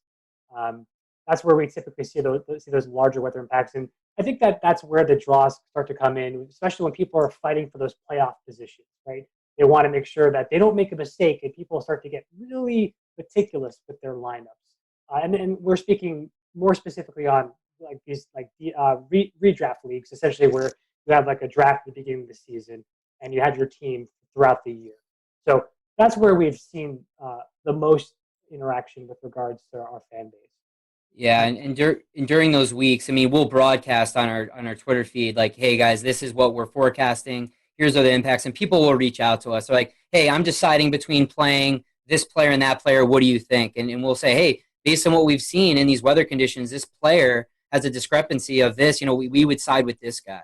And so we've seen this for a variety of weather events. Most people think of the big rain or snowstorms. This also applies for high impact wind events as well. We had 1 week last year that we had 4 big wind events, whereas 25, 35 mile an hour winds, we saw considerable impacts. Yeah. One of those games was the Kansas City Chiefs, and people who were starting Tyreek Hill and Patrick Mahomes, they were really intent on getting some of those deep bombs that just never happened. They didn't get any passes over 20 yards.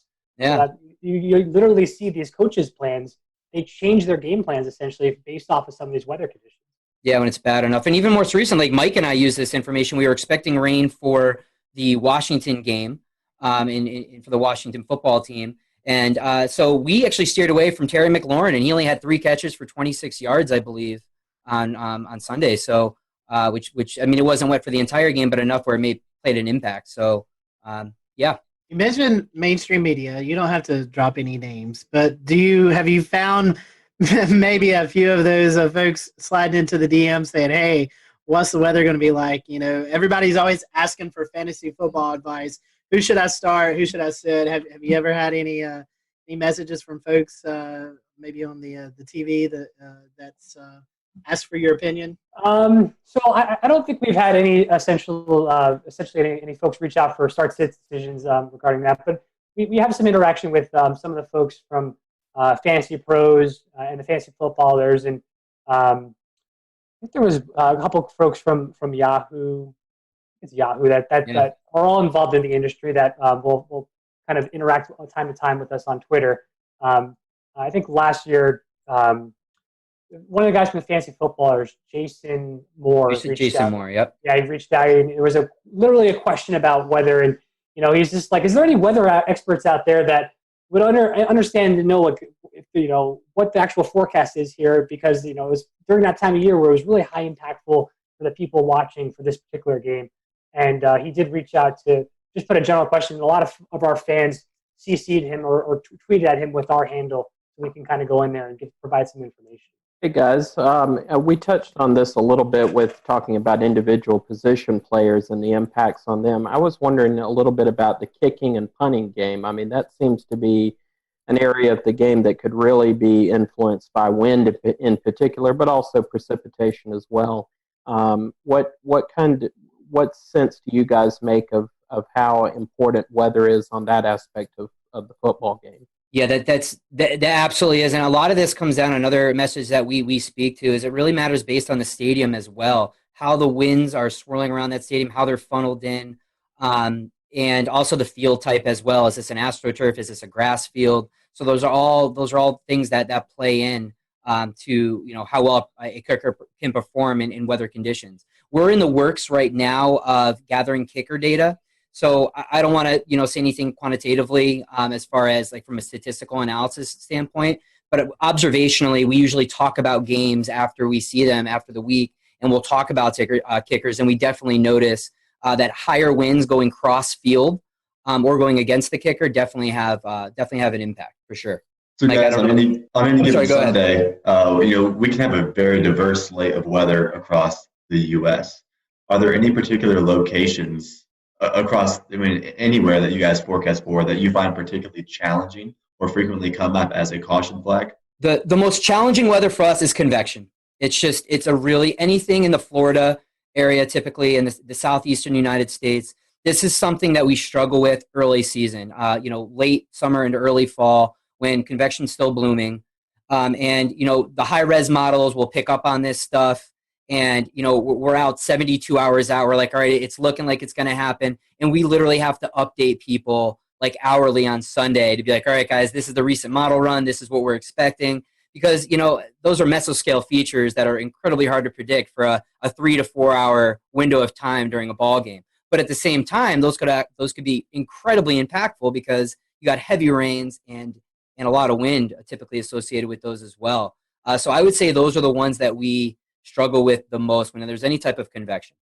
Yeah, those are the events that typically trip our algorithms in our fancy impact table and some of our maps. If you look at those circles and when we change different colors, you'll see certain model runs show the impacts, and then all of a sudden they take them away because the models are having a hard time resolving the convective features. And sometimes they can sneak under the radar. I remember there was a game last year in Jacksonville where we had this strong northeasterly flow off the ocean that was just bringing these shallow convective cells across the stadium. It was just like the popcorn variety, and it was just causing. You would hear we didn't talk about it much in the podcast that week because we were the models didn't see it, and then all of a sudden they'd be raining on and off during the game, and Sean was sending us messages. Do you see this rain? It's going. It's the announcers are talking about it. We missed this. I'm like, oh my god, the joys of forecasting Florida weather. I can only imagine your models.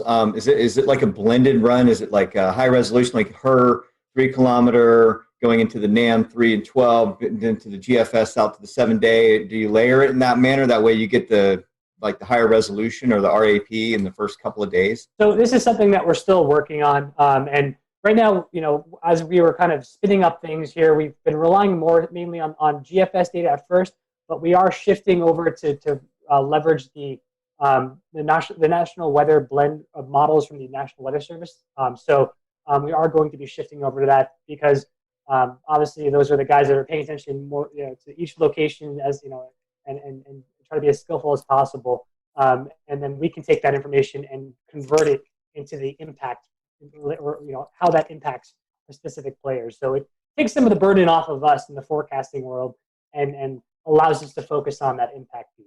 And then we can also elaborate on that. I mean, because we may use that from the National Weather Service, but obviously we have access to the different high resolution models. And again, that's something that we typically expand on during our podcast. And there may be some games that don't even come up as a caution on our table necessarily because they may not meet a certain threshold. But for us, just observationally, we know these are things that we need to monitor. So we'll mention them during our podcast or on Twitter.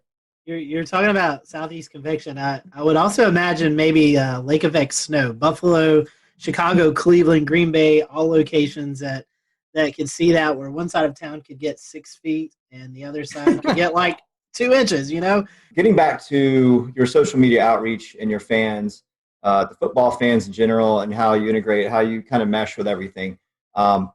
How do your fans respond to your products, right? Because it looks like you do everything kind of for free. You're sort of providing that kind of service. And do you find that a lot of fans are really into what you do and share it out, and you get a lot of good response and positive feedback out of it? Or how does all that work? How do you get your how do you know how you're doing overall? Yeah, no, we always appreciate the feedback. We'll have some people that'll reach out like, oh, I really wish I knew this, or I really wish you approached it this way or offered this kind of information. And again, that's kind of how we're working in developing our webpage and our user interface. So most people have been really constructive and just really helpful and really nice, which is not always the case in the weather world, as we know. Mm-hmm. But yeah, no, it's been a really good experience. We used to even do a photo contest where people would, obviously not the case now, at least for most stadiums, but if you were at a game where there was weather, take a picture for us and, we'll put it on our website or show it during our podcast. And people seem to appreciate that as well. Yeah, on our website, we do have something called a mailbag where some folks can come in and write us a question, and we can essentially take that feedback and discuss it and respond back. So that's something that's also an option on the website. Yeah, I think it's this right here. So you can put your message in and submit. And then there was also what you talked about with this weekly weather blog, then the photo contest.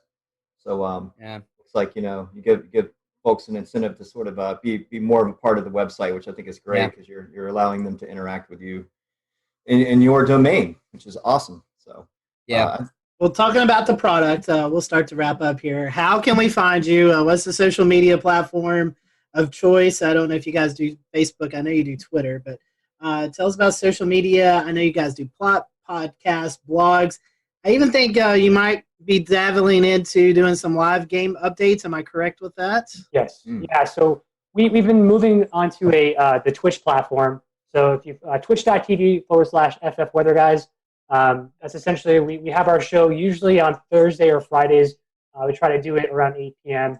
And then when there are high impact weather events on a Sunday, we'll get up on Twitch again and have a Sunday show usually around 11 a.m. That's one source where we've been kind of more interactive with folks. Well, guys, thank you for your time. We appreciate it. Thank you guys for watching the Carolina Weather Group. Make sure if you're a fantasy football player, go check out these guys. Fantasy Football Weather Guys. Google them. You can find the Twitter account, website, all of that good info. And make sure that you tune into the blog and the podcast, as well as the live broadcast there on Twitch on Sunday morning. So until then, we hope you have a great week, and we'll see you next time here on the Carolina Weather.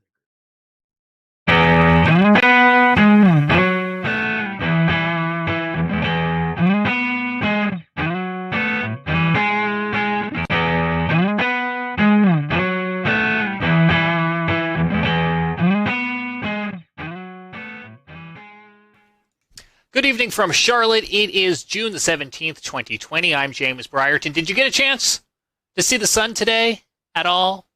Maybe kind of, sort of. We have been cut off from the rest of the world. No, I'm not talking coronavirus. I'm talking about this low pressure that has just parked over the Carolinas today. It's very pretty on this satellite image that our friend Brad Panovich captured. You can see it there just spinning out over like Fayetteville, Fort Bragg, between Charlotte and Raleigh. Just spinning and spinning and spinning, but that just socked us in with clouds. I did see just a little bit of sun today here in Charlotte before the sun went down, and that was a nice change of pace after a couple days of cloudy and cold weather. All right, this week we are talking the PGA Tour, which has resumed and is in Hilton Head, South Carolina for the RBC Heritage. Kicks off tomorrow after a couple of practice rounds. I'm holding here the weather forecast from their on-site meteorologist, Stuart Williams. This is what we call a tease. I'll have this for you coming up. What we're going to get to first is a piece of tape that has been very patiently waiting in the wings. So Stuart sat down with the Carolina Weather Group in February to record an interview that at the time we thought was going to air alongside the Wells Fargo Championship here in Charlotte. Well, as you now know, that never happened, and other PGA Tour events were canceled. They are now resuming operations without fans and will be playing in Hilton Head, South Carolina. So we are very excited to be able to bring this piece of tape to you. This is a premiere of a new episode. You've never seen this interview before, despite the fact that it was recorded in February, but I felt that I needed to explain to you that it was recorded in a time where I could still get a haircut, and where the picture of snow over Scotty Powell's shoulder made sense, and all the references to fans attending the event also made sense back just a few months ago. So without further ado, we'll get on over to this, and then coming up later on in the program, about 30 minutes from now, we'll get a check of your weather headlines this week, including that PGA Tour forecast, an update on Sharpie Gate, and we'll take a look at the tropics as well, too. But without further ado, here is our interview with Stuart Williams, the on-site meteorologist for the PGA Tour, and he'll tell us a little bit about the company he works for as well. Hello, everyone. Welcome to the Carolina Weather Group. We're happy to have you this evening, and we present Mr. Stuart Williams, meteorologist for the PGA Tour, which is a really cool job that I would love to have.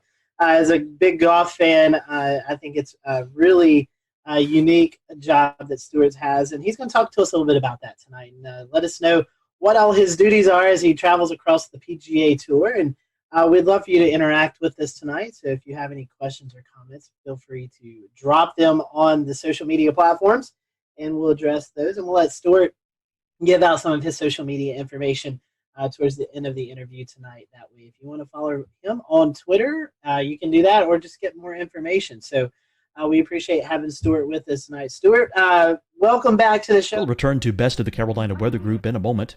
Now your Carolina weather forecast. Here are today's forecast high temperatures for North Carolina. Here are the forecast lows for tonight for North Carolina. Here are tomorrow's forecast high temperatures. And here's forecast rainfall across North Carolina tomorrow. Here are the forecast highs for the day after tomorrow.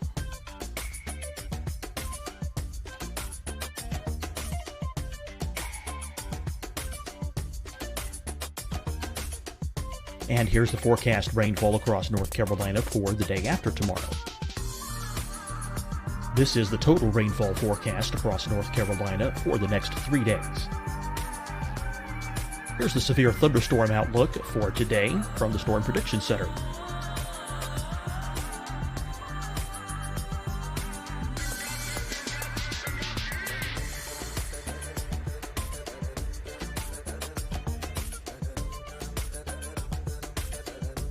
Here are the forecast high temperatures for today for South Carolina. Here are the low temperatures for today for South Carolina. Here's the probability of precipitation forecast across South Carolina today. And here are the rain chances across South Carolina tonight. Here are tomorrow's forecast highs across South Carolina. Here are the forecast low temperatures for tomorrow for South Carolina. And here is the probability of precipitation across South Carolina tomorrow. Here's the precipitation chances across South Carolina tomorrow night. Here are the forecast highs for the day after tomorrow in South Carolina. Here are the forecast low temperatures across South Carolina for the day after tomorrow. And here are the rain chances across South Carolina for the day after tomorrow. And South Carolina's probability of precipitation for that night. Here's the Storm Prediction Center's severe thunderstorm outlook across South Carolina for today through tonight. Here's the Storm Prediction Center's severe thunderstorm outlook across South Carolina for tomorrow and tomorrow night. And here's the Storm Prediction Center's severe thunderstorm outlook across South Carolina for the day after tomorrow through that night. Here's the severe thunderstorm outlook for today from the Storm Prediction Center.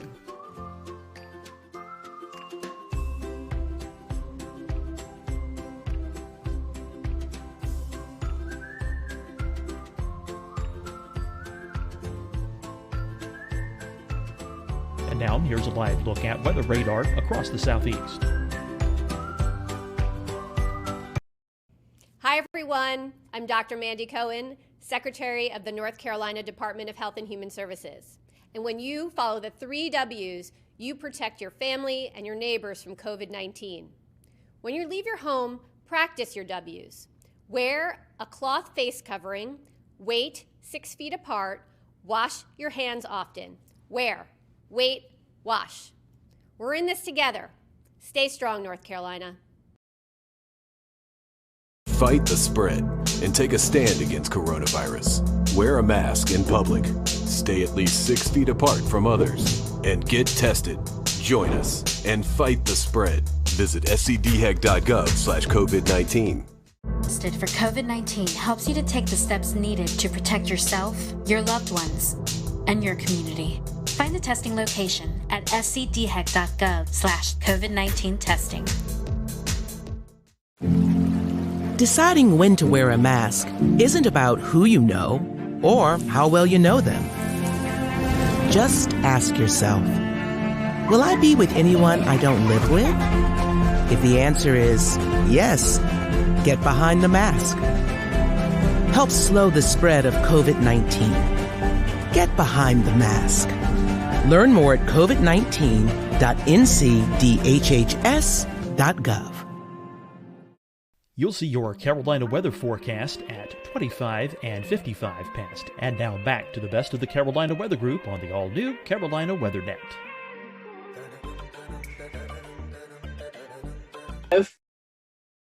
Fellow North Carolinian, and it's great to have you with us tonight.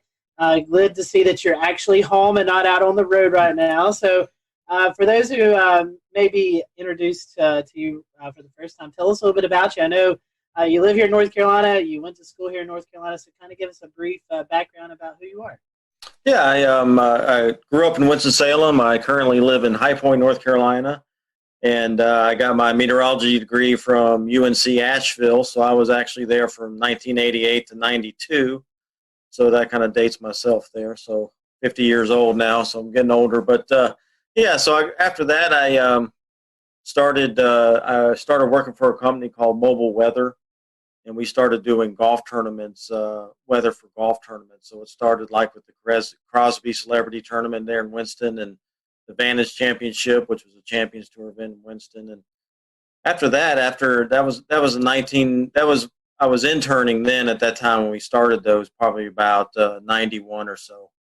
And then as I graduated, we kind of formed a company called Mobile Weather, and we started doing more and more golf tournaments. So individual tournaments would hire us. And then from there in 1995, we signed a full-time contract with the PGA Tour doing all their events. So, and it just kept snowballing from there. And then, so I was working with a company then called Mobile Weather. And so we were doing golf tournaments. I was traveling, started working for DTN. And ever since then, I've been with DTN, and we just keep growing and doing more and more events. So, we have all the PGA Tour, Champions Tour, Korn Ferry Tour. We do the LPGA. We do the PGA of America, which includes the PGA Championship, Ryder Cup, Senior PGA, and some of their smaller events. And we do quite a few international events for IMG. We do a lot of Asian tournaments in China and Taiwan and that kind of thing. So, we do over 150 events a year now. So it's quite busy. Well, sort of. I know you're not the only one. I mean, that's a lot of traveling. So yeah. Tell us a little bit about your team. How many meteorologists do you guys have? Is it just you that goes out to a tournament, or is there kind of a team aspect for you guys? Yeah. How's that going? Yeah, we've got we've got 7 or 8 guys that travel all the time, and we usually just send one person to each tournament or event that we cover. Because we also do outdoor concerts, and we do some other events like that we have a meteorologist go to and that help out. But there's one guy per tournament, and so basically, on the PGA Tour or any golf tournament or any outdoor event that we do, lightning is the number one concern. So that's why a meteorologist is on site. We set up an electric field mill. We have 2 laptop computers that have obviously the Doppler radar, lightning detection. We have a mix of ISLA's National Lightning Detection Network, and and so all that data that we get in-house, we have all the computer models that we look at, the NAM, the Euro, the GFS, all those. So everything's in-house, and we sector where we're going to go, and we can make custom products for ourselves and that kind of thing. So we make our own forecast on site. So using all that technology, as an official comes in wondering what the weather is, if we do see a threat, we see a storm developing, the officials can come in, we can show them exactly on the screen what is happening, and based on what we're showing them and what our opinions are of what's going to happen, then the officials can make very good decisions of, okay, when do we need to stop? And then once we do that, especially on the PGA Tour, they have LED boards across the golf course. They'll put weather warning signs up. The officials will blow horns to the players, signaling that it's a dangerous situation. So then the players will get moved off to evacuation vans and cars and that kind of thing, and they're brought to the clubhouse.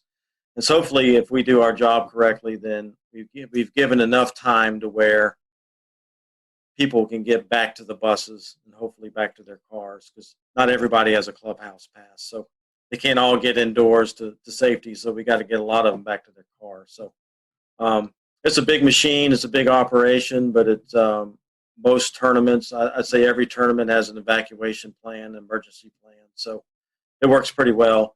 And then the big question is, once we have stopped play, when do we go back and start playing? When is it safe to go back out? So that's when we help big time, is to open up the practice facilities again, let the players warm back up, and then we'll get them back out to the golf course and start playing again. Stuart, that kind of rings a bell here in Charleston at Bulls Bay, the tournament last year. LPGA, lightning hit the tree. Someone was went under the tree, and it's a serious situation with these thunderstorms and in these golf tournaments. How much collaboration do you guys have with the local National Weather Service, especially in big events like this? In the last few years, there's been a little Homeland Security and a lot of these big, government agencies and everything. A lot of these agencies are using golf tournaments as their training grounds for big events and things like that. So I know down at the RBC Heritage down in Hilton Head, the FBI shows up and all the government agencies, the Weather Service. And so then, since it's such a large event, and so I do coordinate with the Weather Service there. We'll talk what we're thinking, and kind of bounce off ideas off each other. But for the most part, I'll maybe read a forecast discussion or something like that from the Weather Service. But, like I said, having everything in-house, all of our own computer models and that kind of thing, we basically do our own thing, to be honest with you, make our own forecast. Because I think in a lot of ways, sometimes we do a better job because we know what golf wants and we know what golf needs. So we know what they're looking for as far as a forecast goes. Whereas the Weather Service, they may be a little more general because they have a bigger area to cover. So for example, for us, wind forecasts are very big at the golf tournaments because that plays a huge role on how the golf course is going to be set up each day.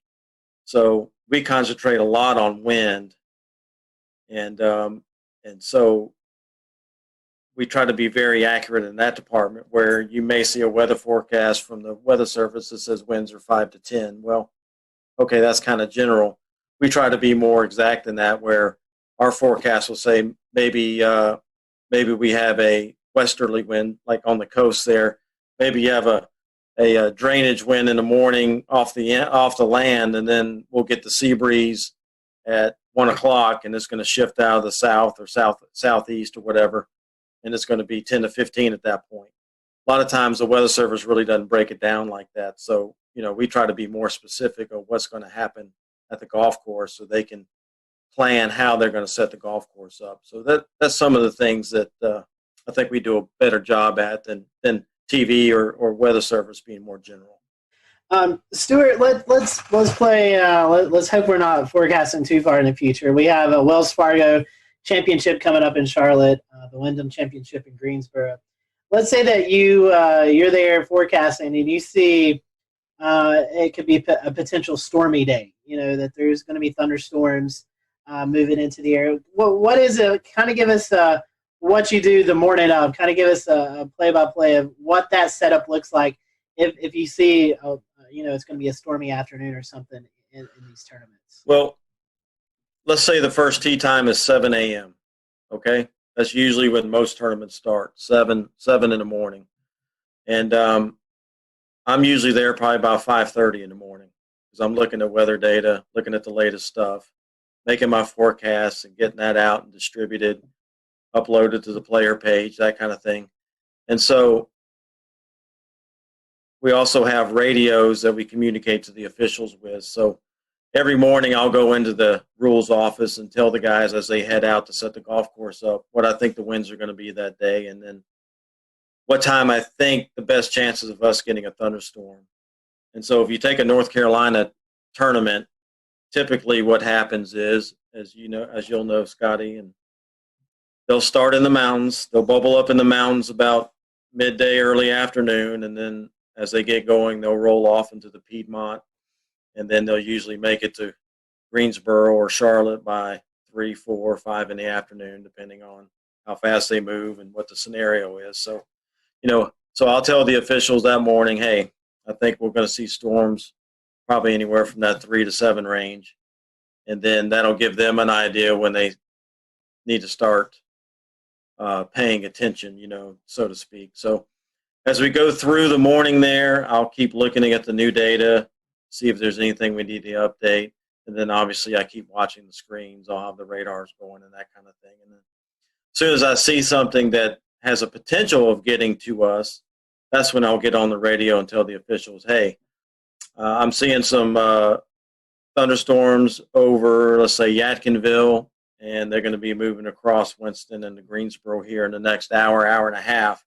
So that'll give them the heads up that, hey, I'm starting to see some stuff that could impact us here in the next hour or two.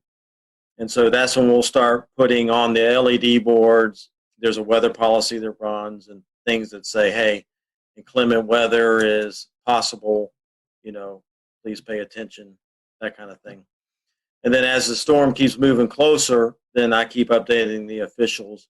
And then when I think is within, less than an hour, usually the head rules official, which would be Mark Russell or Slugger White, who are in charge of the competition, basically. They'll come into my office. I show them exactly what's happening. And then we try to give at least 30 minutes notice before the storm's going to hit the golf course so that we can blow the horns and give enough time for people to start trickling out and get the players in. And then obviously, as the storm gets closer, hopefully we've gotten everybody off the golf course, and then the storm will hit. And then, like I said, then we have the conversations. When do you think it's going to be out of here? When is it safe to resume? And so they'll already start making the plans on when that gets out of there, when we're going to let them to go back out and warm up on the range and then get them back out on the golf course. So, it's kind of a lengthy process, but as with weather, you guys, we have thunderstorms that can pop up right on top of you. So that's why we also have an electric field mill that we set up on site that measures the electrical charge. And so if we're seeing something develop real close to us, hasn't produced lightning yet, and we're wondering, is it going to, that electric field mill gives us the heads up that, hey, charges are building. And also looking on the radar, you look at the cloud tops. You kind of know what those cloud tops keep growing, and you know what the freezing level is. And when it gets a certain height above that freezing level, that's when you start seeing the lightning. So using all those things together, using all those things together, we can get a good idea that, hey, this cell will probably going to produce lightning. So that electric field mill is crucial in that aspect. So it may give us 10 or 15 minutes that we wouldn't have had if you waited for the first lightning bolt to come out. So, we may only have 10 or 15 minutes to get them off, but that's still better than having no warning and all of a sudden there's a lightning bolt. So, yeah, technology plays a huge role in what we do. That's pretty fascinating. I didn't realize that much went into it. That's pretty sophisticated and really good coverage on your part. Stuart, once y'all blow the horn, this is kind of going back a few minutes, but once y'all blow the horn to warn there's a tornado or tornado warning storm or even a severe thunderstorm on its way, the players, they're coming off the course, but for bystanders that are sitting alongside the course or even in the stands, is there a safe place for them to go? Unless you have a clubhouse pass, and generally no. So, if you're having a severe weather event, obviously you don't want to keep them in the tents and the skyboxes because those are temporary structures and big lightning rods as well, just, with the poles and everything. So, we try to get people to go back to their cars, go back to the buses, get back to their cars. But, it doesn't always happen that way. There's always stragglers. There's people that try to hide and wait it out. And because, as soon as we start back play, then they can run out and get a good spot on 18 or whatever. And they're in a good spot to get a good position to watch golf again. But, it happens. We put weather warning signs up. We do the best we can. The PGA Tour and all these events try to do the best they can to get people to leave. But, there's always a few stragglers that always try to stand under a tree. And, it's not recommended, but it definitely it happens.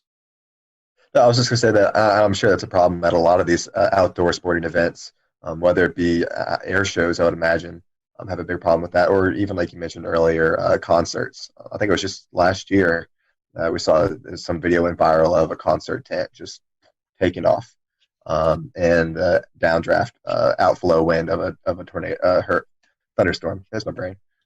So yeah, that seems like a real problem. Yeah, it is, and there's a lot of outdoor festivals and concerts and stuff that don't have a meteorologist, and the people in charge really don't know weather. So I think that's when you have more of the mistakes made or decision making, not poor decision making, when those things happen. So, fortunately for us and my company I work for, DTN, we do a lot of consultation. We have a lot of customers that call in and get opinion from a meteorologist. So I think it's getting better and better as far as people hiring meteorologists or at least weather companies to help them out and make good decisions. And like for me, on the on-site business, actually have a meteorologist at your site it's expensive. You got to pay for hotel rooms and airline tickets and ship equipment and plus have the meteorologist there. So that's kind of a hard thing for some organizations to pay that kind of money to have somebody there. But once you have that meteorologist there that's on site, they see how it works and how it takes the pressure off them making these decisions. And it actually pays for itself, to be honest with you, to make good decisions. But, like I said, if you don't have the money, a lot of these organizations just don't have the budget for it. Hey, at least they can still hire a company like mine and have a consultation where they can call in, so it definitely makes a difference. Definitely so. Able to do that for Speedway Motorsports Incorporated.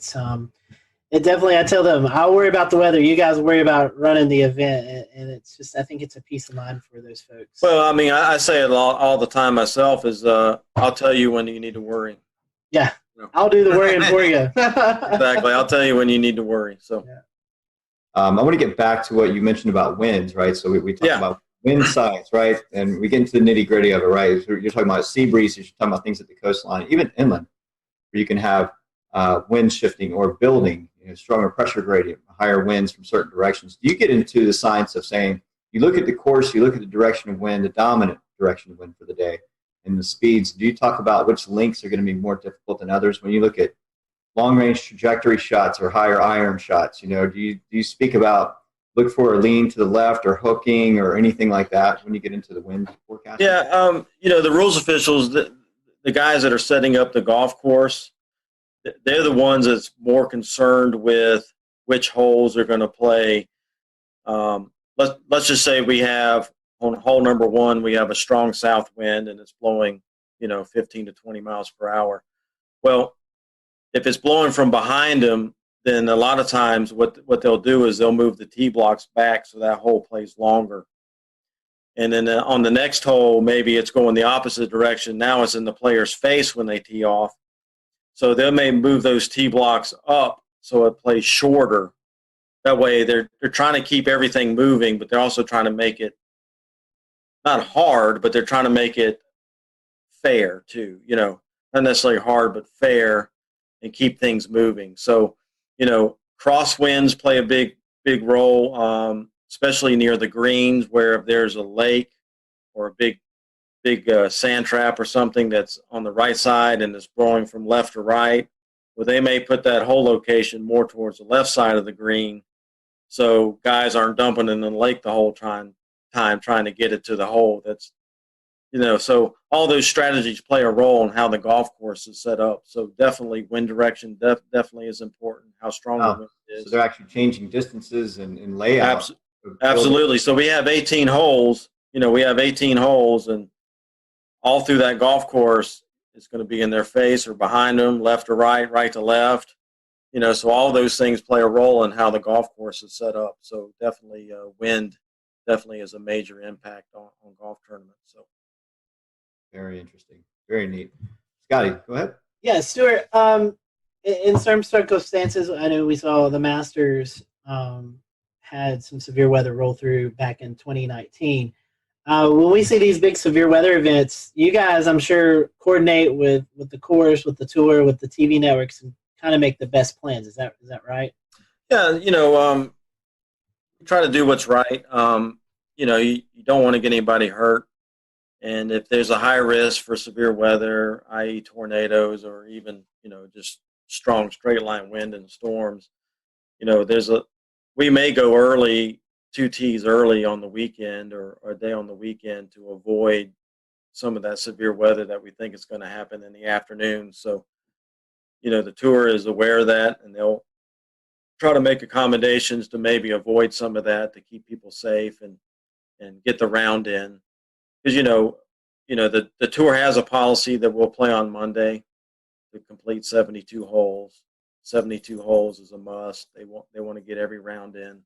So so we will do that on Sundays a lot of time to try to get everything completed and so we don't have to go into Monday. But for the most part, if it's a 30-40% chance of a thunderstorm day, then they're not likely going to change anything. It's just we're going to play golf and hopefully, that scattered thunderstorm will stay away from us. But if we do get hit and we don't finish, well, we'll be back Monday morning. So that's how it works. I know another element that is tricky for you guys, especially on the West Coast swing early in the season, is fog. Seeing lots of fog delays and even some cancellations of round because of visibility. Talk to us a little bit about forecasting fog. Yeah, it's tough, man. That marine layer out there, and what most people don't realize in California, the Pacific Ocean out there gets the Aleutian Current, which is very cold. It's cold water, and so fog forms on it quite a bit. So when we get out there, a lot of the things that we look for is the offshore flow, and we love it when there's offshore flow because it pushes that marine layer way out in the ocean, and skies stay clear at the golf course. Well, the thing that I've learned forecasting the weather out there, as soon as that pressure gradient starts going neutral, that's usually when the marine layer fog will move in. And so I've seen it. We had it this year at Torrey Pines at the Farmers Insurance Open. One day the fog rolled in early in the morning, and it stuck around till about 9:30 in the morning. So we had to delay for a couple hours, and then the sun finally ate through it and broke it apart, and it pushed offshore. So it's a tough thing because with fog, you just don't know how long it's going to stick around. How thick it's going to be. We get the marine layer out there too. Sometimes it lifts and it's just a cloud deck and you're fine. It's just a cloudy day. But at Torrey Pines, we do have some elevation. I think we're up at 400 or 500 feet there. And so if it lifts up to 500 feet, we're in the cloud and we get socked in. And then obviously you go other places along the coast there that's not elevated and it's fine. So it's definitely tough. But something we deal with, and we just try to help the best we can with that. So, I know we're getting late on the interview. Fun question here: any favorite PGA Tour stops, and any of the PGA Tour players really weather savvy that we might not know about? Well, I mean, favorite weather stops. I mean, as far as any tournaments go, Hilton Head's a big favorite of mine. Any Hawaii tournament's great. Pebble Beach is awesome if the weather's good. Same thing with Torrey Pines in California. So yeah, we go to some great places. I mean, this past year I went to Japan and South Korea. I went to Shanghai, China, and this year, later in the year, I'm going to Australia. So yeah, I mean, we go to some great places and it's a lot of fun. So yeah, it's good. I was going to say, you have to go to these areas and actually learn the weather in these areas. You probably would have to understand it before you even go. Yeah, believe it or not, I mean, everywhere I go, I start paying attention to where I'm going a month or two ahead of time. So I know when I get there what's been happening. So you kind of got a feel for what's been going on. So, I've already been keeping tabs for the next couple of weeks when I go to Tucson and California again. And, and then obviously long term, you kind of looking, I've got Florida lurking in March. I'm going down to Florida. So you definitely keep up with what's going on and what's been happening. So kind of what to expect. We'll return to Best of the Carolina Weather Group in a moment. Now your Carolina weather forecast. Here are today's forecast high temperatures for North Carolina. Here are the forecast lows for tonight for North Carolina. Here are tomorrow's forecast high temperatures. And here's forecast rainfall across North Carolina tomorrow. Here are the forecast highs for the day after tomorrow.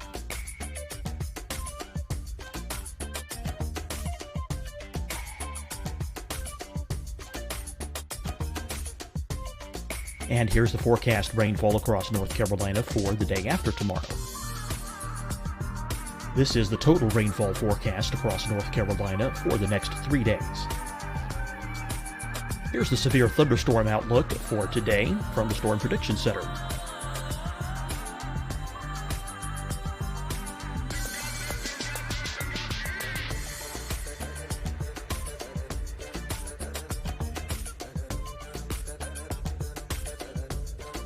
Here are the forecast high temperatures for today for South Carolina. Here are the low temperatures for today for South Carolina. Here's the probability of precipitation forecast across South Carolina today. And here are the rain chances across South Carolina tonight. Here are tomorrow's forecast highs across South Carolina. Here are the forecast low temperatures for tomorrow for South Carolina. And here is the probability of precipitation across South Carolina tomorrow. Here's the precipitation chances across South Carolina tomorrow night. Here are the forecast highs for the day after tomorrow in South Carolina. Here are the forecast low temperatures across South Carolina for the day after tomorrow. And here are the rain chances across South Carolina for the day after tomorrow. And South Carolina's probability of precipitation for that night. Here's the Storm Prediction Center's severe thunderstorm outlook across South Carolina for today through tonight. Here's the Storm Prediction Center's severe thunderstorm outlook across South Carolina for tomorrow and tomorrow night. And here's the Storm Prediction Center's severe thunderstorm outlook across South Carolina for the day after tomorrow through that night. Here's the severe thunderstorm outlook for today from the Storm Prediction Center.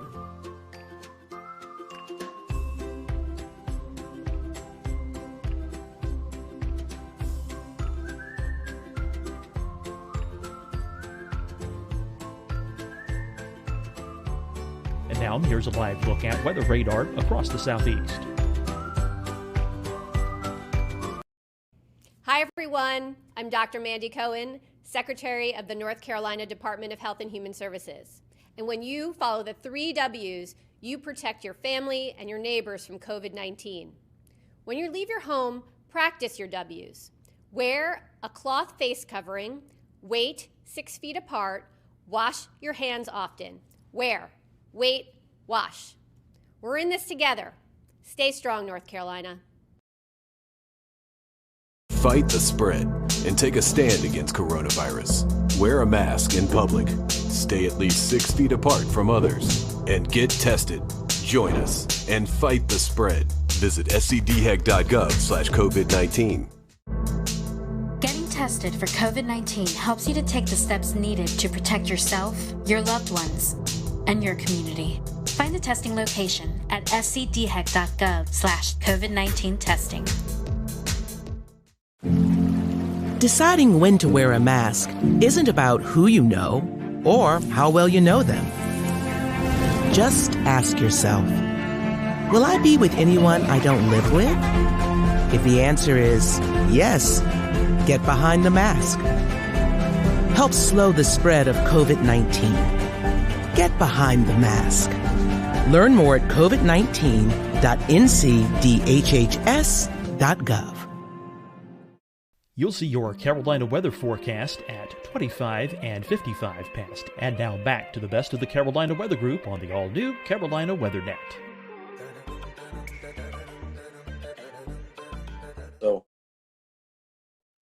it's definitely harder in Japan and Korea and some of these places where, maybe the radar data is not as timely, or you don't have all the good data you have here in the U.S. You still have some data, but maybe not quite as good as some of the things you're used to using. So, and forecasting wind and things like that gets a little more difficult in some of these spots. So, but still, us being there is still better than, for the tour and some of these tournaments. Having us there is still better than not having us there, where they would just be guessing. So, we do the best we can, and they know it's not the U.S. and it's not quite as good, but it's still we still send our electric field mill over there, and we still have that and the detection network and that kind of thing. So, oh, wow, I bet that's interesting, transporting that equipment across seas to foreign country.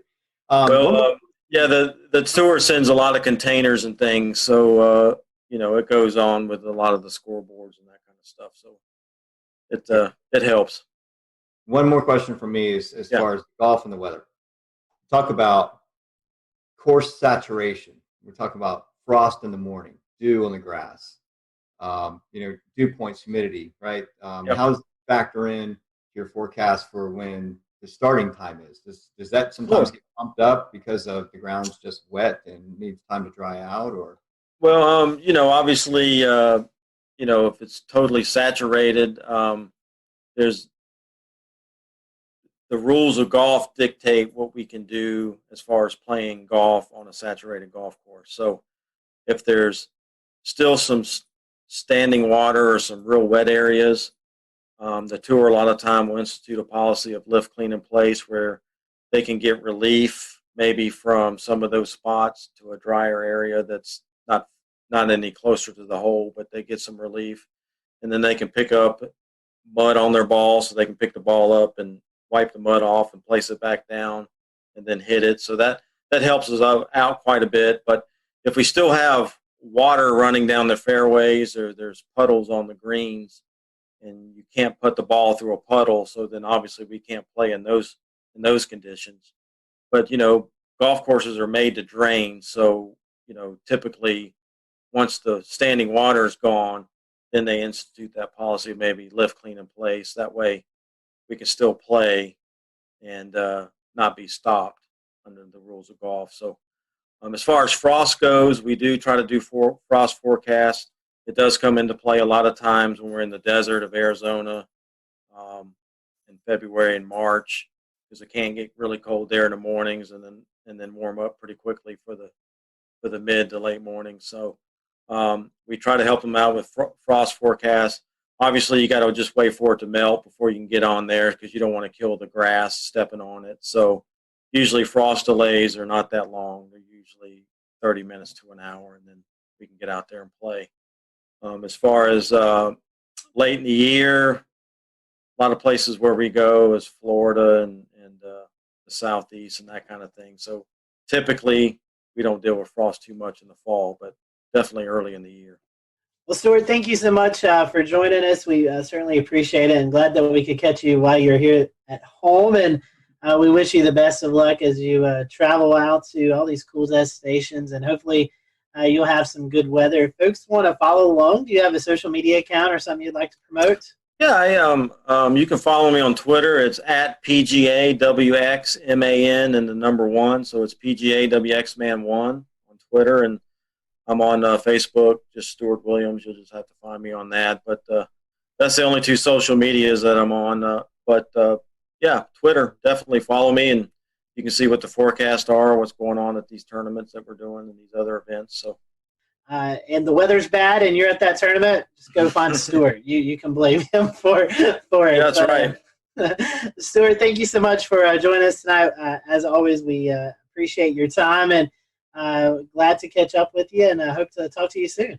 Absolutely. Scotty, thank you guys for having me on. I appreciate it. It's been a lot of fun, and hopefully we can do it more often. Yes, sir. All right, guys, thanks for watching the Carolina Weather Group. We'll see you back for another episode next week. All right, and that is our interview with Stuart Williams, DTN meteorologist, who goes to all the PGA Tour events and provides them on-location weather support. That interview, again, was recorded in February for what we thought was going to coincide with a premiere for the Wells Fargo Championship in Charlotte. This week, the PGA Tour is back in action. They are at the RBC Heritage event in Hilton Head, South Carolina. From Charlotte, I am James Brierton. We will see you back here next week. We will leave you, I'm trying to pull up a camera in Hilton Head, South Carolina to take a look at conditions there right now. It's not coming up, go figure. But you'll have to trust us that Stuart's forecast says it won't be all too shabby. And here it is, a look from the Salty Dog there in Hilton Head, South Carolina. Again, I'm James Brierton, Charlotte. Thanks for joining us. Have a good night.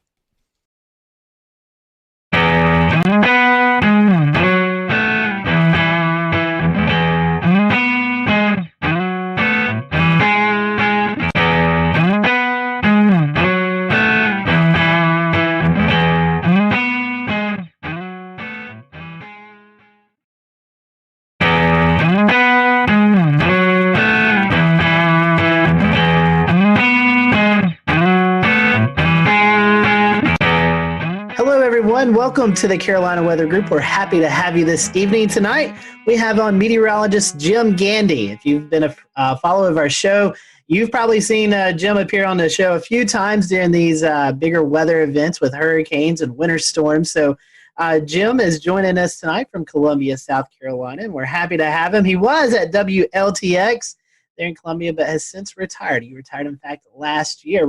Actually, Jim, I think we're coming up on the 1-year mark. Is that correct? Just passed it. It was June 1st of last year. Yeah, so we've just passed that. So I know retirement life, we were talking a little bit before we started recording here, has been good to you. So we'll talk a little bit more about that afterwards. But 45 years in the business, you're known as South Carolina's weatherman. Tell us how it started. How did your love for weather transition you into being a meteorologist on TV? Nothing happened the way it was supposed to. My introduction to weather, ironically, was something that just scared me to death. I was probably maybe 4 years old. My dad was going to take me across the street to our house, and all of a sudden the sky right before me just lit up with lightning. And it scared the living daylights out of me, as you can imagine. And from that time on, I was scared to death of lightning. Now, this was in Memphis. Then he got transferred to Jacksonville, Florida. And if you know anything about the weather in Florida, thunderstorms are pretty frequent. And so I got really interested in weather living in Florida, still scared to death of lightning. Really didn't control my fear until I went to college. I got my degree at Florida State. It was during that time that I kind of conquered my fear of lightning. Not that I don't have a healthy respect for it, I do. And then I went to Florida State, trained as a research meteorologist, and got out, graduated at absolutely the wrong time. It was 1974. We went straight into a recession. The government froze all hiring. The private sector wasn't what it was today. And so I was forced to kind of look around. My first job as a meteorologist actually was at the Institute of Storm Research in Houston, Texas. But then their contracts dried up. Again, I'm without a job. So I went back to Memphis, and I actually went back to graduate school. And that first semester in graduate school, one of the TV stations in Memphis called me and asked me if I wanted to come down and audition. I had never been to a TV station, didn't know anything about television other than what I saw on TV. I went down there, did the audition. Whatever they saw, they liked, they hired me, and the rest is history. Starting out in Memphis, I think your next move was to Oklahoma City.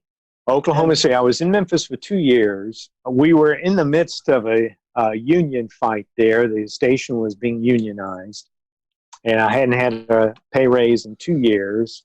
So I decided, okay, maybe it's time to look elsewhere. And I applied to a number of TV stations in Florida, since my background was in tropical meteorology. And one day I get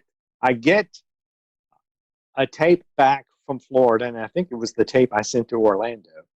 I get the tape back. Obviously, it was rejected. One of the directors in the control room said, well, yeah, they've got an opening in Oklahoma City. Why don't you try for that? Well, I just got this tape back. I threw it in the mail and didn't think too much of it. But then I would say just a few days later, I got a phone call from Jim Williams at KTVY, now K4 in Oklahoma City. And they flew me out there, and I did an audition right there on their set. I beat out everybody that was looking for the job. And so I spent almost 5 years in Oklahoma City. Then I went and spent 2 years with Mike Smith up in Wichita at the Kansas State Network. And then I got the job at WIS in Columbia, South Carolina, and was there for about 14 and a half years. And then Gannett offered me a job. And I worked at corporate for a year, and then came to Columbia at their station, WLTX, and was there for 20 years. Going tropical, studying at Florida State, like you said, experienced in tropical meteorology. Then going out to Oklahoma, where now the Oklahoma City market seems to be one of the most sought after markets there is, with severe weather coverage. It's turned into something that everybody tunes into now. Was it like that back in the 80s? I know the helicopters now, we have all these storm chasers, but what was it like in the 80s in the Oklahoma City market? It was fantastic, but you have to understand, I went to Florida State University. We didn't talk much about tornadoes. So when I went out to Oklahoma, I told my folks, I said, well, we're going to find out what kind of meteorologist I am, because Oklahoma City is a tough market. It has broken many people, and we'll see if I can hack it. Well, I went out there at just the perfect time. I got the job in July, which was right at the end of the severe storm season. So I really had about 8 months to prepare. And prepare, I did, because down the road from Oklahoma City, of course, is the University of Oklahoma, the National Severe Storms Laboratory, all right there in Norman, Oklahoma. And some of my friends at Florida State were working at the Severe Storms Laboratory. So I knew the caliber of people that were down there. My biggest fear in Oklahoma City was going on the air and saying something that wasn't correct. OKC to Wichita to Columbia. Is there anything in particular that drew you to the Midlands versus being out west? Very different. Well, one was a job, right. But after having been in Oklahoma City and Wichita for 7 years, and keep in mind I grew up in the Southeast, so when I came back to Columbia to interview for the job, the first thing I noticed was trees. And I said, oh my God, there are trees here. And not these little scrubby things you see out in the plains. And so I said, boy, if they offer me the job, I'm going to take it. And sure enough, they offered me the job. I took it, and the rest is history. I have to laugh. People always ask me about my time out in Oklahoma City and Wichita, if I ever chased storms. Yes. In fact, that's how I got into photography, was by chasing storms. I tell people that I chased storms before it became fashionable. When I was chasing, it was a rare event to run across another chaser. But today, when I see how many people are on the road chasing out there today, I'm just blown away. I said, oh my God, there's a traffic jam. I'm surprised they don't have cops out there directing traffic. I mean, you're exactly right. I mean, we see it now even on when folks activate their GPS and they go into their apps, right? And they spell out names of people across 2 or 3 states. It's pretty impressive. So yeah, lots of people. A lot of people out there. And the competition is pretty stiff. Every once in a while on Twitter, you'll hear some scuffling going on about who was first in line or who was supposed to be first. So it's kind of interesting. Well, see, I never had that problem. There wasn't anybody out there. If you don't know what you're looking at in real time at the sky and what's going on in the environment, you can learn a lot from that outside of looking at radar and all these products and everything. So yeah, I mean, that's folks have access to that technology now, so they know how to kind of gain ahead. They can jump over to another state where something else is going on. So kind of. Well, for me, it was fantastic because I could take what I was seeing in the field, and when I went back to the radar, now I could start to put things together. And I think that made me a better radar analyst because I could see what was on the radar and I could visualize because I had seen it in the field. Right. And so it was a big help. Jim, I want to get back to Columbia.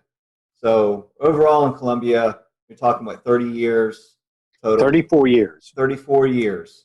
Let's talk about some of the major events, some of the major things you remember from Columbia. I was here during HEGO in '89. I experienced that as a teenager in high school. We left. We went to Union, South Carolina, and came back the next day, and it was just absolutely devastating. But I don't think folks knew what kind of impacts were going to occur inland, especially across the CSRA and all the way up into Charlotte and beyond. So tell us about your experience with HEGO. Well, that was an interesting one because when I came to Columbia, what I had not had to do when I was out in the Plain States was make a 5-day forecast. When I came to Columbia, they insisted on a 5-day forecast. Well, this is 1989. Everybody's doing 5-day forecasts, but granted, they weren't that great. So I had been watching HEGO off the African coast, and I had been reading some of the analysis coming out of Washington. And going into the preceding weekend, they said the weather pattern is shaping up for this hurricane to affect the southeast, which caught my attention. So over the weekend, I'm following it pretty closely. And so I went into work early on that Monday. And I did my analysis.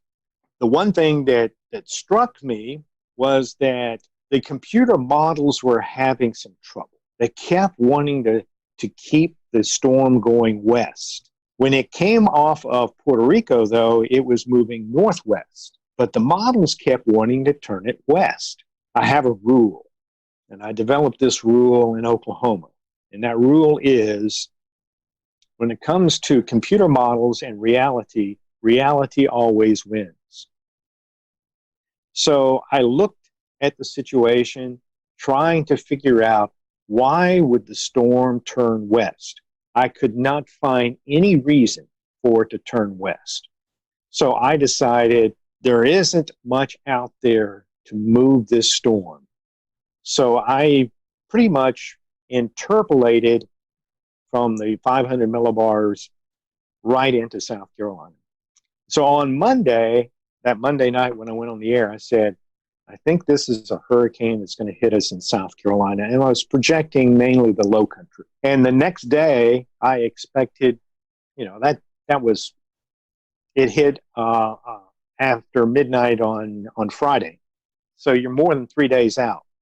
So I expected, okay, I'll have to change the forecast Tuesday, but we can make corrections along the way. Well, when I came in Tuesday, I was within 25 miles of the projected path. So I decided, if things aren't changing, why change the forecast? So I stuck with the forecast, and it came right into Charleston, South Carolina, and it did quite a number on South Carolina. It was the strongest hurricane to hit South Carolina since the storm in 1893. I want to touch on another major weather event topic, which was the October flood of 2015, which affected not only us at the coast, but again, the connection to Columbia and the tropics and an upper low. And it was just the perfect kind of combination. And so I know that there was dams that broke in Columbia. There was all kinds of flooding issues, you name it. So talk a little about your experience with that. And how you Well, that was an interesting one, because if you'll remember, it was Joaquin that came into the Bahamas and went stationary and sat there for a while. And of course, we were all watching it. One of the things early that week that bothered me was that the projection for rainfall for this area seemed to be unreasonably high. Unreasonably high because every computer model had the hurricane passing well east of us, offshore, maybe going into North Carolina, but certainly that would still leave us on what is traditionally the dry side of the hurricane. So, we're talking about this on the air, and of course I was talking with my colleagues there in the Weather Center, and I said, something just does not add up. And so we kept looking, and I kept analyzing stuff and still couldn't figure it out. I knew that there was some information that we weren't getting. So the National Hurricane Center decided on that Wednesday night they would start flying the high altitude aircraft out toward the storm. And I said, and by the way, I was on conference calls with our corporate people. Tegna owned our TV station. So I was on the conference call and I said, look, we can make all kinds of projections we want, but the National Hurricane Center is going to fly that high altitude aircraft tonight. When that data gets into the computer model, we will know what this storm is going to do. And that was a Wednesday night. Thursday morning, it wasn't so much a surprise, but the projections for the hurricane had it staying offshore, but it did not change the rainfall prediction for our area. And at that point, I realized we're looking at the wrong thing. The hurricane is not the threat. It is the upper level low that is coming down through the Tennessee River Valley that's going to slow down, almost stall over the Florida Panhandle. It's going to tap a tropical atmospheric river, and it's going to direct it right into South Carolina. We've talked about hurricanes, snowstorms, and flooding. Were there perhaps any tornado events that you particularly recall from your years in Columbia? Oh, yeah. In fact, probably the most memorable one was from a tropical depression. 1994. And it was Hurricane or Tropical Storm Beulah.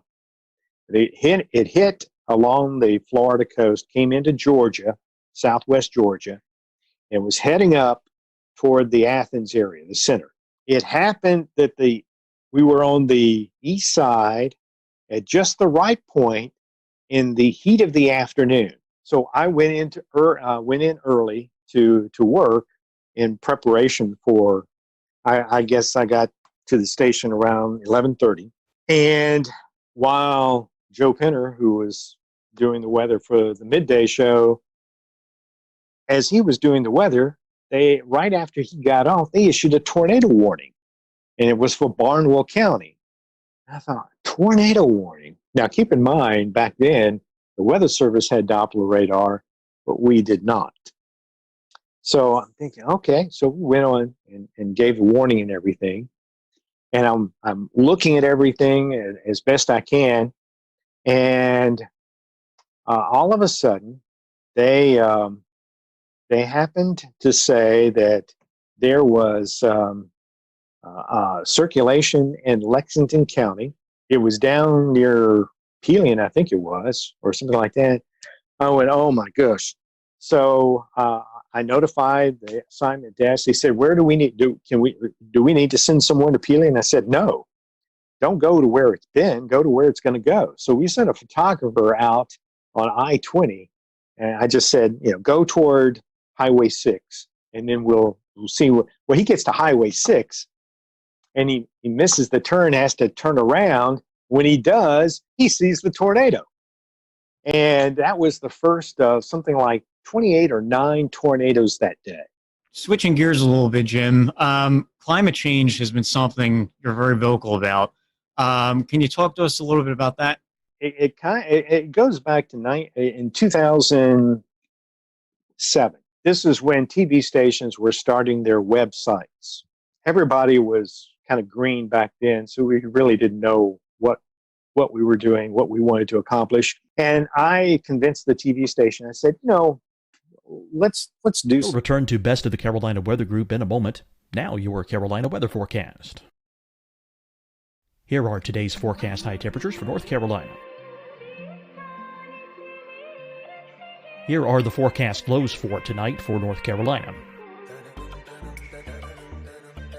Here are tomorrow's forecast high temperatures. And here's forecast rainfall across North Carolina tomorrow. Here are the forecast highs for the day after tomorrow.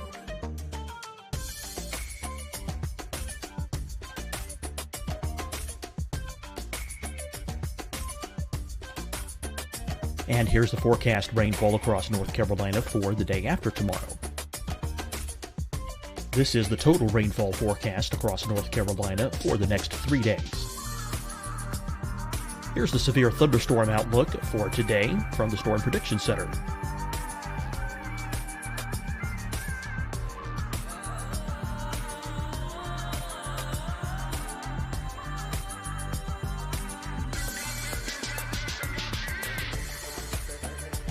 Here are the forecast high temperatures for today for South Carolina. Here are the low temperatures for today for South Carolina. Here's the probability of precipitation forecast across South Carolina today.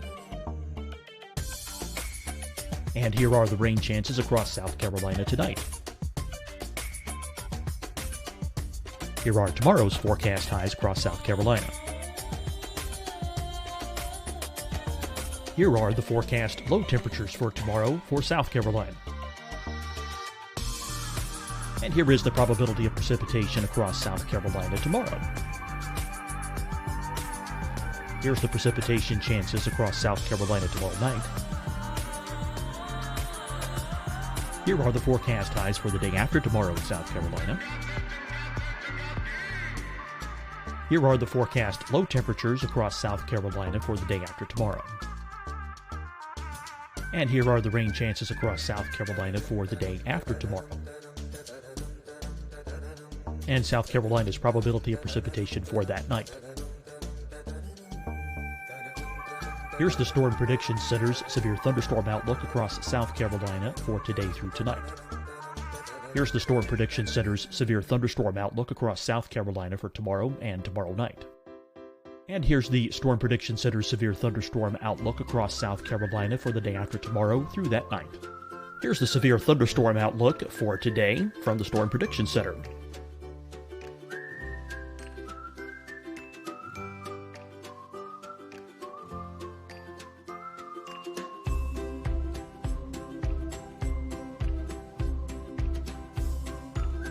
And now here's a live look at weather radar across the southeast. Hi, everyone. I'm Dr. Mandy Cohen, Secretary of the North Carolina Department of Health and Human Services. And when you follow the 3 W's, you protect your family and your neighbors from COVID-19. When you leave your home, practice your W's. Wear a cloth face covering, wait 6 feet apart, wash your hands often. Wear, wait, wash. We're in this together. Stay strong, North Carolina. Fight the spread and take a stand against coronavirus. Wear a mask in public. Stay at least 6 feet apart from others. And get tested. Join us and fight the spread. Visit scdhec.gov/COVID-19. Getting tested for COVID-19 helps you to take the steps needed to protect yourself, your loved ones, and your community. Find the testing location at scdhec.gov/COVID-19 testing. Deciding when to wear a mask isn't about who you know or how well you know them. Just ask yourself, will I be with anyone I don't live with? If the answer is yes, get behind the mask. Help slow the spread of COVID-19. Get behind the mask. Learn more at covid19.ncdhhs.gov. You'll see your Carolina weather forecast at 25 and 55 past. And now back to the best of the Carolina Weather Group on the all-new Carolina Weather Net.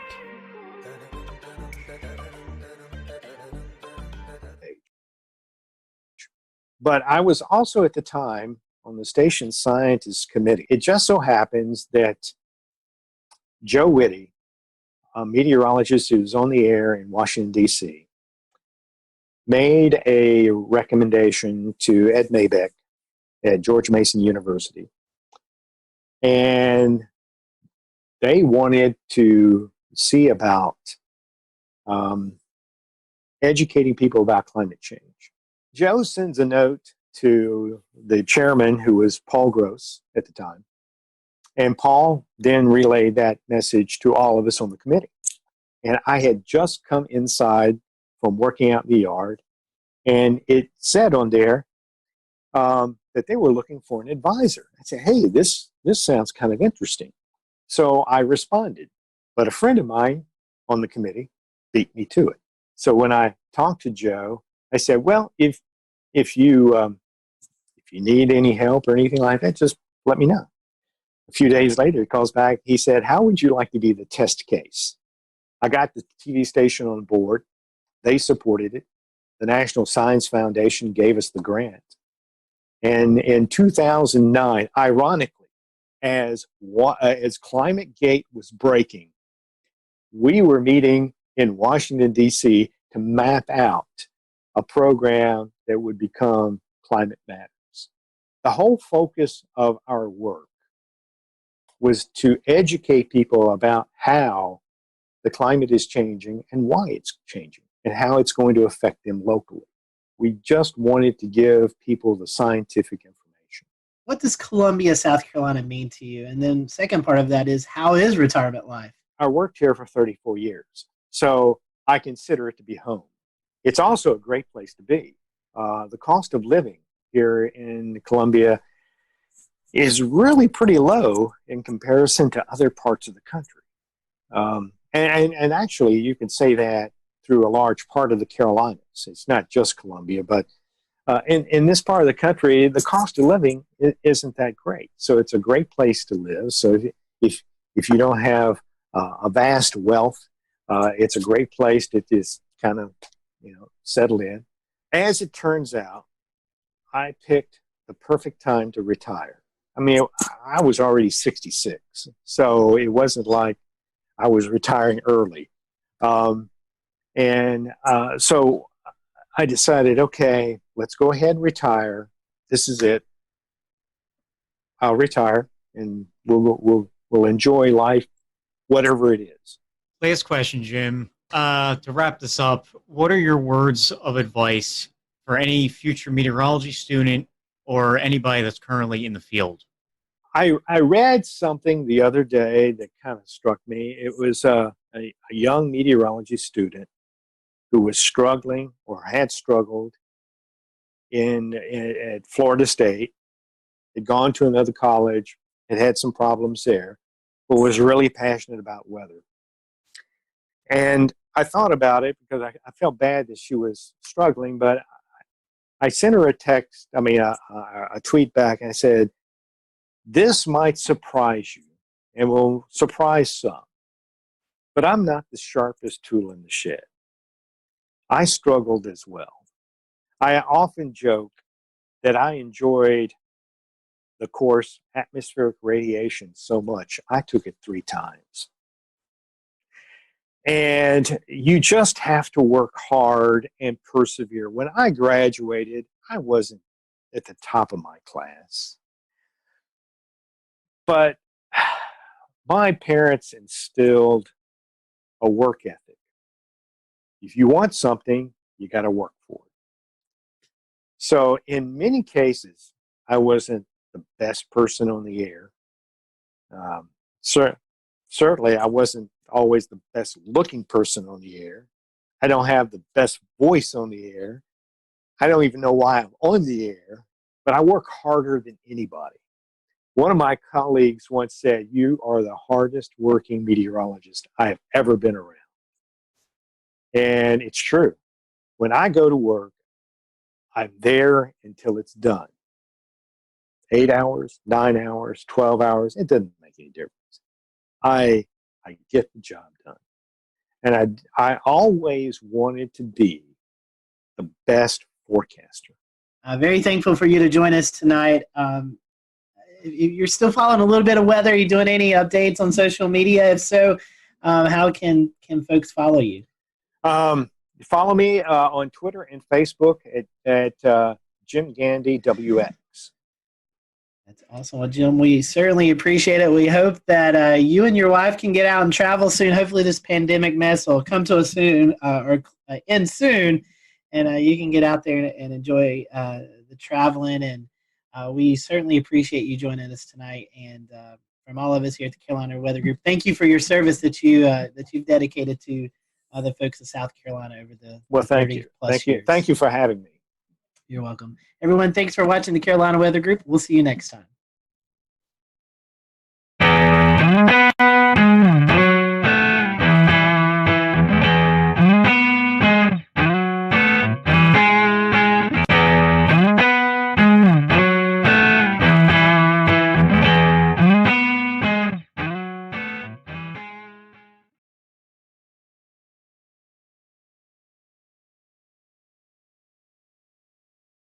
Good evening from Charlotte, North Carolina. I'm James Brierton, and this is an all-new episode of the Carolina Weather Group. It's Wednesday, October the 14th, 2020. Here's what's coming up tonight on the Carolina Weather Group. Our guest is Dr. Josh Warman. He invented the Dow, the Doppler on wheels, and he appeared alongside his famed vehicle on numerous TV shows, including Storm Chasers.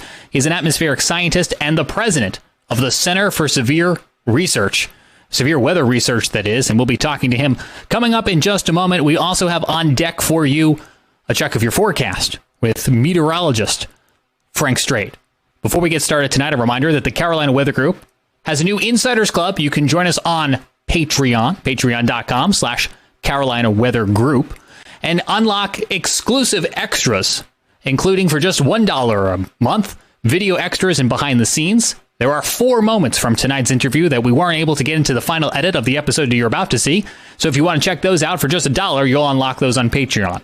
For $3.99 a month, you'll be getting early access to select videos, including this episode was available early on Patreon, and future select episodes will be made available onto Patreon supporters who pledge us at our full tier of $3.99 a month. If you're already a Patreon supporter, thank you so much for joining us at patreon.com/Carolina Weather Group. If this is the first time you've heard this pitch, rest assured that Carolina Weather Group, our weekly flagship show, is still always going to be free, just like you're about to see a full 30-minute interview as you would on any other week, and our severe weather coverage, as you saw this past weekend, always remains free. We thank those of you who are supporting us on Patreon so that the Carolina Weather Group can continue to grow and bring you the show that you know and love.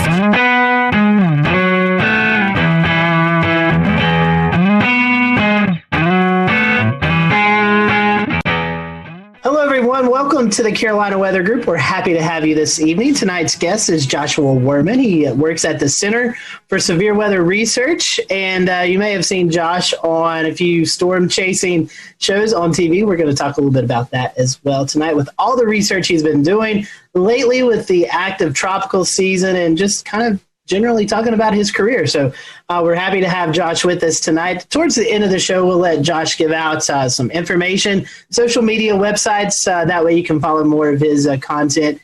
So be sure to stick around towards the end of the show for that. So Josh, welcome to the show. We're happy to have you. We'll kind of give you our first question that we ask all of our first-time guests is, how did you get hooked into this crazy weather world that we all like to follow? Well, it's been decades for me. You can see all the gray hair here. As a kid, I loved physics and math and things like that. And weather was just always a passion for me. I had a little weather station in my backyard and one of those little Taylor instruments, max-min thermometers, and a weather station.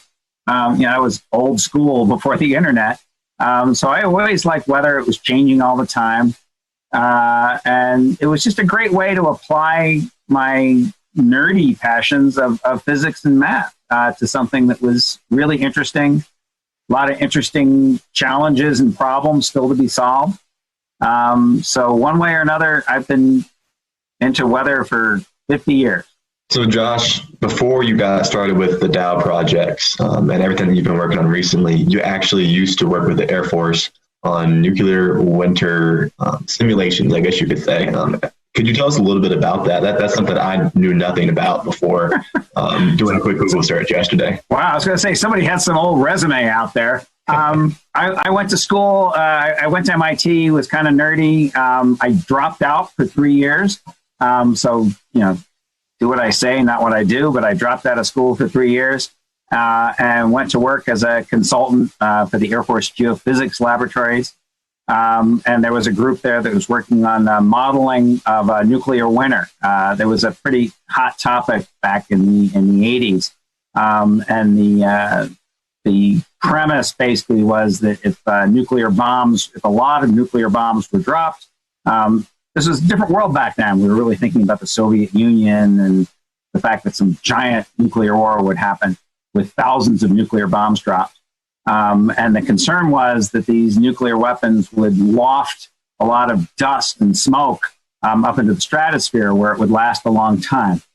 And so what we were doing in that group was taking normal thunderstorm cloud models, similar, though more primitive because it was 30 years ago, but similar to models that are run now on clouds. And we would, instead of initiating a cloud with a 2 or 3 degree warm bubble from turbulence, we would initialize the model with a 500 degree nuclear explosion, and boom, you get a big cloud.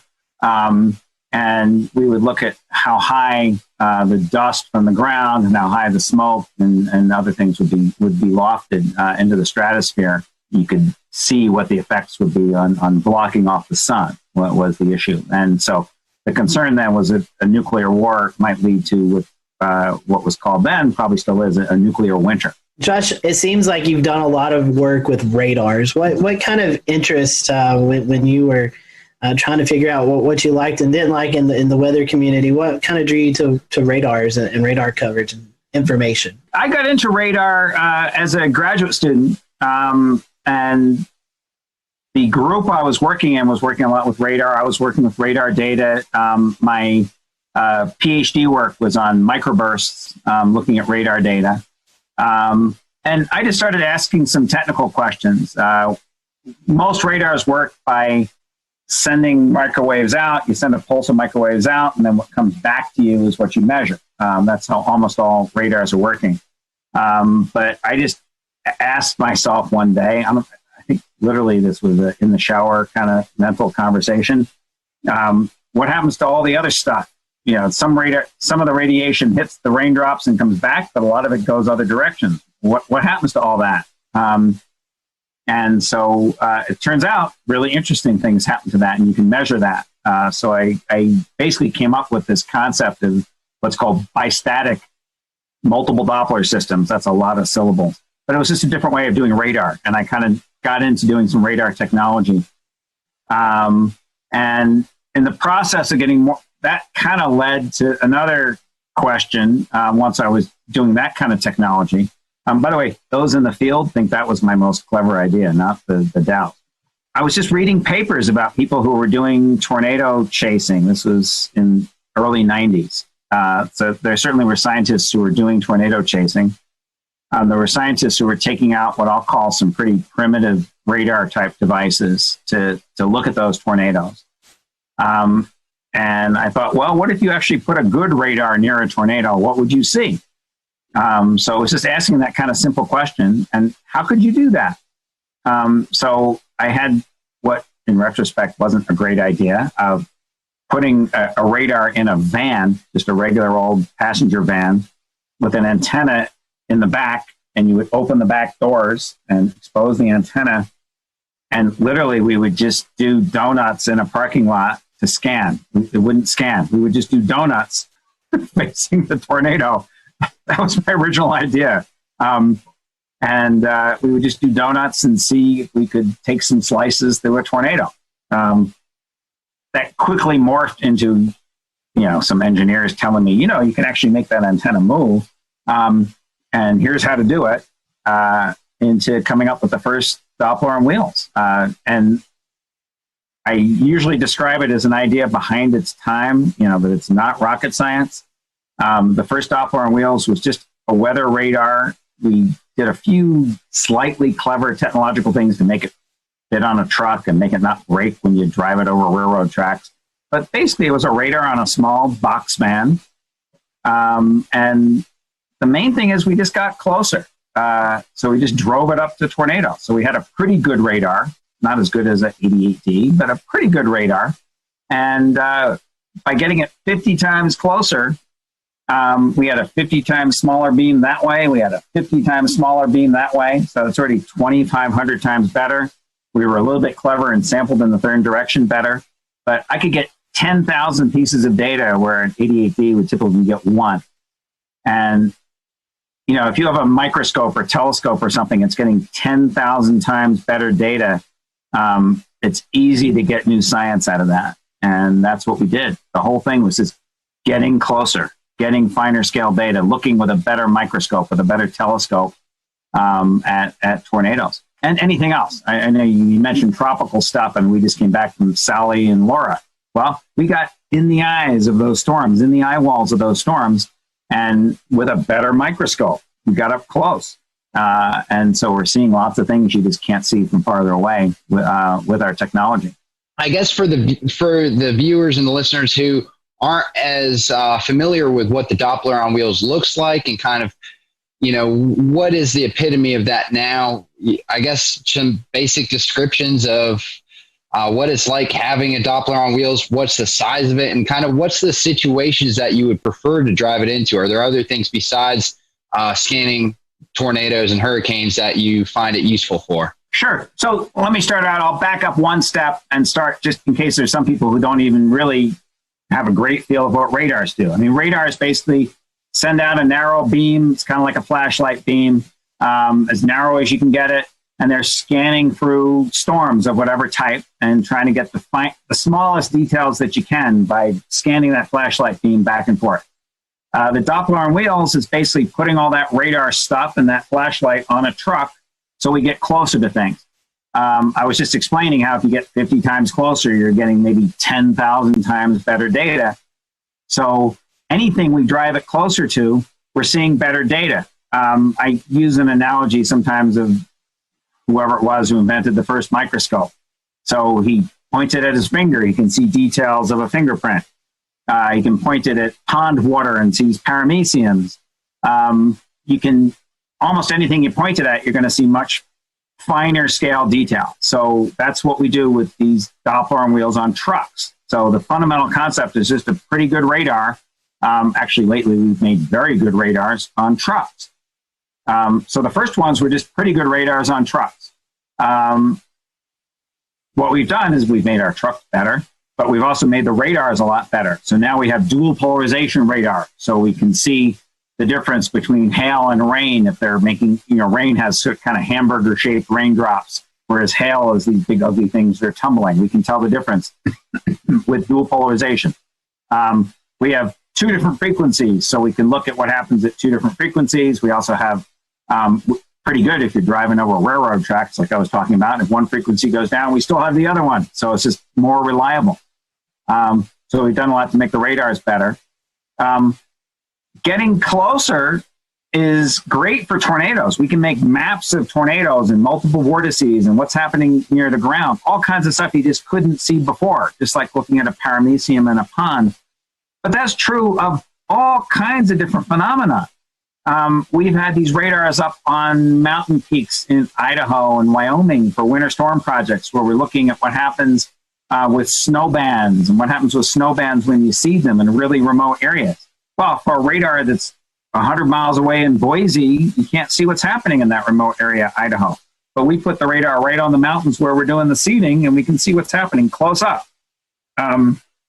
We just took the radars, just a year and a half ago. We took them down to South America to look at storms down there. And by getting up close and targeting those storms, we can see the small scale details of what's happening.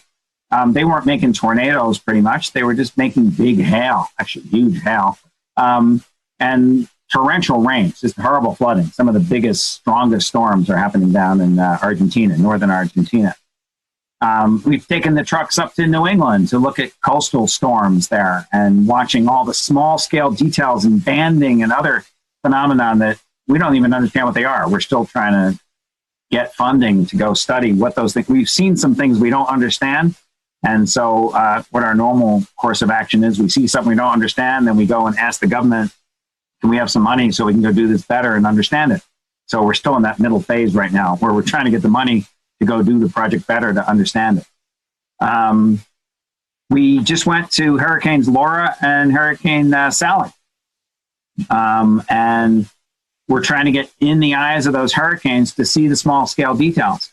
So I invented the first Dow back in late 94 and 95, got some hurricane data in 95. In 96, I just thought, hey, I wonder what you'd see if you went inside a hurricane. Nobody had ever, I know now hurricane chasing with chasers, recreational chasers is reasonably popular, and there's several scientific teams that do that. Back then, 1996, no one did that. The idea was basically a hurricane was a zone of death. You just don't go in. But we thought, well, it's not so much worse than an RFD or something. Maybe we can do it, right? So we went in really kind of scared. We were pretty anxious, and we went to Hurricane Fran back in 1996. We deployed, I think, 5 miles from the coast, really far from the coast, something I just wouldn't do by choice anymore, and deployed on a runway at Wilmington Airport, really scared. We had all these emergency ideas of running into the shelter of the airport if anything bad happened, if we flipped over or went airborne. We just didn't know what would happen. But we got amazing data. We discovered a whole new phenomenon. It turns out the wind in hurricanes doesn't just blow straight. It's actually blowing like a corkscrew. There's these boundary layer rolls. And those rolls are mixing strong winds down to the ground where you get these streaks of stronger winds. But over the ocean in particular, it's mixing the warm, soupy air up from the ocean surface and feeding the storm. And measuring that flux of not only momentum downwards, but warmth energy upwards is really important, critical for these hurricane intensification models. If you've noticed from actually Sally and from Laura, The track forecasts are pretty good. Even 2 or 3 days ahead of time, you pretty much know where that storm's going to go, but you don't know what the intensity is going to be that well. And rapid intensifications happen both in Laura and in Sally right before landfall that weren't really that well forecast.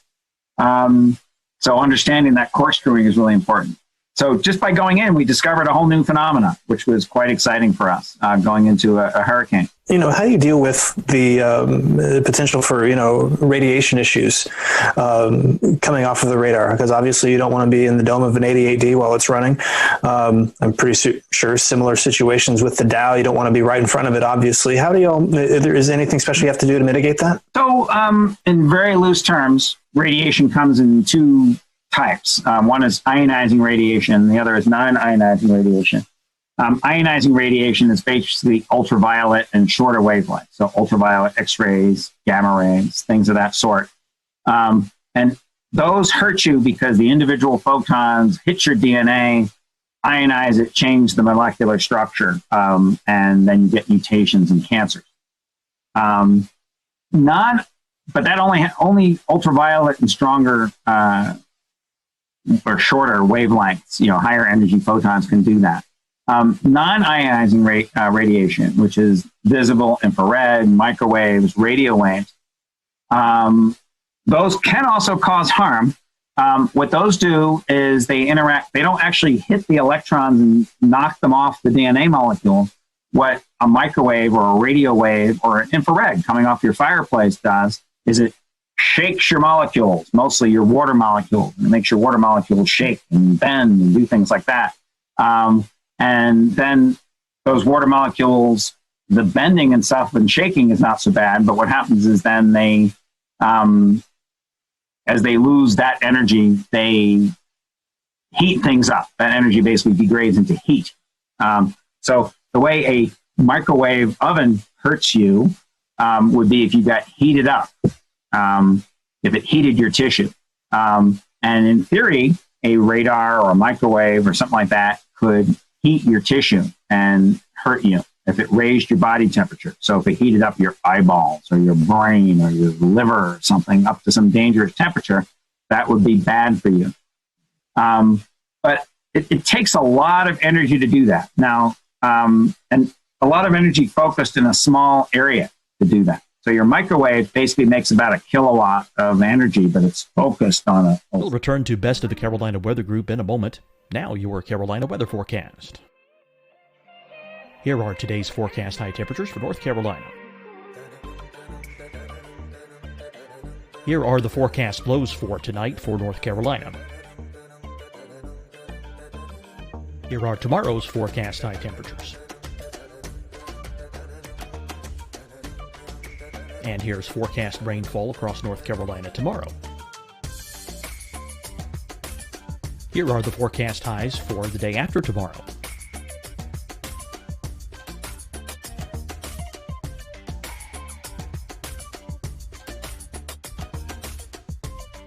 And here's the forecast rainfall across North Carolina for the day after tomorrow.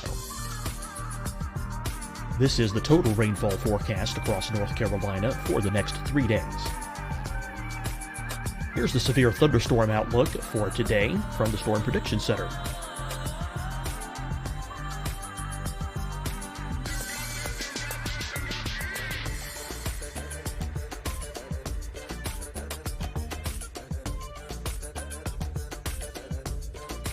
Here are the forecast high temperatures for today for South Carolina.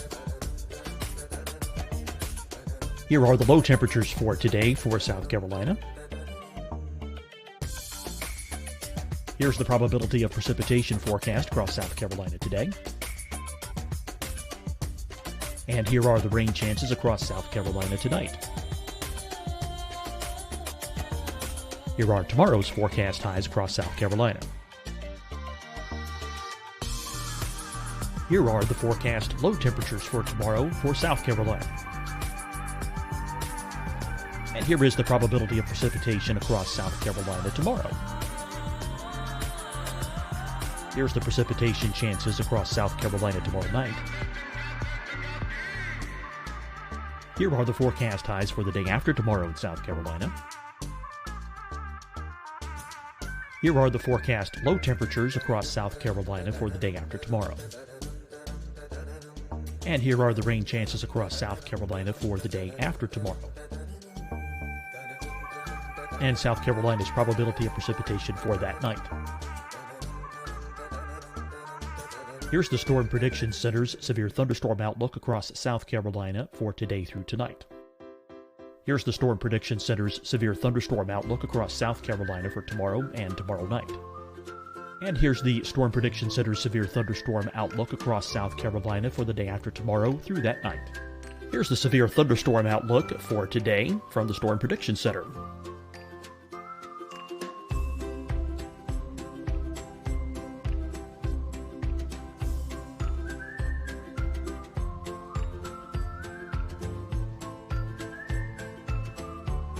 And now here's a live look at weather radar across the southeast. Hi, everyone. I'm Dr. Mandy Cohen, Secretary of the North Carolina Department of Health and Human Services.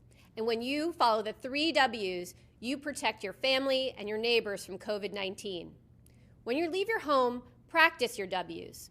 Wear a cloth face covering, wait 6 feet apart, wash your hands often. Wear, wait, wash. We're in this together. Stay strong, North Carolina. Fight the spread and take a stand against coronavirus. Wear a mask in public. Stay at least 6 feet apart from others. And get tested. Join us and fight the spread. Visit scdhec.gov/COVID-19. Getting tested for COVID-19 helps you to take the steps needed to protect yourself, your loved ones, and your community. Find the testing location at scdhec.gov/COVID-19 testing. Deciding when to wear a mask isn't about who you know or how well you know them. Just ask yourself, will I be with anyone I don't live with? If the answer is yes, get behind the mask. Help slow the spread of COVID-19. Get behind the mask. Learn more at covid19.ncdhhs.gov. You'll see your Carolina weather forecast at 25 and 55 past. And now back to the best of the Carolina Weather Group on the all-new Carolina Weather Net. Muffin, right? Or whatever you're trying to do. A radar, so let's say the Dows, they might put out on the average a kilowatt or 2 kilowatts of energy. But it's spread over this huge dish. So in fact, an 88D, I would stand in front of the dish of an 88D. It would not heat me up that bad because sure, it's putting out an average of a kilowatt. It puts out a megawatt for a microsecond. But on the average, it does that 1,000 times a second. On the average, it's putting out about a kilowatt. Now that kilowatt compressed in this much space, if you put your hand on the waveguide of the 88D or a Dow, it would be like holding a light bulb. It would hurt you because of that heat. Actually old style light bulbs. See, now I'm going to date myself. Not these LEDs you kids use, the old incandescent light bulbs like we used to use. But an old incandescent light bulb, if you held it, it would hurt you, right? But if you stood 2 meters away, it would not hurt you. The brightest light bulb 2 meters away is not going to hurt you. Pretty much these radars, when you're a couple meters away, like an 88D or a Dow, are not going to hurt you by heating you up enough. Now, there can be exceptions. There are some military radars which have more power if you got super close to them. I think cell phone towers, microwave links, there's some things where you can get an energy density that's pretty high.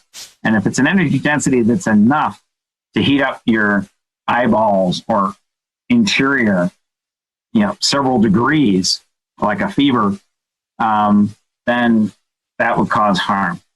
But in general, we don't believe. The best medical knowledge that we have is that this low degree of heating from 88Ds, from Dows, from things like that, from light bulbs, from standing out in the sun, you get heating from standing out in the sun, probably doesn't hurt you.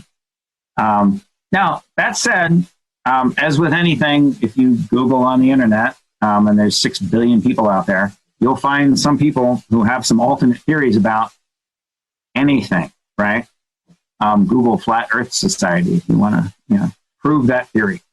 And so there are people who believe that these pulses and things like that can cause harm in some other ways. I don't think they're right. There really isn't medical evidence that they're right, but there are some concerns over that. I had a question. I wanted to kind of switch gears a little bit away from hurricanes and tornadoes and maybe talk a little bit about your work with lake effect snow. I was curious just, how is the DOWs used to look at lake effect snowstorms, and what are some of your favorite places to set up along the Great Lakes? So we did 2 lake effect snowstorm studies in the last several years. The most recent was called OWL, which I forget what it stands for, Ontario something, lake effect snow.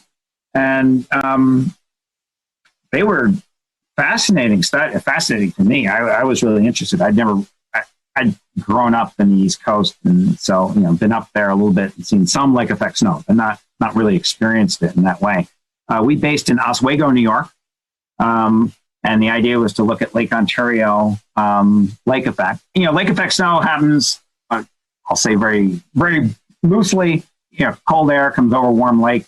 You get moisture and heat coming up from the lake, and you get convection. Lake Ontario is deeper. Lake Ontario, Lake Erie get a lot of lake effect, but Lake Erie freezes over in the winter, and basically that warmth and moisture coming up stops. So the lake shuts off. Lake Ontario is deeper, has more mixing, so it stays open for business. They say for most of the winter, usually the whole winter.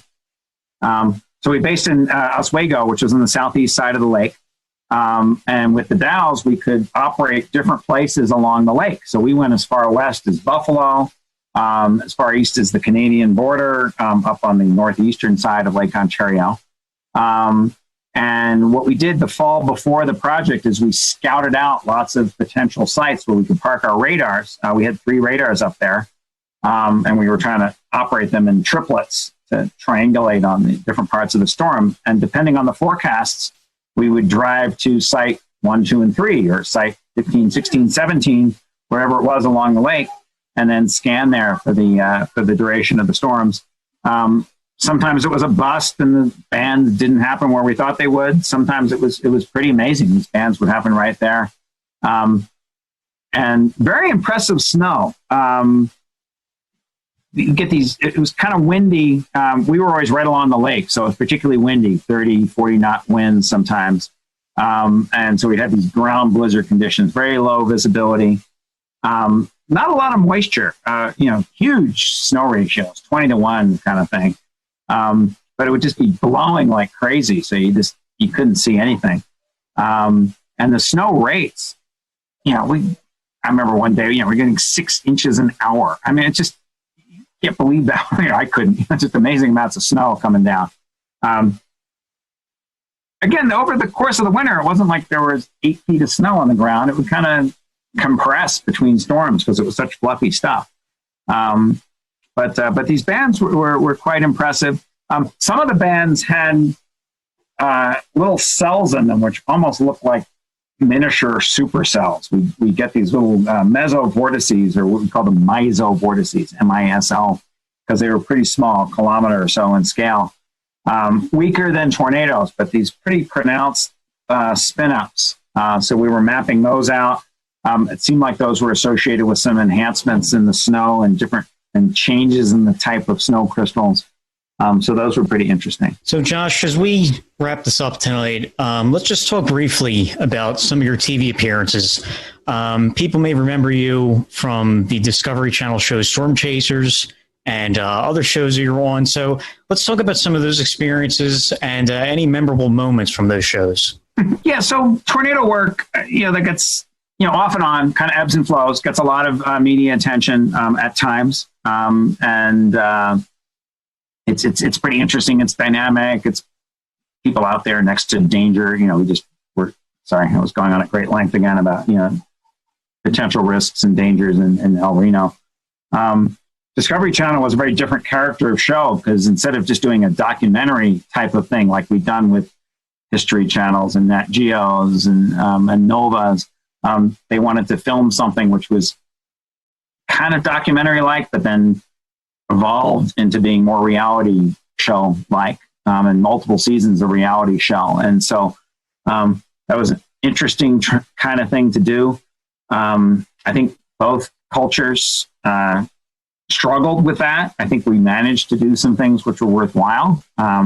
Discovery Channel funded and supported a lot of our science, and they stuck with us during uncertain seasons where we weren't getting a lot of data, but other seasons where we got good things.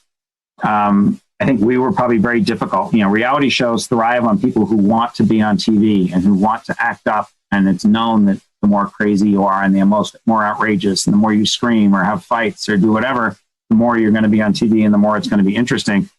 That is the opposite of what boring scientists like me want to do. I mean, we are just not into that.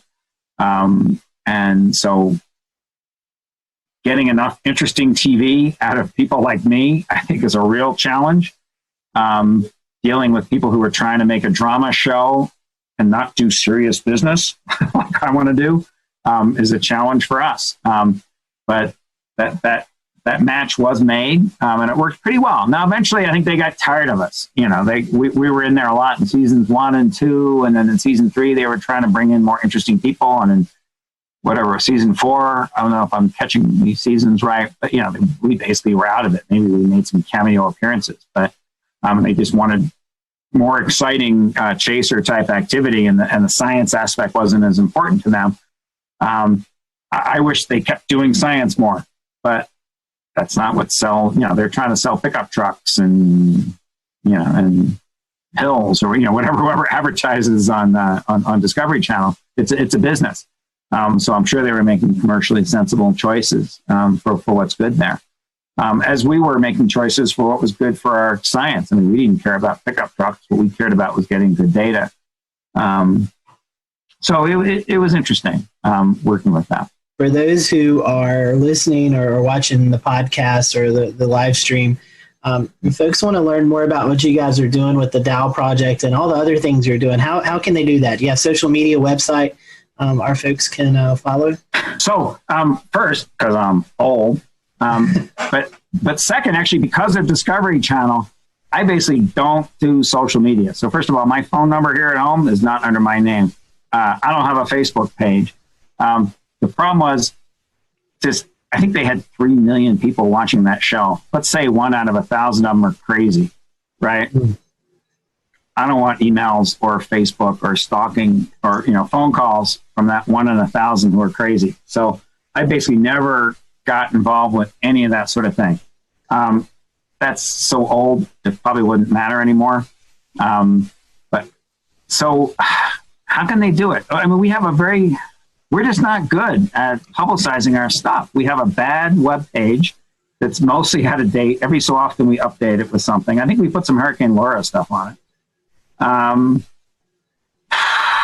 Like I said, I don't do Facebook. Maybe some of my team members do. We're I don't know, boomers. We don't do that kind of thing much. I will say this. I'll give you a plug for your website. It's cswr.org. And I do see the article there about the Dows being deployed during Hurricane Laura. So if you want to check out the website, in fact, that's how I got in touch with you, Josh. So okay. Check that out. So, but we appreciate you.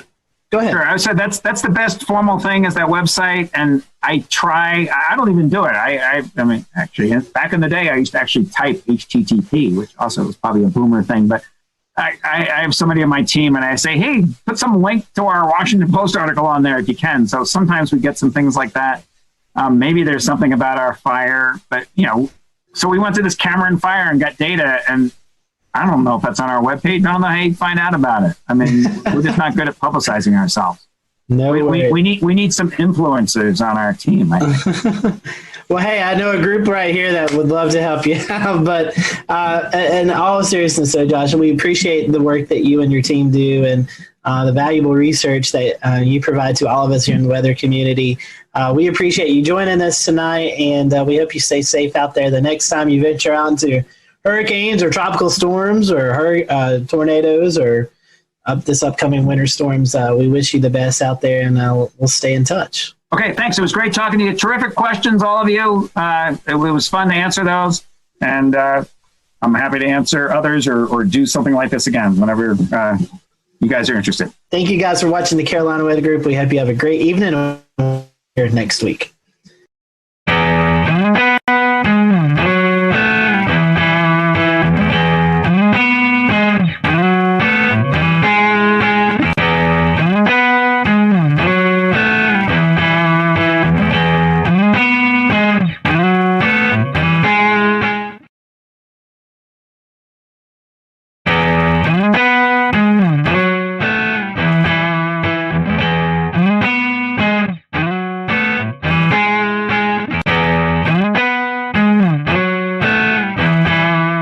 Everyone, welcome to the Carolina Weather Group. We're happy to have you this evening, a Wednesday evening, closing in on the end of 2020, and we just closed the book on the 2020 hurricane season. And tonight we have with us our friend Mark Sudduth. Seems like this has become an annual tradition where we kind of get together with Mark in the first part of December as we close out hurricane season to kind of look back on the season. And my goodness, we have so much to look back forward. We were talking before this that we've got stuff up just because we can't remember all the storms right off the top of our heads. So we'll get into that. Mark, for those who may have not caught you on previous shows, tell us a little bit about who you are and how you got called into tracking these hurricanes, and then we'll kind of go into the conversation. It's great to be back, Scotty, and everybody else. Thanks for having me a part of this again. I grew up in Eastern North Carolina, and, you know, when you grow up in the Carolinas, if you're not interested in the weather, and, you know, then I don't know what to tell you, because we have 4 distinct seasons, and we have a severe season, a winter season. The spring season gets kind of crazy sometimes. And then, of course, hurricane season, depending on the decade and how active it is, can be very much a part of your daily life. And as a kid, I just had this bug. I don't know where it comes from. I really don't. And so, long story short, 25-year career, I followed my passion, went to school for geography, studied weather and climate and statistics, and really focused on hurricanes. So they don't have a degree for hurricanologist. That's not a thing. But if there was a definition, that's what I do. I study hurricanes. I don't forecast them, so I'm not a meteorologist. I'm a geographer who studies hurricanes. So that's my degree. That's my area of expertise, my specialty. So since 1995, getting that degree from UNC by the Sea, UNCW down here in Wilmington, that's what I've done. And I blazed my own trail, started hurricanetrack.com in 1999, did a lot of different projects in awareness and computer animation back in the day, some awards from FEMA and different weather service offices for my work in hurricane awareness. And if you're going to be an expert in something, you can't just read about it in books, right? Eventually, you know, you're going to go into medicine. You eventually work on the cadavers for real. You don't just read about it or hear about it in the lab. You eventually get your hands in there and you actually work on a real dead person and you become a doctor. So same thing with weather. You got to go out in it to really study it up close and personal. And that's what I started doing from the get-go. People call it hurricane chasing. That's fine. I call it hurricane intercepting because you don't really chase hurricanes. And I've had different ways of doing that, you know, different vehicles. And now we're in the age of unmanned cameras and small boxes, and everything's tiny and easy to deploy. The age of crowdfunding is upon us, to where basically, you know, whatever I want to do, people support it, because social media has allowed that to really grow. And it really, really manifested itself in 2020 with the mega season that we had, putting all of my experience to use, a great group of people behind me, taking what we do, the educational aspect, keeping it science-based, keep it real, keeping safe. And we tackled one of the busiest seasons in history. So here we are. And Mark, a lot of work goes into it, and this year a little bit more, I would say, as we start to look to hurricane season around March into April. That's when the seasonal predictions come out. Also, kind of buried in that was when COVID really started to hit the area, and so I know as you're starting to get prepared for the season, then you had to where look at the COVID aspect, but. Tell us a little bit about that. How maybe COVID. I don't know if it interfered with your job, but tell us a little bit about that, and also the preseason predictions that kind of came out at the same time, where you were talking about. It looked like we were going to have a busy season anyway. Yes, it appeared as far back as February. Some of the long-range modeling was indicating the possibility of a favorable season ahead. And it's interesting regarding the COVID situation. At the end of February, as part of my off-season work that I'm able to do, I went up to my first lake effect snow event. This is kind of a little side story in Western New York, and I flew into Syracuse on like February 29th or somewhere around there, and was up there for a few days covering this big lake effect event. And by the way, I'm hooked. Lake effect snow is awesome. And I remember when I got to the Charlotte airport from Wilmington, it was like a last minute thing. I airlined a bunch of cameras with me, and I was like, I'm gonna go for it. So I flew into Charlotte, and it was packed, and which it usually is. And there was a few people wearing masks. And I remember I got off the plane from Wilmington. I walked into the concourse there, packed concourse, whatever it was, probably came into concourse D from Wilmington. And on those big monitors at Charlotte Douglas, President Trump was coming out, and I thought, oh, this can't be good. This cannot be good. If he's going to come to the podium while I flew that 45-minute flight from Wilmington to Charlotte, something bad has either happened, internationally, or this COVID thing is finally going to break loose, because I had been watching it and learning about it. My wife's in the medical field, and that was it. And so I got back like March 3rd or 4th or something like that. And the world changed within 2 weeks. Basketball got canceled. Our lives turned upside down. And then coincidentally with that, this parallel universe began where the hurricane season forecasts, at least from the people that really track this stuff, Ben Knoll, Mike Ventris, Dr. Ventris, Eric Webb, myself, Levi Cowan, those of us that are really, I don't want to say obsessed, but we're watching this very closely. We saw it. It was like, oh man, the modeling showing this standing wave over the Indian Ocean in Africa, and the potential of La Nina and the warm Atlantic. I mean, just the signals were overwhelming. All the while, this COVID thing looked like it was just going to get out of control. And we were very worried that it would get so bad that we might not be allowed to travel interstate wise. And it's interesting, though, isn't it, that once we got to Memorial Day, it's kind of like the country threw up their hands and said, okay, uncle, we had to deal with the economy. And that's a whole other thing. And as it turns out, we were able to travel just fine. Kind of get to the punchline here from the COVID side. We took precautions. We were smart. If we were in an area where they mandated masks, we wore them. I don't like it. I had to do an interview with a mask on with CBS this morning, and it was the weirdest thing in my entire career.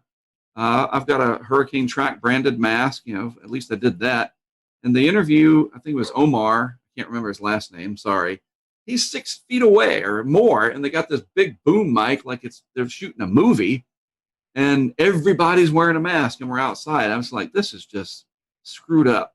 Like, I'm not used to this, you know what I mean? And it just became annoying, that anytime we took pictures or with any of, we were with Cantore during Laura, we got a group shot with him and Charles Peak, and we all had to put our mask on because you can't put that, So the COVID thing was ever present, always there.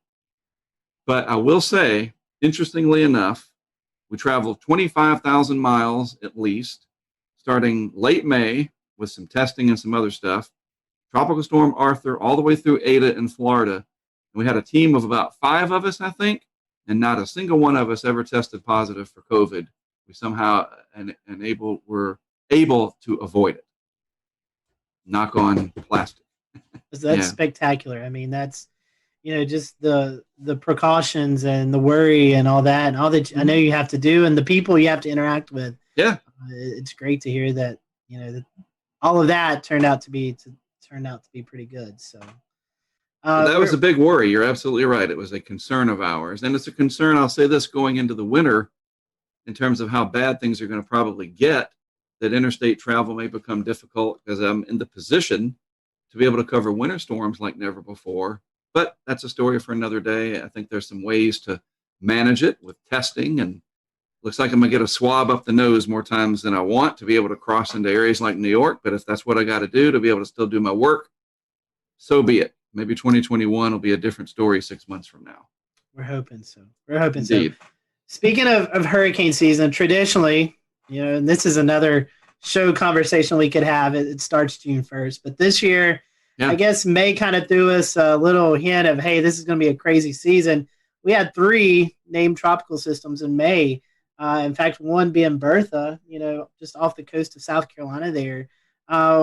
You said you're trying to get out and test stuff, and these named storms starting early. So any recollection on that where you're kind of in hurry up mode trying to get everything tested out so you could get out in the field? End of May, mid-May, really. I think it was like the 18th or so that Arthur formed, and it impacted the Outer Banks indirectly / directly. I mean, it's all in how you look at it. There were impacts there. And then at the end of May, the team and I went out to Texas to test our weather balloon project. We try to do that annually. And we also kind of dabbled in some severe weather ideas that we're going to put forth this coming May of 2021. And during that, as you alluded to, Bertha formed like overnight one night and came into the South Carolina coast. And it's like, oh, well, can't get back in time for that. But it was a low impact event. And then when I got back after Memorial Day, it was time to immediately leave and go to the Mississippi coast and meet up with Greg Nordstrom for Tropical Storm Cristobal. And then we had a little bit of a break for landfall action. And I decided, because I really like to study the monsoon out in the desert Southwest, that at the end of July, I thought, okay, and you guys know this, typically July is when there's the most SAL present, Saharan air layer. The pressures are usually pretty high. We hadn't had any big time main development region like 05 mirroring yet, right? Remember in 05 we had Dennis, early July, Emily, Cat 5. I mean, we didn't have that this year. So I thought, all right, people are starting to fly again. I'm going to take my chances. I took some equipment out there and I went out to the desert Southwest. And what happens? Hannah. And I'm like, I can't. What am I going to do? I'm not going to We'll return to Best of the Carolina Weather Group in a moment. Now your Carolina weather forecast. Here are today's forecast high temperatures for North Carolina. Here are the forecast lows for tonight for North Carolina. Here are tomorrow's forecast high temperatures. And here's forecast rainfall across North Carolina tomorrow. Here are the forecast highs for the day after tomorrow.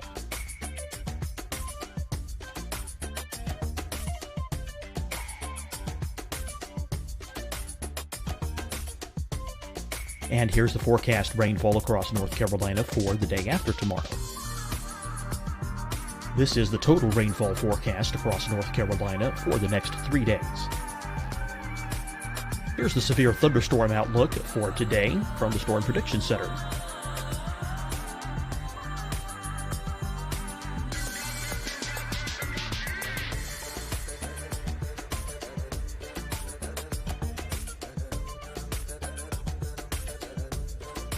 Here are the forecast high temperatures for today for South Carolina.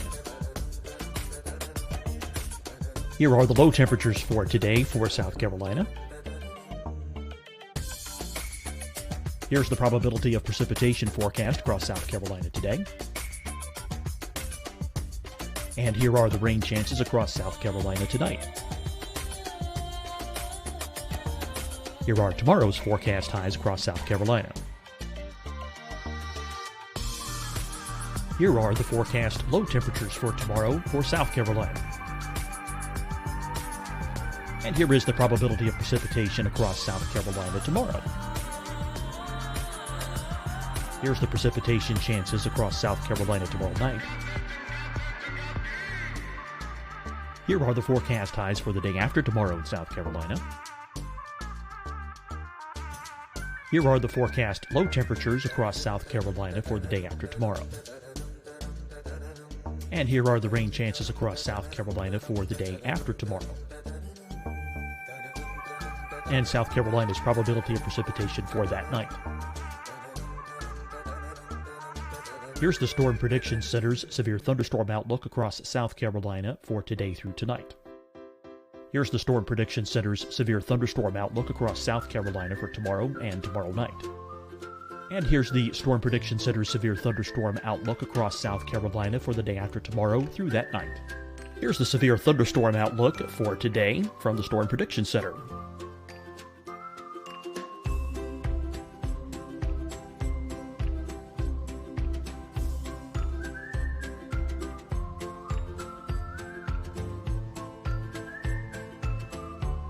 And now here's a live look at weather radar across the southeast. Hi, everyone. I'm Dr. Mandy Cohen, Secretary of the North Carolina Department of Health and Human Services. And when you follow the 3 W's, you protect your family and your neighbors from COVID-19. When you leave your home, practice your W's. Wear a cloth face covering, wait 6 feet apart, wash your hands often. Wear, wait, wash. We're in this together. Stay strong, North Carolina. Fight the spread and take a stand against coronavirus. Wear a mask in public. Stay at least 6 feet apart from others. And get tested. Join us and fight the spread. Visit scdhec.gov/COVID-19. Getting tested for COVID-19 helps you to take the steps needed to protect yourself, your loved ones, and your community. Find the testing location at scdhec.gov/COVID-19 testing. Deciding when to wear a mask isn't about who you know or how well you know them. Just ask yourself, will I be with anyone I don't live with? If the answer is yes, get behind the mask. Help slow the spread of COVID-19. Get behind the mask. Learn more at covid19.ncdhhs.gov. You'll see your Carolina weather forecast at 25 and 55 past. And now back to the best of the Carolina Weather Group on the all-new Carolina Weather Net. Kennedy County, where there's more cows than people, and just stand in it. I don't have any equipment. So Hannah got past me, and I hate it. I hate it when one gets past me. But if there's anyone to miss, it was Hannah. Because look, it came into a county where the cow to people ratio is 1,000,000 to 1. We made it all the way to H, Hannah, and if we're going in alphabetical order, and my alphabet correctly, we're going to have Isaias next. That is the most prominent storm that affected the Carolinas this year. Could you go into just some kind of conversation about how that went for you and what you saw in the eastern half of the Carolinas? First of all, it was a challenge pronouncing it, and it's funny because now I can say it just fine. And I even had a friend of ours down in San Juan send me a video. And we are getting ready for Tropical Storm Isaias. And I couldn't say it. It was so annoying. And then, of course, after it made landfall, I was able to say it just fine. We thought, that was the end of July into early August, and kind of a little earlier than we expect them around here in terms of the peak. And it struggled and probably kind of left over in that unfavorable mid-level dryness left over from the big Sal events of earlier in the season. But then again, boy, that last 12 hours right before landfall in Brunswick County, Isaias took off. And it was very, very surprising. And another 12 hours over water for that, and it absolutely would have been a Category 3. And it pushed a massive surge up the Cape Fear River. It's interesting because I could have just stayed here in Wilmington. I went down to Florida. It was another one of those ones like Dorian. And we all remember it looked like it was trying to do kind of a Dorian redo, right? And, you know, it kind of got everybody spooked. But the models weren't as aggressive with it as they were for Dorian, so there was some doubt. But Isaias was impactful, massive surge up the Cape Fear River compared to, I think it was another record. Now, the record before Matthew, I think it was Matthew, starting to get to be too many of them, was Hazel. And I think Matthew broke Hazel's surge record at the Cape Fear River in Wilmington, not Wrightsville Beach, not the Brunswick County beaches, but the actual Cape Fear River gauge. Matthew broke Hazel's record, Florence broke Matthew's record, and Isaias broke all of them. That is incredible. 1954 is Hazel, and then 16, 18, and 20, we broke that record again. That is insane. So we know that you place cameras around. We're seeing other chasers, or I should say interceptors, as you would say. Tim Reed, for instance, they're starting to bring they're bringing more gadgetry into the chase, right? So are you bringing anything else? Like they have the Surgeonator. Are you bringing like water level meters or anything like? I know you have anemometers on hand and cameras, but what else are you bringing for your equipment for these interceptions?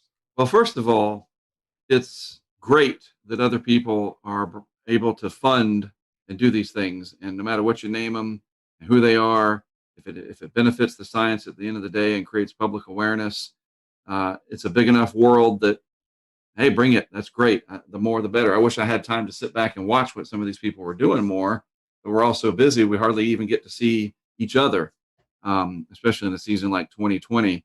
And so one of the things that we have really focused on is just more cameras, have as many of them out there as possible, and put them in areas that are going to capture the impacts in a way that we can see what's going on, that'll help the local officials, the local media, and then from there, regional and national interests, whether it's the Weather Channel or even the National Hurricane Center. We provide the feeds to them, obviously at no charge. I mean, even if you wanted to charge them, good luck with that. This coordination and camaraderie with all of us, it pays off because we're able to let them see their forecast verify in real time. And I've done it long enough that I know where to put them, where we can capture those impacts. And if it's surge that we're wanting to see, which is mostly what they're for, we've done a really good job of that, especially going back the last 5 years. But the answer is more, just more of them. And the crowdfunding through Patreon, it really exploded this year. And I cannot account for why. Maybe more people were at home. I don't know. I mean, I've had the ability to crowdfund what we've been doing for probably 15 years, but Patreon has been around only for a few years, so I really can't explain it. But all of a sudden, especially for Hurricane Laura, it really took off. But it's not just the funding from people becoming supporters and donating, if you will, $10 a month. People literally sent us equipment. We'd say, hey, look, we need more Nest cams. We need more drop sensors, these Kestrel sensors. We need cases. We need batteries. I'm not kidding, guys. And this is just wonderful. I would open my door and there'd be just stacks of boxes from Amazon or from B&H Photo, from people that sent stuff. And it was people from all over the world, not just the United States. And we would go put that equipment into place. And we'd literally hold the boxes of, hey, Pete, this is the box you sent. And that's amazing. So we had the funding to create more stuff than we've ever had before. And the only thing I would say, though, that stunk this year was that a majority of the landfalls were at night. Big thumbs down for that. Mother Nature owes us one. And that was really horrible, and that limits the ability to see the effects. Because here's what I say about the video. Video is data. And that's a real thing. It's called photogrammetry. And we use that very much in our work to see patterns, just simple things like seeing high water marks, to the timing of everything, the direction, and we can extract data from that video for years to come. Altogether, if you are one of the people that is helping you set up equipment, what does the kind of average day look like for you all as the storm approaches and the morning starts, and what does it look like from that point out? That is a great question. Nobody's ever asked it that way before. I'll say this year, it was the most well-oiled machine that we've ever had. And I owe that to the tremendous amount of support that we had through crowdfunding, that we were able to afford hotel rooms for each individual team member. Because, and you say, well, why is that important? Because sleep, or the lack thereof, is your biggest enemy. And you start making mistakes when you're sleep deprived. And that becomes a safety issue, and it becomes an operational issue that you can screw something up and you don't get another chance at it. But safety is the primary concern. So everybody gets a good night's sleep because everybody's got their own room. So you're not having, Brent over there or Greg over there messing with his phone, or I'm trying to watch the latest Office episode on my iPad to take my mind off of things and I keep him awake or whatever. So when we get up, we all get together and we just kind of see what's happening. What's the latest track show? What's the latest from the Hurricane Center? We have people from the outside feeding us information. And it's just amazing, Dan, how laser focused we are. It's like, it's so organized and so, like I said, well-oiled, especially this year because there were so many pieces that came together perfectly that we work together well as a team. We all respect each other's opinion. We're all experts for the most part at what we're doing. We have experience. Certainly Greg and I do. And then these people that are helping out from the crowdfunding perspective, they come along and help out too. And they just go along. They trust us and we just do it.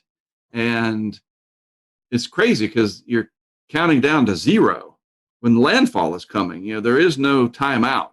Wait, we got to, and so the day is spent figuring out where we're going to go, handling the emails that are coming in, social media interactions. Maybe somebody's suggesting you can set a camera up in front of my shop.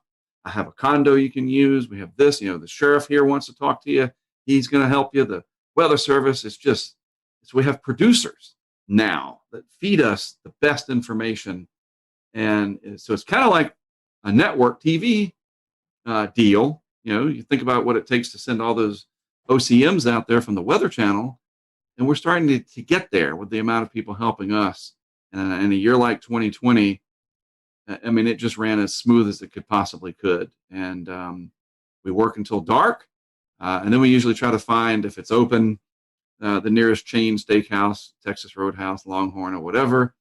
And we go there, and we have a good meal, and we recap everything, and we get another good night's sleep. It's just, I guess after doing it this long, you get settled into a routine. But this year especially, it worked so well that we never had any hiccups. Mark, there were a lot of other storms that you chased during the season. I think you said 10 in total. We talked about Isaias and Laura and a couple others, but can you kind of give us a bit of a rundown on the rest of the season? There were other heavy hitters that you guys observed. So what were some of your biggest stories? So after Laura, we got back and there was not much time to rest. The season just kept spitting them out. And of course, the next significant one for us was Sally. And Sally was one of these ones that had a lot of potential and it rattled a lot of nerves.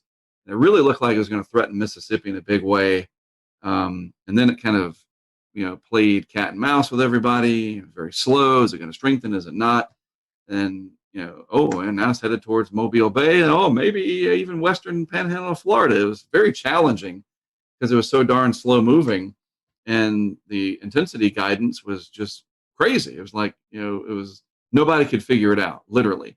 So that was the most challenging because it kept us on our toes in a very familiar area. I mean, I know the Central Gulf Coast very, very well, and yet it was still very challenging. But at the end of the day, the success that we had with that, because it was another nighttime event, and this is where my experience came into play, I focused on the river flooding that was coming. And I worked very closely with some of the Weather Service offices down there, and even one of the meteorologists for the state of Florida. And, we don't have hundreds of cameras, but we had enough that we put some on the coast to see what the coastal impacts were from surge. But again, Sally, 4 o'clock in the morning or something, landfall, another thumbs down for that. But the flooding during the day was going to be this rapid rise and then a pretty rapid fall, unlike the Carolinas where it's like a week later. Sally's flooding was going to be much quicker. So we put a camera system on the Fish River in Alabama. It's just a small river system down there. People in the area, they know it well. And then up on the Perdido River, just inside the Florida line. And boy, what we captured there was one of my bucket list, like, I want to do this. The river forecast was for like, record-breaking crests, in excess of 20 feet for both of these, if I'm not mistaken. So we purposely put both camera systems at about 7 feet. And exactly what you think happened. They went underwater. And the one in Fish River kept going. It was a GoPro camera. We didn't have enough. The live signal was not strong enough there. And that camera, you see the water come up, it submerges the camera, and then because of all the red clay and the soils down there, the water turns blood red. And we estimate, because the camera was 7 feet, the Fish River crested at like 20, 21, that the camera was more than likely under 5, 6, 7 feet of water for about 8 hours.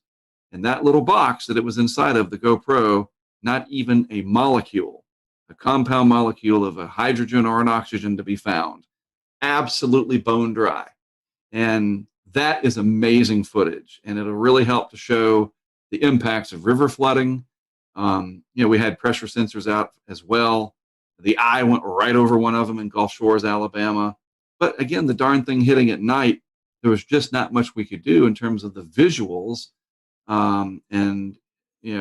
So you have to shift and say, okay, what are the other impacts here? And that river flooding, that's what I wanted to take away, and that's exactly what we captured.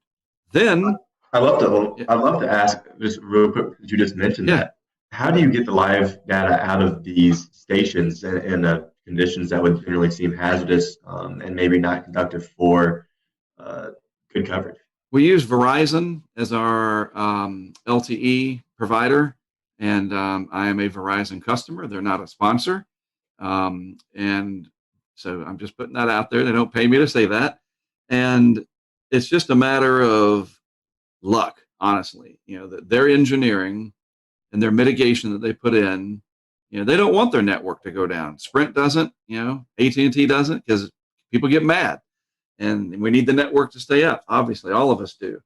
And there are conditions where, yes, it will go down. We lose our feeds, especially in big hurricanes like Laura. They'll go offline, certainly. But that's what the GoPros are there for. They back up those live feeds, especially if it's going to be in the daytime. And for Sally, slow moving, not really intense. And so you're not going to get like a gut punch to the network. It's more of a long process. And everything stayed up as far as I can remember. But that's what we do, is we use Verizon LTE, and we will be investing, because of our strong support from crowdfunding, some of that money into even more technology for 2021 that'll give us hopefully double the bandwidth, if you will, or at least the range to pick up towers. Maybe the tower nearest our camera is out 5-10 miles away. We could pick that one up. We've got somebody from Washington State who's donating some equipment to make that possible. And always trying to do it better, keep that mousetrap ever improved, right? Well, I didn't mean to interrupt your the rest of the season recap. But after that storm, what else did you investigate? It's interesting. Sally turned into Beta. We went from Sally to Beta. It's like, how did that happen? Because it was just this flood of activity. We had a big burst. We ran through just about everything that was left. Teddy, Vicky, Wilfred, subtropical storm Alpha. Boom! Now we're up to Beta, and Beta was threatening Texas, and so that was the longest stretch that I was gone. I was gone for 2 weeks, and that was weird. It was just like, man, I've been gone freaking forever. Anyway, so I went over to Texas for Beta. Set up a lot of equipment. It is the cool part about Beta. A little side story. I put one of the remote cameras on the piling of a house in Surfside Beach of one of the executives that works for the Weather Channel. He's a friend of mine, and it's no secret. His name is Tom Lee, and he's one of the he's up there, right? And he has a house. His family has a house in Surfside Beach. And I was like, hey, you got a house down here, where is it? And I looked it up, and I was like, whoa. I drove down there, and it was pretty exciting. They had some waves coming in, and, I even flew the drone down there, and it was pretty remarkable. And I put a camera right on its piling. And it turned out it was a really good shot because the power didn't go out. And these Nest cameras do really well at night. And you could just watch the Gulf come in and out on the tides from one of the executives of the Weather Channel, right at his house. And he thought, hey, pretty good way to keep an eye on my house. And we met a lot of cool people down there, as we always do. And the people that we meet is remarkable. And we just started thinking, this is a Greek name. We're up to beta, and I can't remember what the date was. It was like late September, I guess. And we're already to the B of the Greeks. It's like, geez, where's this going to go? And now, of course, we know it kept on going. But after beta, there's a little bit of a lull, just a little. And then it was Delta. And I guess now's as good a time as any to get into Delta. And the thing about Delta, I'll say this. I saw a lot of people, you get the hype of something, and then you get the anti-hype. And I think both of them can be dangerous, obviously. People that will put the one snapshot of the 40-inch snow, the Cat 5 hurricane parked over Charleston from the Euro 10 day or the GFS 9 day. You see it all the time. We know. But then you got the guys and the gals on social that they want to play the other side, that I called it, that it wasn't going to be anything, and da-da-da-da-da. It's like, just stop. I don't want to tell you what to do, but stop. Just go down the middle and just look at the facts. And there were so many people saying that Delta was probably not going to amount to much because the Gulf had cooled. So we had those early cold fronts. But there was this research that I had looked into from one of the HRD people and other aspects that, and it wasn't like the 26 Celsius isotherm was 400 miles south of Creole, Louisiana. It was like 20 miles, man, and there's other factors at play. You guys know this, that it's not just baroclinic stuff, but it's not all about sea surface temperatures and upper ocean heat content. There's more to it. If the atmosphere is primed, you're going to extract every bit of latent heat out of that Gulf that you can possibly do. And that's exactly what Delta did. And that thing exploded and became a very powerful hurricane for that part of October. And it was, if it wasn't for Laura, Delta probably would have been the big story for Louisiana. As it stands, it came on top of Laura, which was weird. Like, you're driving around setting stuff up and you're like, there's still stuff wrecked from Laura. Debris piles 10, 12 feet high. And we're putting cameras up in the same place. And gosh, that was so bizarre. Delta came in right at dark. By the way, that was the closest that we came in 2020 to launching our weather balloon in the eye of a hurricane, was Delta. We were ready out in somewhere in south central Louisiana. The eye kind of never calmed down for us where we were. It was filling, as I say, and it was never had the calm winds, and it was getting dark. Came close on Zeta too. We'll get to that. But Delta, like, the countdown was on. Like, okay, let's do this, turn on the this, to that. We were ready to go through the checklist, and then it got dark, and it was still like 60, 70 mile per hour wind, even when there was no rain. It was weird. When the backside gets hollowed out, they just tend to do that. Delta was amazing because when it was over and we went back to pick up our equipment the next day, they had no barricades, no police, no parish sheriffs, whatever they're called down there, nothing. And that's just Louisiana. It's like, hey, you want to be dumb enough to go and get yourself killed? We're not going to stop you.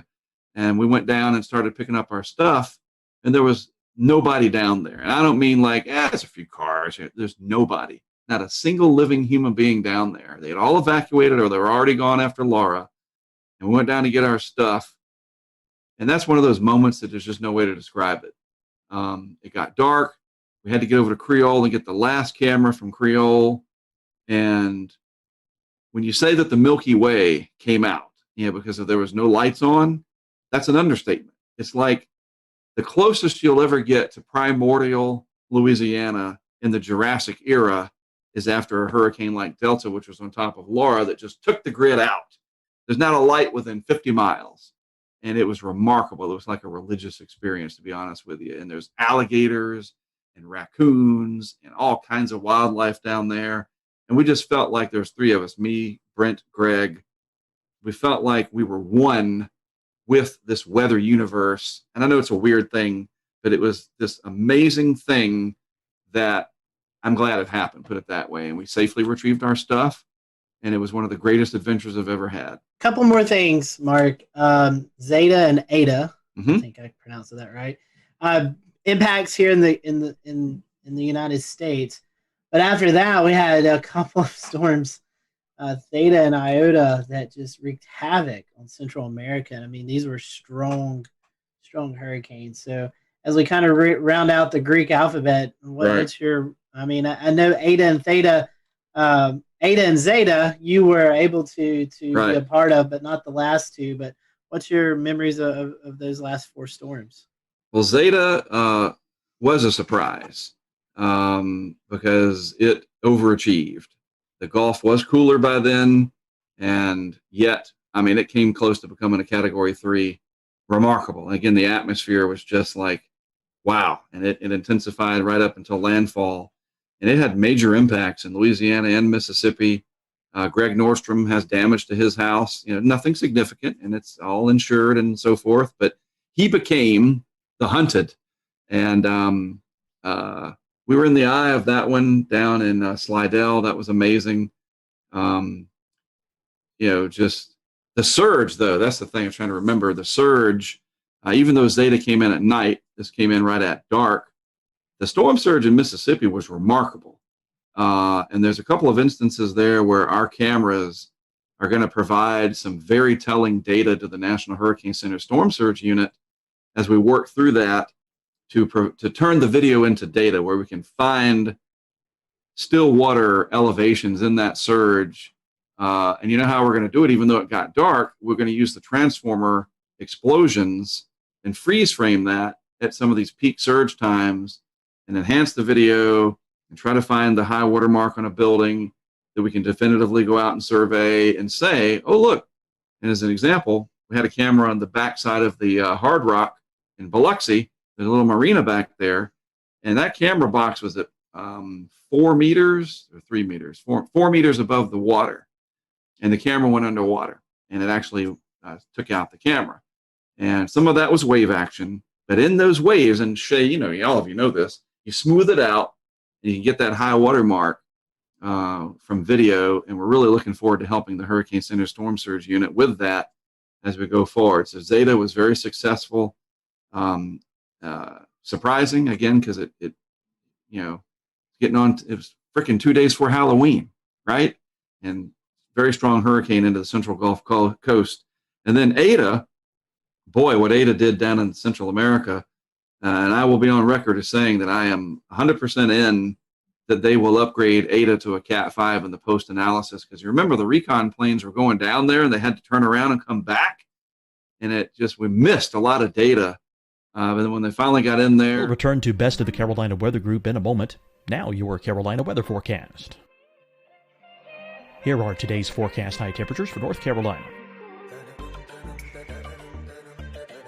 Here are the forecast lows for tonight for North Carolina. Here are tomorrow's forecast high temperatures. And here's forecast rainfall across North Carolina tomorrow. Here are the forecast highs for the day after tomorrow.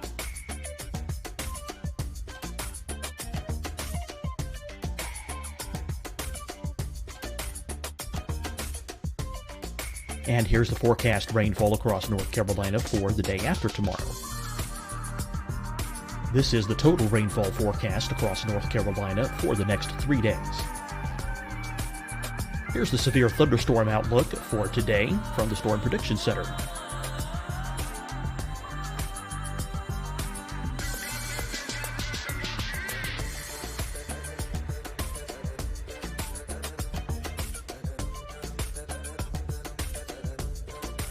Here are the forecast high temperatures for today for South Carolina.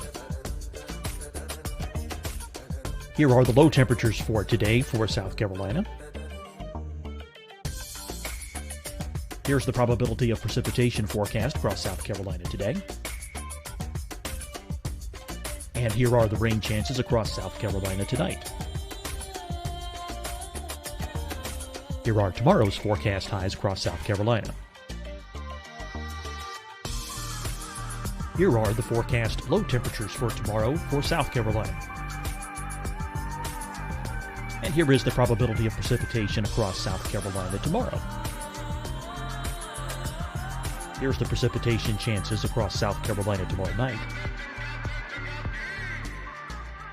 Here are the forecast highs for the day after tomorrow in South Carolina. Here are the forecast low temperatures across South Carolina for the day after tomorrow. And here are the rain chances across South Carolina for the day after tomorrow. And South Carolina's probability of precipitation for that night. Here's the Storm Prediction Center's severe thunderstorm outlook across South Carolina for today through tonight.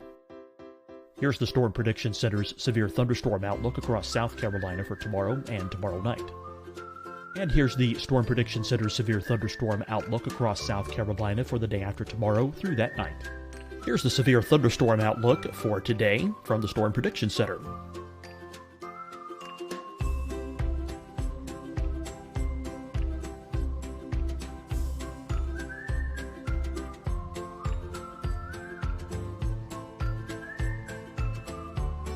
And now here's a live look at weather radar across the southeast. Hi, everyone. I'm Dr. Mandy Cohen, Secretary of the North Carolina Department of Health and Human Services. And when you follow the 3 W's, you protect your family and your neighbors from COVID-19. When you leave your home, practice your W's. Wear a cloth face covering, wait 6 feet apart, wash your hands often. Wear, wait, wash. We're in this together. Stay strong, North Carolina. Fight the spread and take a stand against coronavirus. Wear a mask in public. Stay at least 6 feet apart from others. And get tested. Join us and fight the spread. Visit scdhec.gov/COVID-19. Getting tested for COVID-19 helps you to take the steps needed to protect yourself, your loved ones, and your community. Find the testing location at scdhec.gov/COVID-19 testing. Deciding when to wear a mask isn't about who you know or how well you know them. Just ask yourself, will I be with anyone I don't live with? If the answer is yes, get behind the mask. Help slow the spread of COVID-19. Get behind the mask. Learn more at covid19.ncdhhs.gov. You'll see your Carolina weather forecast at 25 and 55 past. And now back to the best of the Carolina Weather Group on the all-new Carolina Weather Net. Just think in the off season when they do their analysis that the wind and the Doppler and the SFMR data will show that Ada was our second Cat 5 of 2020. I'm 99% sure of that. And then, it looked like it could come around and be a real big problem for Florida. Luckily for Florida, it was not a real big problem, but it gave me an excuse to go down to the Keys. So I did. And that was, honestly, I really wanted to go down and kind of know the lay of the land for a future event. I've never been to the Keys for a landfall, believe it or not, in my entire career. And so I went to the Keys. We dealt with it down there. Wasn't too big a deal. And then we went up to Tampa, St. Pete, another place that I haven't been to, and set up camera equipment around there, worked with some of the locals that knew the area really well. That helped a lot, and we nailed it. We got some amazing storm surge shots right along some of those causeways, and I felt like Ada was another one of those warning shots that was a November tropical storm, and if it had been a month earlier, it would have been a lot stronger. If everything else was equal, and Tampa Bay would have had an 8 to 12 foot surge, not 2 to 4 that they had.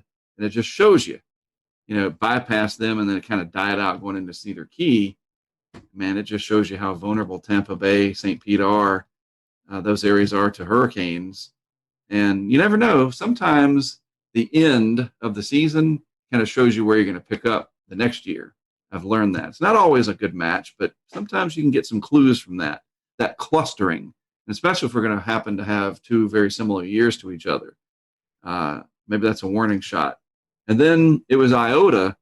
Theta, I think, was like I don't even remember, didn't do much out in the Eastern Atlantic, I think, but Iota, wow, that was, poor Central America. And I was in touch with a guy on, I guess, Facebook Messenger for the Hurricane Track page who lives down, it's the island that's south of Providencia.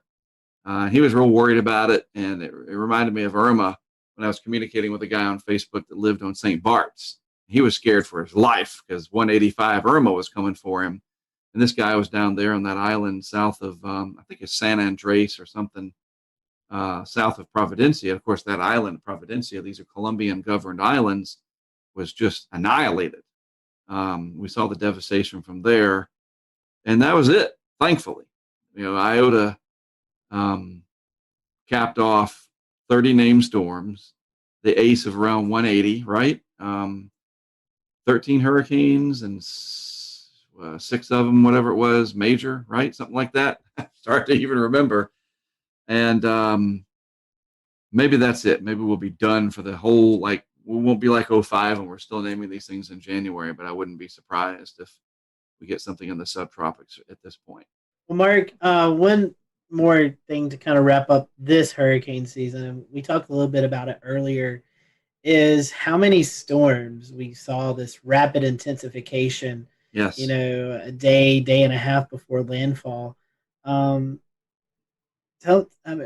your thoughts? I'm not asking for scientific or just what are your thoughts about that? I mean, because you've mentioned previous, sometimes these seasons kind of foretell what's going to happen next season. This is a scary trend, and it's a trend that really needs to be watched. Well, the simple answer is it's concerning because we look at the ACE, and some of that ACE, the accumulated cyclone energy, was generated. Like we look at Laura, it was a 150 mile per hour hurricane, but it did so in that last day before landfall. And Michael did the same thing in 2018. Matthew rapidly intensified on approach to Florida, and it was very fortunate for Florida that it just scraped by 20 miles offshore. Dorian stopping, I don't know, whatever it was, 180 miles short of West Palm Beach, our vicinity, as a rapidly intensifying Category 5. And we're getting real close here to some absolutely mind-boggling disasters because these hurricanes are intensifying close to land. Eta and Iota both intensifying real close to South America like they did. That was a similar theme in 2005. Now, we had a much higher ACE score in 2005. And you say, well, yeah, there's a lot of, we had 4 Cat 5s that year. Well, think about it. Here's a similarity. All 4 of those Category 5s in 05, yes, they were much stronger than what we had in 2020, looking at the big picture.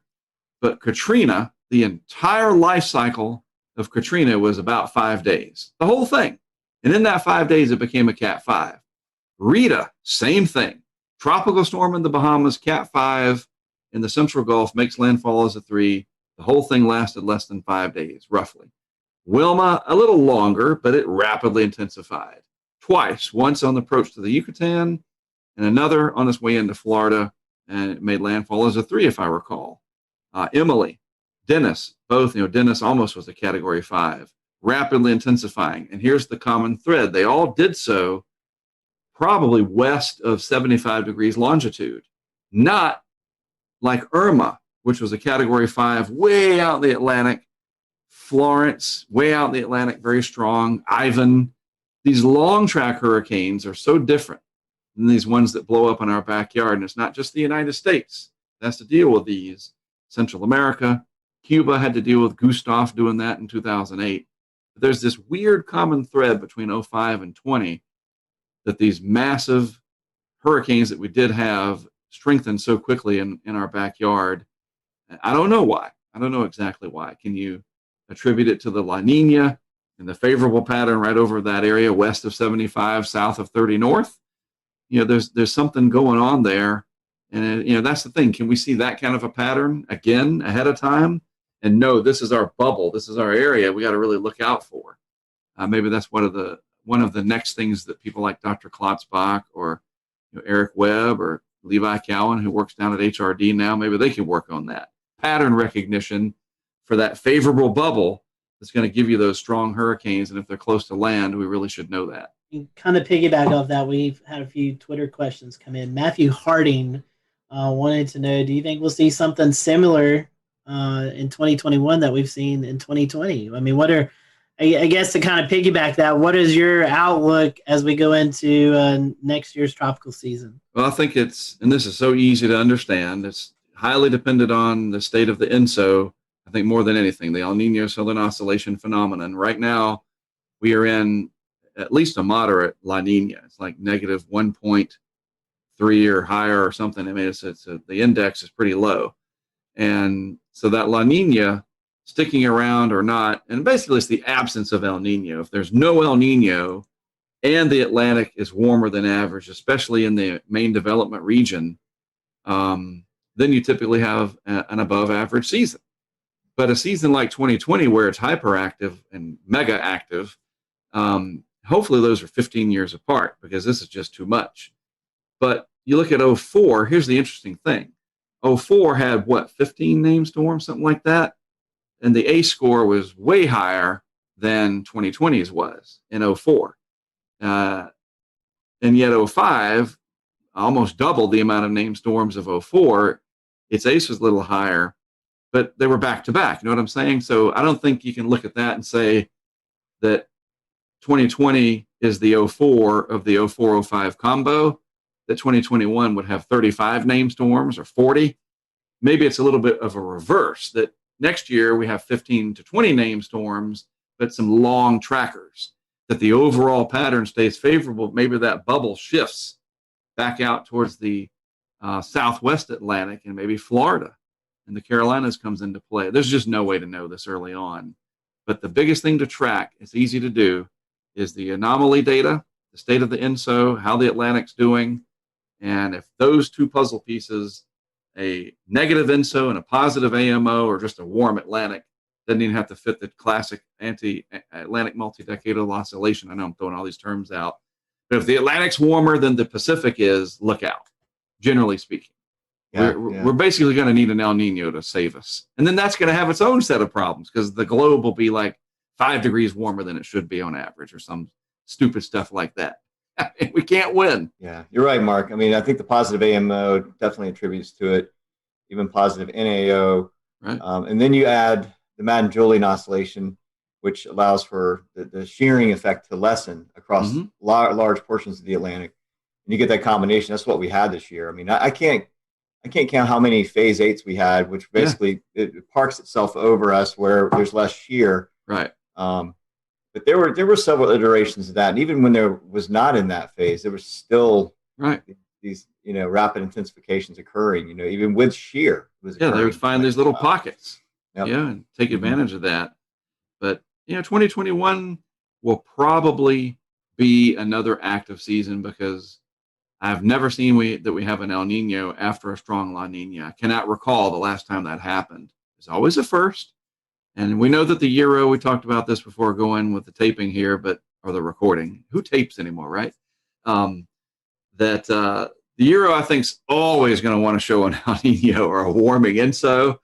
It's just the way it is. It's got a warm bias for that. But we'll keep an eye on stuff like the Southern Oscillation Index. And as long as that stays wildly positive like it has been, that's literally a good barometer, quite literally, to follow that. There's ways to watch. That's what's so neat now, is we can actually watch it. It's kind of like watching the NFL in the off season. The Super Bowl is over, and then the Pro Bowl is over, and it's not like, oh, that's it. There's an entire network dedicated to the NFL, and we have a network dedicated to weather. That's the Weather Channel. There's other channels too, but it doesn't all end on December 1st. We're on top of it until the next season, and we're getting better. I'll go back to the start of this whole thing. We saw this coming in March and April. Not to this extent, and you can never get the details, but the overall pattern was very well telegraphed. I think the best in any of the modern age of numerical weather prediction. Yeah, I certainly agree. Speaking of 2021, hurricanetrack.com. What are you looking forward to next year, Mark? Any exciting projects? I know you've this year I've been seeing you've been doing some discussions with several guys in the tropical world and doing some off season discussions. So what's going on over at hurricanetrack.com and what are you guys working on for next year? A lot of projects. We had a great group of people that volunteered to help out this year. That really helped our back end, and we grew the crowdfunding substantially, which was a very pleasant surprise, and especially to be able to reinvest into more equipment to do more things. Obviously, I want to be able to support my family and have a career out of this, and that helps that. Since I'm independent, this is what I do for a job. But it's the way it grew and how fast it grew, and to the extent that it did, meant that we were able to afford more stuff. And we put that stuff into action, and that's what we want to keep doing. And we're definitely going to have a much stronger initiative in the off season, to the extent that we even have a new logo, a new branding. And it's my Twitter handle logo right now. I think it's on Facebook as well. Haven't changed YouTube yet. I'll have to do that. But it's like it says Hurricane Track. It says off season, but it's a winter look. It's got a snowflake instead of a hurricane, and some wintry colors. And it's funny because it was a high school kid from Illinois that designed that for us. I don't have time to learn Illustrator and do that. I used to do that many years ago. That's that whole idea of people helping out, man. It's incredible. So our goals. I want to have the opportunity to go out if let's assume these events happen, first of all. A really big bomb cyclone nor'easter kind of deal. Is it New England? Is it the Northeast or the Mid-Atlantic proper? I don't know. I don't care. I just want one of those. My favorite is Situate down to the Cape. Those are my favorites, to be honest with you. I want one of those. I'd like to put in an order for a big bomb cyclone, winter storm, preferably in February. A big lake effect event in Western New York, where I was last year from Syracuse up to Watertown through the Tug Hill Plateau. I know there's other areas, Cleveland, Buffalo, etc., but I really like that part of upstate New York. So I want a big lake effect event. Then a high plains blizzard, one of those bomb cyclones that moves out of the Front Range, 980 on the pressure, big comma shape out over the Great Plains. I got a good friend and colleague up in Sioux Falls, Derek Thompson, who's got a nice Mesonet truck. I'm going to send him some cameras. He's going to put them out. My goal is to fly into Denver, rent a vehicle, bring some cameras with me. We scatter them around South Dakota, out in the Black Hills. Nobody's ever done that. You got traffic cams and you got storm chasers. And again, they do great. But I want to stick a camera on an overpass out on, Interstate 70 or something out there, and show you that blizzard from the ground, basically. And then have these pressure sensors and temperature sensors attached with it that we're working on that feeds that information in real time. That's our next big project, is that every camera box will have a Kestrel with a Raspberry Pi that feeds that live weather data. The only thing we're going to be missing is wind. I talked to WeatherFlow about getting some anemometers. The Arm Youngs are just too expensive, man. It's killing me, especially when people are throwing them into the bayous. But I digress. Yeah, we're going to have a big data. We're going to have 20 cameras next year, and each one of them is going to have live data with that camera. What else? Oh, then after that in May, we're going to have this big initiative to go out and put all these 20 cameras and all these sensors and the weather balloon project and have a big test during a severe weather outbreak over multiple days. Sometime in May. It's not a schedule. We're going to be there from May 10th to the 15th. We're just going to wait for the pattern. And when the pattern says go, we're going to assemble the crew and drive out there and hopefully do so mask-free, because the vaccines have been working. That's what we're hopeful for. To go back into that ugliness of the COVID, we can't escape that. But looking ahead to May, it actually might be a time of some big celebration. We can keep our fingers crossed that we can enjoy the weather and do so back more towards what I don't use that phrase, a new normal. I hate it. I call it the alternate universe. I want the alternate universe to be dissolved. Well, Mark, we appreciate that. Always appreciate your time with us, and we wish you the best on this off season. Hopefully, you get a little downtime before the winter storms get cranked up. Agreed. We always appreciate you joining us around this part of this time of the year and kind of recapping the tropic season. I don't know how you want this. Hopefully, it's not as active, or maybe you do want it active next year. But whatever you want, we hope you get it. Well, the way I look at it, if there's going to be hurricanes, I look at it like what Jack Nicholson said in A Few Good Men, and where he said, and I'll do the phrase without the cuss word, where he says, "You want me on that wall." Right? You want me there. If there's hurricanes, you want us out there. You want me, and you want the others that do this to do what we do, and the support from the social media world and the crowdfunding world allows that to happen. And my passion for the hurricanes and the extreme weather doesn't mean that I don't have empathy for the people that are affected. I absolutely do. As long as they don't get mad at me for being passionate about what I do, you would never get angry with the firefighter who's headed off to put out the fire. Don't get angry with me that I happen to really enjoy being passionate about helping you in the end of the day, and that is to be aware, be educated, and be excited about the weather. You know what I mean? And the more excited we are, the easier it is to teach us.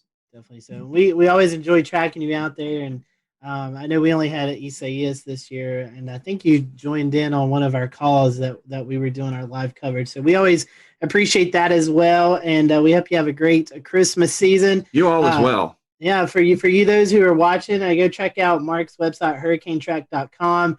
You can find out ways to help contribute to the funds there to help Mark and the crew get everything they need to get going for the tropical season, and donate to their Patreon account. And we appreciate your work out there, Mark. And once again, appreciate your time. And for you guys who are watching, thank you for watching.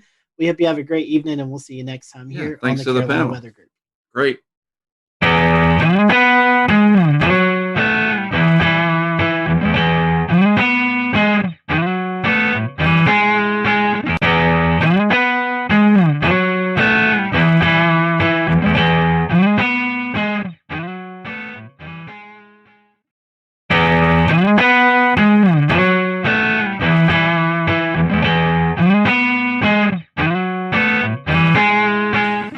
Welcome to the Carolina Weather Group. We welcome you to our latest edition of our little podcast, Weather Live Stream. And we're going to be talking about an interesting project tonight, the Snow Impact Project.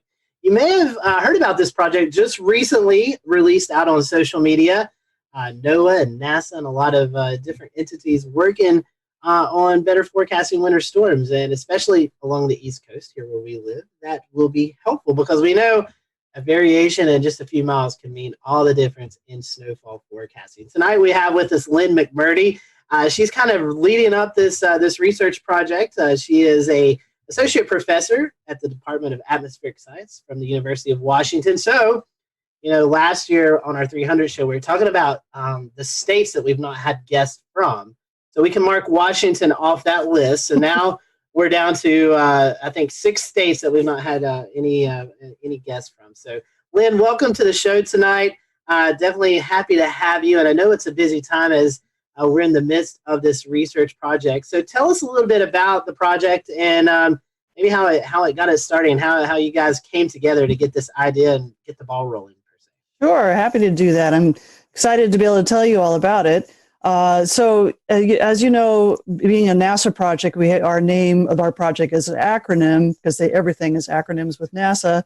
And the name is called IMPACTS, and it stands for the Investigation of Microphysics and Precipitation for Atlantic Coast Threatening Snowstorms. So in its name, it tells you a little bit about what we're doing. So I'm leading this project with I don't even know how many people I'm working with, probably hundreds. It's funded by NASA. It's a very large program that's a 5-year project. In the middle 3 years, we'll be doing gathering data and gathering cases to study. And it's part of their Earth Venture Suborbital call for projects. And this means instead of NASA funding somebody's idea about satellites, this is using aircraft. So suborbital means below the orbit of the Earth. So the main way that we are performing our investigation is through aircraft observations. So what we're trying to do is, as you well know, snowstorms, which occur all winter in this part of the country, are pretty difficult to forecast. They're fairly complex systems. They consist of large cloud shields that stretch, can be as far as Florida, way up into Canada.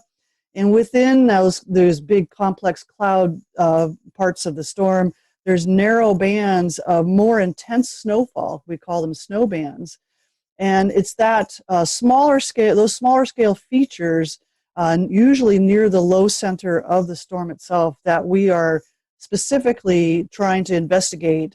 We're trying to understand the processes that form the snow bands, that make how they change as a storm evolves, and why some storms have a lot of snow bands and others have like absolutely none, yet they both are producing snow. So that's kind of the science focus of it. And our observational strategy involves primarily two aircraft. One of them will fly high above the clouds. It's NASA's ER-2. It can fly at 20 kilometers elevation, which is 68,000 feet, or twice as high as a commercial aircraft. And it has equipped with remote sensing instrumentation. So everybody's probably familiar with weather radars. This airplane has 4 different radars, all different wavelengths. So they're sensitive to different portions of the storm. There's one that's a cloud radar, so it can see the small cloud size drops, and others are more rain and snow radars. They see the bigger drops. It also has microwave radiometers, and those are types of instruments that we often fly on satellites to measure precipitation from space. So that ER-2 flies above the clouds way up high and looking at the storm remotely, and underneath in coordination, observing the same portion of the storm is the NASA's P3 Orion, and it flies inside the clouds, and it has a multitude of instrumentation, and the major ones are these cloud and precipitation probes, which actually essentially take pictures and count the sizes and the pictures of the snowflakes as they form. We fly it at different levels, so you see where the beautiful dendrites form, where the needles form, and then fly underneath, and they aggregate into large, big blobs of snow that eventually falls on the ground. We also have some ground instrumentation specifically for this project, and that includes a whole array of different radars and other snow measuring equipment, mostly on Long Island with my colleagues at Stony Brook. So one of the things you asked me to mention is like who's involved. So obviously I have We'll return to Best of the Carolina Weather Group in a moment. Now your Carolina weather forecast. Here are today's forecast high temperatures for North Carolina. Here are the forecast lows for tonight for North Carolina. Here are tomorrow's forecast high temperatures. And here's forecast rainfall across North Carolina tomorrow. Here are the forecast highs for the day after tomorrow.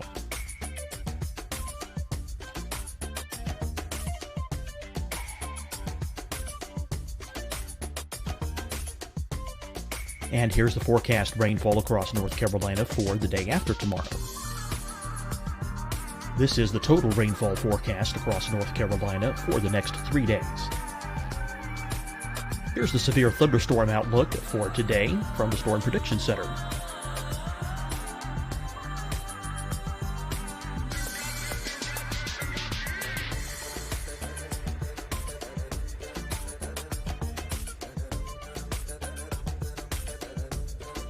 Here are the forecast high temperatures for today for South Carolina.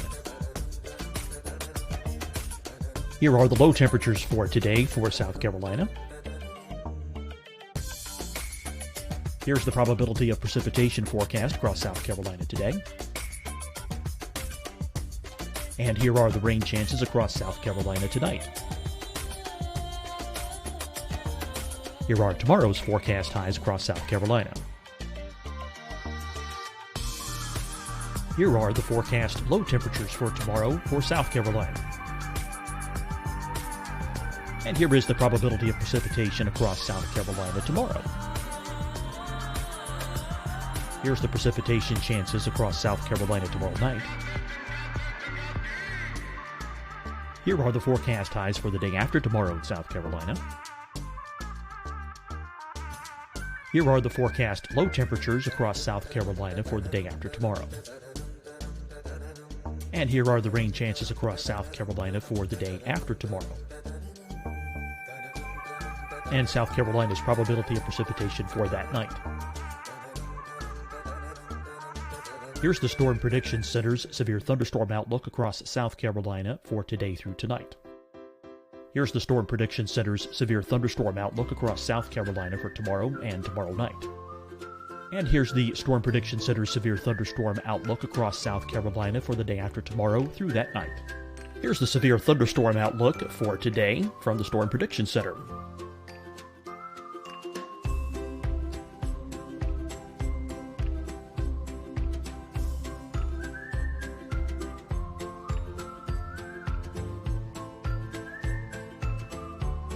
And now here's a live look at weather radar across the southeast.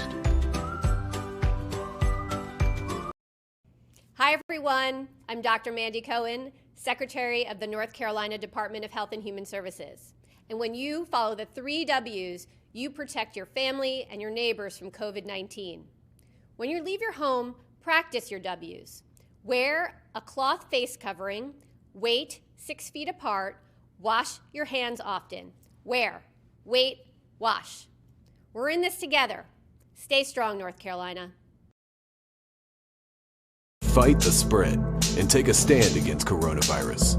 Wear a mask in public. Stay at least 6 feet apart from others. And get tested. Join us and fight the spread. Visit scdhec.gov/COVID-19.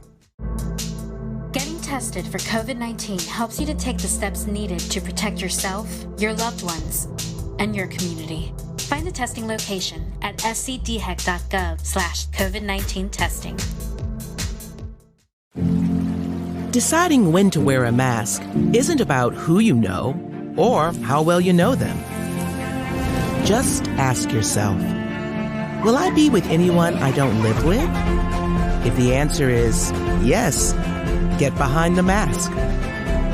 Help slow the spread of COVID-19. Get behind the mask. Learn more at covid19.ncdhhs.gov. You'll see your Carolina weather forecast at 25 and 55 past. And now back to the best of the Carolina Weather Group on the all-new Carolina Weather Net.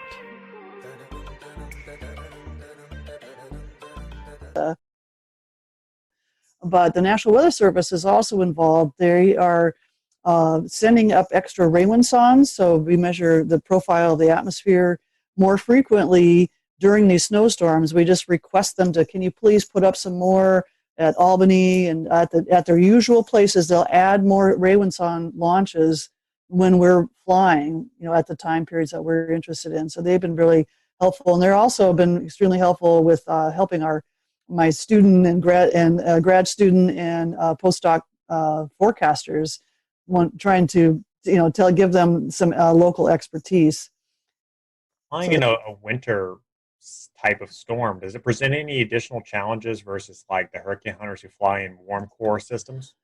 Well, that's a good question. The two different systems are pretty different. The hurricane hunters typically fly fairly high, and what they're doing is trying to get different profiles of the environment of the hurricane and try to get a good estimate of what the central pressure is. So they're kind of after a different kind of problem, and they fly fairly high, so they're well away from any kind of icing problems. So for us flying in snowstorms in the winter, depending, like this last case, we actually flew. It was rain on the surface, but the structure of the storm was the same, so we flew in it. But icing was an issue that we had to watch out for.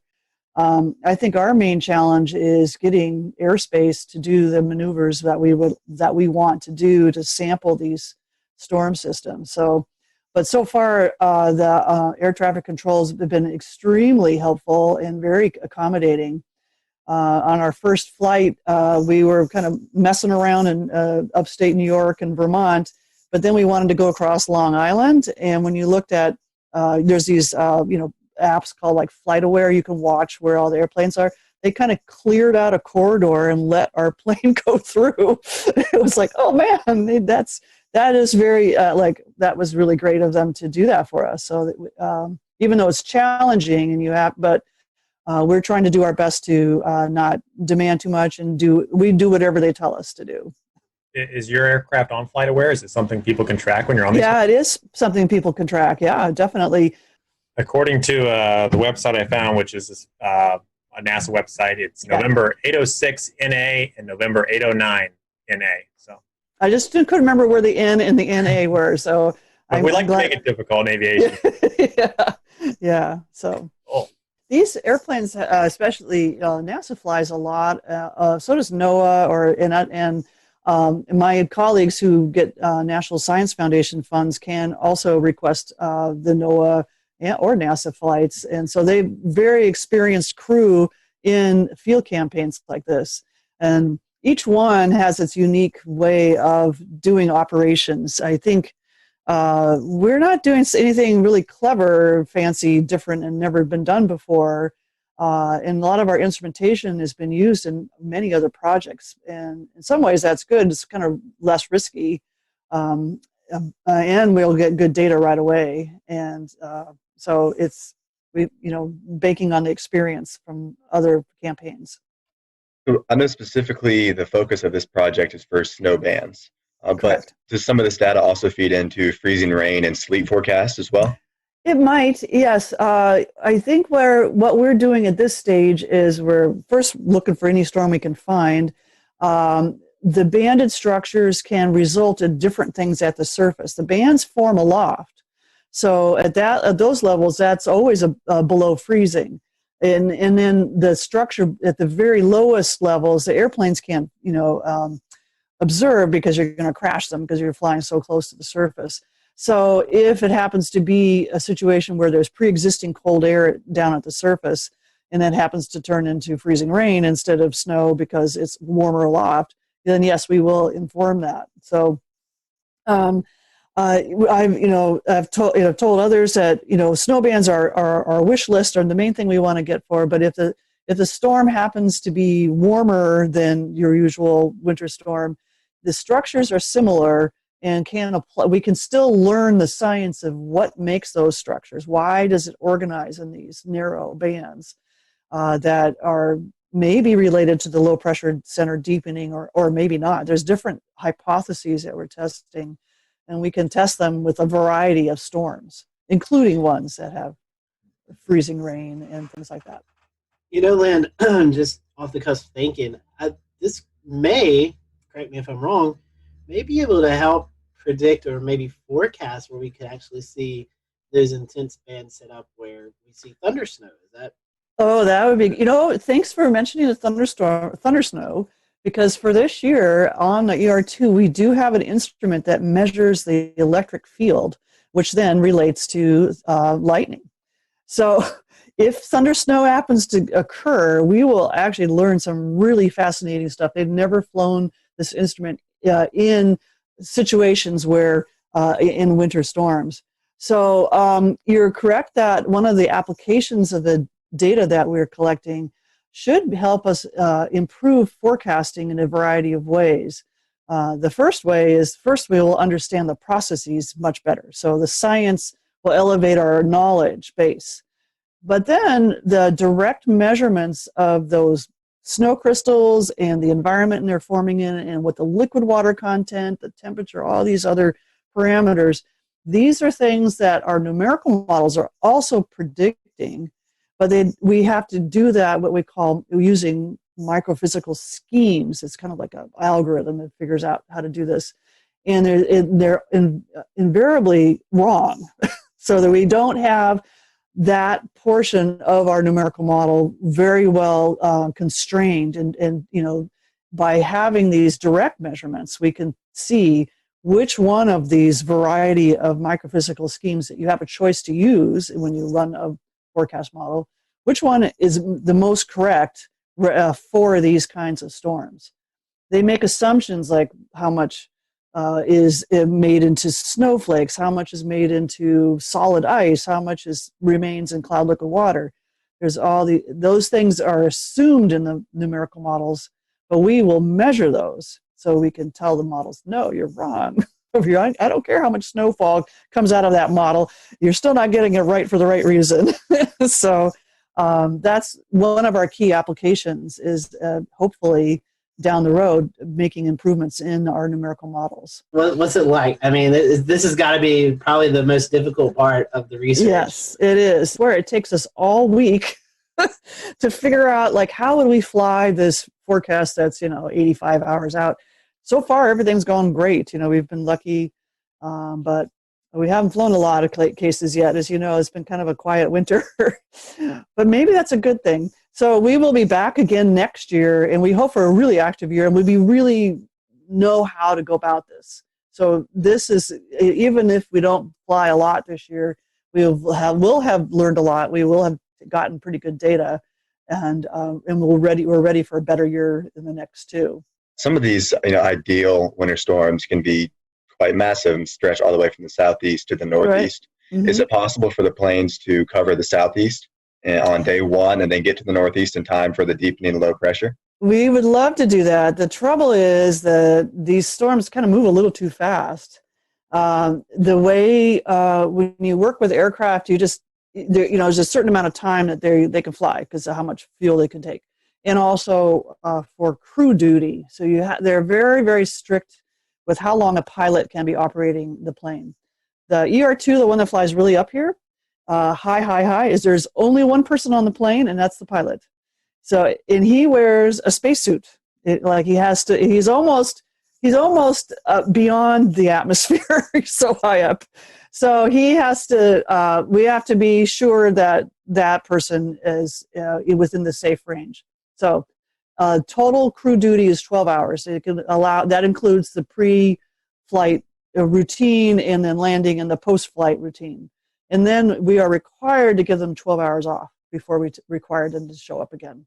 So if my storm would move really slowly, I could probably do that. Well, and I know you mentioned that next year, the project's still going to be going on. How mm-hmm. long is it set for at the moment? We're here now, and we're here to the end of February. And then next year, approximately the same, another 6-week window, we'll be out here in the following year. So 3 winters.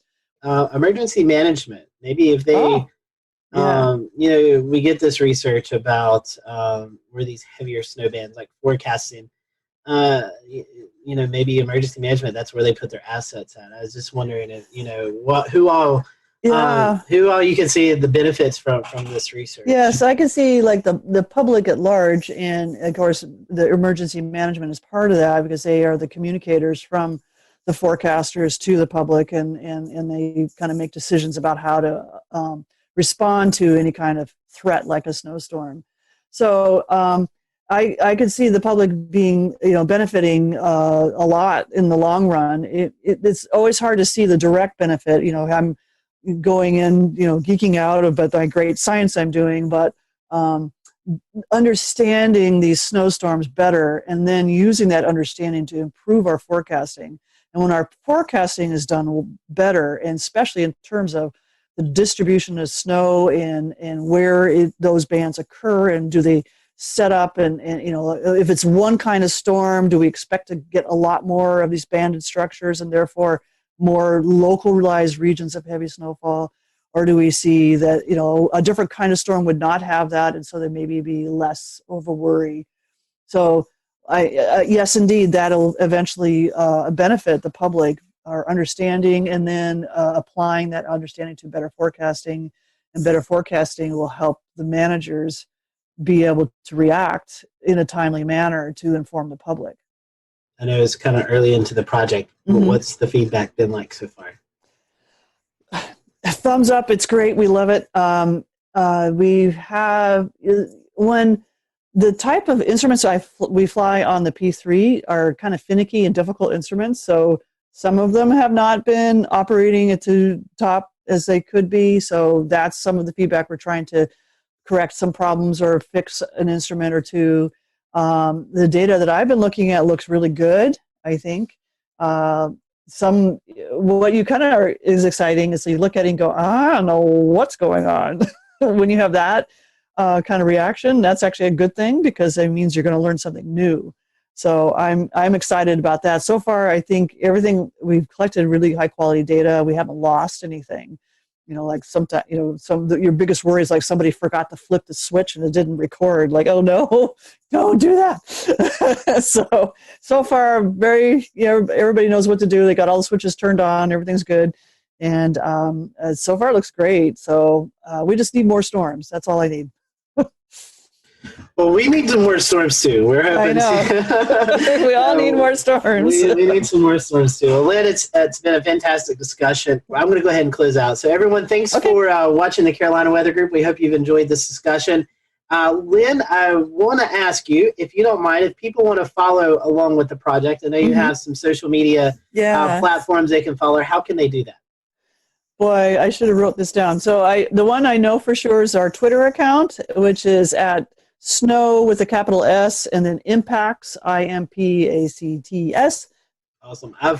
We follow here on the Carolina Weather Group, and I personally follow the Snow Impacts on Twitter. So get some great information there. You get some behind the scenes photos and things like that. So Lynn, thanks so much for joining us. We want to thank you for watching the Carolina Weather Group, and we will see you on our next episode.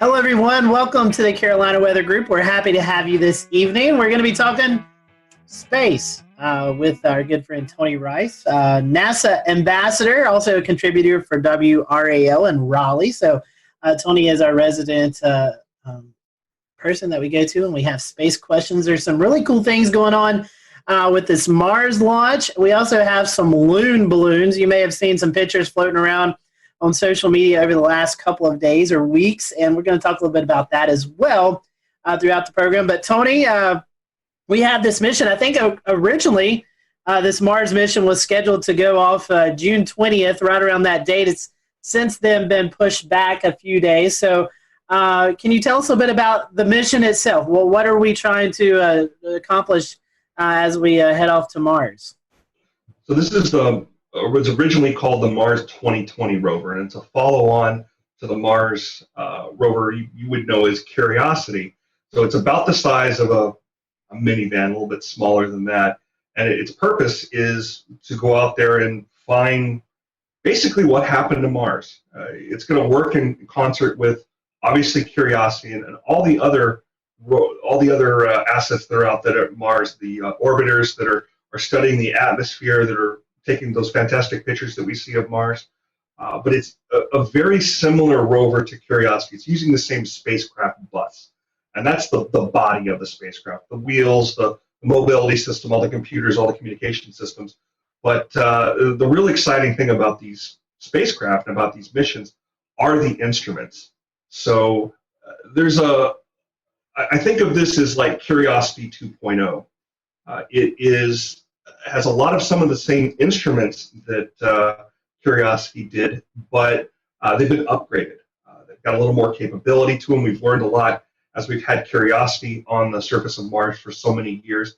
We've also added a couple of new ones. I'm sure we'll get into some of the more exciting ones there, but the ones I know that the one instrument, my favorite one, that I know is going to be your favorite as well, is called MEDA. It stands for Mars Environmental Dynamics Analyzer.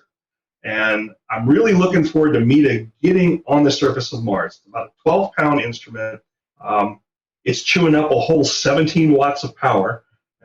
You have to really budget your power up there Curiosity and this new 2020 rover are going to both be both powered by a nuclear power source. We don't have to worry about any of the solar panels being covered in all that Martian dust and causing us problems there.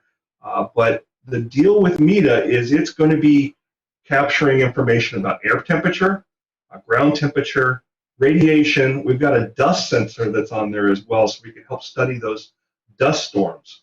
If you saw The Martian with Matt Damon, did a pretty good job of showing what dust storms can be like there. The beginning of the movie was a little fantastic, and we don't quite get wind speeds like that, or at least we don't have enough volume in the atmosphere to produce some of the things we're talking about there. We're going to put relative humidity. We'll be able to measure that as well. There's a thermal infrared sensor on there, and there's wind sensors as well. And the wind sensors are kind of interesting. There is wind on Mars. We're getting information about winds from another mission that is on the surface of Mars right now called InSight. It is not a rover. It is a lander, so it stays stationary. It can measure what atmosphere comes to it and the column of air above it. So we are seeing winds there that are a little bit higher speed than we expected. You wouldn't be able to feel them, though, because the volume of air there is so little. So, Tony, there's this new device that's coming with Perseverance that I literally just found about in the last 5 minutes. So it's going to be some type of helicopter drone deployment. Tell us about that and how that works in an atmosphere that's a lot thinner than ours. Yeah, that's going to be the really interesting thing, is how you get lift in such a thin atmosphere. The Mars atmosphere is about 1/100th that of Earth's. So it's very, very, very thin. Sorry, not 100th, 1,000th that of Earth's. Very, very thin. But the drone itself, the helicopter itself, has pretty wide blades, and it's going to be spinning really, really, really fast. So don't think drone like the drones that we know here on Earth. It's not going to be sitting up there and hovering for a good amount of time. It's going to take hops. And its purpose, number one, is a technology demonstrator. It'll be the first time we've ever flown on another planet. That's pretty exciting unto itself.